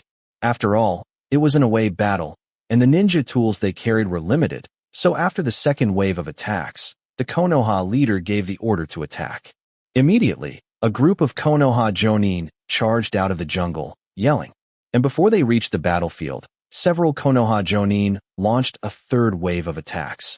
Several powerful ninjutsu descended from the sky, directly striking the Iwagakure team. The Iwagakure Jonin reacted quickly, immediately using ninjutsu to defend, but they had lost the initiative. In the end, nearly 10 Iwagakure chunin and genin still died under the ninjutsu attacks, and as many as 20 or 30 people were injured. At this time, there were fewer than 200 Iwagakure ninja remaining on the battlefield, with dozens of them injured.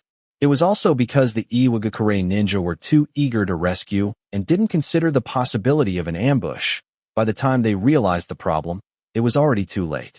Otherwise, if they had sent out a few scout teams, they wouldn't have lost so many people.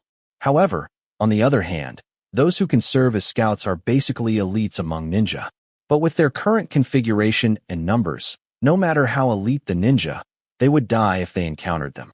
So, is it more cost-effective to sacrifice some lower-ranking ninja, or to lose a few elite ninja? That depends on individual perspectives. Kill, kill, kill, boom, boom, boom. The shouts of battle and deafening explosions echoed continuously across the field. Qingming's charging speed was not very fast.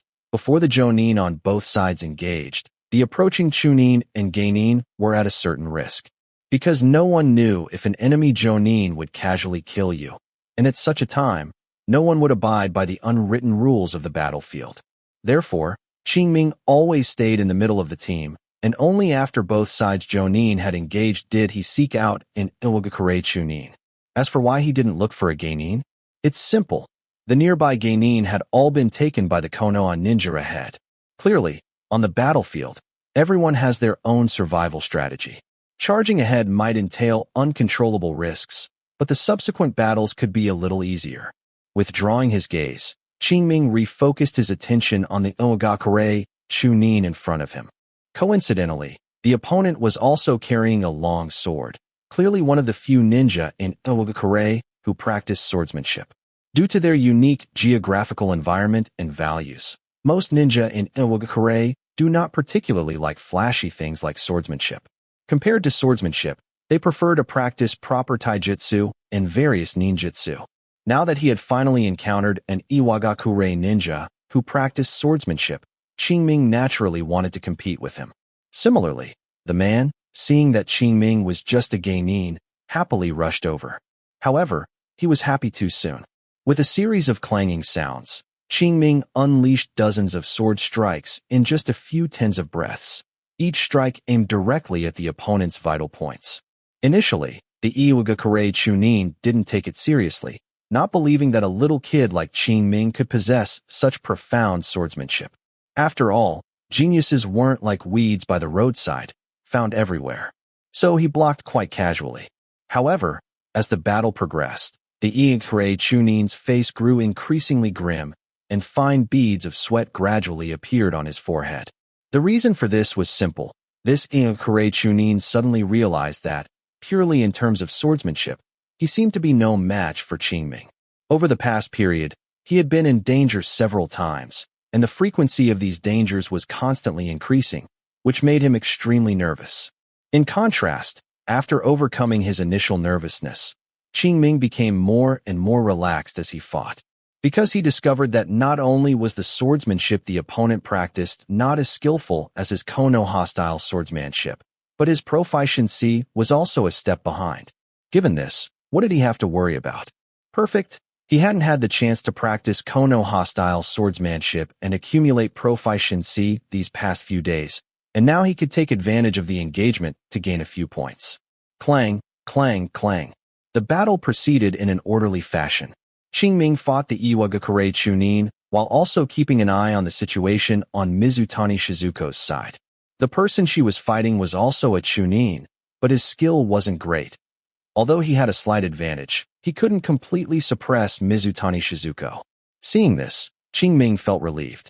Time passed minute by minute. Soon, more than 10 minutes had passed, and as time went on, the battle in the field grew more and more intense. Konoha's side was fine. Their main objective was to prevent enemy reinforcements, so they would stall as much as possible. But the Iwagakure ninja couldn't. Their orders were to rush to the attacked stronghold for support as quickly as possible, so they naturally couldn't delay too long.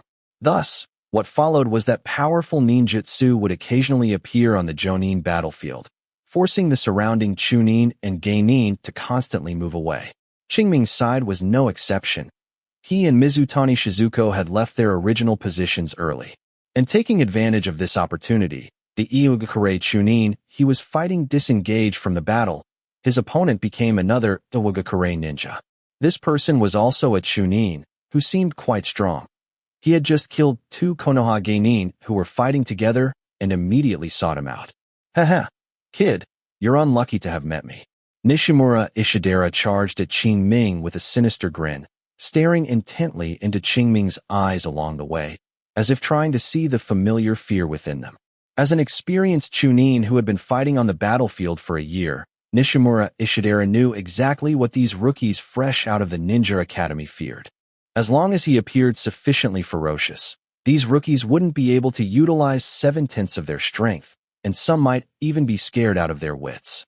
So, be afraid, rookie, Nishimura Ishidera yelled internally. But even as he approached, he didn't see a hint of fear on Qingming's face. The other's eyes were calm, and nothing else. What's going on? Nishimura Ishidera's heart pounded.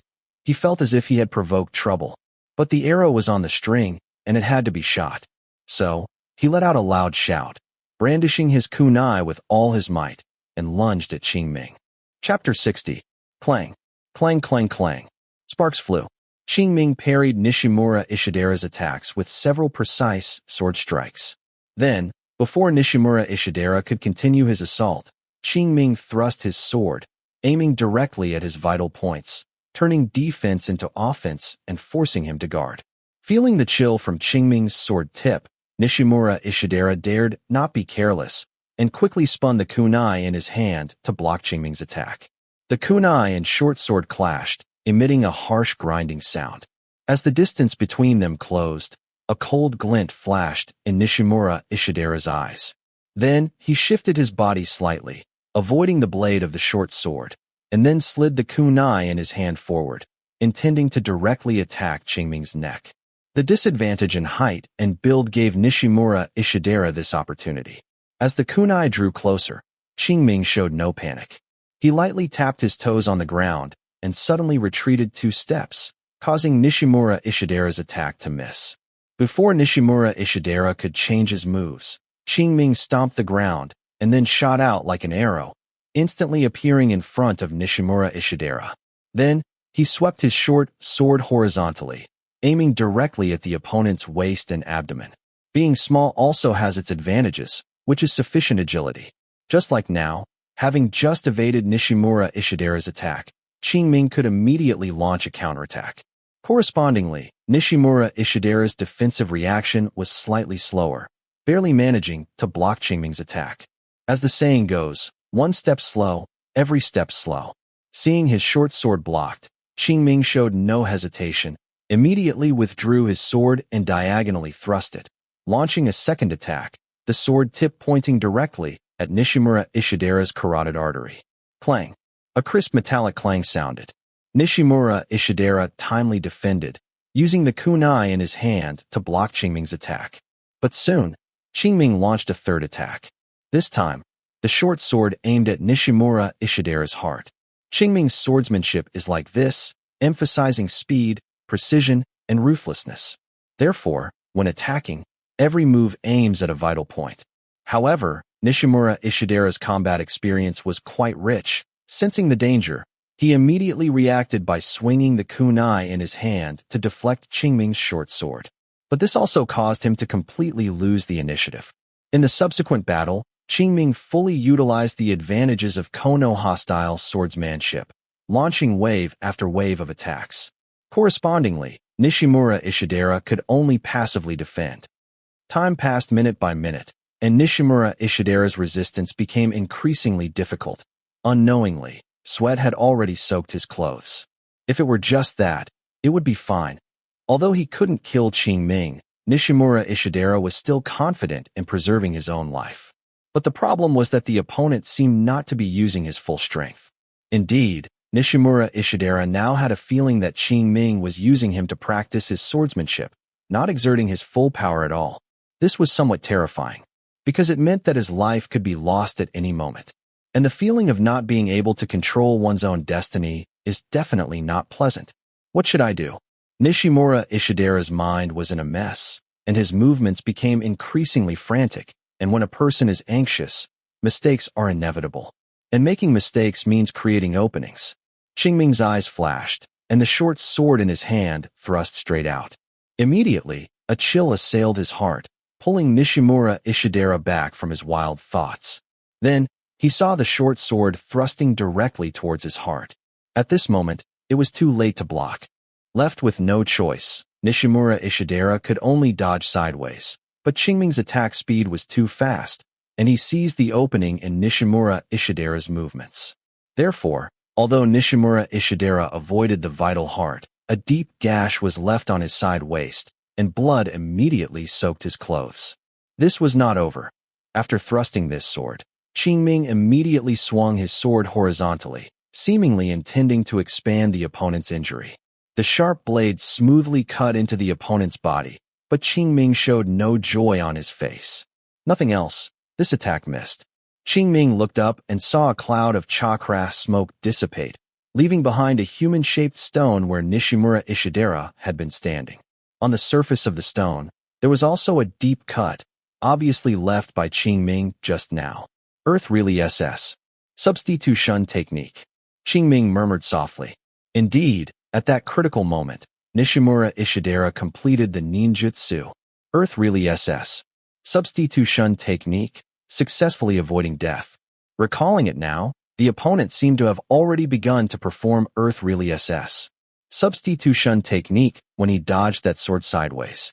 Otherwise, there wouldn't have been enough time. As expected, I still need a Sharingan. If he had activated his Sharingan just now, the opponent's movements would not have been hidden from him at all. This way, the substitution technique would not have been able to be used, unlike now, where he only realized it after the fact. However, on the other hand, if he had activated his Sharingan, how could the opponent have lasted until now? He would have probably died under his sword long ago.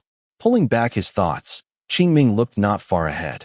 Nishimura Ishidera was clutching the wound on his waist, staring nervously, seemingly afraid that he would continue his attack. Unfortunately, what he feared came true. Since Qingming had chosen to make a move, there was no way he would give up halfway. He saw Qingming reach into his ninja tool pouch, and several shuriken appeared in his palm. Then, without any aiming motion, he threw the shuriken.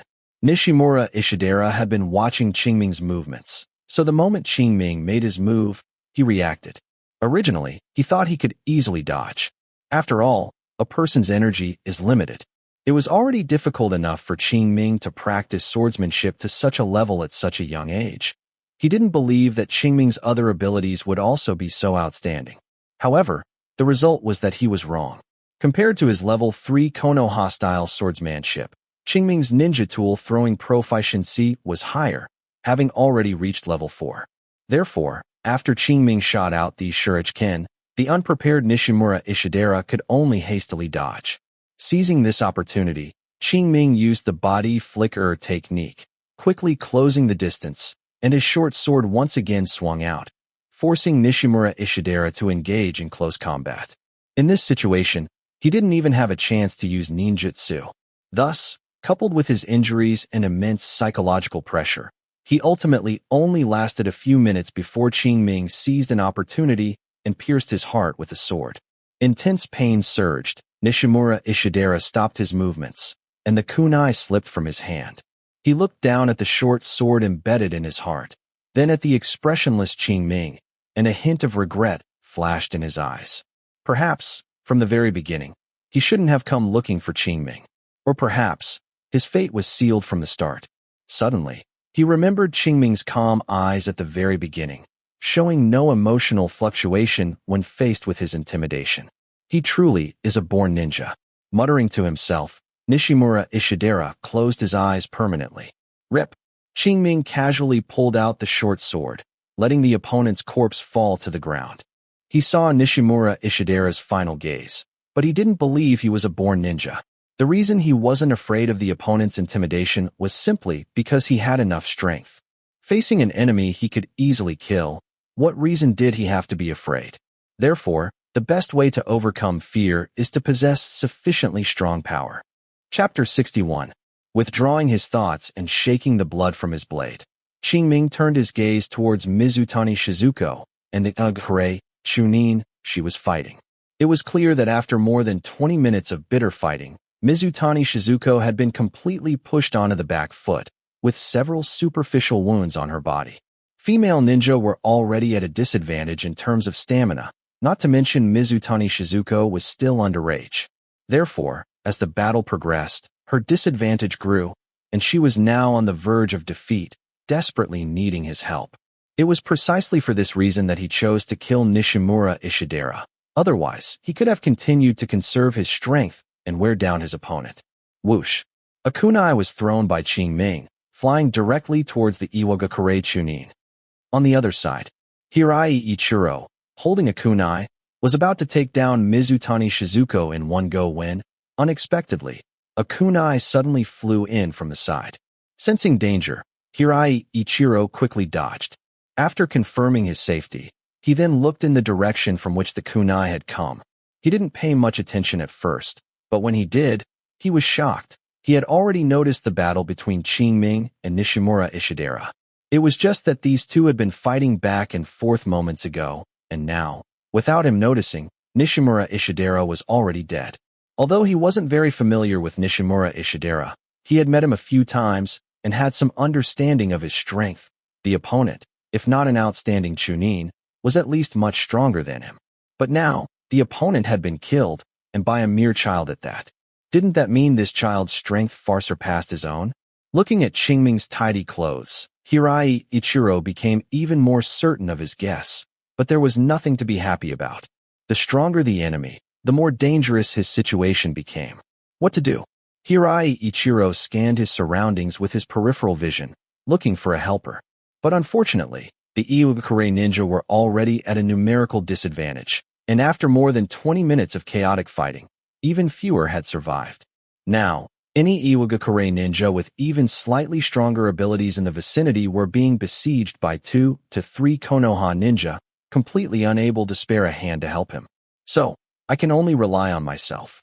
Thinking this, Hirai Ichiro swiftly threw the kunai in his hand, then formed hand signs, seemingly about to perform some ninjutsu. Seeing this, Qingming used body flicker technique to avoid the incoming kunai, while simultaneously forming the 6 hand signs of rat, tiger, dog, ox, rabbit, tiger. Immediately after, he took a deep breath, gathered fire releases chakra in his throat, and then, like a machine gun, continuously spat it out. The next moment, flames, like the seeds of a phoenix flower, continuously emerged, densely packed, flying towards Hirai Ichiro. Seeing this, Hirai Ichiro's hands, which were forming hand signs, involuntarily stopped. At this moment, he had only one thought in his mind. Why was it so fast? Yes, why so fast? The answer was simple. Ever since Qingming focused on improving fire relay SS, Phoenix Saj fire technique among his 3 fire relay SS, its proficiency had increased rapidly. Although he only used about a quarter of his chakra on this technique each day, its level had already soared to level 3, 226 out of 1,000. With this level of proficiency, facing an average chunin, it wasn't a dimensionality reduction strike, but it was certainly enough to strike first after starting later. Just like now, although Qingming performed ninjutsu slightly later than his opponent, he was the one who ultimately unleashed it first. This caused Hirai Ichiro to be stuck in an awkward position. If he continued to perform ninjutsu, he would inevitably be attacked by Qingming's ninjutsu. If he gave up, the time he had gained earlier would be wasted. But for the sake of his own life, he could only temporarily give up. After all, he couldn't dodge attacks while simultaneously performing ninjutsu. So, what was seen was that after a slight stun, Hirai Ichiro immediately retreated, attempting to avoid Qingming's ninjutsu attack. But while he wanted to retreat, someone else didn't want him to leave so easily. To the side, Mizutani Shizuko found an opportunity and decisively attacked. Whoosh whoosh whoosh. Several shuriken flew out, aimed directly at various vital points on Hirai Ichiro's body. Sensing danger, Hirai Ichiro quickly dodged. However, his strength was indeed very ordinary. Although he avoided the shuriken thrown by Mizutani Shizuko, he was grazed on the arm by a fireball spat out by Qingming. Immediately, a burning sensation radiated from his left arm, causing Hirai Ichiro to frown involuntarily. Qingming keenly captured this detail, so he used a body flicker technique to close the distance and launched an attack from the right side towards his opponent. Hirai Ichiro dodged left and right, not daring to confront him head-on. But the more he did this, the more Qingming wanted to force him into a direct confrontation.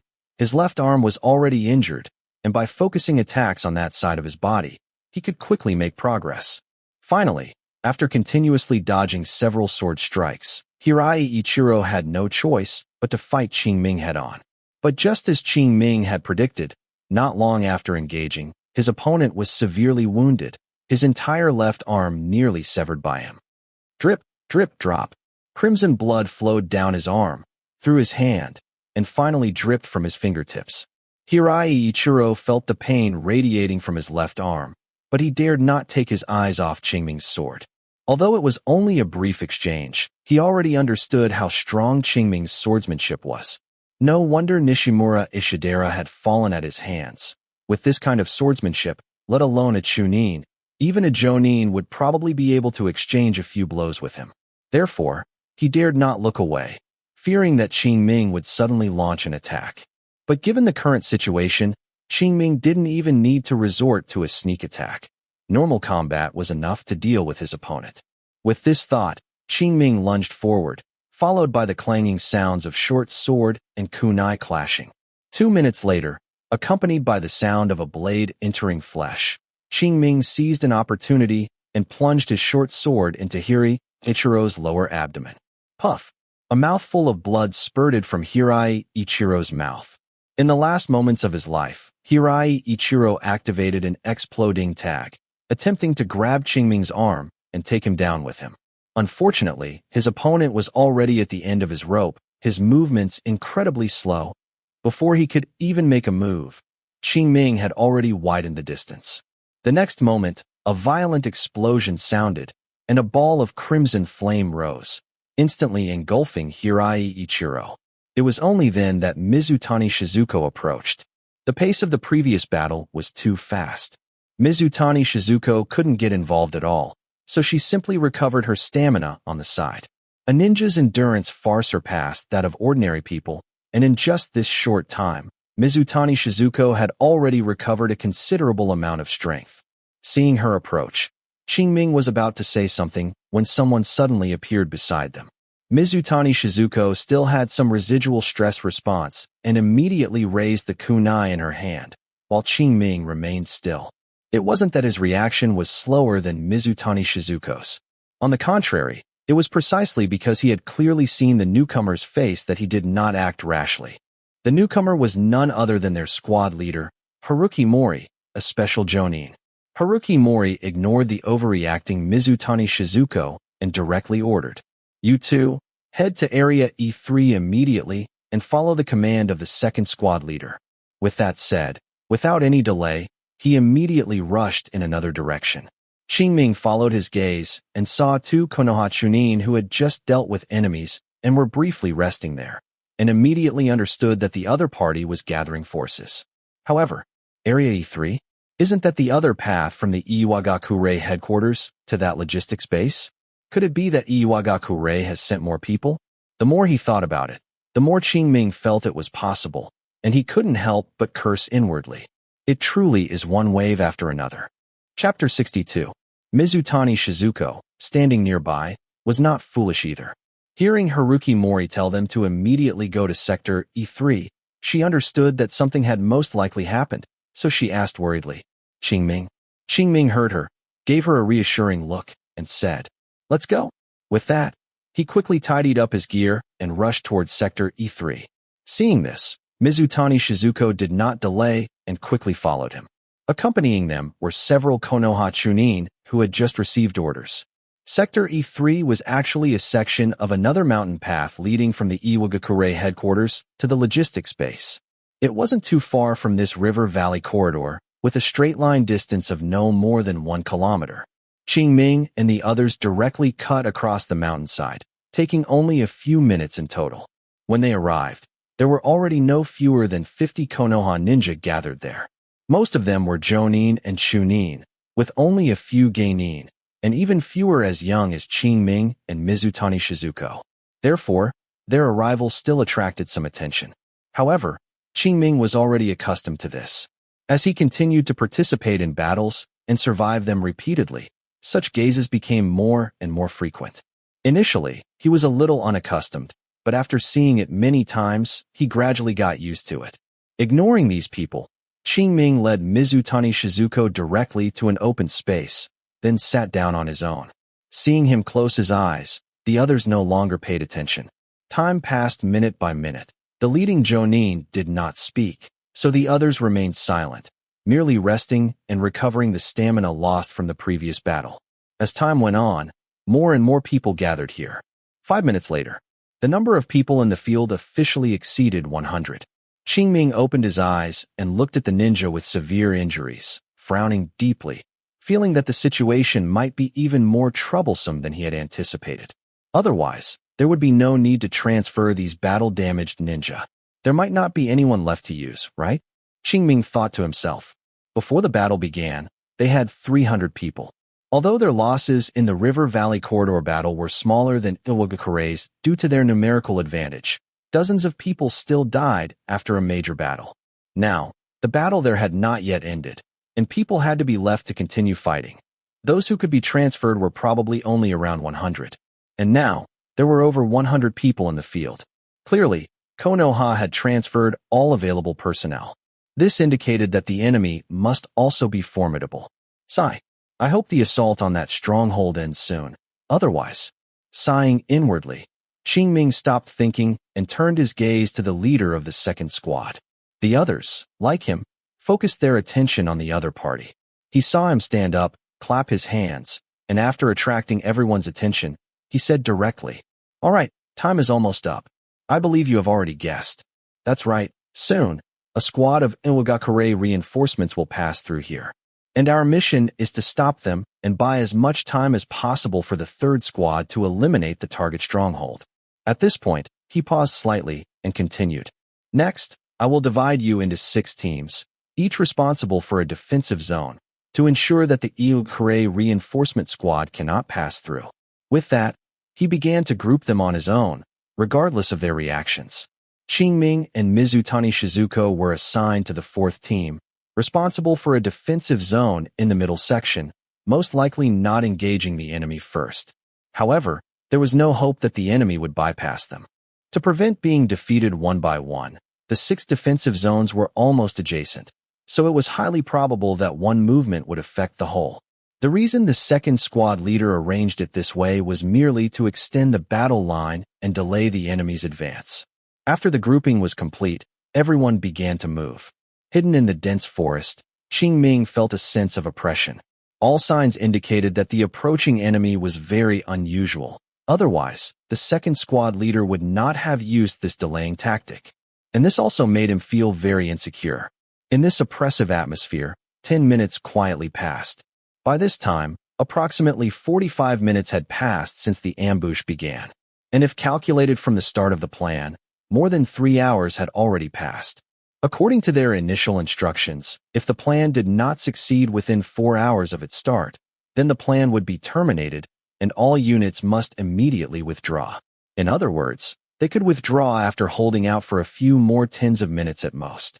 If possible, Qingming hoped the enemy would arrive as late as possible, because the longer the delay, the greater their chances of a safe retreat. Of course, it would be even better if the enemy didn't come at all. But Qingming knew this was impossible. Since the leading Jonin frantically transferred them, it meant that definite intelligence had been obtained. Otherwise, they certainly would not have missed the opportunity to eliminate the previous group of Iwagakure ninja. Transferring them midway would only allow more Iwagakure ninja in the valley to survive, while their own losses would increase accordingly. This difference, both internally and externally, was no small loss. Therefore, unless absolutely necessary, the leading Jonin would not have made such an arrangement. But once such an arrangement was made, it meant the situation was extremely urgent, so urgent that someone had to make a sacrifice for it. It was precisely because of this that Qingming felt so uneasy. And just as Qingming was lost in thought, a commotion suddenly came from the forest ahead. Before Qingming could figure out what was happening, he saw a long river of yellow sand surging from the front. The ground along its path was rapidly assimilated by it, and the trees on it swayed, being pushed by the sand river, surging rapidly forward. Qingming quickly dodged, climbed a large tree in a few steps, and looked ahead. He saw a sand river traversing the dense forest where they were hidden, clearing a large area and forcing the Konoha ninja inside to reveal themselves. And at the source of that sand river, a burly young Iwagakure ninja slowly stood up. He wore a red ninja hat, had a large nose, and a full beard. It was none other than Kitsuchi, the son of 3rd Tsuchika Jinoki. As a well-known figure in the ninja world, his portrait was widely circulated, and Qingming recognized him at a glance. At this time, Kitsuchi might not be as strong as he was during the 4th Shinobi World War, but having already surpassed 20 years of age, his strength had almost reached the level of an elite Jonin. This could be seen from the ninjutsu he had just released. A simple earth relay SS. Earth flow river performed by him had already reached the extent of changing the terrain and landscape. Looking at the Iwagakure ninja behind him, although their number was less than 100, their lowest rank was Chunin. Clearly, this was a squad of elite ninja. Seeing these people, Qingming's heart sank to rock bottom. It was imaginable that the upcoming battle would be extremely difficult. Chapter 63. Kill. Just as the ninja on both sides were in a standoff, someone yelled, and the battle instantly erupted. First, dozens of Konoha ninja close to the Iagakure forces threw their kunai, but due to the lack of surprise, the Iagakure ninja easily dodged them, failing to cause effective casualties. Immediately after, the Iwagakure counterattack came. They swiftly completed their hand seals and spat out stones from their mouths. The stones were initially small, but as they flew further, they grew larger and larger, soon becoming solid cannonballs, smashing towards the Konoha ninja. This ninjutsu, called Earth Really SS, Rock Bullet Technique, is a very basic ninjutsu. Its power might not be impressive when cast by one person, but with a large number of people, it was like a meteor shower, greatly increasing its threat. Fortunately, the Konoha ninja stationed in the front defense zone were all quite skilled, and no one was seriously injured as a result. After one round of engagement, both sides confirmed that the other was not an easy opponent, so they gave up meaningless attrition and engaged in close-quarters combat. In a short while, the field became chaotic, with explosions, battle cries, wails, and the clashing of weapons echoing incessantly. Qingming was still observing the battle ahead. Suddenly, a buzzing sound came, like the flapping of a bee's wings. Bees. Qingming's heart tightened, and he quickly looked in the direction of the sound. He saw a bee the size of a human head flying rapidly from afar, followed by a large swarm of slightly smaller bees. Almost without thinking, Qingming knew that these bees were artificially cultivated. Not only could natural bees not grow this large, but even if they could, their instinct for seeking benefits and avoiding harm would keep them away from the battlefield. Moreover, Iwagakure just happened to have a clan that used bees in combat. The situation matched perfectly, making it difficult for Qingming not to guess the answer. Qingming's gaze swept around and quickly locked onto an Iwagakure ninja wearing a jonin uniform. He was short and ugly, looking somewhat similar to a bee. Of course, that wasn't the key. The key was that there was a giant bee, at least 2 meters long, beside him, looking extremely ferocious. This person's perception was extremely keen. Qingming had only looked at him a few times before he was discovered. Seeing Qingming on the treetop and the Uchiha clan crest on his body, Akabachi suddenly revealed a sinister smile, then controlled the swarm of bees to fly towards Qingming. Seeing this, Qingming quickly jumped off the treetop, preparing to retreat. However, these bees flew incredibly fast. He hadn't run many steps before they caught up to him. Immediately after, they stuck out their abdomens and sharply flicked them, launching their stingers. If they were ordinary bees, shooting their stingers would mean death, but these bees were different. Their stingers were merely a means of attack. Whoosh whoosh whoosh. Dense bee stingers shot out. Qingming dared not take them head-on and dodged behind a large tree nearby. He heard a series of thud, thud, thud sounds as countless bee stingers embedded themselves on the other side of the tree trunk, failing to cause Qingming any harm. But before he could catch his breath, accompanied by a buzz, buzz, buzz sound, a large swarm of bees flew out from both sides of the tree trunk, surrounding him. Seeing this, Qingming did not hesitate at all, immediately formed hand seals with both hands, and before the opponent could shoot their stingers, he cast the ninjutsu. Fire Really SS. Phoenix Sage Fire Technique. Balls of flame flew out of his mouth, like a celestial maiden scattering flowers, burning towards the swarm of bees. Although these bees were much stronger than naturally bred bees, they ultimately did not escape the category of carbon-based life forms. Therefore, when encountering flames, they could only dodge. But was Qingming's ninjutsu that easy to dodge? The answer was clearly no. Even without the aid of his Sharingan, with Qingming's current level of Chakra control and Proficiency in Fire Really SS. Phoenix Sage Fire Technique, it was enough to control these fireballs and launch precise attacks on the bee swarm. Pop, pop, pop. A series of explosive sounds came, as large numbers of bees were scorched by the high temperature, their bodies swelled, and they eventually turned into piles of charred corpses emitting a burnt smell. Boy, you're asking for death. Feeling the rapid decrease in the number of bees, Akabachi's eyes became bloodshot, and he shrieked. The next moment, he controlled the giant bee beside him, carrying an even larger swarm of bees to surround Qingming. At the same time, the surviving bees also changed direction, aimed their mouthparts at Qingming, and sprayed out sticky honey. Qingming dared not let this honey stick to his body, so he dodged. It was also fortunate that Qingming had practiced Konoha-style swordsmanship to level 3, making him much more agile than ordinary ninja. Otherwise, he might have been in serious trouble. However, Qingming looked at the massive bee swarm rapidly approaching in the distance and knew that he had to quickly reduce the number of bees. Otherwise, it would be even more troublesome once they converged. After much thought, Fire Really SS was still the most effective. After once again avoiding a round of stinger attacks, while running, Qingming completed his hand seals, opened his mouth, and once again spat out balls of flame. Akabachi, seeing this, quickly controlled the bees to dodge, but unfortunately, Qingming's ninjutsu proficiency was very high, and not all bees could dodge. Ultimately, another large number of bees were burned to charcoal and fell down. Seeing this scene, Akabachi's eyes became even redder. If there weren't any Tomoe in them, Qingming would have thought he was about to activate his Sharingan. Of course, this was just a joke. Seeing that bee swarm getting closer and closer, Qingming quickly found an opportunity to use body flicker technique to create distance. Then, he once again used Fire Really SS. Phoenix Saj Fire technique to slaughter the pursuing bees. As the saying goes, one-trick pony travels the world. Since Fire Really SS, Phoenix Saj Fire technique was effective, Qingming naturally had to find opportunities to continue using it. So, in the next half-minute, Qingming, using the cover of the trees in the forest, dodged the bee swarm's attacks while seizing opportunities to use ninjutsu for counterattacks. Finally, before the two large bee swarms converged, he eliminated about 70 to 80% of the bees that had approached him first. But that was as far as it went. No other reason. Akabachi, controlling the giant bee and carrying the bee swarm, had already completely surrounded him.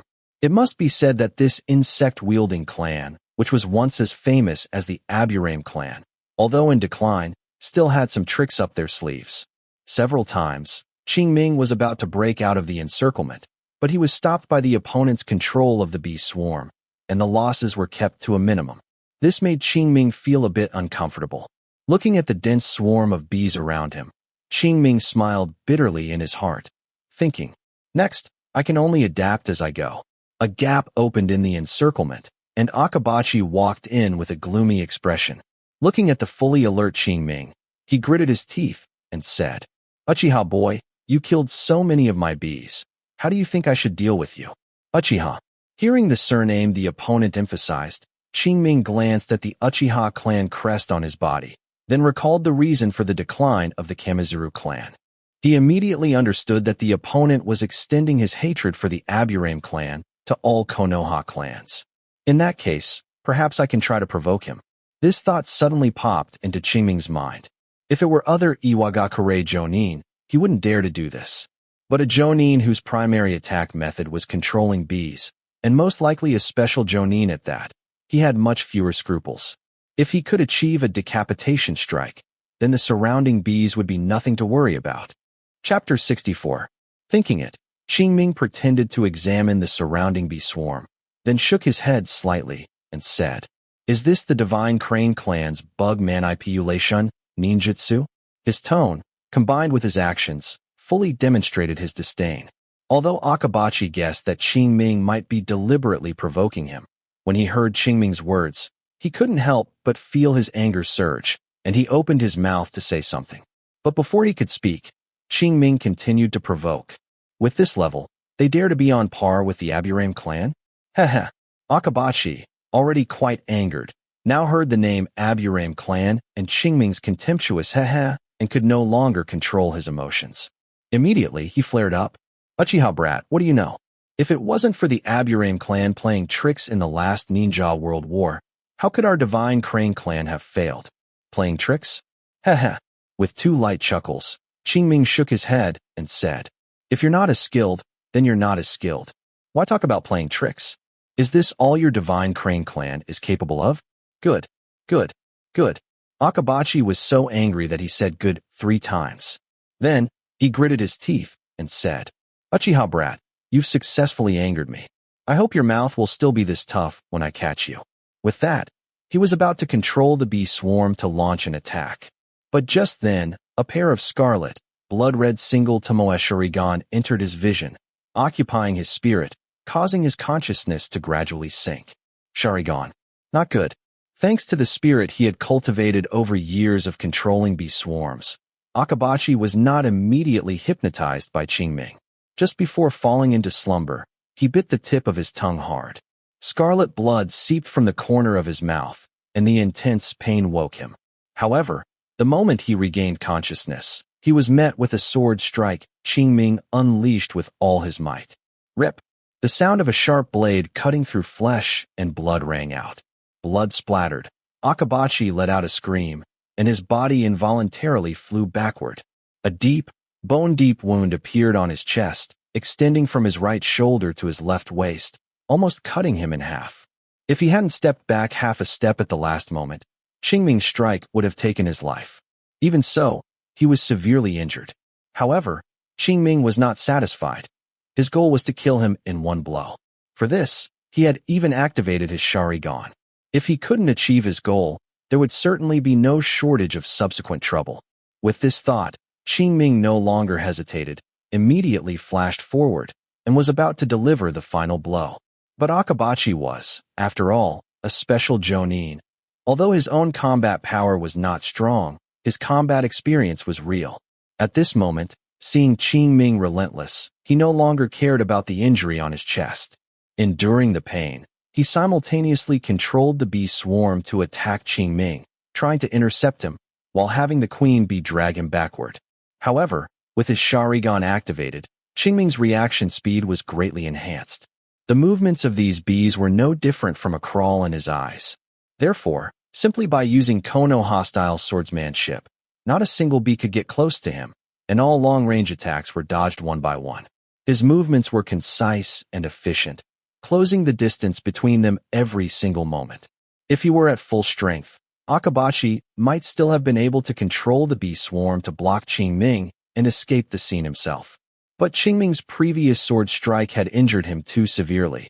He simply couldn't hold on for too long. If he delayed, he would surely be the one to die. Thinking of this, Akabachi's face was very grim. Feeling his body gradually weakening due to massive blood loss, Akabachi no longer hesitated.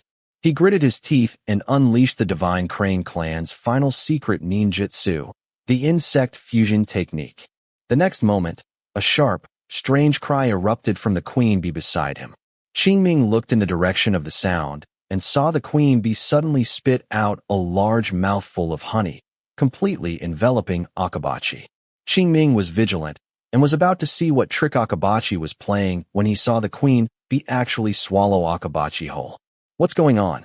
Qingming was puzzled, but it didn't stop him from launching an attack. Breaking through the obstruction of the bee swarm, Qingming swung his sword, striking the queen bee's abdomen. Clang! A crisp sound of metal clashing came. Qingming's sword strike was as if it had struck hard metal. Not only did it fail to harm the queen bee in the slightest, but it also numbed his own arm. Seeing this, a strange look flashed in Qingming's eyes. He truly hadn't expected the queen bee's body to be so hard.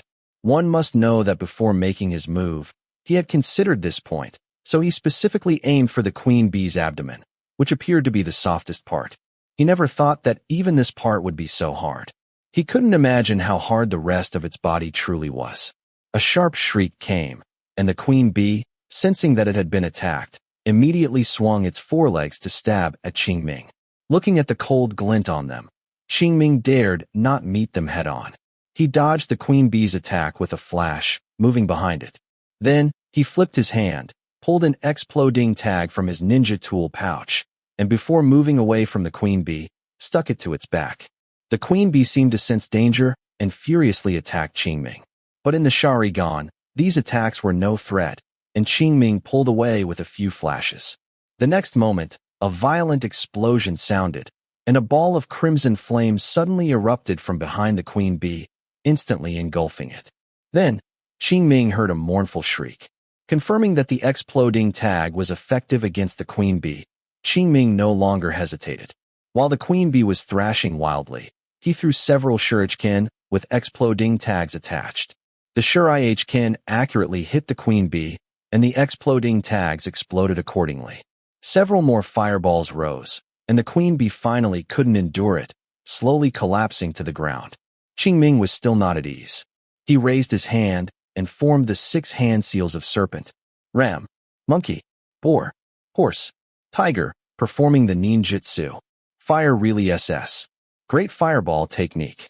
Although this ninjutsu was not as flexible as Fire really SS. Phoenix Saj fire technique, its power was truly strong, especially for single-point attacks. Moreover, this time Qingming did not conserve chakra. He used 200 points from the start, so the fireball released was enormous. When it hit the queen bee, the momentum was much greater than that of an exploding tag. After a few breaths, the flames extinguished. Qingming looked up and saw that the queen bee had stopped struggling, its entire body charred black, with no signs of life. Qingming was about to catch his breath when he suddenly felt something was off. He abruptly looked at the surrounding bee swarm. They still maintained their encirclement, without any disarray. This was highly illogical. Akabachi and the queen bee were already dead. Without a leader, how could they still maintain such discipline? Wait, Akabachi, is this person really dead? With this thought, Qingming suddenly looked at the queen bee's abdomen. There, several cracks were appearing, as if something was about to emerge. Chapter 65. Crack. Crack. Hearing the faint cracking sound, Qingming didn't hesitate, immediately pulled out a kunai from his ninja tool pouch, tied an exploding tag to it, and threw it over. However, before the kunai could get close, the unknown thing seemed to sense the danger, and with a bang, it broke through the bee queen's abdomen and flew into the sky at an extremely fast speed. Boom. The exploding tag exploded, but it failed to cause the slightest damage to it. With the excellent insight provided by his Sharingan, Qingming clearly saw what the unknown object was. It was none other than Akabachi. However, at this moment, his appearance was more like a bee than a human, and it was a bee standing upright. His eyes protruded, his body was hunched, his limbs were strangely twisted, and a pair of transparent wings at his shoulder blades were slightly vibrating. If he hadn't retained some semblance of his human form, Qingming would have thought he was bee queen number 2. It was also at this moment that Qingming understood why he had felt Akabachi's appearance was somewhat like a bee before. Clearly, the secret ninjutsu he had ultimately used had significant side effects, perhaps causing a person to transform towards a bee-like state. Furthermore, his irritable and angry personality should also be related to this. Otherwise, as a special jonin, even with an irreconcilable feud with the Aburame clan, he shouldn't have become so unwise after a few taunts from Qingming. In fact, that was indeed the case. Insect fusion ninjutsu had significant flaws from the moment it was created. While using this ninjutsu would grant a person some of the bee queen's abilities, it would also subtly transform the person's body, causing them to continuously approach a bee-like state. This was not only reflected in appearance, but also affected one's mind, and the longer the fusion, the greater the impact. Therefore, even within the Divine Crane clan, insect fusion ninjutsu was forbidden and absolutely not to be used unless absolutely necessary. But it must be said, the effect of this ninjutsu was still very good. Just like now, with Akabachi flying into the sky using those wings, Qingming had no good way to counter him. Also, his life-threatening injuries had healed. These two factors combined virtually gave Akabachi a second life and provided him with an opportunity to turn the tide. However, Qingming stared at Akabachi with a deep gaze, feeling that his state was somewhat off, as if he had lost some of his human essence. Qingming's feeling was not wrong. This brings us to another drawback of insect fusion ninjutsu. The weaker the caster's spirit and will, the greater the influence from the bee queen after fusion. Originally, before casting the ninjutsu, Akabachi was already severely injured, and his spirit and will had almost plummeted to rock bottom. Therefore, after fusion, the impact he experienced was naturally the greatest. Now, this body was less dominated by Akabachi and more by the bee queen. It's estimated that even if Qingming were killed, the bee queen would not release the insect fusion ninjutsu. This way, as time passed, she could gradually become the new bee queen, thereby completely taking over this body. And this was also the reason why Akabachi had hesitated for so long before deciding to use insect fusion ninjutsu. Just by looking at his appearance, One could tell that he had used this ninjutsu many times in the past. Therefore, he must have been well aware of the risks involved and knew the consequences of using insect fusion ninjutsu in that state. Unfortunately, he was forced by circumstances to take a gamble. Now it seemed he had lost the gamble. But for Qing Ming, this was undoubtedly good news. Compared to dealing with a person, the Bee Queen was easier to target. Even if she had acquired some of Akabachi's memories, it was impossible for her to perfectly inherit his combat experience. This way, he might not need to exert much effort to resolve the situation. With this thought, Qingming glanced at the swarming bees around him, who were eager to move, and launched his attack first. Whoosh, whoosh, whoosh. Several shuriken flew out, directly striking Akabachi. With level 4 ninja tool throwing and the powerful insight of the Sharingan, the shuriken Qingming threw were indeed highly threatening. Of course, this was mainly because Akabachi had not acquired the Bee Queen's iron-hard carapace. Otherwise, let alone a few shuriken, even dozens more wouldn't be able to break his defense. In that case, no matter how accurate his shots were, it wouldn't be of much use. Fortunately, this situation did not occur. Akabachi sensed the danger and immediately flapped his wings, moving half a meter sideways, easily dodging Qingming's attack. Seeing this, Qingming's mouth twitched slightly, knowing that killing the opponent by throwing ninja tools was not feasible, which left only one method. Whoosh, whoosh, whoosh.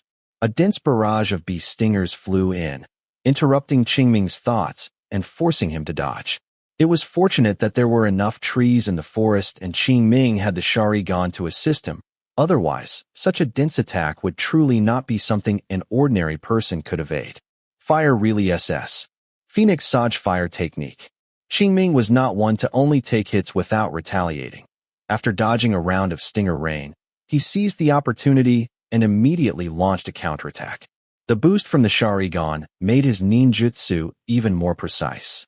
Immediately, the bees in the air fell like rain, rustling down. Akabachi was not to be outdone and immediately controlled the swarm to counterattack. The two sides went back and forth, fighting fiercely, attracting the attention of many people. Fortunately, the battle line was long enough, and with the bee swarm providing cover, Qingming's Sharingan was not exposed. Everyone only saw a large swarm of bees wildly flying around a patch of forest, completely unaware of what was happening within. Time passed by minute. Finally, just as the bee swarm's numbers dropped to 2/3, Qingming found an opportunity. Looking at Akabachi at the top of the tree ahead, Qingming's eyes flickered slightly, and in the ensuing defensive counterattack, he seemingly carelessly stepped into a puddle of sticky honey. Seeing this, Akabachi's eyes lit up, and he quickly controlled more bees to shoot their stingers, while also opening his mouth to spit out more honey, attempting to completely envelop Qingming. At the critical moment, Qingming used the substitution technique, leaving only a wooden stake in his original position. Seeing this, a hint of undetectable disappointment appeared on Akabachi's ugly face. Then, he searched everywhere for Qingming's whereabouts. Just then, a call came from the large tree beside him. "Hey, look here." Akabachi lacked the original owner's vigilance and instinctively looked in the direction of the sound, then saw a pair of blood-red Sharingan. Demonic illusion. Shackling stakes technique. That's right. Qingming was waiting for the opportunity to cast this ninjutsu at close range. Akabachi had been flying in the sky all along, and he had no chance to get close, so after a long time of planning, he finally created this opportunity. First, he feigned an error to make Akabachi relax, then used the substitution technique to divert his attention, taking the opportunity to get close. Finally, he used demonic illusion. Shackling stakes technique to deliver the decisive blow. Watching Akabachi free-falling, Qingming lunged forward, swinging his short sword in midair, instantly slitting his throat. Even with that, Qingming was still not at ease, so he threw another kunai, piercing through his heart. Feeling the opponent's aura rapidly weakening, Qingming finally let out a long sigh of relief. Just as he had anticipated, dealing with Akabachi when he was dominated by the Bee Queen didn't require much effort, as long as he found the right opportunity. Chapter 66. Buzz, buzz, buzz. As Akabachi died, the surrounding bee swarm lost control, their formations suddenly became scattered, and they instinctively flew outwards. Seeing this, Qingming did not waste energy chasing them. Without Akabachi's control, these bees could not pose much of a threat. However, the surrounding Iwagakure ninja had already gained the upper hand in just this short amount of time. Although the number of Iwagakure ninja was fewer than their side, and they had just undergone a forced march, not being at their peak condition, their side was in even worse shape. Not to mention the injured, even the others had just come down from another battlefield, so how good could their condition be? Therefore, as soon as they engaged in combat, their true state was exposed. The Iwagakure ninja, eager to support the front lines, naturally wouldn't waste time with them here, so their attacks were extremely ruthless. Thus, the outcome was predictable. In this short period, their side had already lost over 20 people, completely falling into a passive state. If it weren't for people constantly arriving from the River Valley battlefield to reinforce them, their situation would probably have collapsed already. After roughly understanding the situation in the field, Qingming's gaze wandered, searching for Mizutani Shizuko's whereabouts.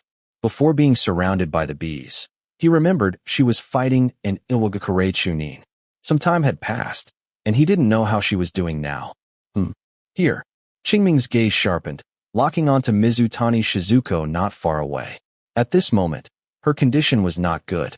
Not only were her steps unsteady, but she also had several new injuries on her body, especially on one side of her waist, where blood was continuously flowing out. Seeing this, Qingming no longer delayed, immediately used body flicker technique, approaching her at an extremely fast speed. Along the way, 3 shuriken flew out, striking at the Iwagakure Chunin's vital points on his back while he was launching an attack. Unfortunately, he, like the others on the battlefield, was very alert. Even when attacking, he secretly held back 3/10 of his strength. Therefore, upon sensing danger, the Iwagakure Chunin immediately stopped his offensive, turned sideways, and dodged Qingming's sneak attack. Taking this opportunity, Qingming flashed, coming between the two, shielding Mizutani Shizuko behind him. Qingming. Seeing Qingming appear, Mizutani Shizuko's eyes reddened, and she felt a long-lost sense of security. At the same time, she was happy that Qingming had escaped his predicament. She had seen the moment Qingming was surrounded by the bee swarm earlier and had been very worried about him. Now that she saw he was unharmed, she finally felt relieved. Qingming heard Mizutani Shizuko's murmur, but said nothing more, only opening his mouth to say, "You hurry and recover. I'll handle that guy for now." After saying that, without waiting for Mizutani Shizuko's reaction, he pushed off the ground with both feet and charged towards the Iwagakure Chunin in front of him. Although Qingming was only a genin, Ishimatsu dared not be careless in the slightest, because he had also realized that Qingming was the person Akabachi Jonin had targeted earlier. Now that Qingming had appeared here, Akabachi's fate was self-evident. No matter how he managed it, the fact was before his eyes, and he had no choice but to take it seriously. In an instant, Ishimatsu raised his vigilance to the highest level. Clang! A cold glint flashed, and Qingming's short sword was blocked by a kunai. Both sides exerted force simultaneously, and a piercing friction sound rang out, with sparks flying between the blades. After a moment of stalemate, determining that he couldn't overpower his opponent with strength alone, Qingming immediately changed his stance, skillfully employing Konoha-style swordsmanship. However, Ishimatsu, being able to accompany Kitsuchi on this expedition, was not weak among Chunin. Therefore, he was not directly overwhelmed by Qingming. For a time, the sounds of clink-clank were incessant in the field. Qingming's sword moves were fast and precise, forcing Ishimatsu into a purely defensive stance. As for ninjutsu, it was out of the question. Under such intense attacks, if he dared to use ninjutsu, Qingming could finish him with a single sword strike. Time passed by minute. Qingming's sword was like the fine rain in the sky, continuous. Ishimatsu only lasted less than 3 minutes before revealing a flaw. Qingming seized the opportunity, his sword slashing across, cutting off a large chunk of flesh from his opponent's left shoulder. The intense pain caused beads of sweat to form on Ishimatsu's forehead, while Qingming relentlessly continued his attack. Finally, 2 more minutes later, Qingming's sword pierced through his opponent's heart. Ishimatsu's face was filled with unwillingness, but he was powerless. Qingming pulled out his short sword, flicked off the blood, and walked towards Mizutani Shizuko without looking back. Qingming. Seeing Qingming approach, Mizutani Shizuko asked with concern, "Are you all right?" Qingming shook his head and said, "I'm fine." After speaking, he looked at her waist. There, blood was still gushing out, indicating a very severe injury. Qingming glanced around, and seeing no immediate danger, he said, "Shizuko, come over here. I'll treat you first." After speaking, he walked towards a large tree. Mizutani Shizuko softly assented and followed him, then leaned against the large tree. Qingming swiftly completed hand seals, performing the healing technique he had recently learned, and a ball of green light appeared in his palm. Then, Qingming held his palm over Mizutani Shizuko's wound. A warm sensation spread, causing Mizutani Shizuko to let out a comfortable hum. Then she blushed and dared not look at Qingming again. However, Qingming's expression remained unchanged. He was still experiencing the process of the healing technique taking effect. This was the first time he had used this technique on a person since learning it. Before, he had only practiced on small animals, so it didn't matter whether they were healed well or not, as long as his proficiency increased. Now, it was different. Whether his proficiency increased was unimportant. What was important was not to cause problems for the person he was treating. Medical ninjutsu was not like other ninjutsu, where you just cast it successfully and then you're done. Medical ninjutsu had a process for healing injuries. During this time, it was necessary to constantly monitor the changes in the injured person's condition and, based on the actual situation, guide the division of cells in various parts of the injured person to achieve rapid healing. It could be said that this was a delicate task. It was precisely because of this that Qingming didn't notice a figure suddenly appearing behind him, until Mizutani Shizuko's face showed terror and she abruptly pulled him aside. Only then did he sense something amiss. A burning sensation came from his cheek, and Qingming saw out of the corner of his eye a kunai held by someone, cutting his right cheek and directly plunging into Mizutani Shizuko's throat. At this moment, Qingming didn't know what he was feeling. Everything happened too suddenly. He never expected Mizutani Shizuko to die like this, which caused his brain to momentarily freeze. After the freeze, came an extraordinary rage. When Ryosuke and Furukawa sacrificed themselves, he wasn't there, so when he received the news later, he only felt a bit of regret. But Mizutani Shizuko had died right before his eyes, and to some extent, she died to save him. How could he remain calm? From the speed of that person's attack, just now, it was clear that if Mizutani Shizuko hadn't pulled him, he would probably be the one dead now. Although the opponent was able to succeed with a sneak attack, partly because he had let his guard down, while treating Mizutani Shizuko's injuries, still, one thing was one thing, and he had to repay this life-saving kindness. Chapter 67. All sorts of thoughts flashed through his mind. Qingming saw the person behind him draw a kunai and slash it at his neck. Knowing that he couldn't dodge it in his normal state, he stopped hiding and instantly activated his Sharingan. The next moment, the opponent's movements appeared as slow as a crawling turtle in his eyes.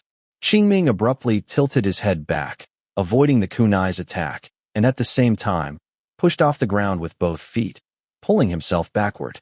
Only then did he clearly see the assailant. The opponent was about 20 years old, dressed in an Ogakure Jonin uniform, with a look of surprise and uncertainty on his face, as if wondering why Qingming was able to dodge that attack.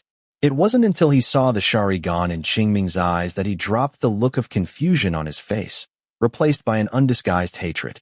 This hatred was not directed at Qingming himself, but at his eyes. Looking at those Sharingan, Shoji Kohara was reminded of the humiliation he suffered when he was still a genin. At that time, he was on a mission with his teacher. Along the way, they encountered an Uchiha ninja who had activated his Sharingan. The opponent was too strong, toying with them like a cat playing with a mouse, and killed his teacher and comrades. He himself, out of fear, dared not act, and watched everything unfold helplessly. Finally, that Uchiha ninja let him go. It wasn't because the opponent was kind-hearted, but simply out of disdain, thinking he was too cowardly and that killing him would dirty his hands, which was why he let him go. Since then, he had lived in guilt.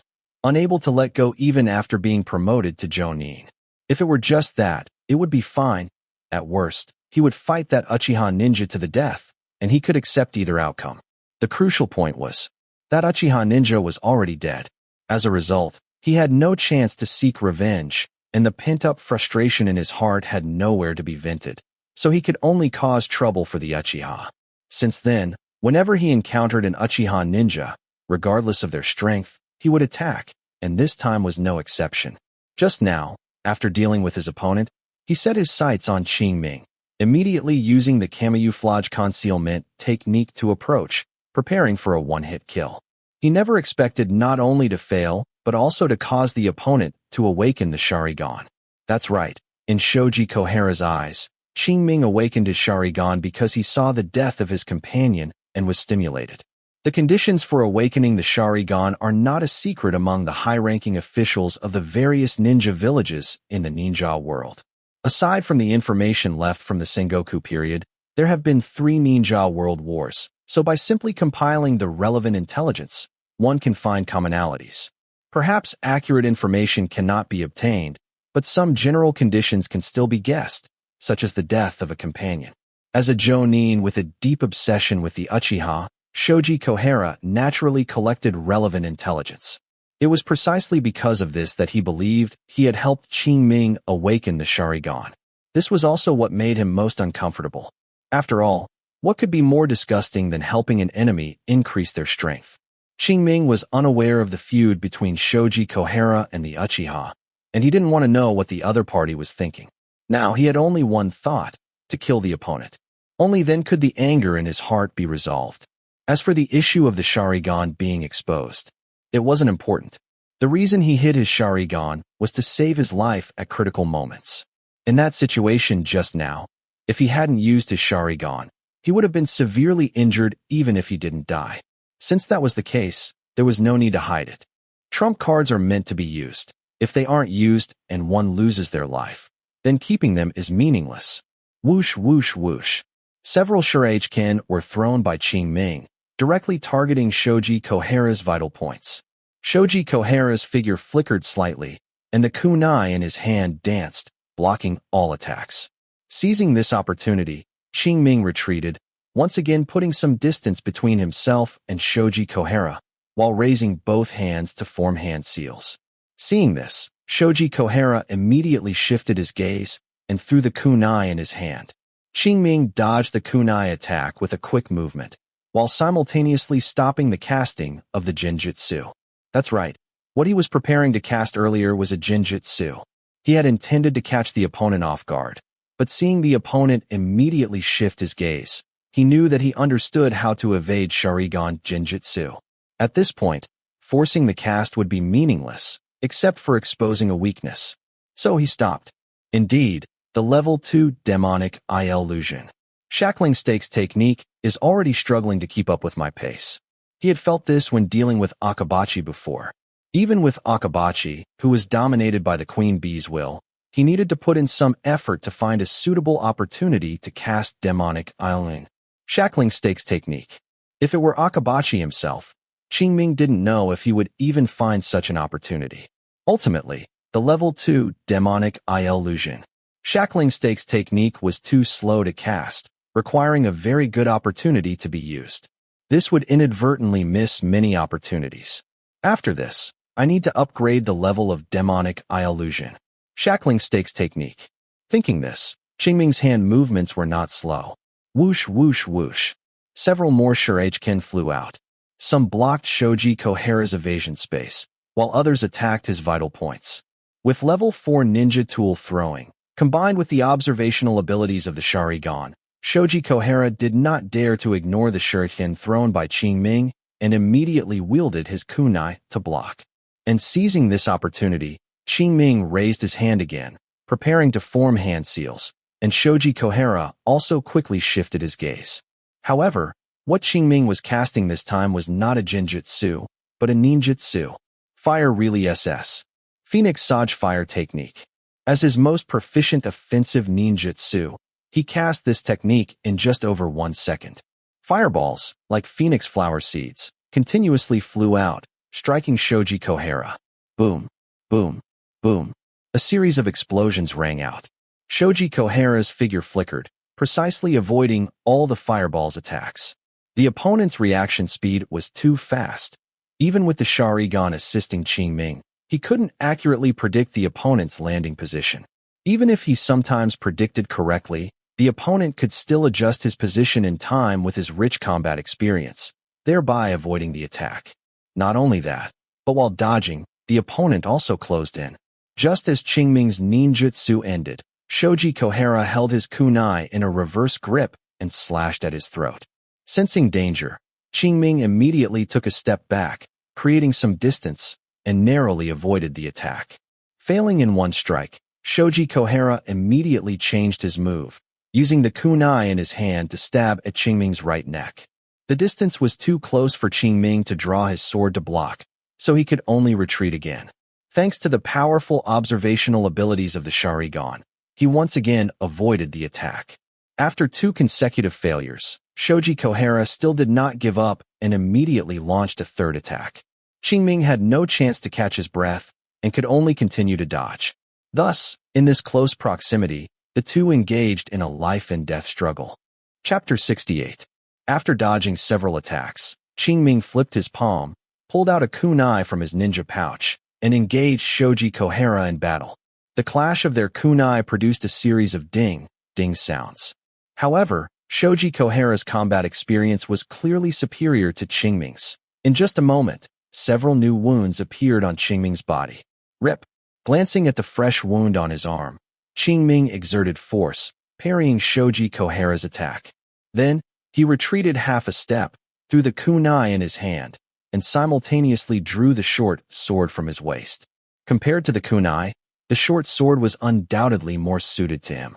Shoji Kohara tilted his head, dodging the kunai Qingming threw, and seeing him draw his short sword, he sneered and lunged forward again.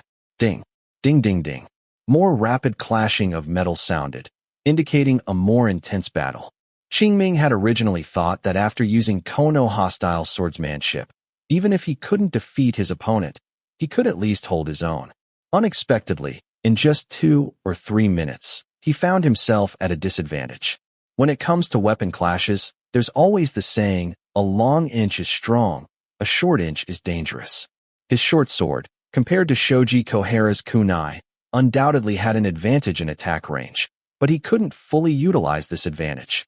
On the contrary, Shoji Kohara's attacks truly showed him what danger meant. Within that small space, his opponent's offense and defense transitioned seamlessly. Initially, he could barely cope, but as time went on, he became limited to passive defense. This feeling of being outmatched in skill was something Qingming had only briefly experienced with Furukawa. However, that was during training, and although Qingming was no match, he didn't feel much pressure. Now, it was different. In a life-and-death struggle, he finally witnessed the true combat power of a Jonin. In fact, Qingming had a faint feeling that in terms of close-range combat ability, Shoji Kohara might have already surpassed Furukawa. Coupled with his opponent's rich experience in fighting Uchiha ninja, he tried to counter with his Sharingan multiple times, but failed. At this point, Qingming also discovered his own problem. To conceal his Sharingan, he had used it too clumsily, and he didn't understand many of its techniques. Thus, it was fine for bullying inexperienced Chunin and Geinin, but against a seasoned Jonin, it became a bit tricky. Indeed, practice makes perfect. This battle made Qingming realize his shortcomings and also pointed him in the right direction for his future improvement. Now, Qingming no longer thought about how to kill his opponent, because he simply couldn't. Now, he only wanted to learn more combat techniques from his opponent and, incidentally, improve the proficiency of his Kono-hostile swordsmanship and Sharingan. As for revenge, once his strength improved, there would always be an opportunity. Qingming was not someone who overestimated himself. Time passed minute by minute, and just as Qingming was immersed in the battle, several sharp whistles suddenly echoed across the entire area. This is the signal that the mission is complete. Qingming was awakened by the whistle, and this thought immediately popped into his mind. Immediately, without any hesitation, at the cost of sustaining injuries, he suddenly widened the distance between himself and Shoji Kohara. Then, He used body flicker technique to rapidly approach the nearest Konoha Jonin. At the same time, other Konoha ninja also moved towards the surrounding Jonin. Afterward, before the Iwagakure ninja could react, led by these Jonin, they all converged in one direction. During this time, some Iwagakure ninja also tried to block them. But Konoha was well prepared. Their personnel gathered very quickly, briefly forming a situation where the many fought the few, and all were led by Jonin. Therefore, the Iwagakure ninja simply couldn't stop them. By the time Kitsuchi, the leader, reorganized his team, the Konoha ninja had already disengaged from the battlefield. But Kitsuchi didn't want to give up. Seeing the Konoha people's reaction, he knew they had achieved their objective. And their objective, needless to say, was to delay. But now, the other party was withdrawing, and what this meant was self-evident. Kitsuchi judged that it was probably too late to go on a support mission now, so he simply gave the order to continue the pursuit. However, they hadn't chased for long when they discovered that the Konoha team ahead had gained another group of people. These people were none other than the surviving Konoha ninja from the River Valley battlefield. Thus, the Konoha team grew stronger again, and their confidence increased. Conversely, Kitsuchi dared not pursue too closely, fearing an ambush and counterattack. But similarly, they couldn't abandon the pursuit. This was, after all, Iwagakure's defense zone.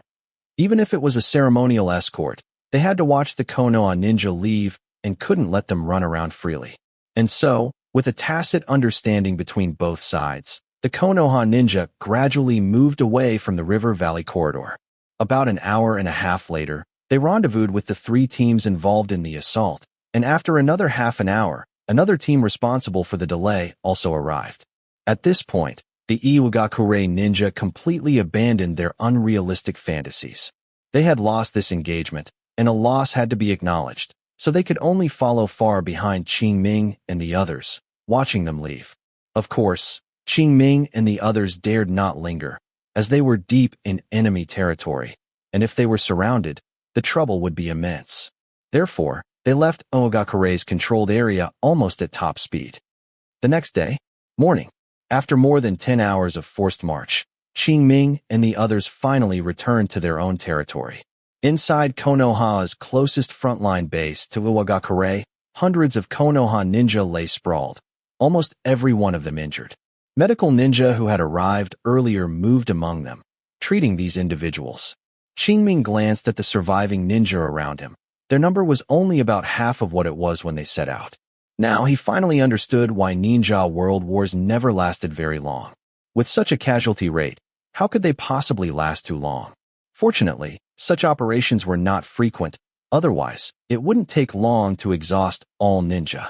Shaking his head, Qingming stopped thinking about it, and instead began to treat his own wounds with healing technique while contemplating his future training plan. Firstly, the number of mind reflection technique practice sessions could be appropriately reduced. His Sharingan had already been exposed, so there was no need to continue hiding it. He could keep it activated for extended periods to increase its proficiency over time. This would save some chakra, and this chakra could be used to improve demonic illusion. Shackling stakes technique. Secondly, Konoha-style swordsmanship still needed further improvement. Qingming did not want to experience that feeling of powerlessness from being outmatched in skill again. Finally, there were the usage techniques of the Sharingan.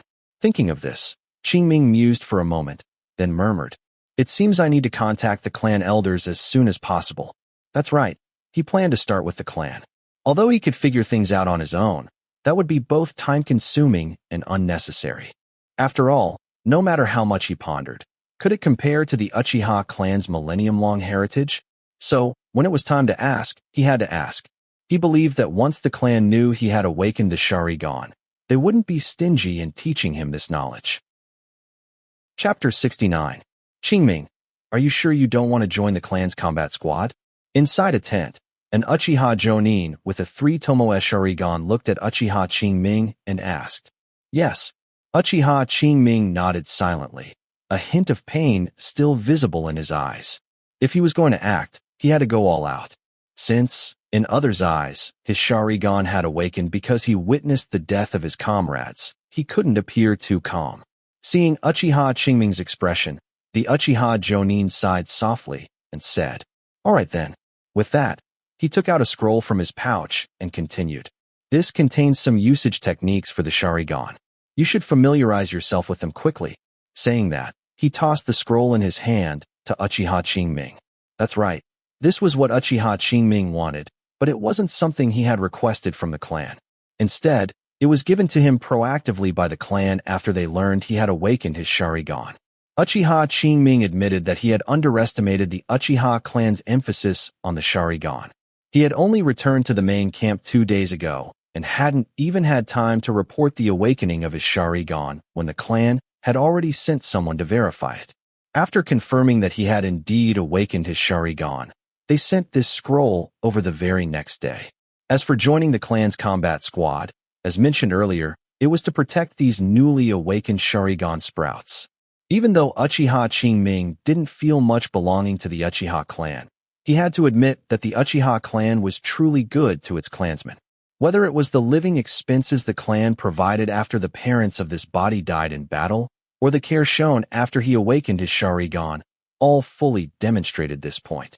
However, he had many secrets and didn't want to stay under the watchful eyes of so many Sharingan, which was why he rejected the clan's good intentions.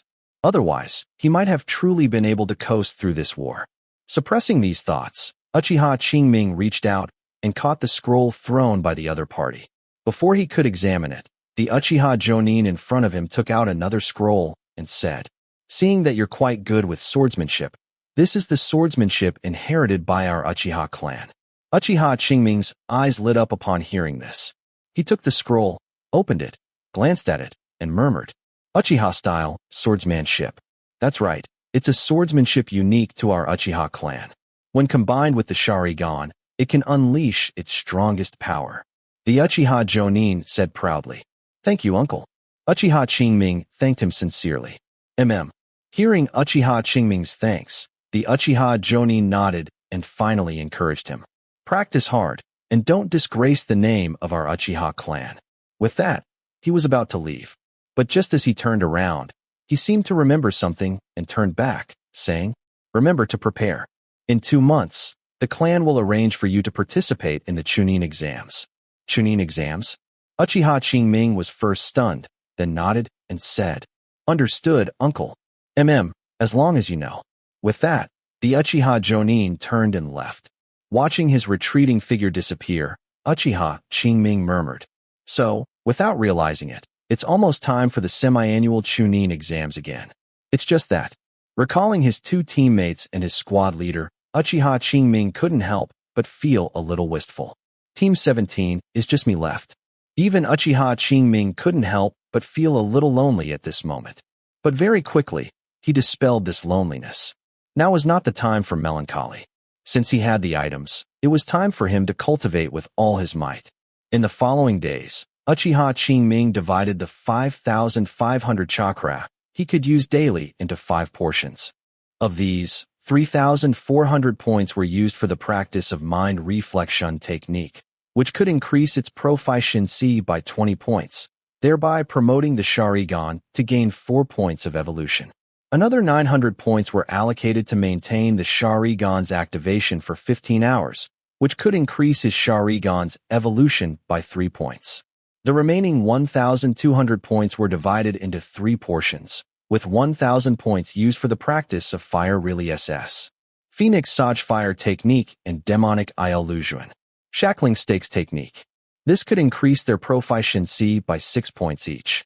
As for the remaining 200 chakra, he used them on skills that consumed less chakra, such as Konoha-style swordsmanship, Uchiha-style swordsmanship, and ninja tool throwing.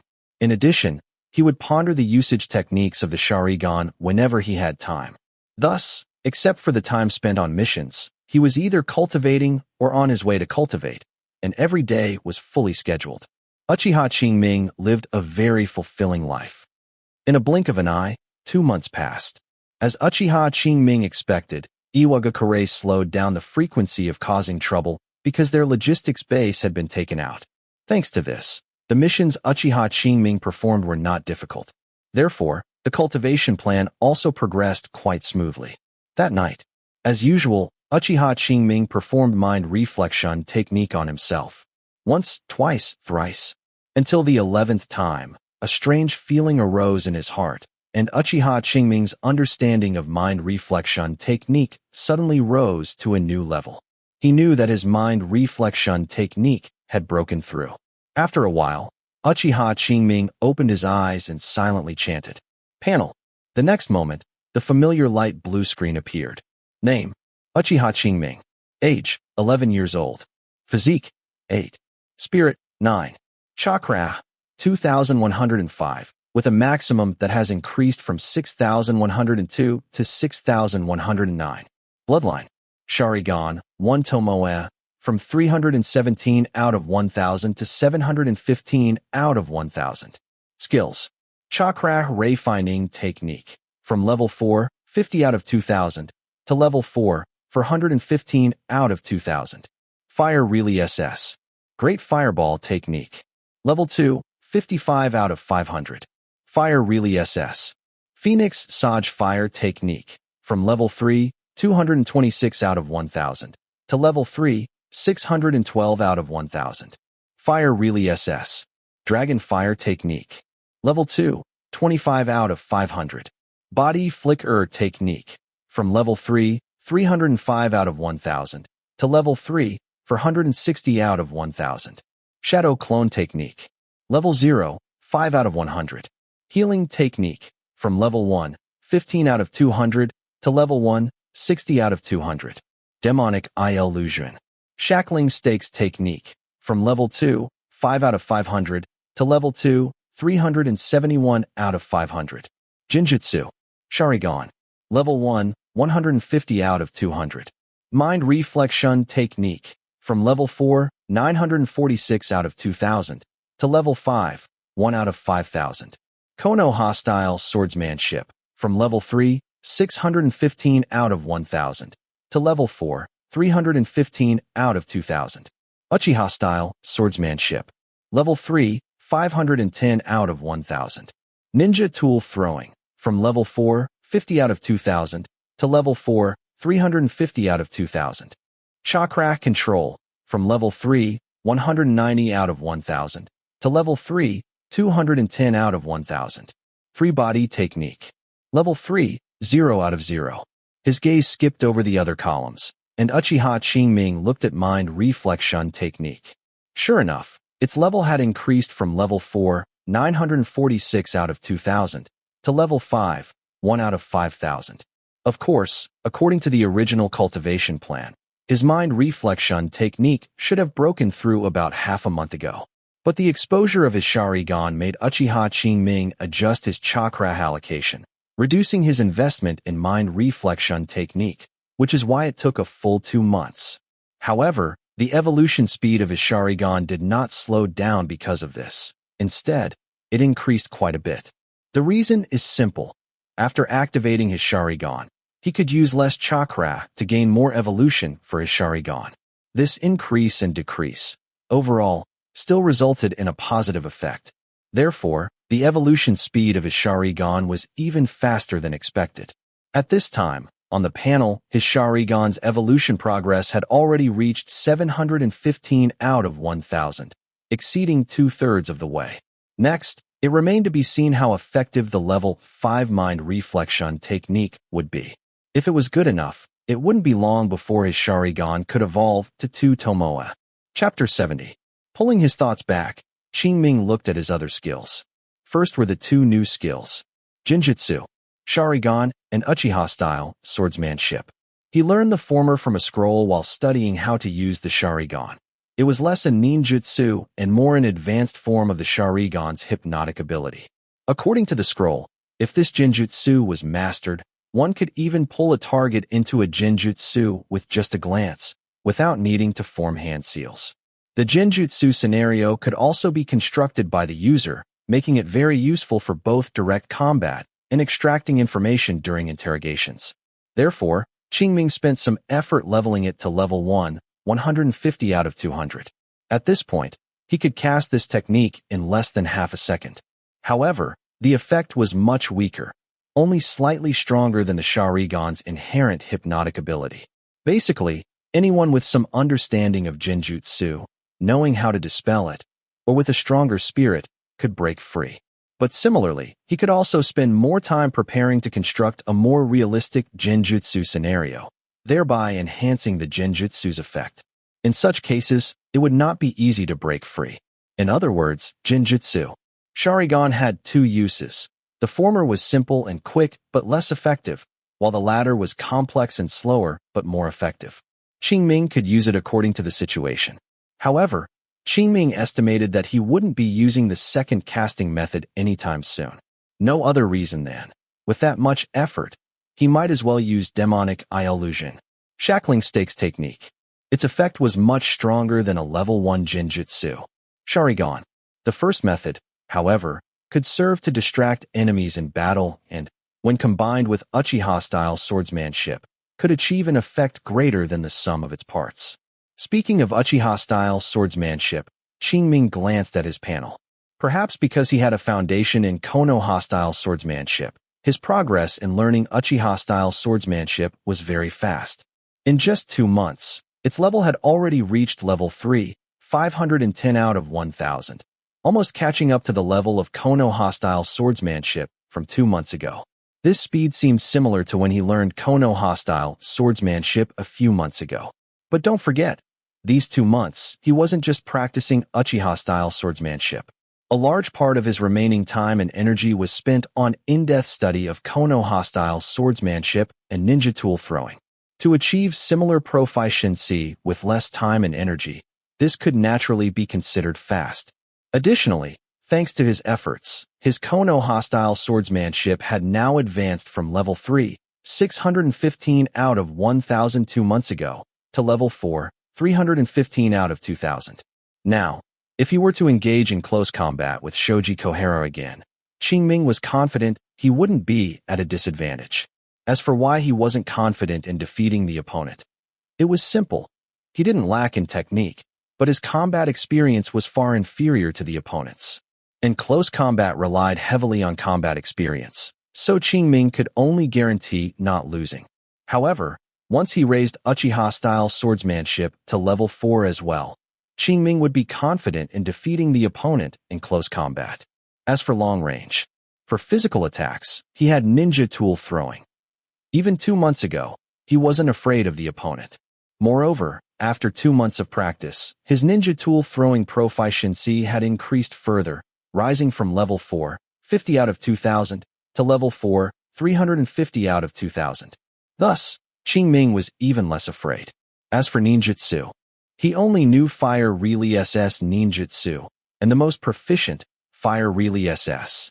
Phoenix Sage Fire Technique had only increased from level 3, 226 out of 1,000, to level 3, 612 out of 1,000, still unable to break through to level 4 and reach a qualitative change. As a Jonin, Shoji Kohara would know at least 2 or more elemental ninjutsu, and their combined effect was far beyond what his single Fire Realisys ninjutsu could compare to. Furthermore, the opponent would certainly know some auxiliary ninjutsu, like Shadow Clone Technique. In that case, he would be even less of a match. Perhaps only with Genjutsu could he contend with the opponent using his Sharingan, but to truly overpower him, his Sharingan would likely need to evolve to the double Tomoe stage. With that thought, Qingming quickly scanned the other skills that hadn't changed much, then closed the panel and began to test the effects of level 5 Mind Reflection technique. Skillfully forming the hand seals, Qingming cast Mind Reflection technique on himself. Upon casting it, he noticed a difference.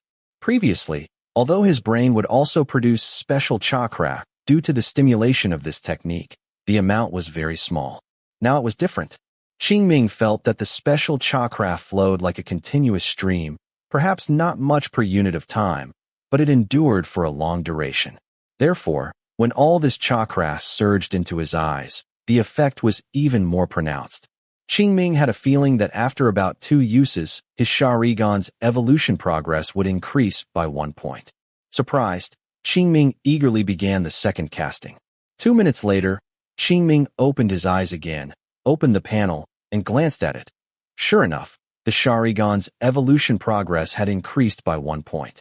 And casting Mind Reflection technique twice only required 340 Chakra, which was almost comparable to the 300 Chakra needed to keep the Sharingan active for a period of time. If the training plan remained unchanged and he continued with the previous Chakra allocation scheme, he would gain 13 points of Sharingan evolution progress every day from now on. Thus, it would only take a little over 20 days for his Sharingan's evolution progress to go from 715 out of 1,000 to 1,000 out of 1,000. This was much faster than what was originally estimated. As expected of level 5, which requires 2,000 proficiency to advance, the effect is fantastic. Then, Qingming thought of the 5,000 proficiency required to advance to level 6, and his scalp tingled, feeling that it would be impossible for him to achieve it in a short time. However, I wonder what the effect of level 6 Mind Reflection technique will be. Qingming couldn't help but lick his lips. After a long time, he finally retracted his gaze and closed the panel. Then, he calculated briefly and realized that 20 days later seemed to be exactly the time of the Chunin exams. But this was not important. With his current strength, the Chunin exams held no difficulty for him at all. Therefore, whether his Sharingan evolved at that time was not important. So, Qingming only paid a little attention to it before disregarding it, turning instead to a new round of training. Time flew like a white steed. In the blink of an eye, a week passed. That afternoon, Qingming completed his last patrol mission and returned to main camp. According to the orders from above, he and a portion of Gainin would return to the village tomorrow to prepare for the Chunin exams in half a month.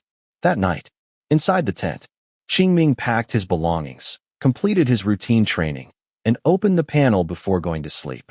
It could be seen that after a week of diligent training, his Sharingan's evolution progress had already reached 807 out of 1,000, bringing him one step closer to evolving into the double Tomoe. Additionally, demonic eye illusion, shackling stakes technique, and Genjutsu Sharingan were also on the verge of leveling up. The former had increased from level 2, 371 out of 500, to level 2, 412 out of 500, while the latter had increased from level 1, 150 out of 200, to level 1, 191 out of 200. It was these tangible improvements that allowed Qing Ming to maintain his current ascetic lifestyle. Otherwise, no matter how firm one's will, not seeing the rewards after effort would inevitably lead to complacency. He was different. As long as the Proficiency panel was there, he would never slack off. Chapter 71. The next day, early morning, Qing Ming and a dozen Gainin, escorted by a Jonin squad and a Chunin squad, set off on their journey back to the village. Along the way, people would occasionally steal glances at Qingming. It wasn't that these people were like this, but rather that Qingming had his Sharingan activated the entire time, making it difficult not to attract attention. Despite this, Qingming paid no heed. The exposure of his Sharingan meant he had lost his trump card. In such a situation, he naturally had to devote all his effort to improving his own strength. If he didn't use the travel time to level up his Sharingan, would he just waste it? As for the gazes of others, what did that have to do with him?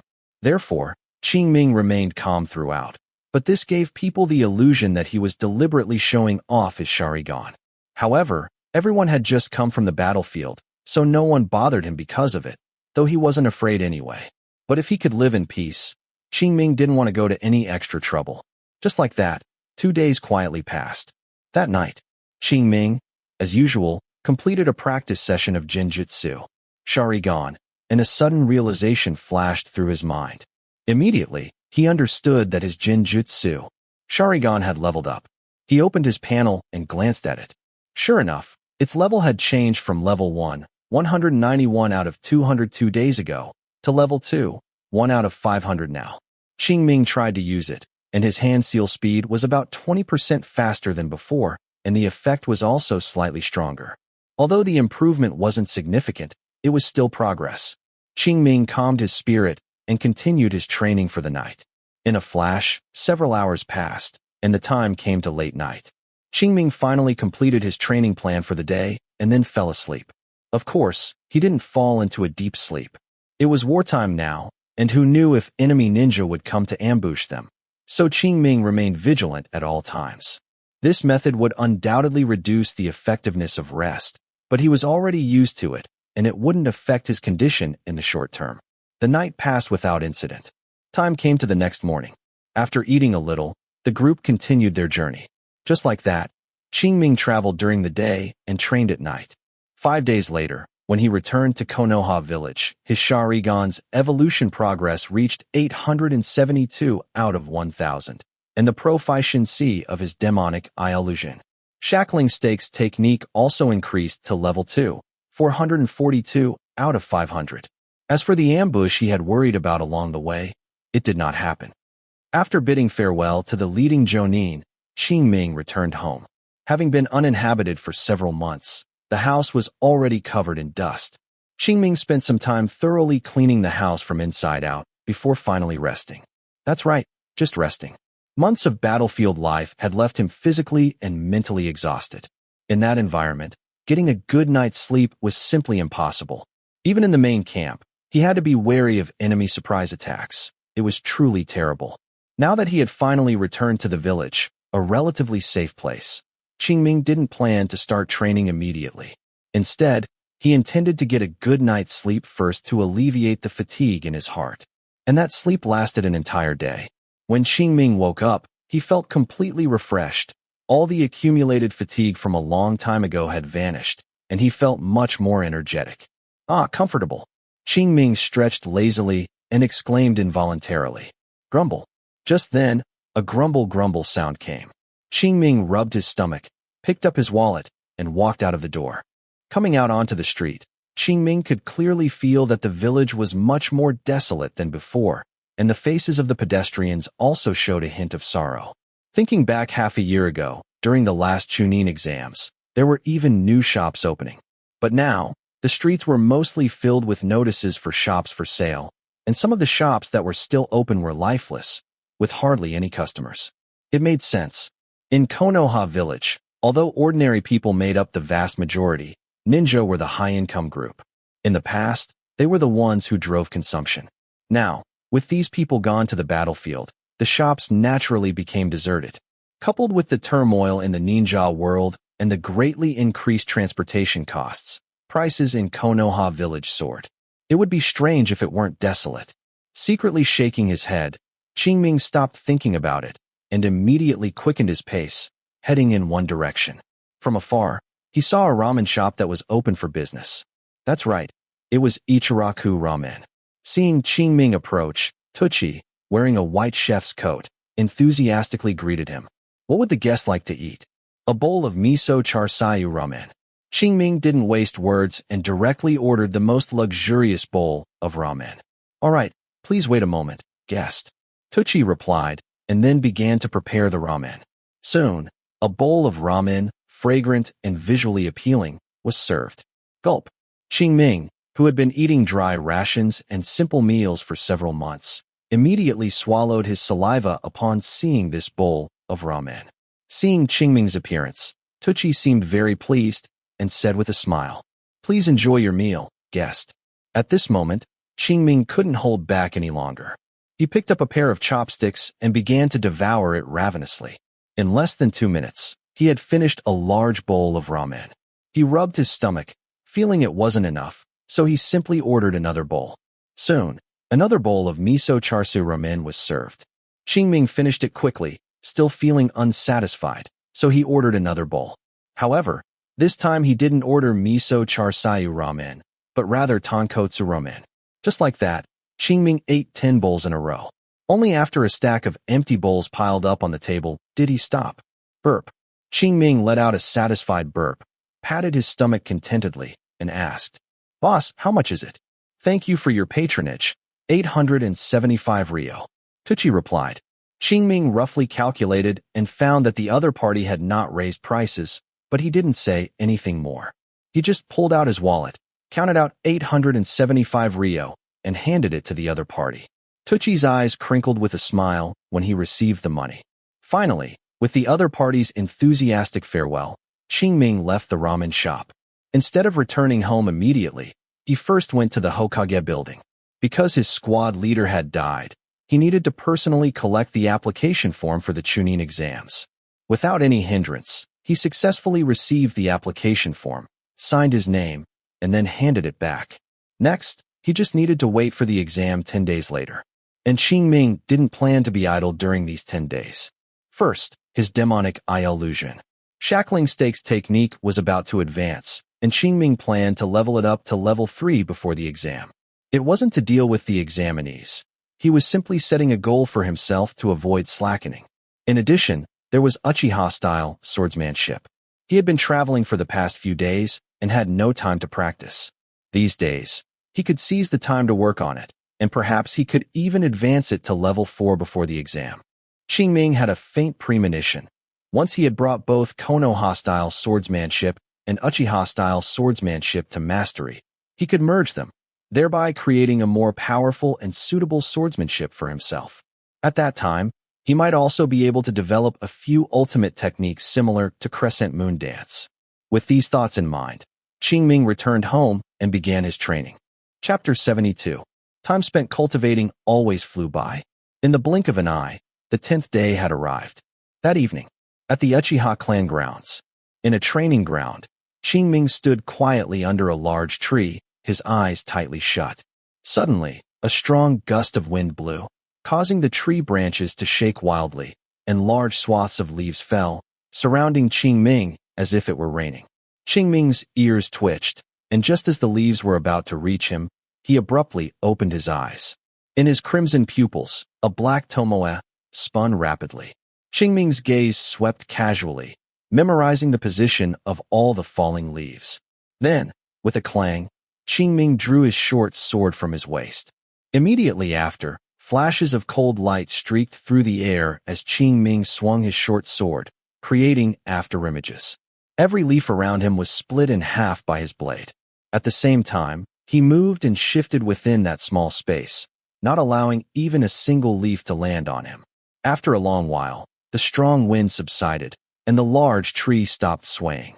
When the last leaf split into two and fell to the ground, Qingming sheathed his short sword. Standing still with his eyes closed, he savored the feeling for a good while before Qingming finally exclaimed, "Is this the level 4 Uchiha-style swordsmanship?" Indeed, his Uchiha-style swordsmanship had already reached level 4. Over the past 10 days, whenever he had time, he would practice this technique. He even temporarily gave up practicing Konoha-style swordsmanship and ninja tool, throwing to speed up his progress. With Konoha-style swordsmanship having already advanced to level 4, and building upon that foundation, he finally managed to raise it to level 4, 1 out of 2,000. It must be said, Uchiha-style swordsmanship truly lived up to its reputation as the Uchiha clan's inherited swordsmanship. After it advanced to level 4, its power when combined with the Sharingan already surpassed that of Konoha-style swordsmanship at the same level. This isn't to say that Konoha-style swordsmanship isn't strong, but rather that Uchiha-style swordsmanship is simply too suitable for Uchiha ninja who have awakened the Sharingan. Unfortunately, Uchiha clan ninja rely too heavily on the Sharingan, and few people delve into this technique, which is why Uchiha-style swordsmanship is not well known. Recalling memories from his past life, in recent years, it seemed only Uchiha Shursui had mastered this technique, then combined it with Genjutsu and body flick technique to earn the title Shunshin Shursui. Thinking of Uchiha Shursui, Qingming murmured, "It seems he will also participate in this Chunin exams." Although Qingming was dedicated to cultivation and paid little attention to external matters, he had still heard a little about the genius ninja who had emerged from the Uchiha clan these past few days. Uchiha Shursui, currently 9 years old, applied for early graduation after spending 2 years at the Ninja Academy.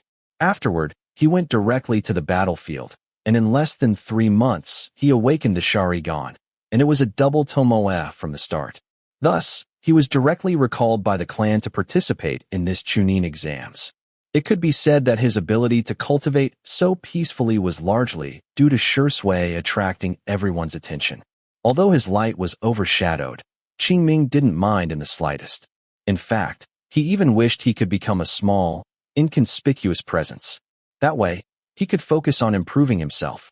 Unfortunately, as an Uchiha clan member who had awakened the Sharingan, No matter how low-key he tried to be, it was impossible to become completely unnoticeable.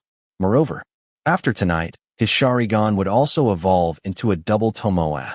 That's right.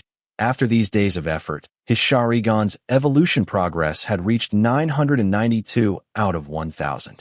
As long as he completed his routine cultivation tonight, it would evolve into a double Tomoe. At that time, it would likely attract another wave of attention. Qingming even considered whether he should postpone this evolution until after the Chunin exams. But after some thought, he ultimately abandoned that idea. Because the evolution of the Sharingan, for him, was not merely a transformation from a single Tomoe to a double Tomoe. It also related to the improvement of his potential. According to the situation when his Sharingan first awakened, this time, as his Sharingan evolved from a single Tomoe to a double Tomoe, his physique and spirit attributes would certainly increase accordingly. And the improvement of these two basic attributes would further raise his physical limits. What followed would be an increase in his chakra capacity and chakra recovery speed. Thus, when grinding the proficiency of other skills, the speed would also be faster. With one link leading to another, Qingming really didn't want to delay. Moreover, it was only evolving from a single Tomoe to a double Tomoe, not from a 3 Tomoe Sharingan to a Mangekyo, so there was no need to hide it. What's more, wasn't Uchiha Shursui still there as a shield? He was 2 years younger than Qingming and awakened with a double Tomoe from the start. By all accounts, his potential was stronger than Qingming's, so no one should pay too much attention to him. Thinking this, Qingming packed up his gear and hurried home. However, he forgot that once his Sharingan successfully evolved, in the eyes of others, it would mean it had gone from a single Tomoe to a double Tomoe in just over 2 months. In that case, his initial potential might not be as monstrous as Uchiha Shursui's, but it would certainly be impressive, so he would definitely become a focal point of attention. That night, at the Uchiha clan grounds, in Qingming's home, after restoring his chakra to full, Qingming didn't immediately cultivate mind reflection technique. Instead, as planned, he first cultivated demonic eye illusion, shackling stakes technique. After his cultivation these past few days, this technique had reached the verge of advancement. Qingming planned to raise it to level 3 first. His hands rapidly completed the hand seals, and Qingming suddenly opened his Sharingan, looking at the rabbit he had bought to practice Jinjutsu. The moment their eyes met, the rabbit froze in place. Even though the opponent couldn't express emotion, Qingming could feel the pain brought by demonic eye illusion, shackling stakes technique from its trembling body. A moment later, once demonic eye illusion, shackling stakes technique's proficiency on the panel increased by 1, Qingming released the Jinjutsu. After giving the rabbit some time to recover, Qingming formed hand seals again and cast demonic eye illusion, shackling stakes technique. Compared to the last time, his movements were a fraction faster, and his understanding of demonic eye illusion, shackling stakes technique in his mind deepened by a point. This was the effect of proficiency +1. Perhaps Qingming's talent wasn't as great as those prodigies who could learn a ninjutsu by just seeing it once and master it in a very short time. But every one of his practices was never without gain. Therefore, as long as Qingming was given enough time, he feared no genius. Time passed by minute. Finally, after casting demonic eye illusion, shackling stakes technique for the 4th time, Qingming felt that his comprehension of the technique had ascended to a new level. When he cast it again, both the casting speed and the Jinjutsu's effect were much stronger. He opened his panel and glanced at it. Sure enough, the proficiency had already reached level 3, 2 out of 1,000. At this point, 2 of the goals Qingming set 10 days ago had been completed, leaving only the evolution of his Sharingan. Chapter 73. Rubbing his slightly sore shoulders, Uchiha Qingming composed himself and began to cast mind reflection technique on himself. Once, twice, thrice. Feeling the special chakra generated by the mind reflection technique continuously pouring into his eyes, Uchiha Qingming's heart gradually quickened. Although he was confident that his Sharingan evolving from a single Tomoe to a double Tomoe would most likely not be an issue, he couldn't help but feel a little nervous when the moment truly arrived. Upon casting mind reflection technique for the 6th time, Uchiha Qingming felt a soreness in his eyes. After checking and confirming there were no problems, Uchiha Qingming rested for a moment. Once the soreness in his eyes subsided, he began to cast mind reflection technique for the 7th time. A moment later, the soreness returned. However, this time Uchiha Qingming ignored it and, in one go, cast mind reflection technique for the 8th time.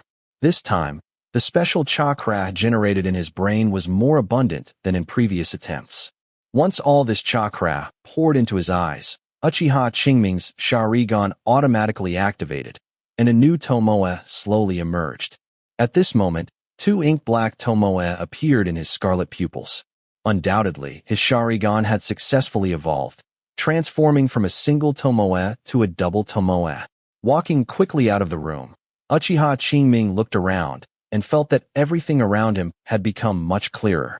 If, before awakening the Sharingan, the world in his eyes was 720p, and after awakening the single Tomoe Sharingan, it was 1080p, then now, with the double Tomoe activated, it was 4K ultra-high definition. Even at night, he could use the faint light to clearly see everything around him. Furthermore, Uchiha Qingming glanced towards the corner of the courtyard, where a flying insect had just emerged from the grass, and he clearly saw the movement of its wings flapping. Clearly, after evolving to a double Tomoe, his Sharingan's inside ability had significantly improved. At this point, if Uchiha Qingming were to face Shoji Kohara again, even without Uchiha-style swordsmanship, and with Konoha-style swordsmanship not having advanced, just with these eyes, he would have the confidence to contend. This was the power of the double Tomoe Sharingan. No wonder so many Uchiha ninja became arrogant after awakening their Sharingan. It wasn't their inherent nature, but rather how much these eyes brought them. Think about it. Other ninja painstakingly trained for over a decade just to reach the Chunin level of strength. But for Uchiha ninja, as long as they awakened their eyes, their strength could skyrocket to above the Chunin level, instantly closing a decade-long gap. In such a situation, anyone would become conceited. Only Uchiha Qingming knew the origin of the Sharingan and understood that it was nothing in the face of higher-level powers, allowing him to maintain a normal mindset. Otherwise, he would likely become as arrogant as many other Uchiha ninja. Recalling his thoughts, Uchiha Qingming stopped pondering and instead focused on sensing other changes in his body. Just as he had guessed, since the awakening of the Sharingan would boost physical attributes, then the evolution of the Sharingan naturally could as well. Sure enough, he now felt his spirit was much stronger, and at the same time, the activity of the cells in his body had also increased somewhat. After carefully sensing for a moment, and once everything settled, Uchiha Qingming finally opened his Proficiency panel. The familiar light blue screen appeared. Name: Uchiha Qingming. Age: 11 years old. Physique: from 8 to 9. Spirit: from 9 to 11. Chakra: 4,324, with a maximum of 6,109. Bloodline: from Sharingan, single Tomoe, 992 out of 1,000, to Sharingan, double Tomoe, 1 out of 5,000. Skills: Chakra Refining Technique, from level 4, 415 out of 2,000, to level 4, 510 out of 2,000. Fire Relay SS, Great Fireball Technique, level 2, 57 out of 500. Fire Relay SS, Phoenix Saj Fire Technique, from level 3, 612 out of 1,000, to level 3, 710 out of 1,000. Fire Relay SS, Dragon Fire Technique, level 2, 26 out of 500. Body Flicker Technique, from level 3, 460 out of 1,000, to level 3, 511 out of 1,000. Shadow Clone Technique, level 0, 5 out of 100. Healing Technique, level 1, 65 out of 200. Demonic Illusion, Shackling Stakes Technique, level 3, 2 out of 1,000. Jinjutsu, Sharingan, from level 2, 1 out of 500, to level 2, 65 out of 500. Mind Reflection Technique, from level 5, 1 out of 5,000, to level 5, 446 out of 5,000. Konoha Style Swordsmanship, level 4, 520 out of 2,000. Uchiha Style Swordsmanship, level 4, 1 out of 2,000. Ninja Tool Throwing, Level 4, 350 out of 2000. Chakra Control, from level 3, 210 out of 1000, to level 3, 220 out of 1000. Free Body Technique. Level 3, 0 out of 0. As can be seen, with the advancement of the Sharingan, his physique attribute increased by 1 point, and his spirit attribute increased by 2 points. This increase seems to be the same as when the Sharingan was awakened. But is that truly the case? The answer is clearly no. Just as he said before, as the base attributes continuously increase, the gap between each point widens. For instance, the spirit attribute increasing from 9 to 11 is completely different from increasing from 7 to 9. If one were to compare them, the former brings at least twice the increase of the latter. The same applies to the physique attribute.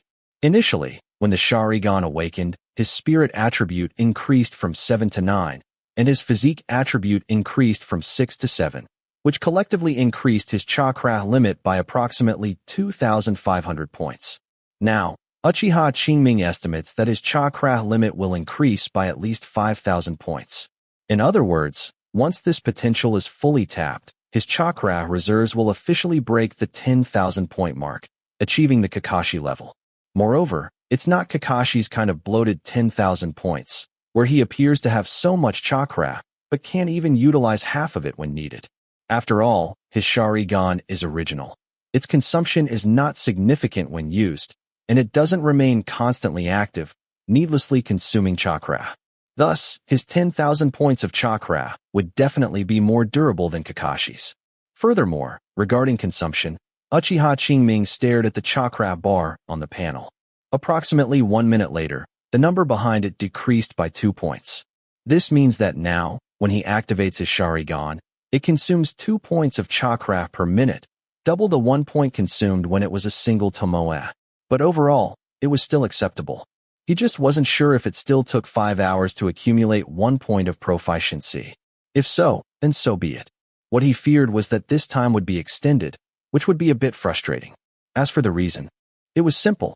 Uchiha Qingming stared at the bloodline entry, the 1 out of 5,000 after the double tomoe Sharingan, and felt a tingling sensation on his scalp. Although this number wasn't like the single tomoe evolving into a double tomoe, where the required proficiency directly increased tenfold compared to awakening, it was still 5 times higher than the previous 1,000 points.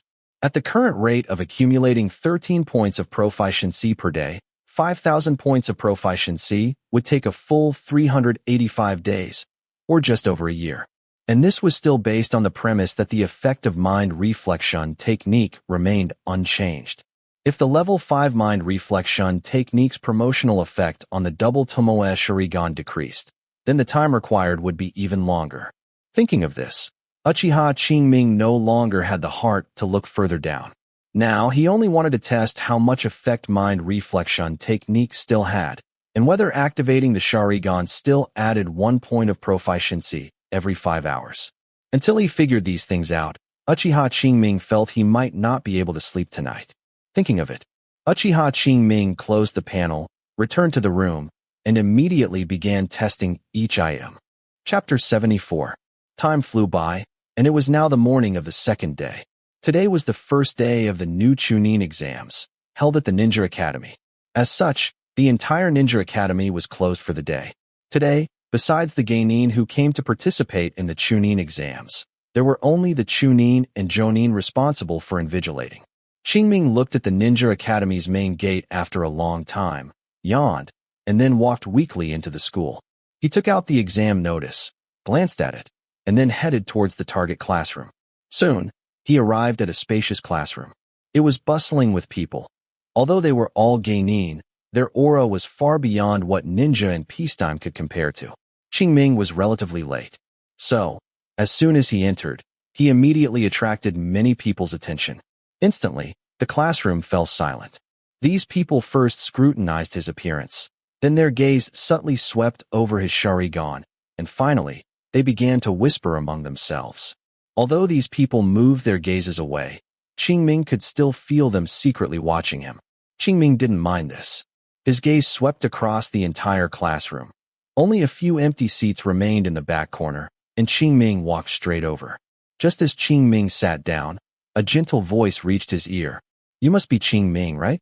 Qingming turned his head and saw a child with a dumpling nose, sporting a pair of double tomoe Sharingan, looking at him with a smile. Who else could it be but Uchiha Shursui? Seeing Qingming look over, Uchiha Shursui introduced himself proactively. "My name is Uchiha Shursui. You must be Qingming, right?" Qingming's gaze swept over the other party's Sharingan. He nodded and said coldly, "That's right. It's me. Is there something you need?" Seeing Qingming's indifferent demeanor, Uchiha Shursue's smile briefly faded, but quickly returned to normal, and he said with a smile, "Nothing, just getting acquainted." "Oh," Qingming replied, and then ignored the other party, turning to lie on the desk and catch up on sleep.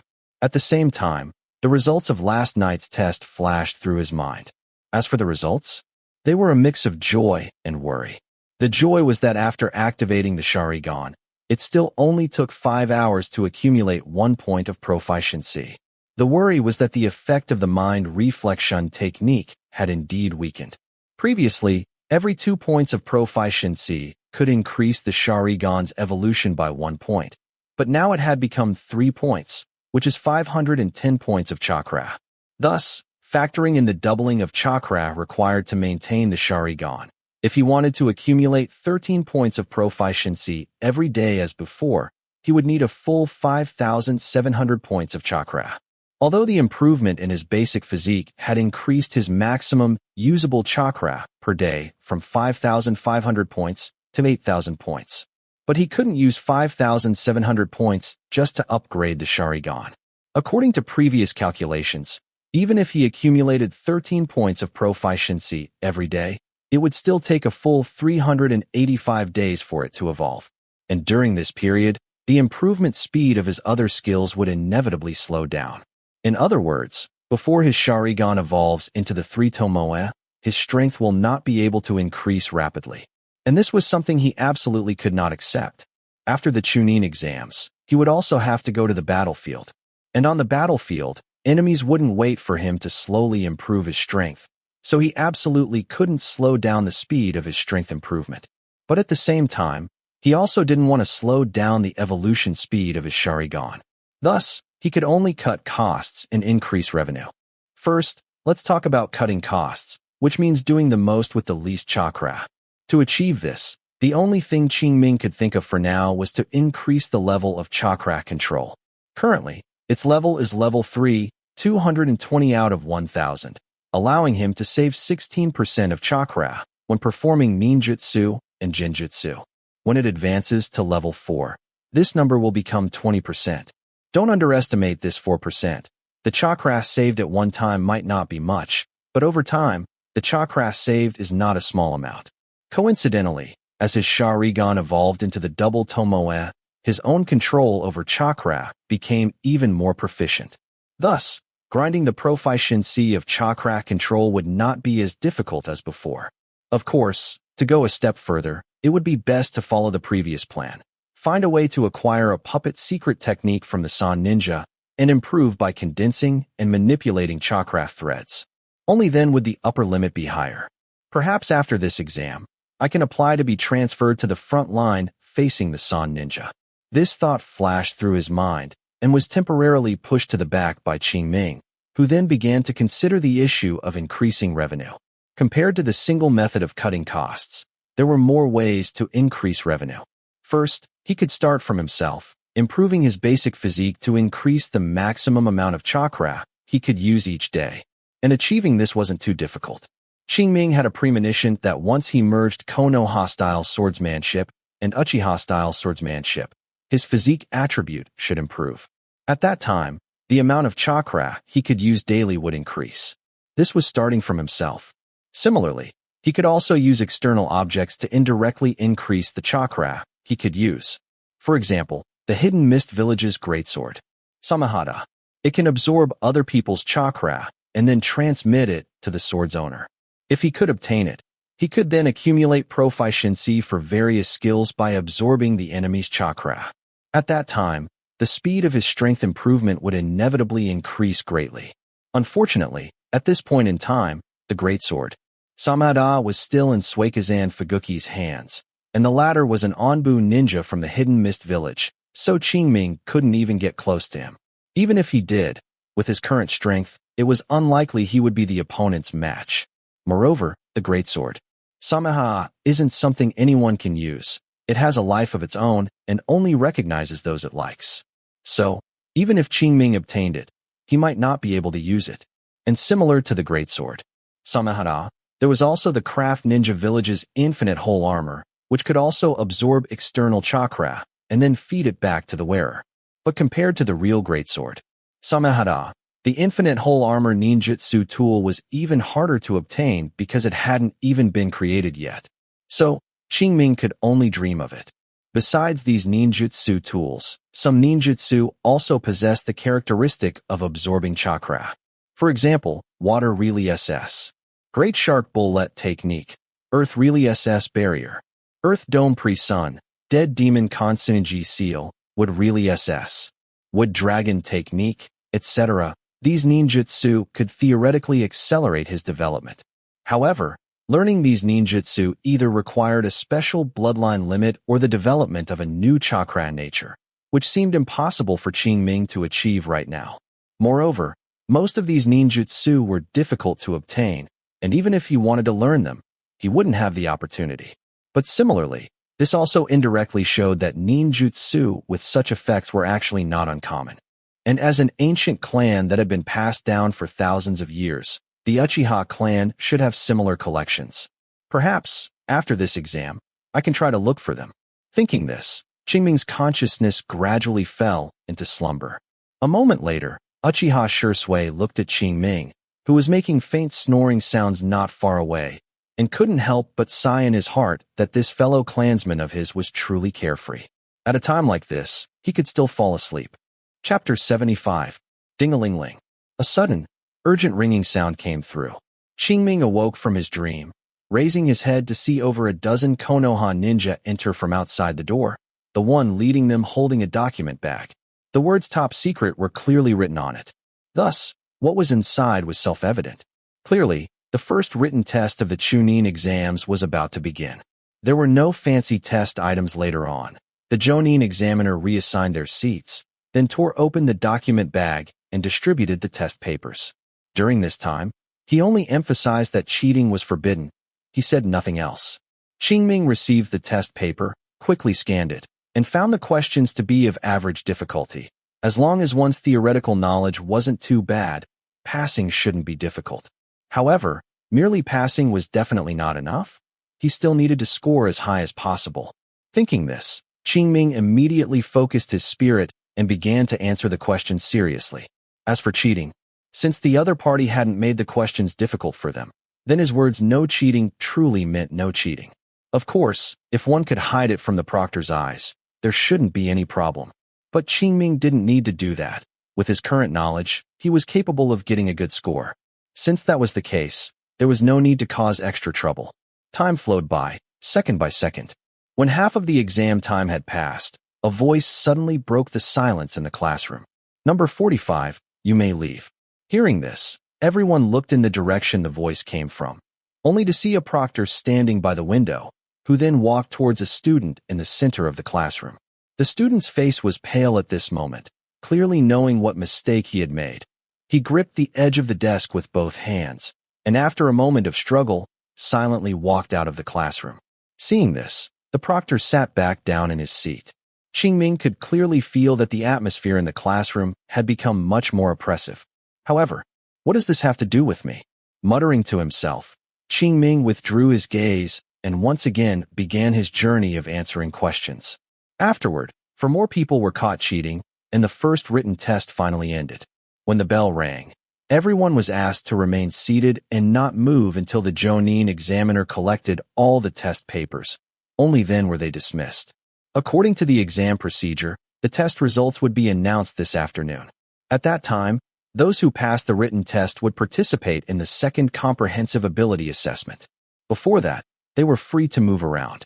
Qingming had stayed up all night yesterday and rushed to the exam this morning. Now that he had time, he naturally had to catch up on sleep quickly.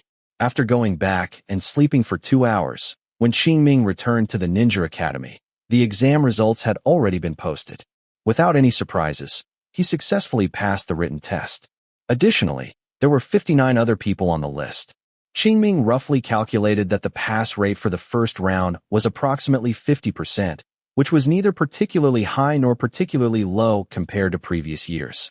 Clearly, the village did not go easy in the first round. Therefore, the difficulty of the second round should not be too high.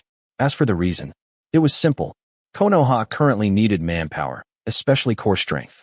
If the assessment difficulty was too high, and only 1 or 2 chunin emerged at a time, how could they meet the needs of the front lines? Therefore, the second assessment would certainly not be so strict. As for the problem of insufficient strength, on the battlefield, as long as one could survive, that was elite. As for how many people would die due to insufficient strength during this period, this was not within the consideration of the Konoha higher-ups. From beginning to end, all they cared about was whether they could win the war. Everything else was unimportant. Secretly shaking his head, Qingming stopped thinking further and instead headed towards Training Ground 44, also known as the Death Forest. That's right, the second exam was in the Death Forest. As a dangerous area within Konoha Village, the Death Forest had a diameter of about 20 kilometers, with a tall tower in the center, a circle of barbed wire on the periphery, and forests, lakes, and rivers in between. Due to its unique ecological environment, the Death Forest was filled with poisonous insects, ferocious beasts, and miasma, making it very suitable for testing a ninja's comprehensive qualities. Therefore, it became Konoha's most commonly used chunin exams venue. This time was no exception. More than 10 minutes later, Qingming arrived outside the Death Forest. At this time, there were still more than 2 hours until the exam began, but quite a few candidates had already gathered here. They were either in groups of 2 or 3, or standing alone to the side, but no one was speaking, only quietly waiting for the exam to start. Qingming understood this very well. Which of the ninja present hadn't come from the battlefield? Who hadn't had friends or family die on the battlefield? Who had once promised to become chunin together, but were now all alone? How could their mood be good? Even Qingming, standing here at this moment, couldn't help but think of Mizutani Shizuko and Ryosuke, let alone the others. Composing himself, Qingming went to a corner, then sat cross-legged and began to close his eyes and refine chakra. As his basic attributes increased and the body's constraints were broken, Qingming could now not only restore chakra by operating the chakra ray-finding technique, but also increase his chakra limit. Just as he had guessed when the chakra ray-finding technique advanced to level 4. Now, running the chakra ray-finding technique for 1 hour could increase his chakra limit by 16 points, which was double that of level 3. Thus, by cultivating for a maximum of 8 hours a day, he could gain 128 points of chakra limit. Based on his previous estimate of a 5,000-point increase in chakra limit this time, it would take only about 40 days for him to realize all his potential. This was the advantage of a high-level chakra ray-finding technique. The only regret was that the chakra ray-finding technique still required over 1,400 points of proficiency to advance from level 4 to level 5. At his current rate of accumulating proficiency, it would take about half a year to advance. This was too long. Otherwise, it would also be a good internal open-source method.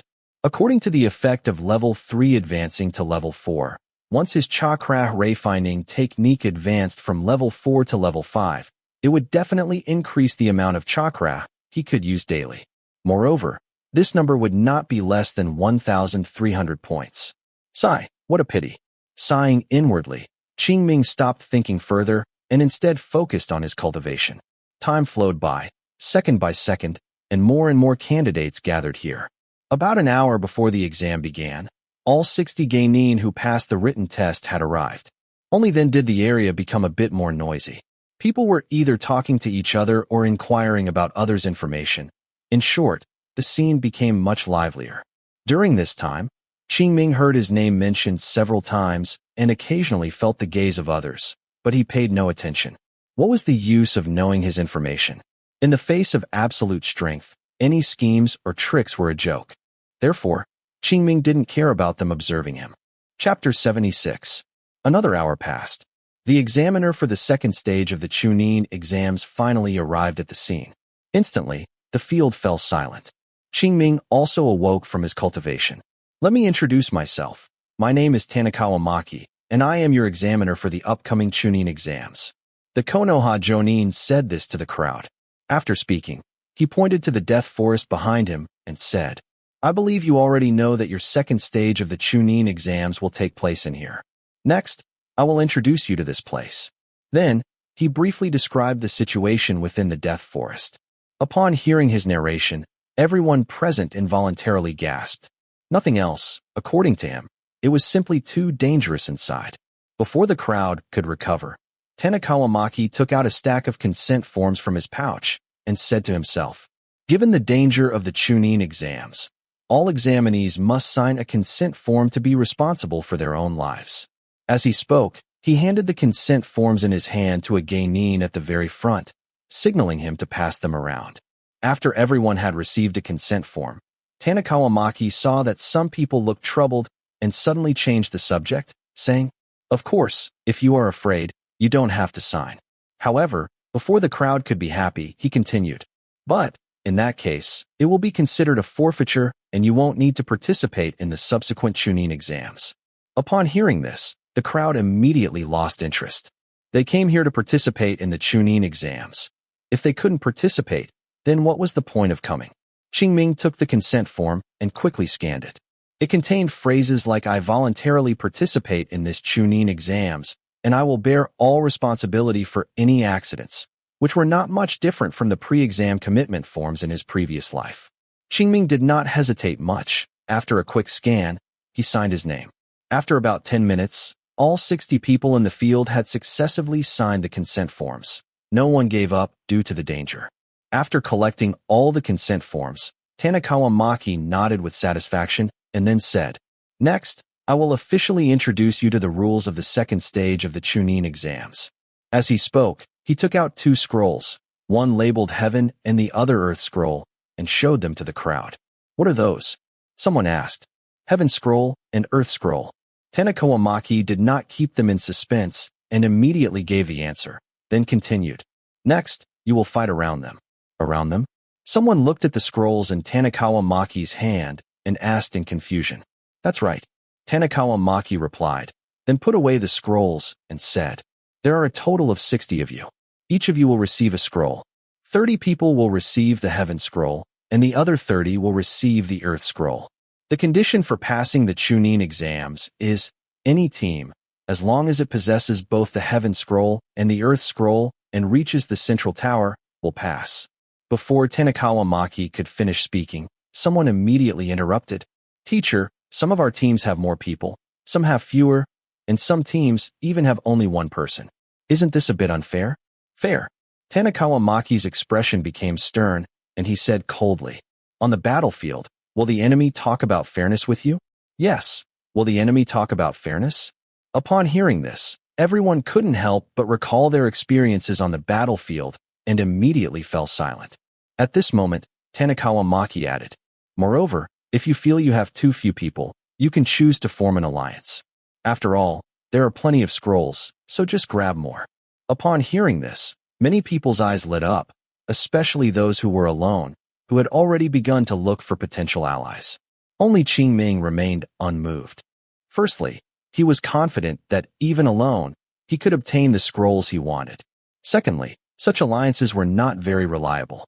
If there were too few people, they might not be able to defeat those well-coordinated teams. If there were too many people, they might start fighting among themselves first. Therefore, Qingming did not think much of this model. But it was undeniable that giving each person a scroll, rather than each team, greatly increased the chances of passing. It seems that the difficulty of this Chunin exams has indeed decreased a bit. Qingming thought to himself.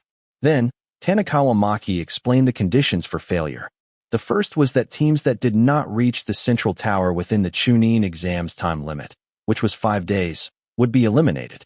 The second was that teams that suffered casualties or lost the ability to continue fighting would be eliminated.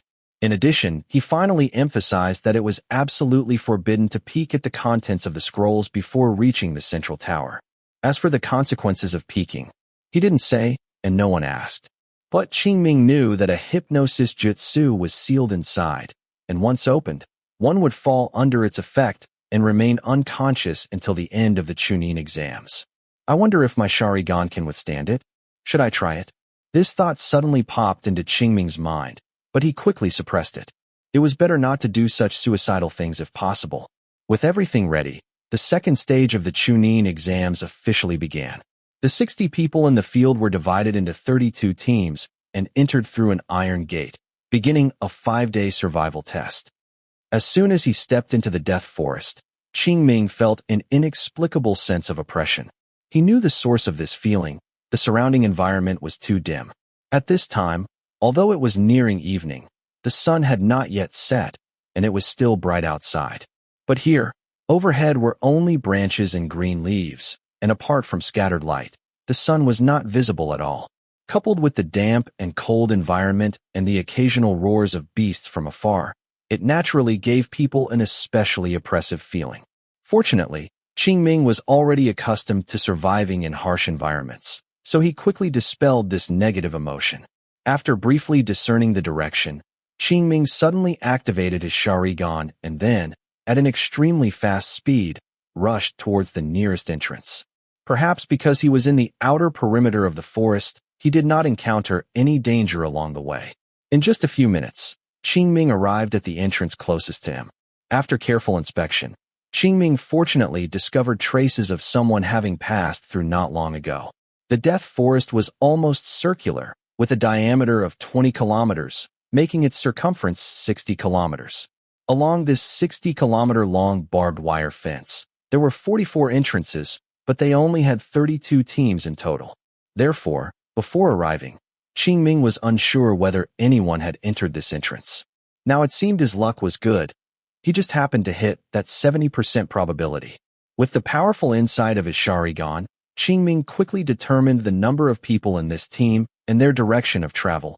3 people, northwest. Qingming did not hesitate at all and immediately followed the traces left by the other party, chasing after them. Chapter 77. In the forest, Qingming was moving quickly. Suddenly, a kunai shot from his front right. Almost instinctively, Qingming dodged and leaped onto another large tree not far away. However, as soon as his feet touched the tree branch, he felt something was wrong. Looking down, he saw an almost imperceptible steel wire. Is it a trap? Is it because I just killed that white-furred ape? That's right, just a moment ago, while he was on his way, for some reason, he was targeted by a white-furred ape.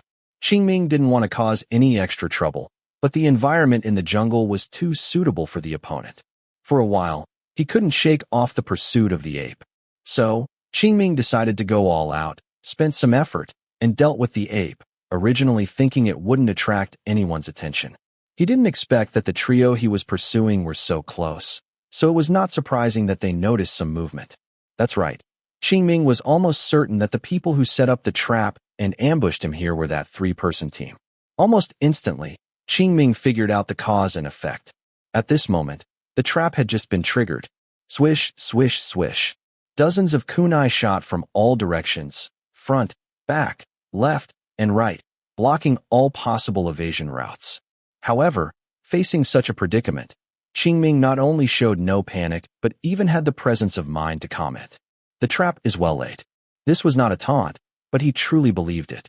In the current situation, for an ordinary person, there would be almost no good solution other than enduring the attack and then falling into a passive state. Unfortunately, he was not an ordinary person.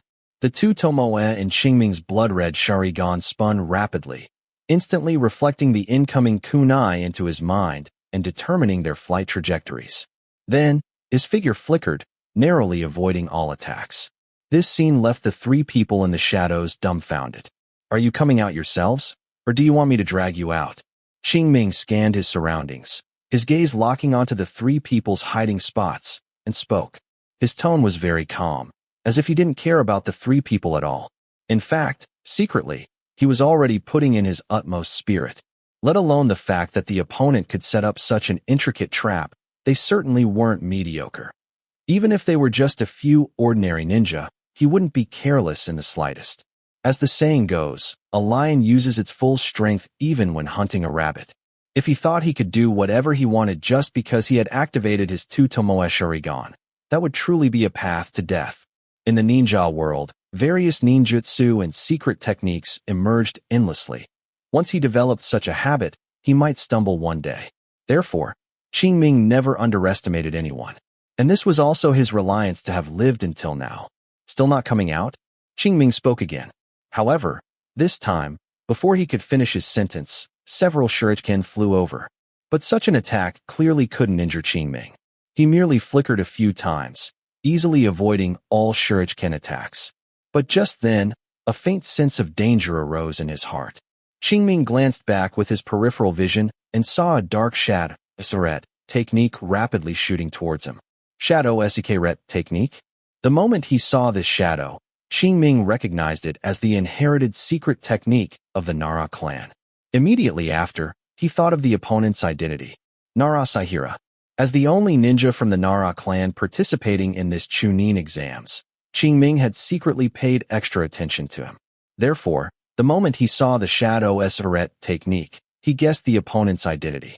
No wonder they could set up such an intricate trap. It turns out they're a Nara clan ninja. It was well known that the ninja of the Nara clan were famous for their high intelligence. Therefore, it was not surprising that the opponent used the kunai attack to calculate his landing spot, thus making him fall right into the trap. Unfortunately, in the face of absolute strength, these were just minor tricks. All sorts of thoughts flashed through his mind, and Qingming leaped a few times, successively dodging Nara Saihira's attacks. Finally, the shadow jutted forward for a moment, stopping a few dozen centimeters in front of Qingming, unable to get closer. Clearly, there wasn't enough shadow area. Seeing this, Qingming didn't hesitate at all and immediately launched a counterattack. He raised his hands and formed the hand seals for Fire Relay SS. Phoenix Saj Fire technique at a dazzling speed. Then he opened his mouth and spat out dozens, even hundreds, of fireballs. Under his control, these flames accurately struck the 3 people's hiding spots. Accompanied by a series of bangs, Nara Saihira and his 2 companions were forced out. Swish, swish, swish. Several kunai shot towards Qingming. Qingming successively dodged a few, and as the last kunai flew past his eyes, he suddenly extended his right hand, his index finger precisely slipping into the circular ring at the tail of the kunai. Then, with a twist of his wrist, the kunai spun a few times around his index finger before he forcefully threw it out. Swish. A whooshing sound echoed. The kunai accurately embedded itself 3 inches above one person's head. Feeling the sound of the kunai embedding into the tree above his head, Sato Masaru was startled, and when he looked up and saw the kunai right above his head, he became even more pale with fright. It was just that close. If the opponent had aimed a little more precisely, he would probably be dead by now. Wait, did the opponent really miss? This thought popped into Sato Masaru's mind.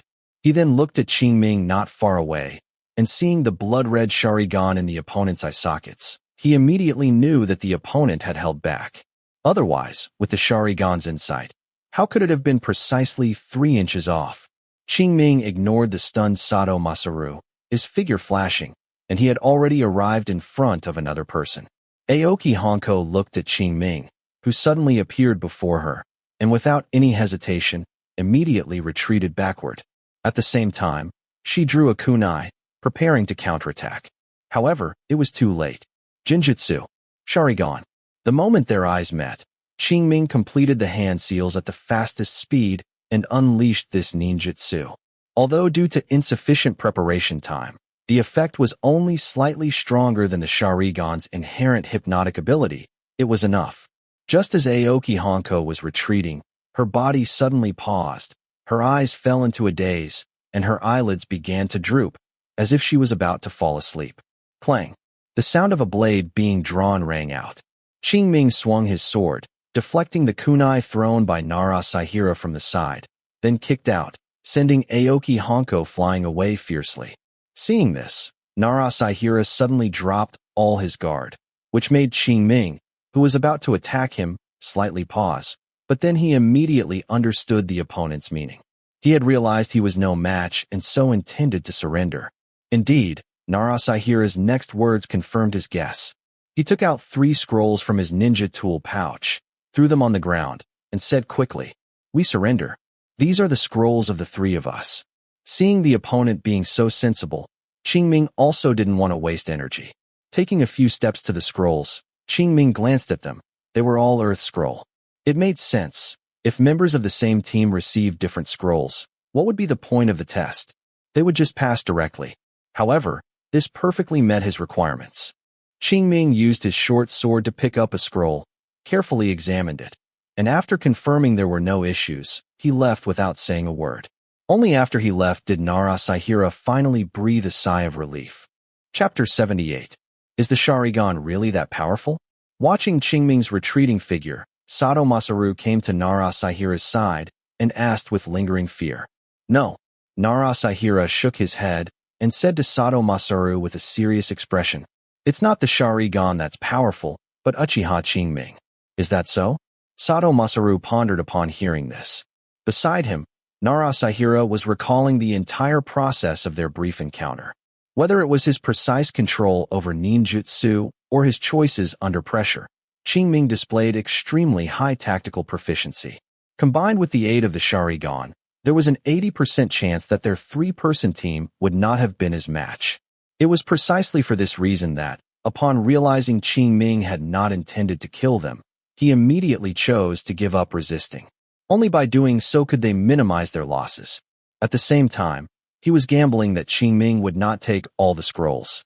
Facts proved he had gambled correctly. Qingming only took 1 scroll he needed and paid no attention to the other 2. And for their team to pass, they only needed 1 Earth Scroll. So, losing 1 scroll was not an issue. This was also one of the reasons Qingming said the difficulty of this exam had been lowered. After all, everyone was from the same village. Unless absolutely necessary, they certainly wouldn't resort to killing. This way, those teams of 2 or more, when facing a predicament, could completely hand over a scroll to save their lives. Of course, the premise was that the enemy was not a single-person team alliance and did not require too many scrolls. Otherwise, they could only be eliminated miserably or go and plunder other people's scrolls. Qingming did not care what Naruto and the others thought. After collecting both the Heaven Scroll and the Earth Scroll, he no longer wasted time and headed straight for the central tower. 5 days was both long and short. For ordinary people, it would pass in the blink of an eye, but for Qingming, it allowed him to accumulate a lot of proficiency. He had already arranged his training plan. Out of the 8,000 chakra points accumulated daily, 3,500 would be used for cultivating the mind reflection technique. This would grant him 21 proficiency points, thereby increasing his Sharingan's evolution by 7 points. Adding the 3 evolution points accumulated by consuming 600 chakra to maintain the Sharingan for 15 hours, that would be 10 points. As for the remaining 3,900 chakra points, he planned to allocate 2,500 for the cultivation of Fire Release, Phoenix Saj Fire Technique, Demonic Illusion, Shackling Stakes Technique, and Jinjutsu, Sharingan. This way, each skill could gain approximately 10 proficiency points. At this point, there were still 1,400 chakra points remaining. Of these, 420 points, Qingming intended to use for practicing Body Flicker Technique. Body Flicker Technique was only a D-rank ninjutsu. The minimum chakra consumption to gain proficiency was 50 points, and with a 16% saving from level 3, 220 out of 1,000 chakra control, it became 42 points. 420 chakra points would be enough to increase its proficiency by 10 points. Additionally, Qingming also planned to allocate 600 chakra points for practicing healing technique. According to past experience, this could grant him 7 proficiency points. The remaining 300-plus chakra points, Qingming intended to use for practicing Konoha-style swordsmanship, Uchiha-style swordsmanship, ninja tool throwing, and chakra control. This way, except for Fire Release, Great Fireball Technique, Fire Release, Dragon Fire Technique, and Shadow Clone Technique, all his skills would be improved. Although doing so might seem broad but not refined, with the proficiency panel, he could completely advance all of them simultaneously. After this, unless there were major changes, he intended to allocate chakra according to this current plan. As for the evolution of the Sharingan, this could only wait until after this exam, to see if he could obtain a ninjutsu from within the clan that absorbs others' chakra. Without external supplementation, he could only wait for the growth of his basic attributes, or the level increase of chakra refining technique and mind reflection technique. Upon this thought, Qingming unconsciously quickened his pace. More than half an hour later, Qingming arrived at the outskirts of the central tower. Along the way, he avoided trouble whenever possible. If he couldn't avoid it, he would resolve it with swift action, basically not delaying much time. Therefore, he arrived here before nightfall. After scanning the surroundings and confirming there were no ambushes, Qingming approached the central tower. Creak. The large door was pushed open, and Qingming stepped inside. Without any surprises, it was empty inside. Even the Chunin handbook that the third Hokage later hung on the wall was not there. Qingming didn't pay much attention to this, merely found a corner on his own and began his training. For him, the Chunin exams were just a formality. His own training was the key. Thus, days passed by, and the number of people inside gradually increased. The second person to arrive was Uchiha Shursui. He arrived less than 10 minutes after Qingming. Clearly, the Chunin exams posed no difficulty for him either. Several times, Uchiha Shursui tried to strike up a conversation with him, but seeing him diligently cultivating, he did not disturb him too much. In a flash, more than 4 days passed. At this time, the number of geinin gathered in the tower had already exceeded 25. When the exam time officially ended, this number became 28. It is worth mentioning that Nara Saihira's team, from whom Qingming snatched a scroll, also successfully passed the test, and they even arrived here on the second day. Clearly, under this relatively lenient exam mode, being intelligent was still quite advantageous. Bang! A puff of chakra smoke dispersed. The heaven scroll and earth scroll in everyone's hands opened by themselves, and the body possession technique on them erupted simultaneously, and Tanikawa Maki suddenly appeared in the field. Immediately, everyone fell silent, looking at Tanikawa Maki with expectant eyes. Tanikawa Maki didn't waste words. After scanning the crowd, he said loudly, "First, congratulations, you have passed the second exam." As soon as his voice fell, a burst of cheers erupted in the field, especially from those teams of 2 or 3, whose voices were the loudest.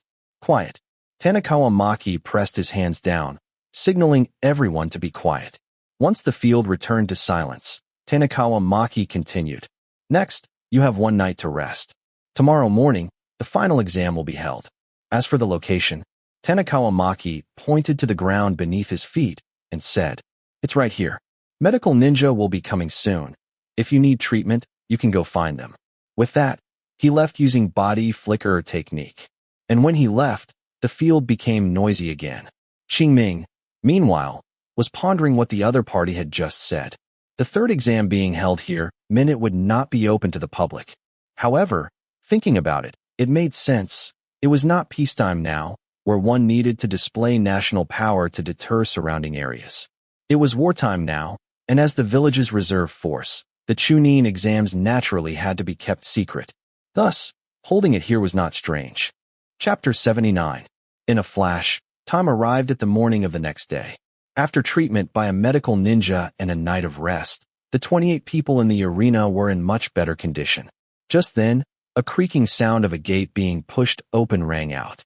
More than a dozen ninja, led by the third Hokage, Hiruzen Sarutobi, walked in. Among them were not only the examiners from the first and second stages of the exam, but also many teachers of the candidates present. If Furukawa were still alive, he should have appeared here at this time. Unfortunately, he was already dead. However, Qingming did see a familiar face in the crowd. Perhaps not exactly a familiar face. It was precisely that Uchiha Jonin who had delivered his condolence money and living expenses back then. Uchiha Haruto. The moment their eyes met, Qingming nodded at him. Seeing this, Uchiha Haruto also nodded. This time, he came on behalf of the Uchiha clan to support Uchiha Shursui and Uchiha Qingming. There was nothing to say about Uchiha Shursui. He was a recognized genius of the Uchiha clan and had to be protected. But Uchiha Qingming, He recalled that when he was ordered by the great elder to observe Qingming, he concluded that it was highly unlikely for him to awaken the Sharingan. Who would have thought that a few months later, he had already awakened the Sharingan and even evolved it to double Tomoe? Uchiha Haruto just wanted to say how unpredictable life is. However, he could also understand. After all, within just a few months, 2 companions and his teacher died tragically one after another. Under such stimulation, awakening the Sharingan was perfectly normal. It was just unclear why he didn't awaken the Sharingan after hearing about his parents' deaths. Could it be because he didn't see it with his own eyes, and the stimulation wasn't enough? Uchiha Haruto pondered in his heart, but his expression revealed nothing. After everyone was seated, Hiruzen Sarutobi first delivered a lengthy speech, then announced the official start of the 3rd stage of the exam. Immediately, a Konoha Jonin stepped forward and said, "The next stage of the exam will be presided over by me, and the specific rules are as follows." Upon hearing this, everyone pricked up their ears. First, this round of the exam is individual-based. Everyone can withdraw according to their own will. Second, the exam will be conducted in the form of actual combat, with 2 people randomly drawn each time for a one-on-one duel. The winner will advance to the next round until the final top performer is determined. Additionally, there are no restrictions on any methods in this exam. The criteria for winning are 1 person dying, falling down, or admitting defeat. Upon hearing this, everyone's hearts tightened. However, just then, the examiner changed his tone and said, "To avoid unnecessary casualties, when I determine that the outcome is decided, I will intervene to stop the fight. At that point, attacks must cease. So, is anyone withdrawing now?" The arena was silent, and no one spoke of withdrawing. The examiner scanned the 28 people present, nodded with satisfaction, and finally said, "Since no one is withdrawing, I declare the exam officially open." With that, he motioned for a chunin next to him to bring up a wooden box. Then, he reached into the wooden box, randomly pulled out 2 paper wads, opened them, and read, "Yudo, Akai keyed." Upon hearing this, 2 candidates, one tall and one short, walked out from the ranks. The others went to the corridor on the 2nd floor of the high tower. From there, they could clearly see the battle below. "Begin." As the examiner gave the command, Yudo and Akai keyed immediately pulled out their kunai and engaged in battle. The clanging sounds rang out continuously. The 2's close combat skills were not far apart, making it difficult to determine a winner for a while. Ultimately, Yudo proved to be superior. At the cost of sustaining injuries, he suddenly widened the distance and skillfully performed an Earth Really SS ninjutsu called Mud Wall, trapping Akai keyed. Then, he threw several shuriken, aiming directly at the opponent's eyes and throat. Akai keyed's hands were bound, making it impossible for him to respond effectively. He was forced to admit defeat, and the shuriken were blocked by the examiner. This battle could only be described as mediocre, with nothing particularly outstanding. It was just that Yudo acted more decisively, sacrificing injury for time to seize the initiative, which led to his ultimate victory. Otherwise, it would have been hard to say who would win or lose. First round, Yudo wins. The examiner shouted, then told the 2 to step down. He then pulled out 2 more paper wads from the wooden box, opened them, and read, "Takakura Shoda, Uchiha Qingming." Hearing his name called, Qingming was slightly startled, then walked towards the staircase. He truly hadn't expected to be drawn in only the 2nd round. But it didn't matter. He would have to go on stage sooner or later. A little earlier or later was all the same. It was still that saying, strength is the foundation of everything. As long as his strength was sufficient, he wasn't afraid of being observed. Arriving in the center of the hall, Qingming looked at the 15 or 16-year-old boy in front of him and already knew that he was no genius. Otherwise, he wouldn't still be a genin by now. The examiner stood between the 2 and asked, "Are you ready?" Seeing both of them nod simultaneously, he then waved his right hand downwards and said, "Begin." With that, his figure suddenly retreated backward, leaving the arena to the 2. The 2 confronted each other for a moment. Qingming saw Takakura Shoda's serious expression and, observing his movements, knew he intended to play defense and counterattack. So he no longer wasted time. Flipping his hand, he pulled out several shuriken from his ninja tool pouch and threw them without even looking. His move seemed simple, but it was not. The shuriken he threw perfectly sealed off Takakura Shota's dodging space, forcing him to block head-on. Things unfolded exactly as Qingming expected. Takakura Shota swung the kunai in his hand, parrying the shuriken that flew towards him. Clink, clink, clink. Several crisp sounds of metal clashing rang out, and all the kunai thrown by Qingming were knocked away. From this, it could also be seen that Takakura Shota's fundamentals were not bad. But this was far from enough. Taking advantage of Takakura Shota's distraction, Qingming instantly completed his hand seals and performed the body flicker technique, arriving in front of his opponent at an extremely fast speed. Takakura Shota's reaction was also not slow. Seeing Qingming approach, he immediately swung the kunai in his hand, aiming directly at Qingming's throat. Although the opponent's movements were not slow, in Qingming's eyes, they were not much different from slow motion. The double tomoe shuriken's perception ability was much stronger than that of a single tomoe. Therefore, before the opponent's kunai could even get close, Qingming had already sidestepped to dodge. Then, taking advantage of the opening created by the opponent's swing, he thrust his knee up, hitting the opponent squarely in the abdomen. Under this heavy blow, Takakura Shota let out a painful groan and was sent flying backward. Despite this, Takakura Shota still did not give up. The moment he landed, he performed a carp roll to stand up, holding his kunai, ready to meet Qingming's continuous attacks. However, to his surprise, the anticipated attack did not come. Takakura Shota felt a doubt in his heart and unconsciously looked at Qingming, but what met his eyes was a pair of blood-red shuriken. Then, his consciousness fell into oblivion. When he regained consciousness, a kunai was already pressed against his neck. Gulp. Feeling the slight chill emanating from his neck, Takakura Shota swallowed hard and said in a trembling voice, "I surrender." Chapter 80. Second match. Uchiha Qingming wins. Hearing the examiner's words, Qingming put down the kunai in his hand, took 2 steps back, slightly widened the distance, and then turned to walk towards the staircase. During this time, he didn't say a single word, highlighting only 2 words, aloof and cold. It wasn't that Qingming was deliberately putting on an act. Rather, this demeanor allowed him to effectively keep those who wished to get close to him at bay. This way, he could focus on his own affairs. Only after Qingming entered the staircase did the people in the arena seem to react, whispering to each other. Even though Qingming didn't listen closely, he still heard exclamations like, "How is he so strong?" And that was too fast. Indeed, the battle ended too quickly. From the moment the two faced off until Takakura Shota conceded, it was less than 2 minutes, and the actual fighting time was only a dozen seconds. For these examinees, whose understanding was still at the Geinin to Chunin level, it was truly unbelievable. But for the Jonin who were watching, the situation was much clearer. Although this battle seemed extremely short, and Qingming won very easily, it showcased a complete dominance in combat experience and technique. Coupled with his skilled use of the shuriken, it was not surprising that he could end the battle in an instant. Even so, some Jonin were still shocked by Qingming's strength. This included Uchiha Haruto. At this moment, he realized that he and some high-ranking members of the clan had focused too much attention on Uchiha Shursui in the past, overlooking the genius Uchiha Qingming.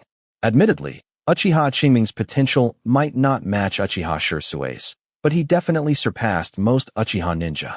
It seems that after this, I need to have the Great Elder pay more attention to Uchiha Qingming. Uchiha Haruto thought to himself. At the same time, the third match had already begun. This time, 2 female examinees came up, one of whom Qingming recognized. Aoki Honko, from Nara Saihira's squad, whom he had kicked away earlier. Her strength might be negligible in front of him, but compared to her current opponent, she still had commendable aspects. At least, in terms of Taijutsu, her ability was slightly stronger than her opponent's. And in the end, she barely managed to win against her opponent relying on this. Third match. Aoki Honko wins. The examiner's voice rang out at the opportune moment. "Honko, well done." On the second-floor corridor, Sato Masaru's congratulations followed closely. After the two left the arena, the examiner immediately drew the participants for the 4th match. Thus, time passed little by little, and matches continued one after another.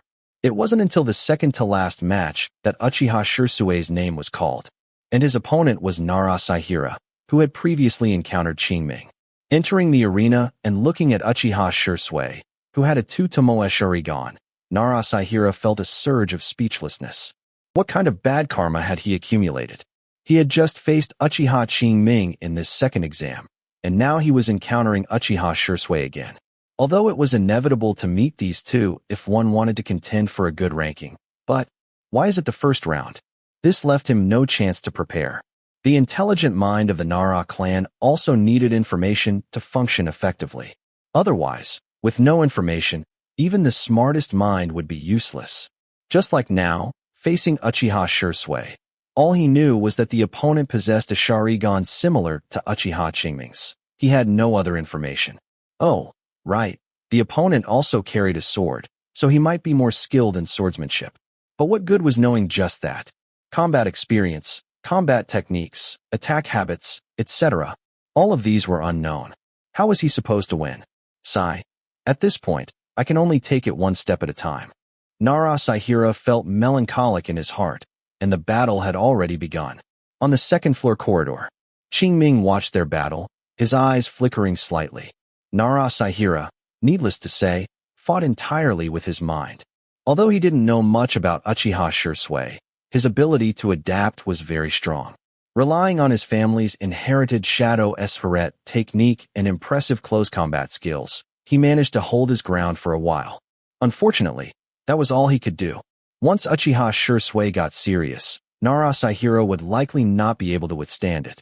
Indeed, Qingming had already noticed that from the beginning of the battle until now, Uchiha Shirsue had not used his full power at all. At the very least, he hadn't used his Sharingan Jinjutsu or Ninjutsu. He had been using swordsmanship to deal with the enemy throughout. This wasn't to say that Uchiha Shirsue was deliberately holding back. He was merely testing Nara Saihira's limits. Once that was confirmed, defeating the opponent would be instantaneous. Just like when he dealt with Takakura Shota not long ago. The difference was that Takakura Shota's strength could be seen through at a glance and did not require testing. Nara Saihira, however, was different and required some probing. If one were to rush in without any consideration, it was very likely to backfire. Fortunately, Uchiha Shirsue was quite cautious. However, Qingming estimated that the opponent was probably about to launch a real attack. As for the reason, it was simple. Nara Saihira's strength had basically been figured out. Continuing further would not only be a waste of time, but also potentially lead to unforeseen complications. After all, Nara clan ninja tend to have good brains. Give him more time, and he might actually find a way to win. Therefore, it was better to end the battle quickly. As expected, the situation unfolded much as Qingming had anticipated. Before long, Uchiha Shirsue unleashed his true power. Sharingan Jinjutsu and Ninjutsu were simultaneously deployed. In an instant, Nara Saihira was pushed to a desperate situation, eventually having a sword held to his throat by Uchiha Shirsue, forcing him to concede. Upon seeing this, Qingming murmured, "Uchiha-style swordsmanship, approximately at the initial level 3 level." That's right, Uchiha Shirsue was using the Uchiha-style swordsmanship passed down by the Uchiha clan. And from his battle with Nara Saihira, Qingming had already deduced his level. Level 3, a full level lower than his own Uchiha-style swordsmanship. And he also had the Konoha-style swordsmanship with a higher proficiency. With both complementing each other, there would absolutely be no problem in defeating Uchiha Shirsue in close combat. As for long-range attacks, Qingming recalled the fire relay SS ninjutsu the opponent had just used. If that was his true level, then there wouldn't be much of an issue either. The only thing worth being wary of was the opponent's Genjutsu level. With both having 2-tomoe Sharingan, was there truly no difference between them? This wasn't to say that Qingming necessarily had to treat Uchiha Shirsue as an imaginary enemy, but after watching this round of matches, he believed that only the two of them could reach the end. Therefore, a match between them was inevitable. And just as Qingming was observing Uchiha Shirsue, the opponent also seemed to sense it and looked over. Their gazes met in the air, and both saw the fighting spirit within. Having been transmigrated to this world for 8 or 9 months, he had been diligently cultivating.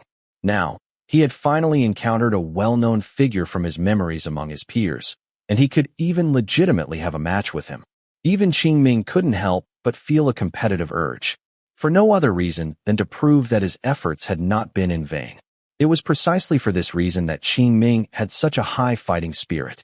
Chapter 81. After a moment of eye contact, Qingming retracted his gaze, forcefully suppressing the agitation in his heart, and began to quietly await the end of the first round of battles. A few minutes later, the 14th battle of the first round concluded. The 14 victors were randomly reassigned and began the second round of battles. It was unclear whether it was luck or if Hiruzen Sarutobi intentionally saved the most exciting battles for last. In any case, in this second round of battles, Qingming and Uchiha Shursui still did not face each other, and without any surprises, they easily dealt with their opponents. By this point, anyone with a bit of discernment could see that Qingming and Uchiha Shursui's strength far surpassed everyone else's.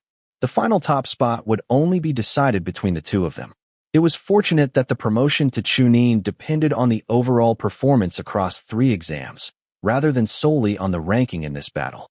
Otherwise, the other examinees might already be engaging in passive competition. Time flowed by, second by second. An hour and a half later, the second round of the third stage of battles concluded. The 7 victors were grouped again, but because it was an odd number, one person would receive a bye. Qingming originally held no hope for his luck, but unexpectedly, he actually received a bye this time. However, upon hearing this news, he only paused for a moment before returning to normal. The reason he appeared so calm was naturally due to his sufficient confidence in his own strength. Qingming believed that whether he received a bye this time or not, it would not affect his advancement. Therefore, he was not overly concerned about such a result. On the other hand, the others looked at Qingming with a hint of envy. Unfortunately, no matter what they thought, the exam had to continue. As the battles entered the third round, the remaining examinees were all quite strong, so each battle lasted a little longer. It took nearly an hour in total for all 3 battles to conclude. Without any rest time, the drawing for the 4th round of battles began. Without any surprise, he and Uchiha Shursui still did not face each other, but instead were matched against another examinee each. His opponent was a 13-year-old boy named Amano Kai, who had excellent close combat abilities and could use lightning really SS ninjutsu. His overall combat power was not weak, but it was merely not weak. Against others, he might have been fine, but against Qingming, he was simply not enough. Moreover, as early as when he was in the spectator stance, Qingming had seen through the opponent's abilities clearly. Now, engaging in combat was like an open book exam, simply too easy. His impressive close combat ability was simply not worth mentioning under his level 4 Konoha style swordsmanship. As for lightning really SS, he didn't even get a chance to use it. Finally, Qingming, taking advantage of Amano Kai's frustration, deliberately exposed a weakness, luring him to counterattack. The opponent indeed fell for it, and Qingming immediately seized the opportunity, ending the battle directly with a genjutsu, Sharingan. By the time Amano Kai recovered, the examiner was already standing in front of him, blocking the incoming kunai for him, and announcing that Qingming had won. After ending this battle, which could barely be considered a warm-up, Qingming returned to the second-floor corridor, leaning against the railing, quietly awaiting the final decisive battle. He didn't have to wait long. Just a few minutes later, Uchiha Shursui concluded his battle with another examinee. At this moment, the examiner's voice came. The final match. Uchiha Qingming versus Uchiha Shursui. Upon hearing this, the eliminated examinees in the second-floor corridor all showed excitement. Now everyone knew that Uchiha Qingming and Uchiha Shursui were the strongest in this Chunin exams, so when the two faced off, who would win and who would lose? The examinees wanted to know the answer, and the Jonin also wanted to know. Therefore, not only were the examinees very excited, but the Jonin also showed interested expressions. As for Uchiha Haruto, he was even more overjoyed. The top spot in the Chunin exams being decided between 2 Uchiha ninja, didn't this demonstrate the Uchiha strength? Influenced by the surrounding atmosphere, Qingming simply didn't bother with the stairs. He placed his right hand on the railing and flipped over. Upon landing, he bent his knees, dissipating the impact of the high-altitude fall, and stood steadily in front of Uchiha Shursui. The examiner looked at both of them and asked, "Are you ready?" Qingming, upon hearing this, did not answer immediately, but looked at Uchiha Shursui and asked faintly, "Do you want to rest for a bit?" Upon hearing this, Uchiha Shursui was somewhat surprised, as if he was astonished that Qingming would say such a thing. According to his observations of Qingming these past few days, the other party should not be someone who liked to talk unnecessarily. It wasn't that Qingming was arrogant and letting the other party rest, but rather that this battle was ultimately not a fight to the death, and there was no need to take advantage of someone's weakness. Therefore, he asked this question. Otherwise, if it were a life-and-death struggle, he would have wished to act immediately. Rest? That would be dreaming. However, Uchiha Shursui did not follow Qingming's words, but shook his head directly, saying, "No need." Hearing their conversation, the examiner wasted no time. He immediately waved his right hand downwards, and while rapidly retreating, he lightly shouted, "Begin." The next moment, a clink sound was heard. It turned out that the moment the examiner's voice fell, Qingming and Uchiha Shursui simultaneously drew their short swords. Then both lunged forward, and their short swords clashed fiercely together. Qingming gripped his sword hilt with both hands, continuously applying force, and Uchiha Shursui also held his sword with both hands, resisting with all his might. But Qingming was, after all, 2 years older, and coupled with several increases in his physique, he was slightly stronger than Uchiha Shursui in terms of power. Therefore, after a brief stalemate, Uchiha Shursui chose to retreat. And with this retreat, he lost the initiative. Qingming seized the opportunity, fully utilizing Kono-hostile swordsmanship, attacking wave after wave, while Uchiha Shursui could only passively defend. For a time, the continuous clanging of swords filled the arena. Sparks flew from where the blades clashed, clearly indicating the intensity of the battle. Uchiha Shursui felt the pressure growing stronger and stronger. He tried to counterattack several times to gain the initiative, but each time he was interrupted by Qingming. The opponent seemed very familiar with his sword techniques, always precisely interrupting him whenever he made a move, which made him very uncomfortable.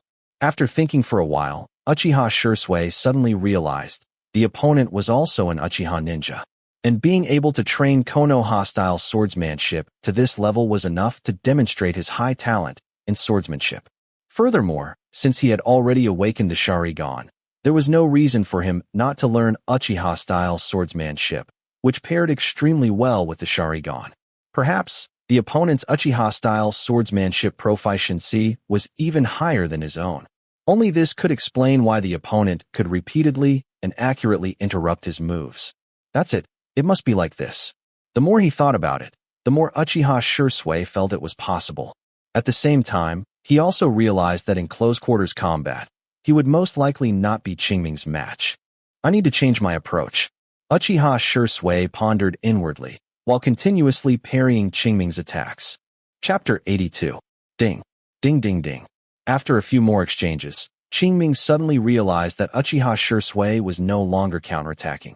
He was solely focused on defense. Once he switched to defense, even with a lower swordsmanship level, thanks to the convenience of his Sharingan, he wasn't at risk of defeat for a while. This choice made Qingming feel a hint of doubt. But soon, he understood the whole story. Most likely, he had been too obvious before, leading Shursui to suspect he had mastered Uchiha-style swordsmanship, which is why he chose a stable approach. With this thought, Qingming no longer hid his abilities and immediately used Uchiha-style swordsmanship in conjunction with Kono-hostile swordsmanship, making his attacks even more aggressive. Indeed, he also knows Uchiha-style swordsmanship. Seeing Qingming's moves, Uchiha Shursui confirmed his suspicion, but it was useless. He still had to endure the pressure. As Qingming attacked again and again, the pressure on Uchiha Shursui grew, and even with his Sharingan assisting him, he was starting to struggle. Finally, after blocking Qingming's attack head-on once more, Uchiha Shursui stopped resisting directly and instead used his feet to push off the ground, leveraging the recoil from the sword blade to rapidly retreat. But retreating meant giving the initiative back to Qingming. As Qingming chased for only 2 steps, he saw Uchiha Shursui suddenly pull something black from his ninja tool pouch and scatter it on his path forward. The tomoe in his Sharingan spun rapidly, and with his powerful insight, Qingming recognized what it was: caltrops. These were special ninja tools shaped like sea urchins, covered in sharp spikes. If he stepped on them, his mobility would be severely crippled. Suppressing the disgust in his heart, Qingming quickly stopped his pursuit. Looking at Uchiha Shursui, who was still retreating, Qingming suddenly put away his short sword, then raised his hands and quickly performed hand seals. Then, he took a deep breath, gathered fire releases chakra in his throat, and forcefully exhaled. A fist-sized fireball then materialized, rapidly expanding and spinning as it flew towards Uchiha Shursui. The scorching heat it emitted could be clearly felt even from the second-floor corridor, far from the battlefield. This was not any other ninjutsu. It was the C-rank ninjutsu known for its powerful single-target attack. Fire Relay SS. Great Fireball Technique.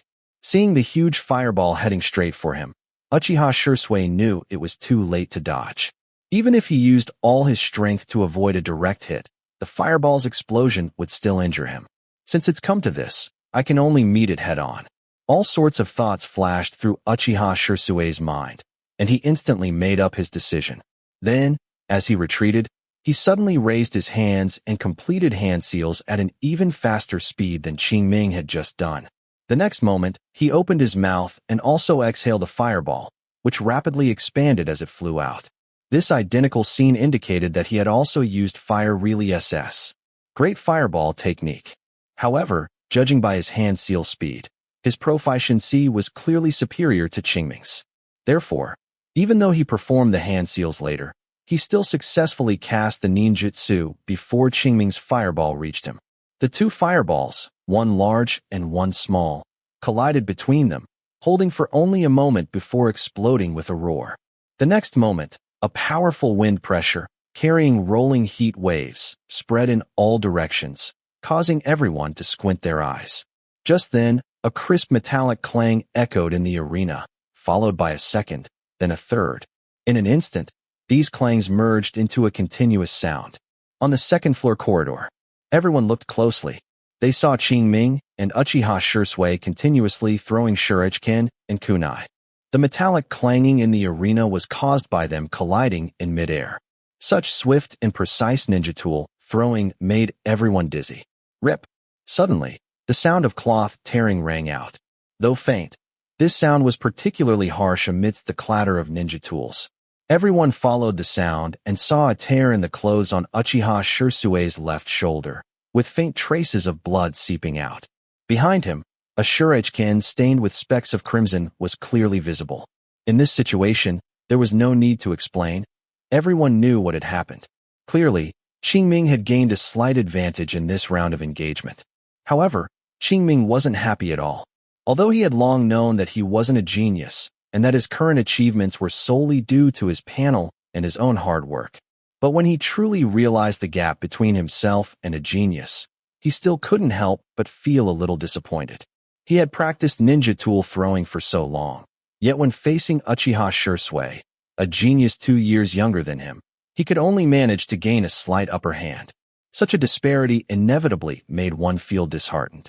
Fortunately, Qingming adjusted quickly. What if he was a genius? Geniuses also had limits, but he had no limits. Being a step faster was nothing. The true winner was the one who could keep smiling until the end. Qingming was confident he would be the one to smile last. Moreover, right now, it wasn't Uchiha Shursui who was a step ahead of him, but he who was a step ahead of Uchiha Shursui. Therefore, there was absolutely no need for him to be disheartened. On the other side, Uchiha Shursui looked at Qingming, whose emotions were fluctuating, not understanding what was happening, but this did not prevent him from seizing this rare opportunity to launch a counterattack. So he dodged the shuriken thrown by Qingming with a few body flicker technique, then quickly performed hand seals and cast Genjutsu. Sharingan. Seeing this, Qingming inwardly thought, not good, and quickly gathered Chakra, fully activating his Sharingan, preparing to resist this spirit-level attack. Immediately, both men stood rooted to the spot, motionless. Only the occasional fluctuations of spiritual energy emanating from them could prove how intense their confrontation truly was. A moment later, Both opened their eyes simultaneously, and a few drops of crimson blood slid from Qingming's lips, indicating that he had been at a disadvantage in this genjutsu confrontation. Wiping the blood from his mouth, Qingming looked at Uchiha Shisui, who was not far away and only slightly weakened in aura. He couldn't help but sigh in his heart. As expected of a genius who can awaken the Mangekyo Sharingan in the future, his spiritual energy already surpasses mine. That's right, in terms of spiritual energy alone, Uchiha Shisui had already surpassed him. Combined with casting the genjutsu first, this was why his spirit had suffered some damage. Fortunately, this injury did not affect his combat ability. With this thought, Qingming once again charged forward with his sword raised. Since he had a huge advantage in close combat, there was no need to seek distant solutions. He could directly use his advantage to overwhelm the enemy. However, while he wanted to leverage his advantage, Uchiha Shisui did not want to fall into the previous passive situation. So, without much visible movement, he had already used body flicker technique, moving away from Qingming at an extremely fast speed. Chapter 83. Whoosh whoosh whoosh. Several shuriken were thrown by Uchiha Shisui, striking directly at Qingming's vital points. With the double tomoe in his pupils spinning rapidly, Qingming instantly locked onto all the incoming shuriken, predicting their flight paths. Then, his figure flickered, avoiding most of the attacks, and the remaining two were deflected by his sword, one by one. Following that, he continued his footwork, once again closing in on Uchiha Shisui. Seeing this, Uchiha Shisui retaliated in kind, throwing kunai while simultaneously using the body flicker technique to create distance. Thus, the two sides went back and forth. When Uchiha Shisui ran out of ninja tools, he would use ninjutsu to attack.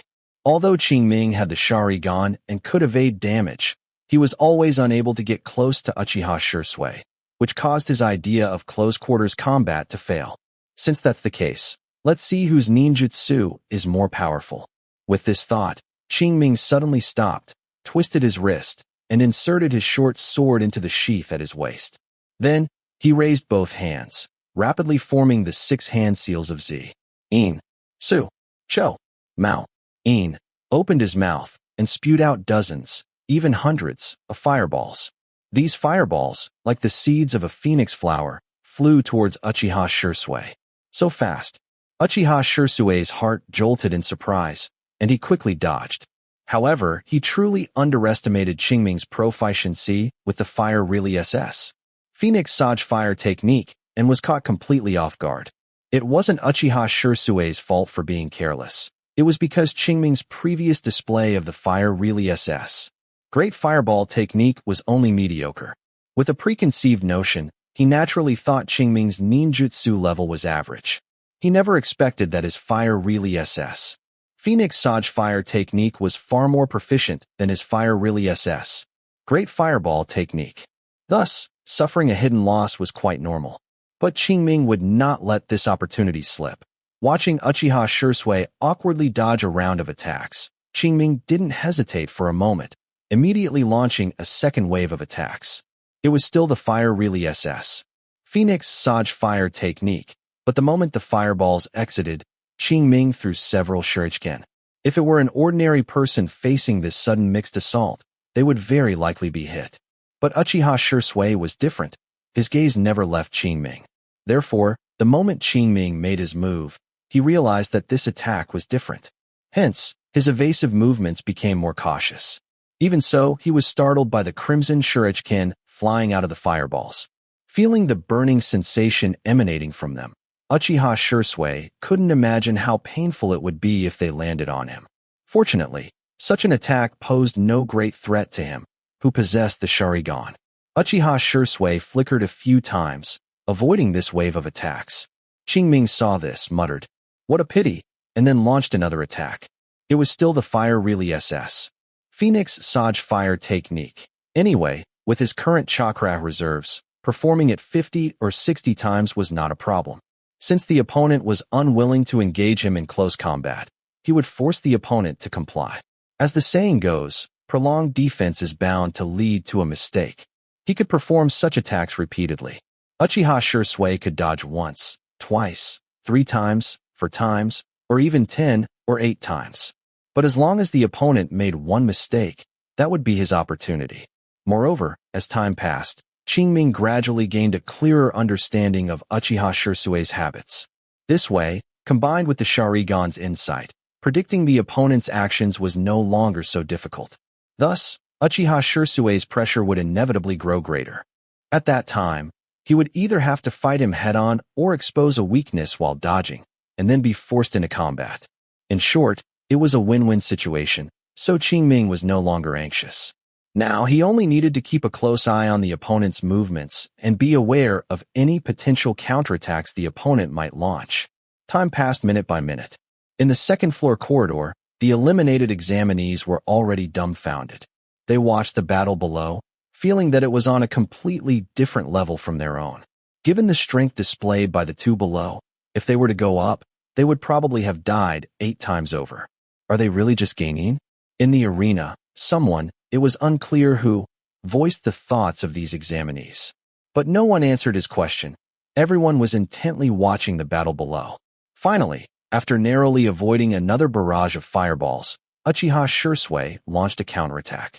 Perhaps he also knew that dragging it out would not benefit him, so he decided to go all out and directly launched a counterattack. However, counterattacks also require strategy. First, close-quarters combat should be avoided if possible. Second, ninjutsu attacks can only serve as support. He had only recently awakened his Sharingan, and he hadn't learned many ninjutsu. His most skilled one was just the Fire Really SS, Great Fireball technique. But from the previous battle, it was clear that such an attack could not harm Qingming at all. Therefore, he could only rely on Genjutsu. Only in the previous Genjutsu confrontation did he gain a certain advantage. Given this, he naturally had to further amplify this advantage. However, what he could think of, Qingming could naturally also think of. Therefore, when the opponent tried to use the Fire Really SS, Great Fireball technique to interfere with his judgment, he did not waver in the slightest. After using the body flicker technique to actively dodge the Great Fireball technique's attack, he immediately turned the tables and preemptively used the demonic Ailuan shackling stakes technique.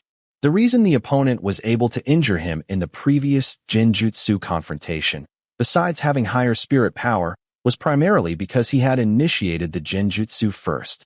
Otherwise, even if Qingming was not victorious, he wouldn't have been injured. After all, the opponent's Sharingan was not yet the Mangekyo. With double Tomoe, the difference was not very significant. Precisely because of this, after taking the initiative this time, Qingming did not fall into a disadvantage at all. In fact, because the attack was so sudden, Uchiha Shirsui was completely unprepared and instantly cried out from the intense pain brought by the demonic Ailuan shackling stakes technique. After all, he was just a 9-year-old child. Although precocious, suddenly encountering such torment was still unbearable. However, Qingming didn't care whether the opponent could endure it. Seeing him controlled by the Genjutsu, he didn't hesitate at all. His hands, which had not yet been lowered, immediately formed the 4 seals of Si, Chun, Mao, In again, and he opened his mouth, spitting out a stream of flame, which was the Fire Really SS Dragon Fire technique. This technique had no other special characteristic except for one word, speed. Especially in linear attacks, it was faster than most Fire Really SS. As for ninja tools, sorry, they were already used up. Looking at the fierce flames, Uchiha Shirsui's pupils constricted violently, and an overwhelming fear suddenly arose in his heart. But a genius is a genius. Even in such an urgent situation, he still managed to forcefully calm his spirit. Finally, at the critical moment, relying on his double Tomoe Sharingan and powerful spirit, he managed to break free from the control of the demonic Ailuan shackling stakes technique and darted to the side. This caused the proctor, who was about to step forward, to stop in his tracks. The flames slammed into the floor, creating a huge explosion, only just affecting Uchiha Shirsui. This was also the drawback of the Fire Really SS Dragon Fire technique. It could only attack in a straight line and could not curve. But this was enough. Before Uchiha Shirsui could stand up, Qingming had already arrived by his side using the body flicker technique. Feeling the cold sensation at his neck, Uchiha Shursui hesitated for a moment, then finally gave up resisting and whispered, "I lose." Chapter 84. I lose. Hearing Uchiha Shursui's slightly unwilling words, Qingming withdrew the short sword he had held at his neck. To be honest, he didn't feel very satisfied with this victory. Firstly, in direct combat, he failed to achieve complete suppression, which forced him to frequently use ninjutsu to expose the opponent's weaknesses. However, this approach was not only slow and resource-intensive, but also heavily reliant on the enemy's performance. If his opponent this time hadn't been Uchiha Shursui, but another experienced Uchiha ninja, his method might not have worked. Moreover, if they fought again, Uchiha Shursui wouldn't reveal a weakness so easily. In that case, the battle would inevitably drag on. As the saying goes, delay breeds trouble. If every battle he fought from now on dragged on for so long, there was no guarantee he wouldn't fail. Therefore, the best option was a quick victory. But the premise of a quick victory was that one's own combat power far exceeded the opponent's. Qingming wasn't worried about the future. With the panel, his strength would eventually far surpass others. But currently, and for a long time to come, it was impossible for him to be invincible. So, encountering an equally matched opponent was a high probability. In that case, he couldn't rely on a quick victory. At that time, if he wanted to win, he would probably face a similar situation to today. If he didn't want to be as passive as today, he would have to make up for his shortcomings. That's right, his shortcomings. After today's battle, Qingming realized that he seemed to lack means of large-scale attacks. Whether it was Fire Really SS, Great Fireball Technique, or Fire Really SS, Dragon Fire Technique, both focused on single-target attacks. Even Fire Really SS, Phoenix Sage Fire Technique, which was known for its area of effect, could only achieve its so-called area of effect against opponents significantly weaker than himself. When facing ninja like Uchiha Shursui, whose strength was not much different, even if all attacks were concentrated in one place, it might not injure the opponent, let alone be an area of effect attack. As for his other skills, they had even less area of effect damage. Therefore, strictly speaking, he did not have any large-scale attack methods. Undoubtedly, this was his shortcoming. If he had a large-scale offensive ninjutsu today, Uchiha Shursui would not have been able to avoid direct combat. Why would he need to frequently cast ninjutsu in hopes of the opponent revealing a weakness? Recalling the battle scenes of top experts like Senju Hashirama and Uchiha Madara, which move wasn't aimed at reshaping the world? In such a situation, all strategies, combat wisdom, ninjutsu, taijutsu, and genjutsu were merely fleeting clouds. Vaguely, Qingming had an epiphany. Perhaps this was the path he should take. Final match. Uchiha Qingming wins. Just then, the examiner's voice came from the side, interrupting Qingming's thoughts. Immediately after, a cheer erupted in the arena. The Third Shinobi World War was still in its latter half. Konoha had not yet experienced the Nine-Tails Rampage, and the higher-ups, led by Danzo, had not yet initiated unfavorable public opinion against the Uchiha clan. Therefore, most Konoha ninja did not harbor much hostility towards the Uchiha clan. Thus, after Qingming's victory, they did not hesitate to give him applause. Especially the examinees, after witnessing the power of the Sharingan, couldn't help but cast envious glances. However, amidst these envious gazes, Qingming suddenly perceived an undisguised malice. Qingming frowned slightly, followed the sensation, and then in a corner of the second-floor corridor, saw a familiar figure. He was slender but very muscular, wearing a gray-black kimono, with brown hair, 2 intersecting scars on his chin, his right eye bandaged, and his only remaining left eye narrow, giving him an extremely sinister feeling. Who else could it be but Danzo Shimura? When did this troublemaker arrive? Qingming was puzzled, but he didn't look at the other party for long.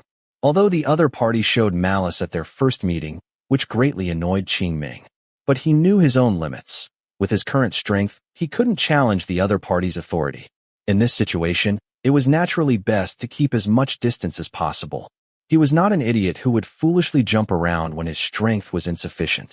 That would serve no purpose other than temporary psychological satisfaction. It might even invite a fatal disaster. The correct approach should be to improve his strength and then crush the opponent with one slap. Seeing Qingming avert his gaze, Danzo Shimura looked at the root ninja beside him and said, "I want all information on these two by tonight." "Yes, Lord Danzo." After responding, the root ninja disappeared. At the same time, Hiruzen Sarutobi walked to the front, encouraged everyone for a few words, and then announced the end of this Chunin exams. As for the results, they would be announced in 2 days. Afterwards, the examinees present, accompanied by their respective teachers or messenger Chunin, successively left the central tower. Qingming hadn't moved yet when 2 figures appeared before him. It was Uchiha Haruto and Uchiha Shursui. "Let's go together," Uchiha Haruto said. Upon hearing this, Qingming agreed with almost no hesitation. Danzo's appearance had already made him more vigilant. Now, being able to stay with Uchiha Haruto, a jonin, was naturally a blessing. More than half an hour later, Qingming bid farewell to Uchiha Haruto and Uchiha Shursui and returned home. The first thing he did upon returning home was to sense everything around him, and only after confirming there were no anomalies did he breathe a sigh of relief. It wasn't that he was making a fuss, it was just that Danzo's malice was too obvious. Having memories from his previous life, he knew very well that Danzo was a person who would stop at nothing to achieve his goals. Expecting such a person to abide by the village's unspoken rules was undoubtedly a pipe dream. Therefore, he had to be careful. Anyway, he wouldn't be staying in the village for long, so being careful now was always the right thing to do. Once he returned to the battlefield, it wouldn't be so easy for Danzo to harbor any malicious intentions. Pulling back his thoughts, Qingming began to consider the issue of making up for his shortcomings. For large-scale offensive fire relay SS, Qingming could think of the various fire relay SS used by Jiraiya, as well as fire relay SS, Great Fire and NHL Ishan, and fire relay SS, Great Fire Destruction used by Uchiha Madara. The former needed to be obtained from Jiraiya. Although Jiraiya wasn't difficult to talk to, they weren't related, so it was unlikely he would teach him his most prized techniques. As for the latter, perhaps I can find it in the Uchiha clan's collection. If he really couldn't find it, he could also wait until he developed Chakra of other attributes before looking for similar ninjutsu. A living person can't be stifled by a little problem. Muttering to himself, Qingming stopped thinking and began his training for the day. Although the Chunin exams had just passed, training could not be relaxed for a moment. Only then could he ensure that he wouldn't regret it when danger arrived.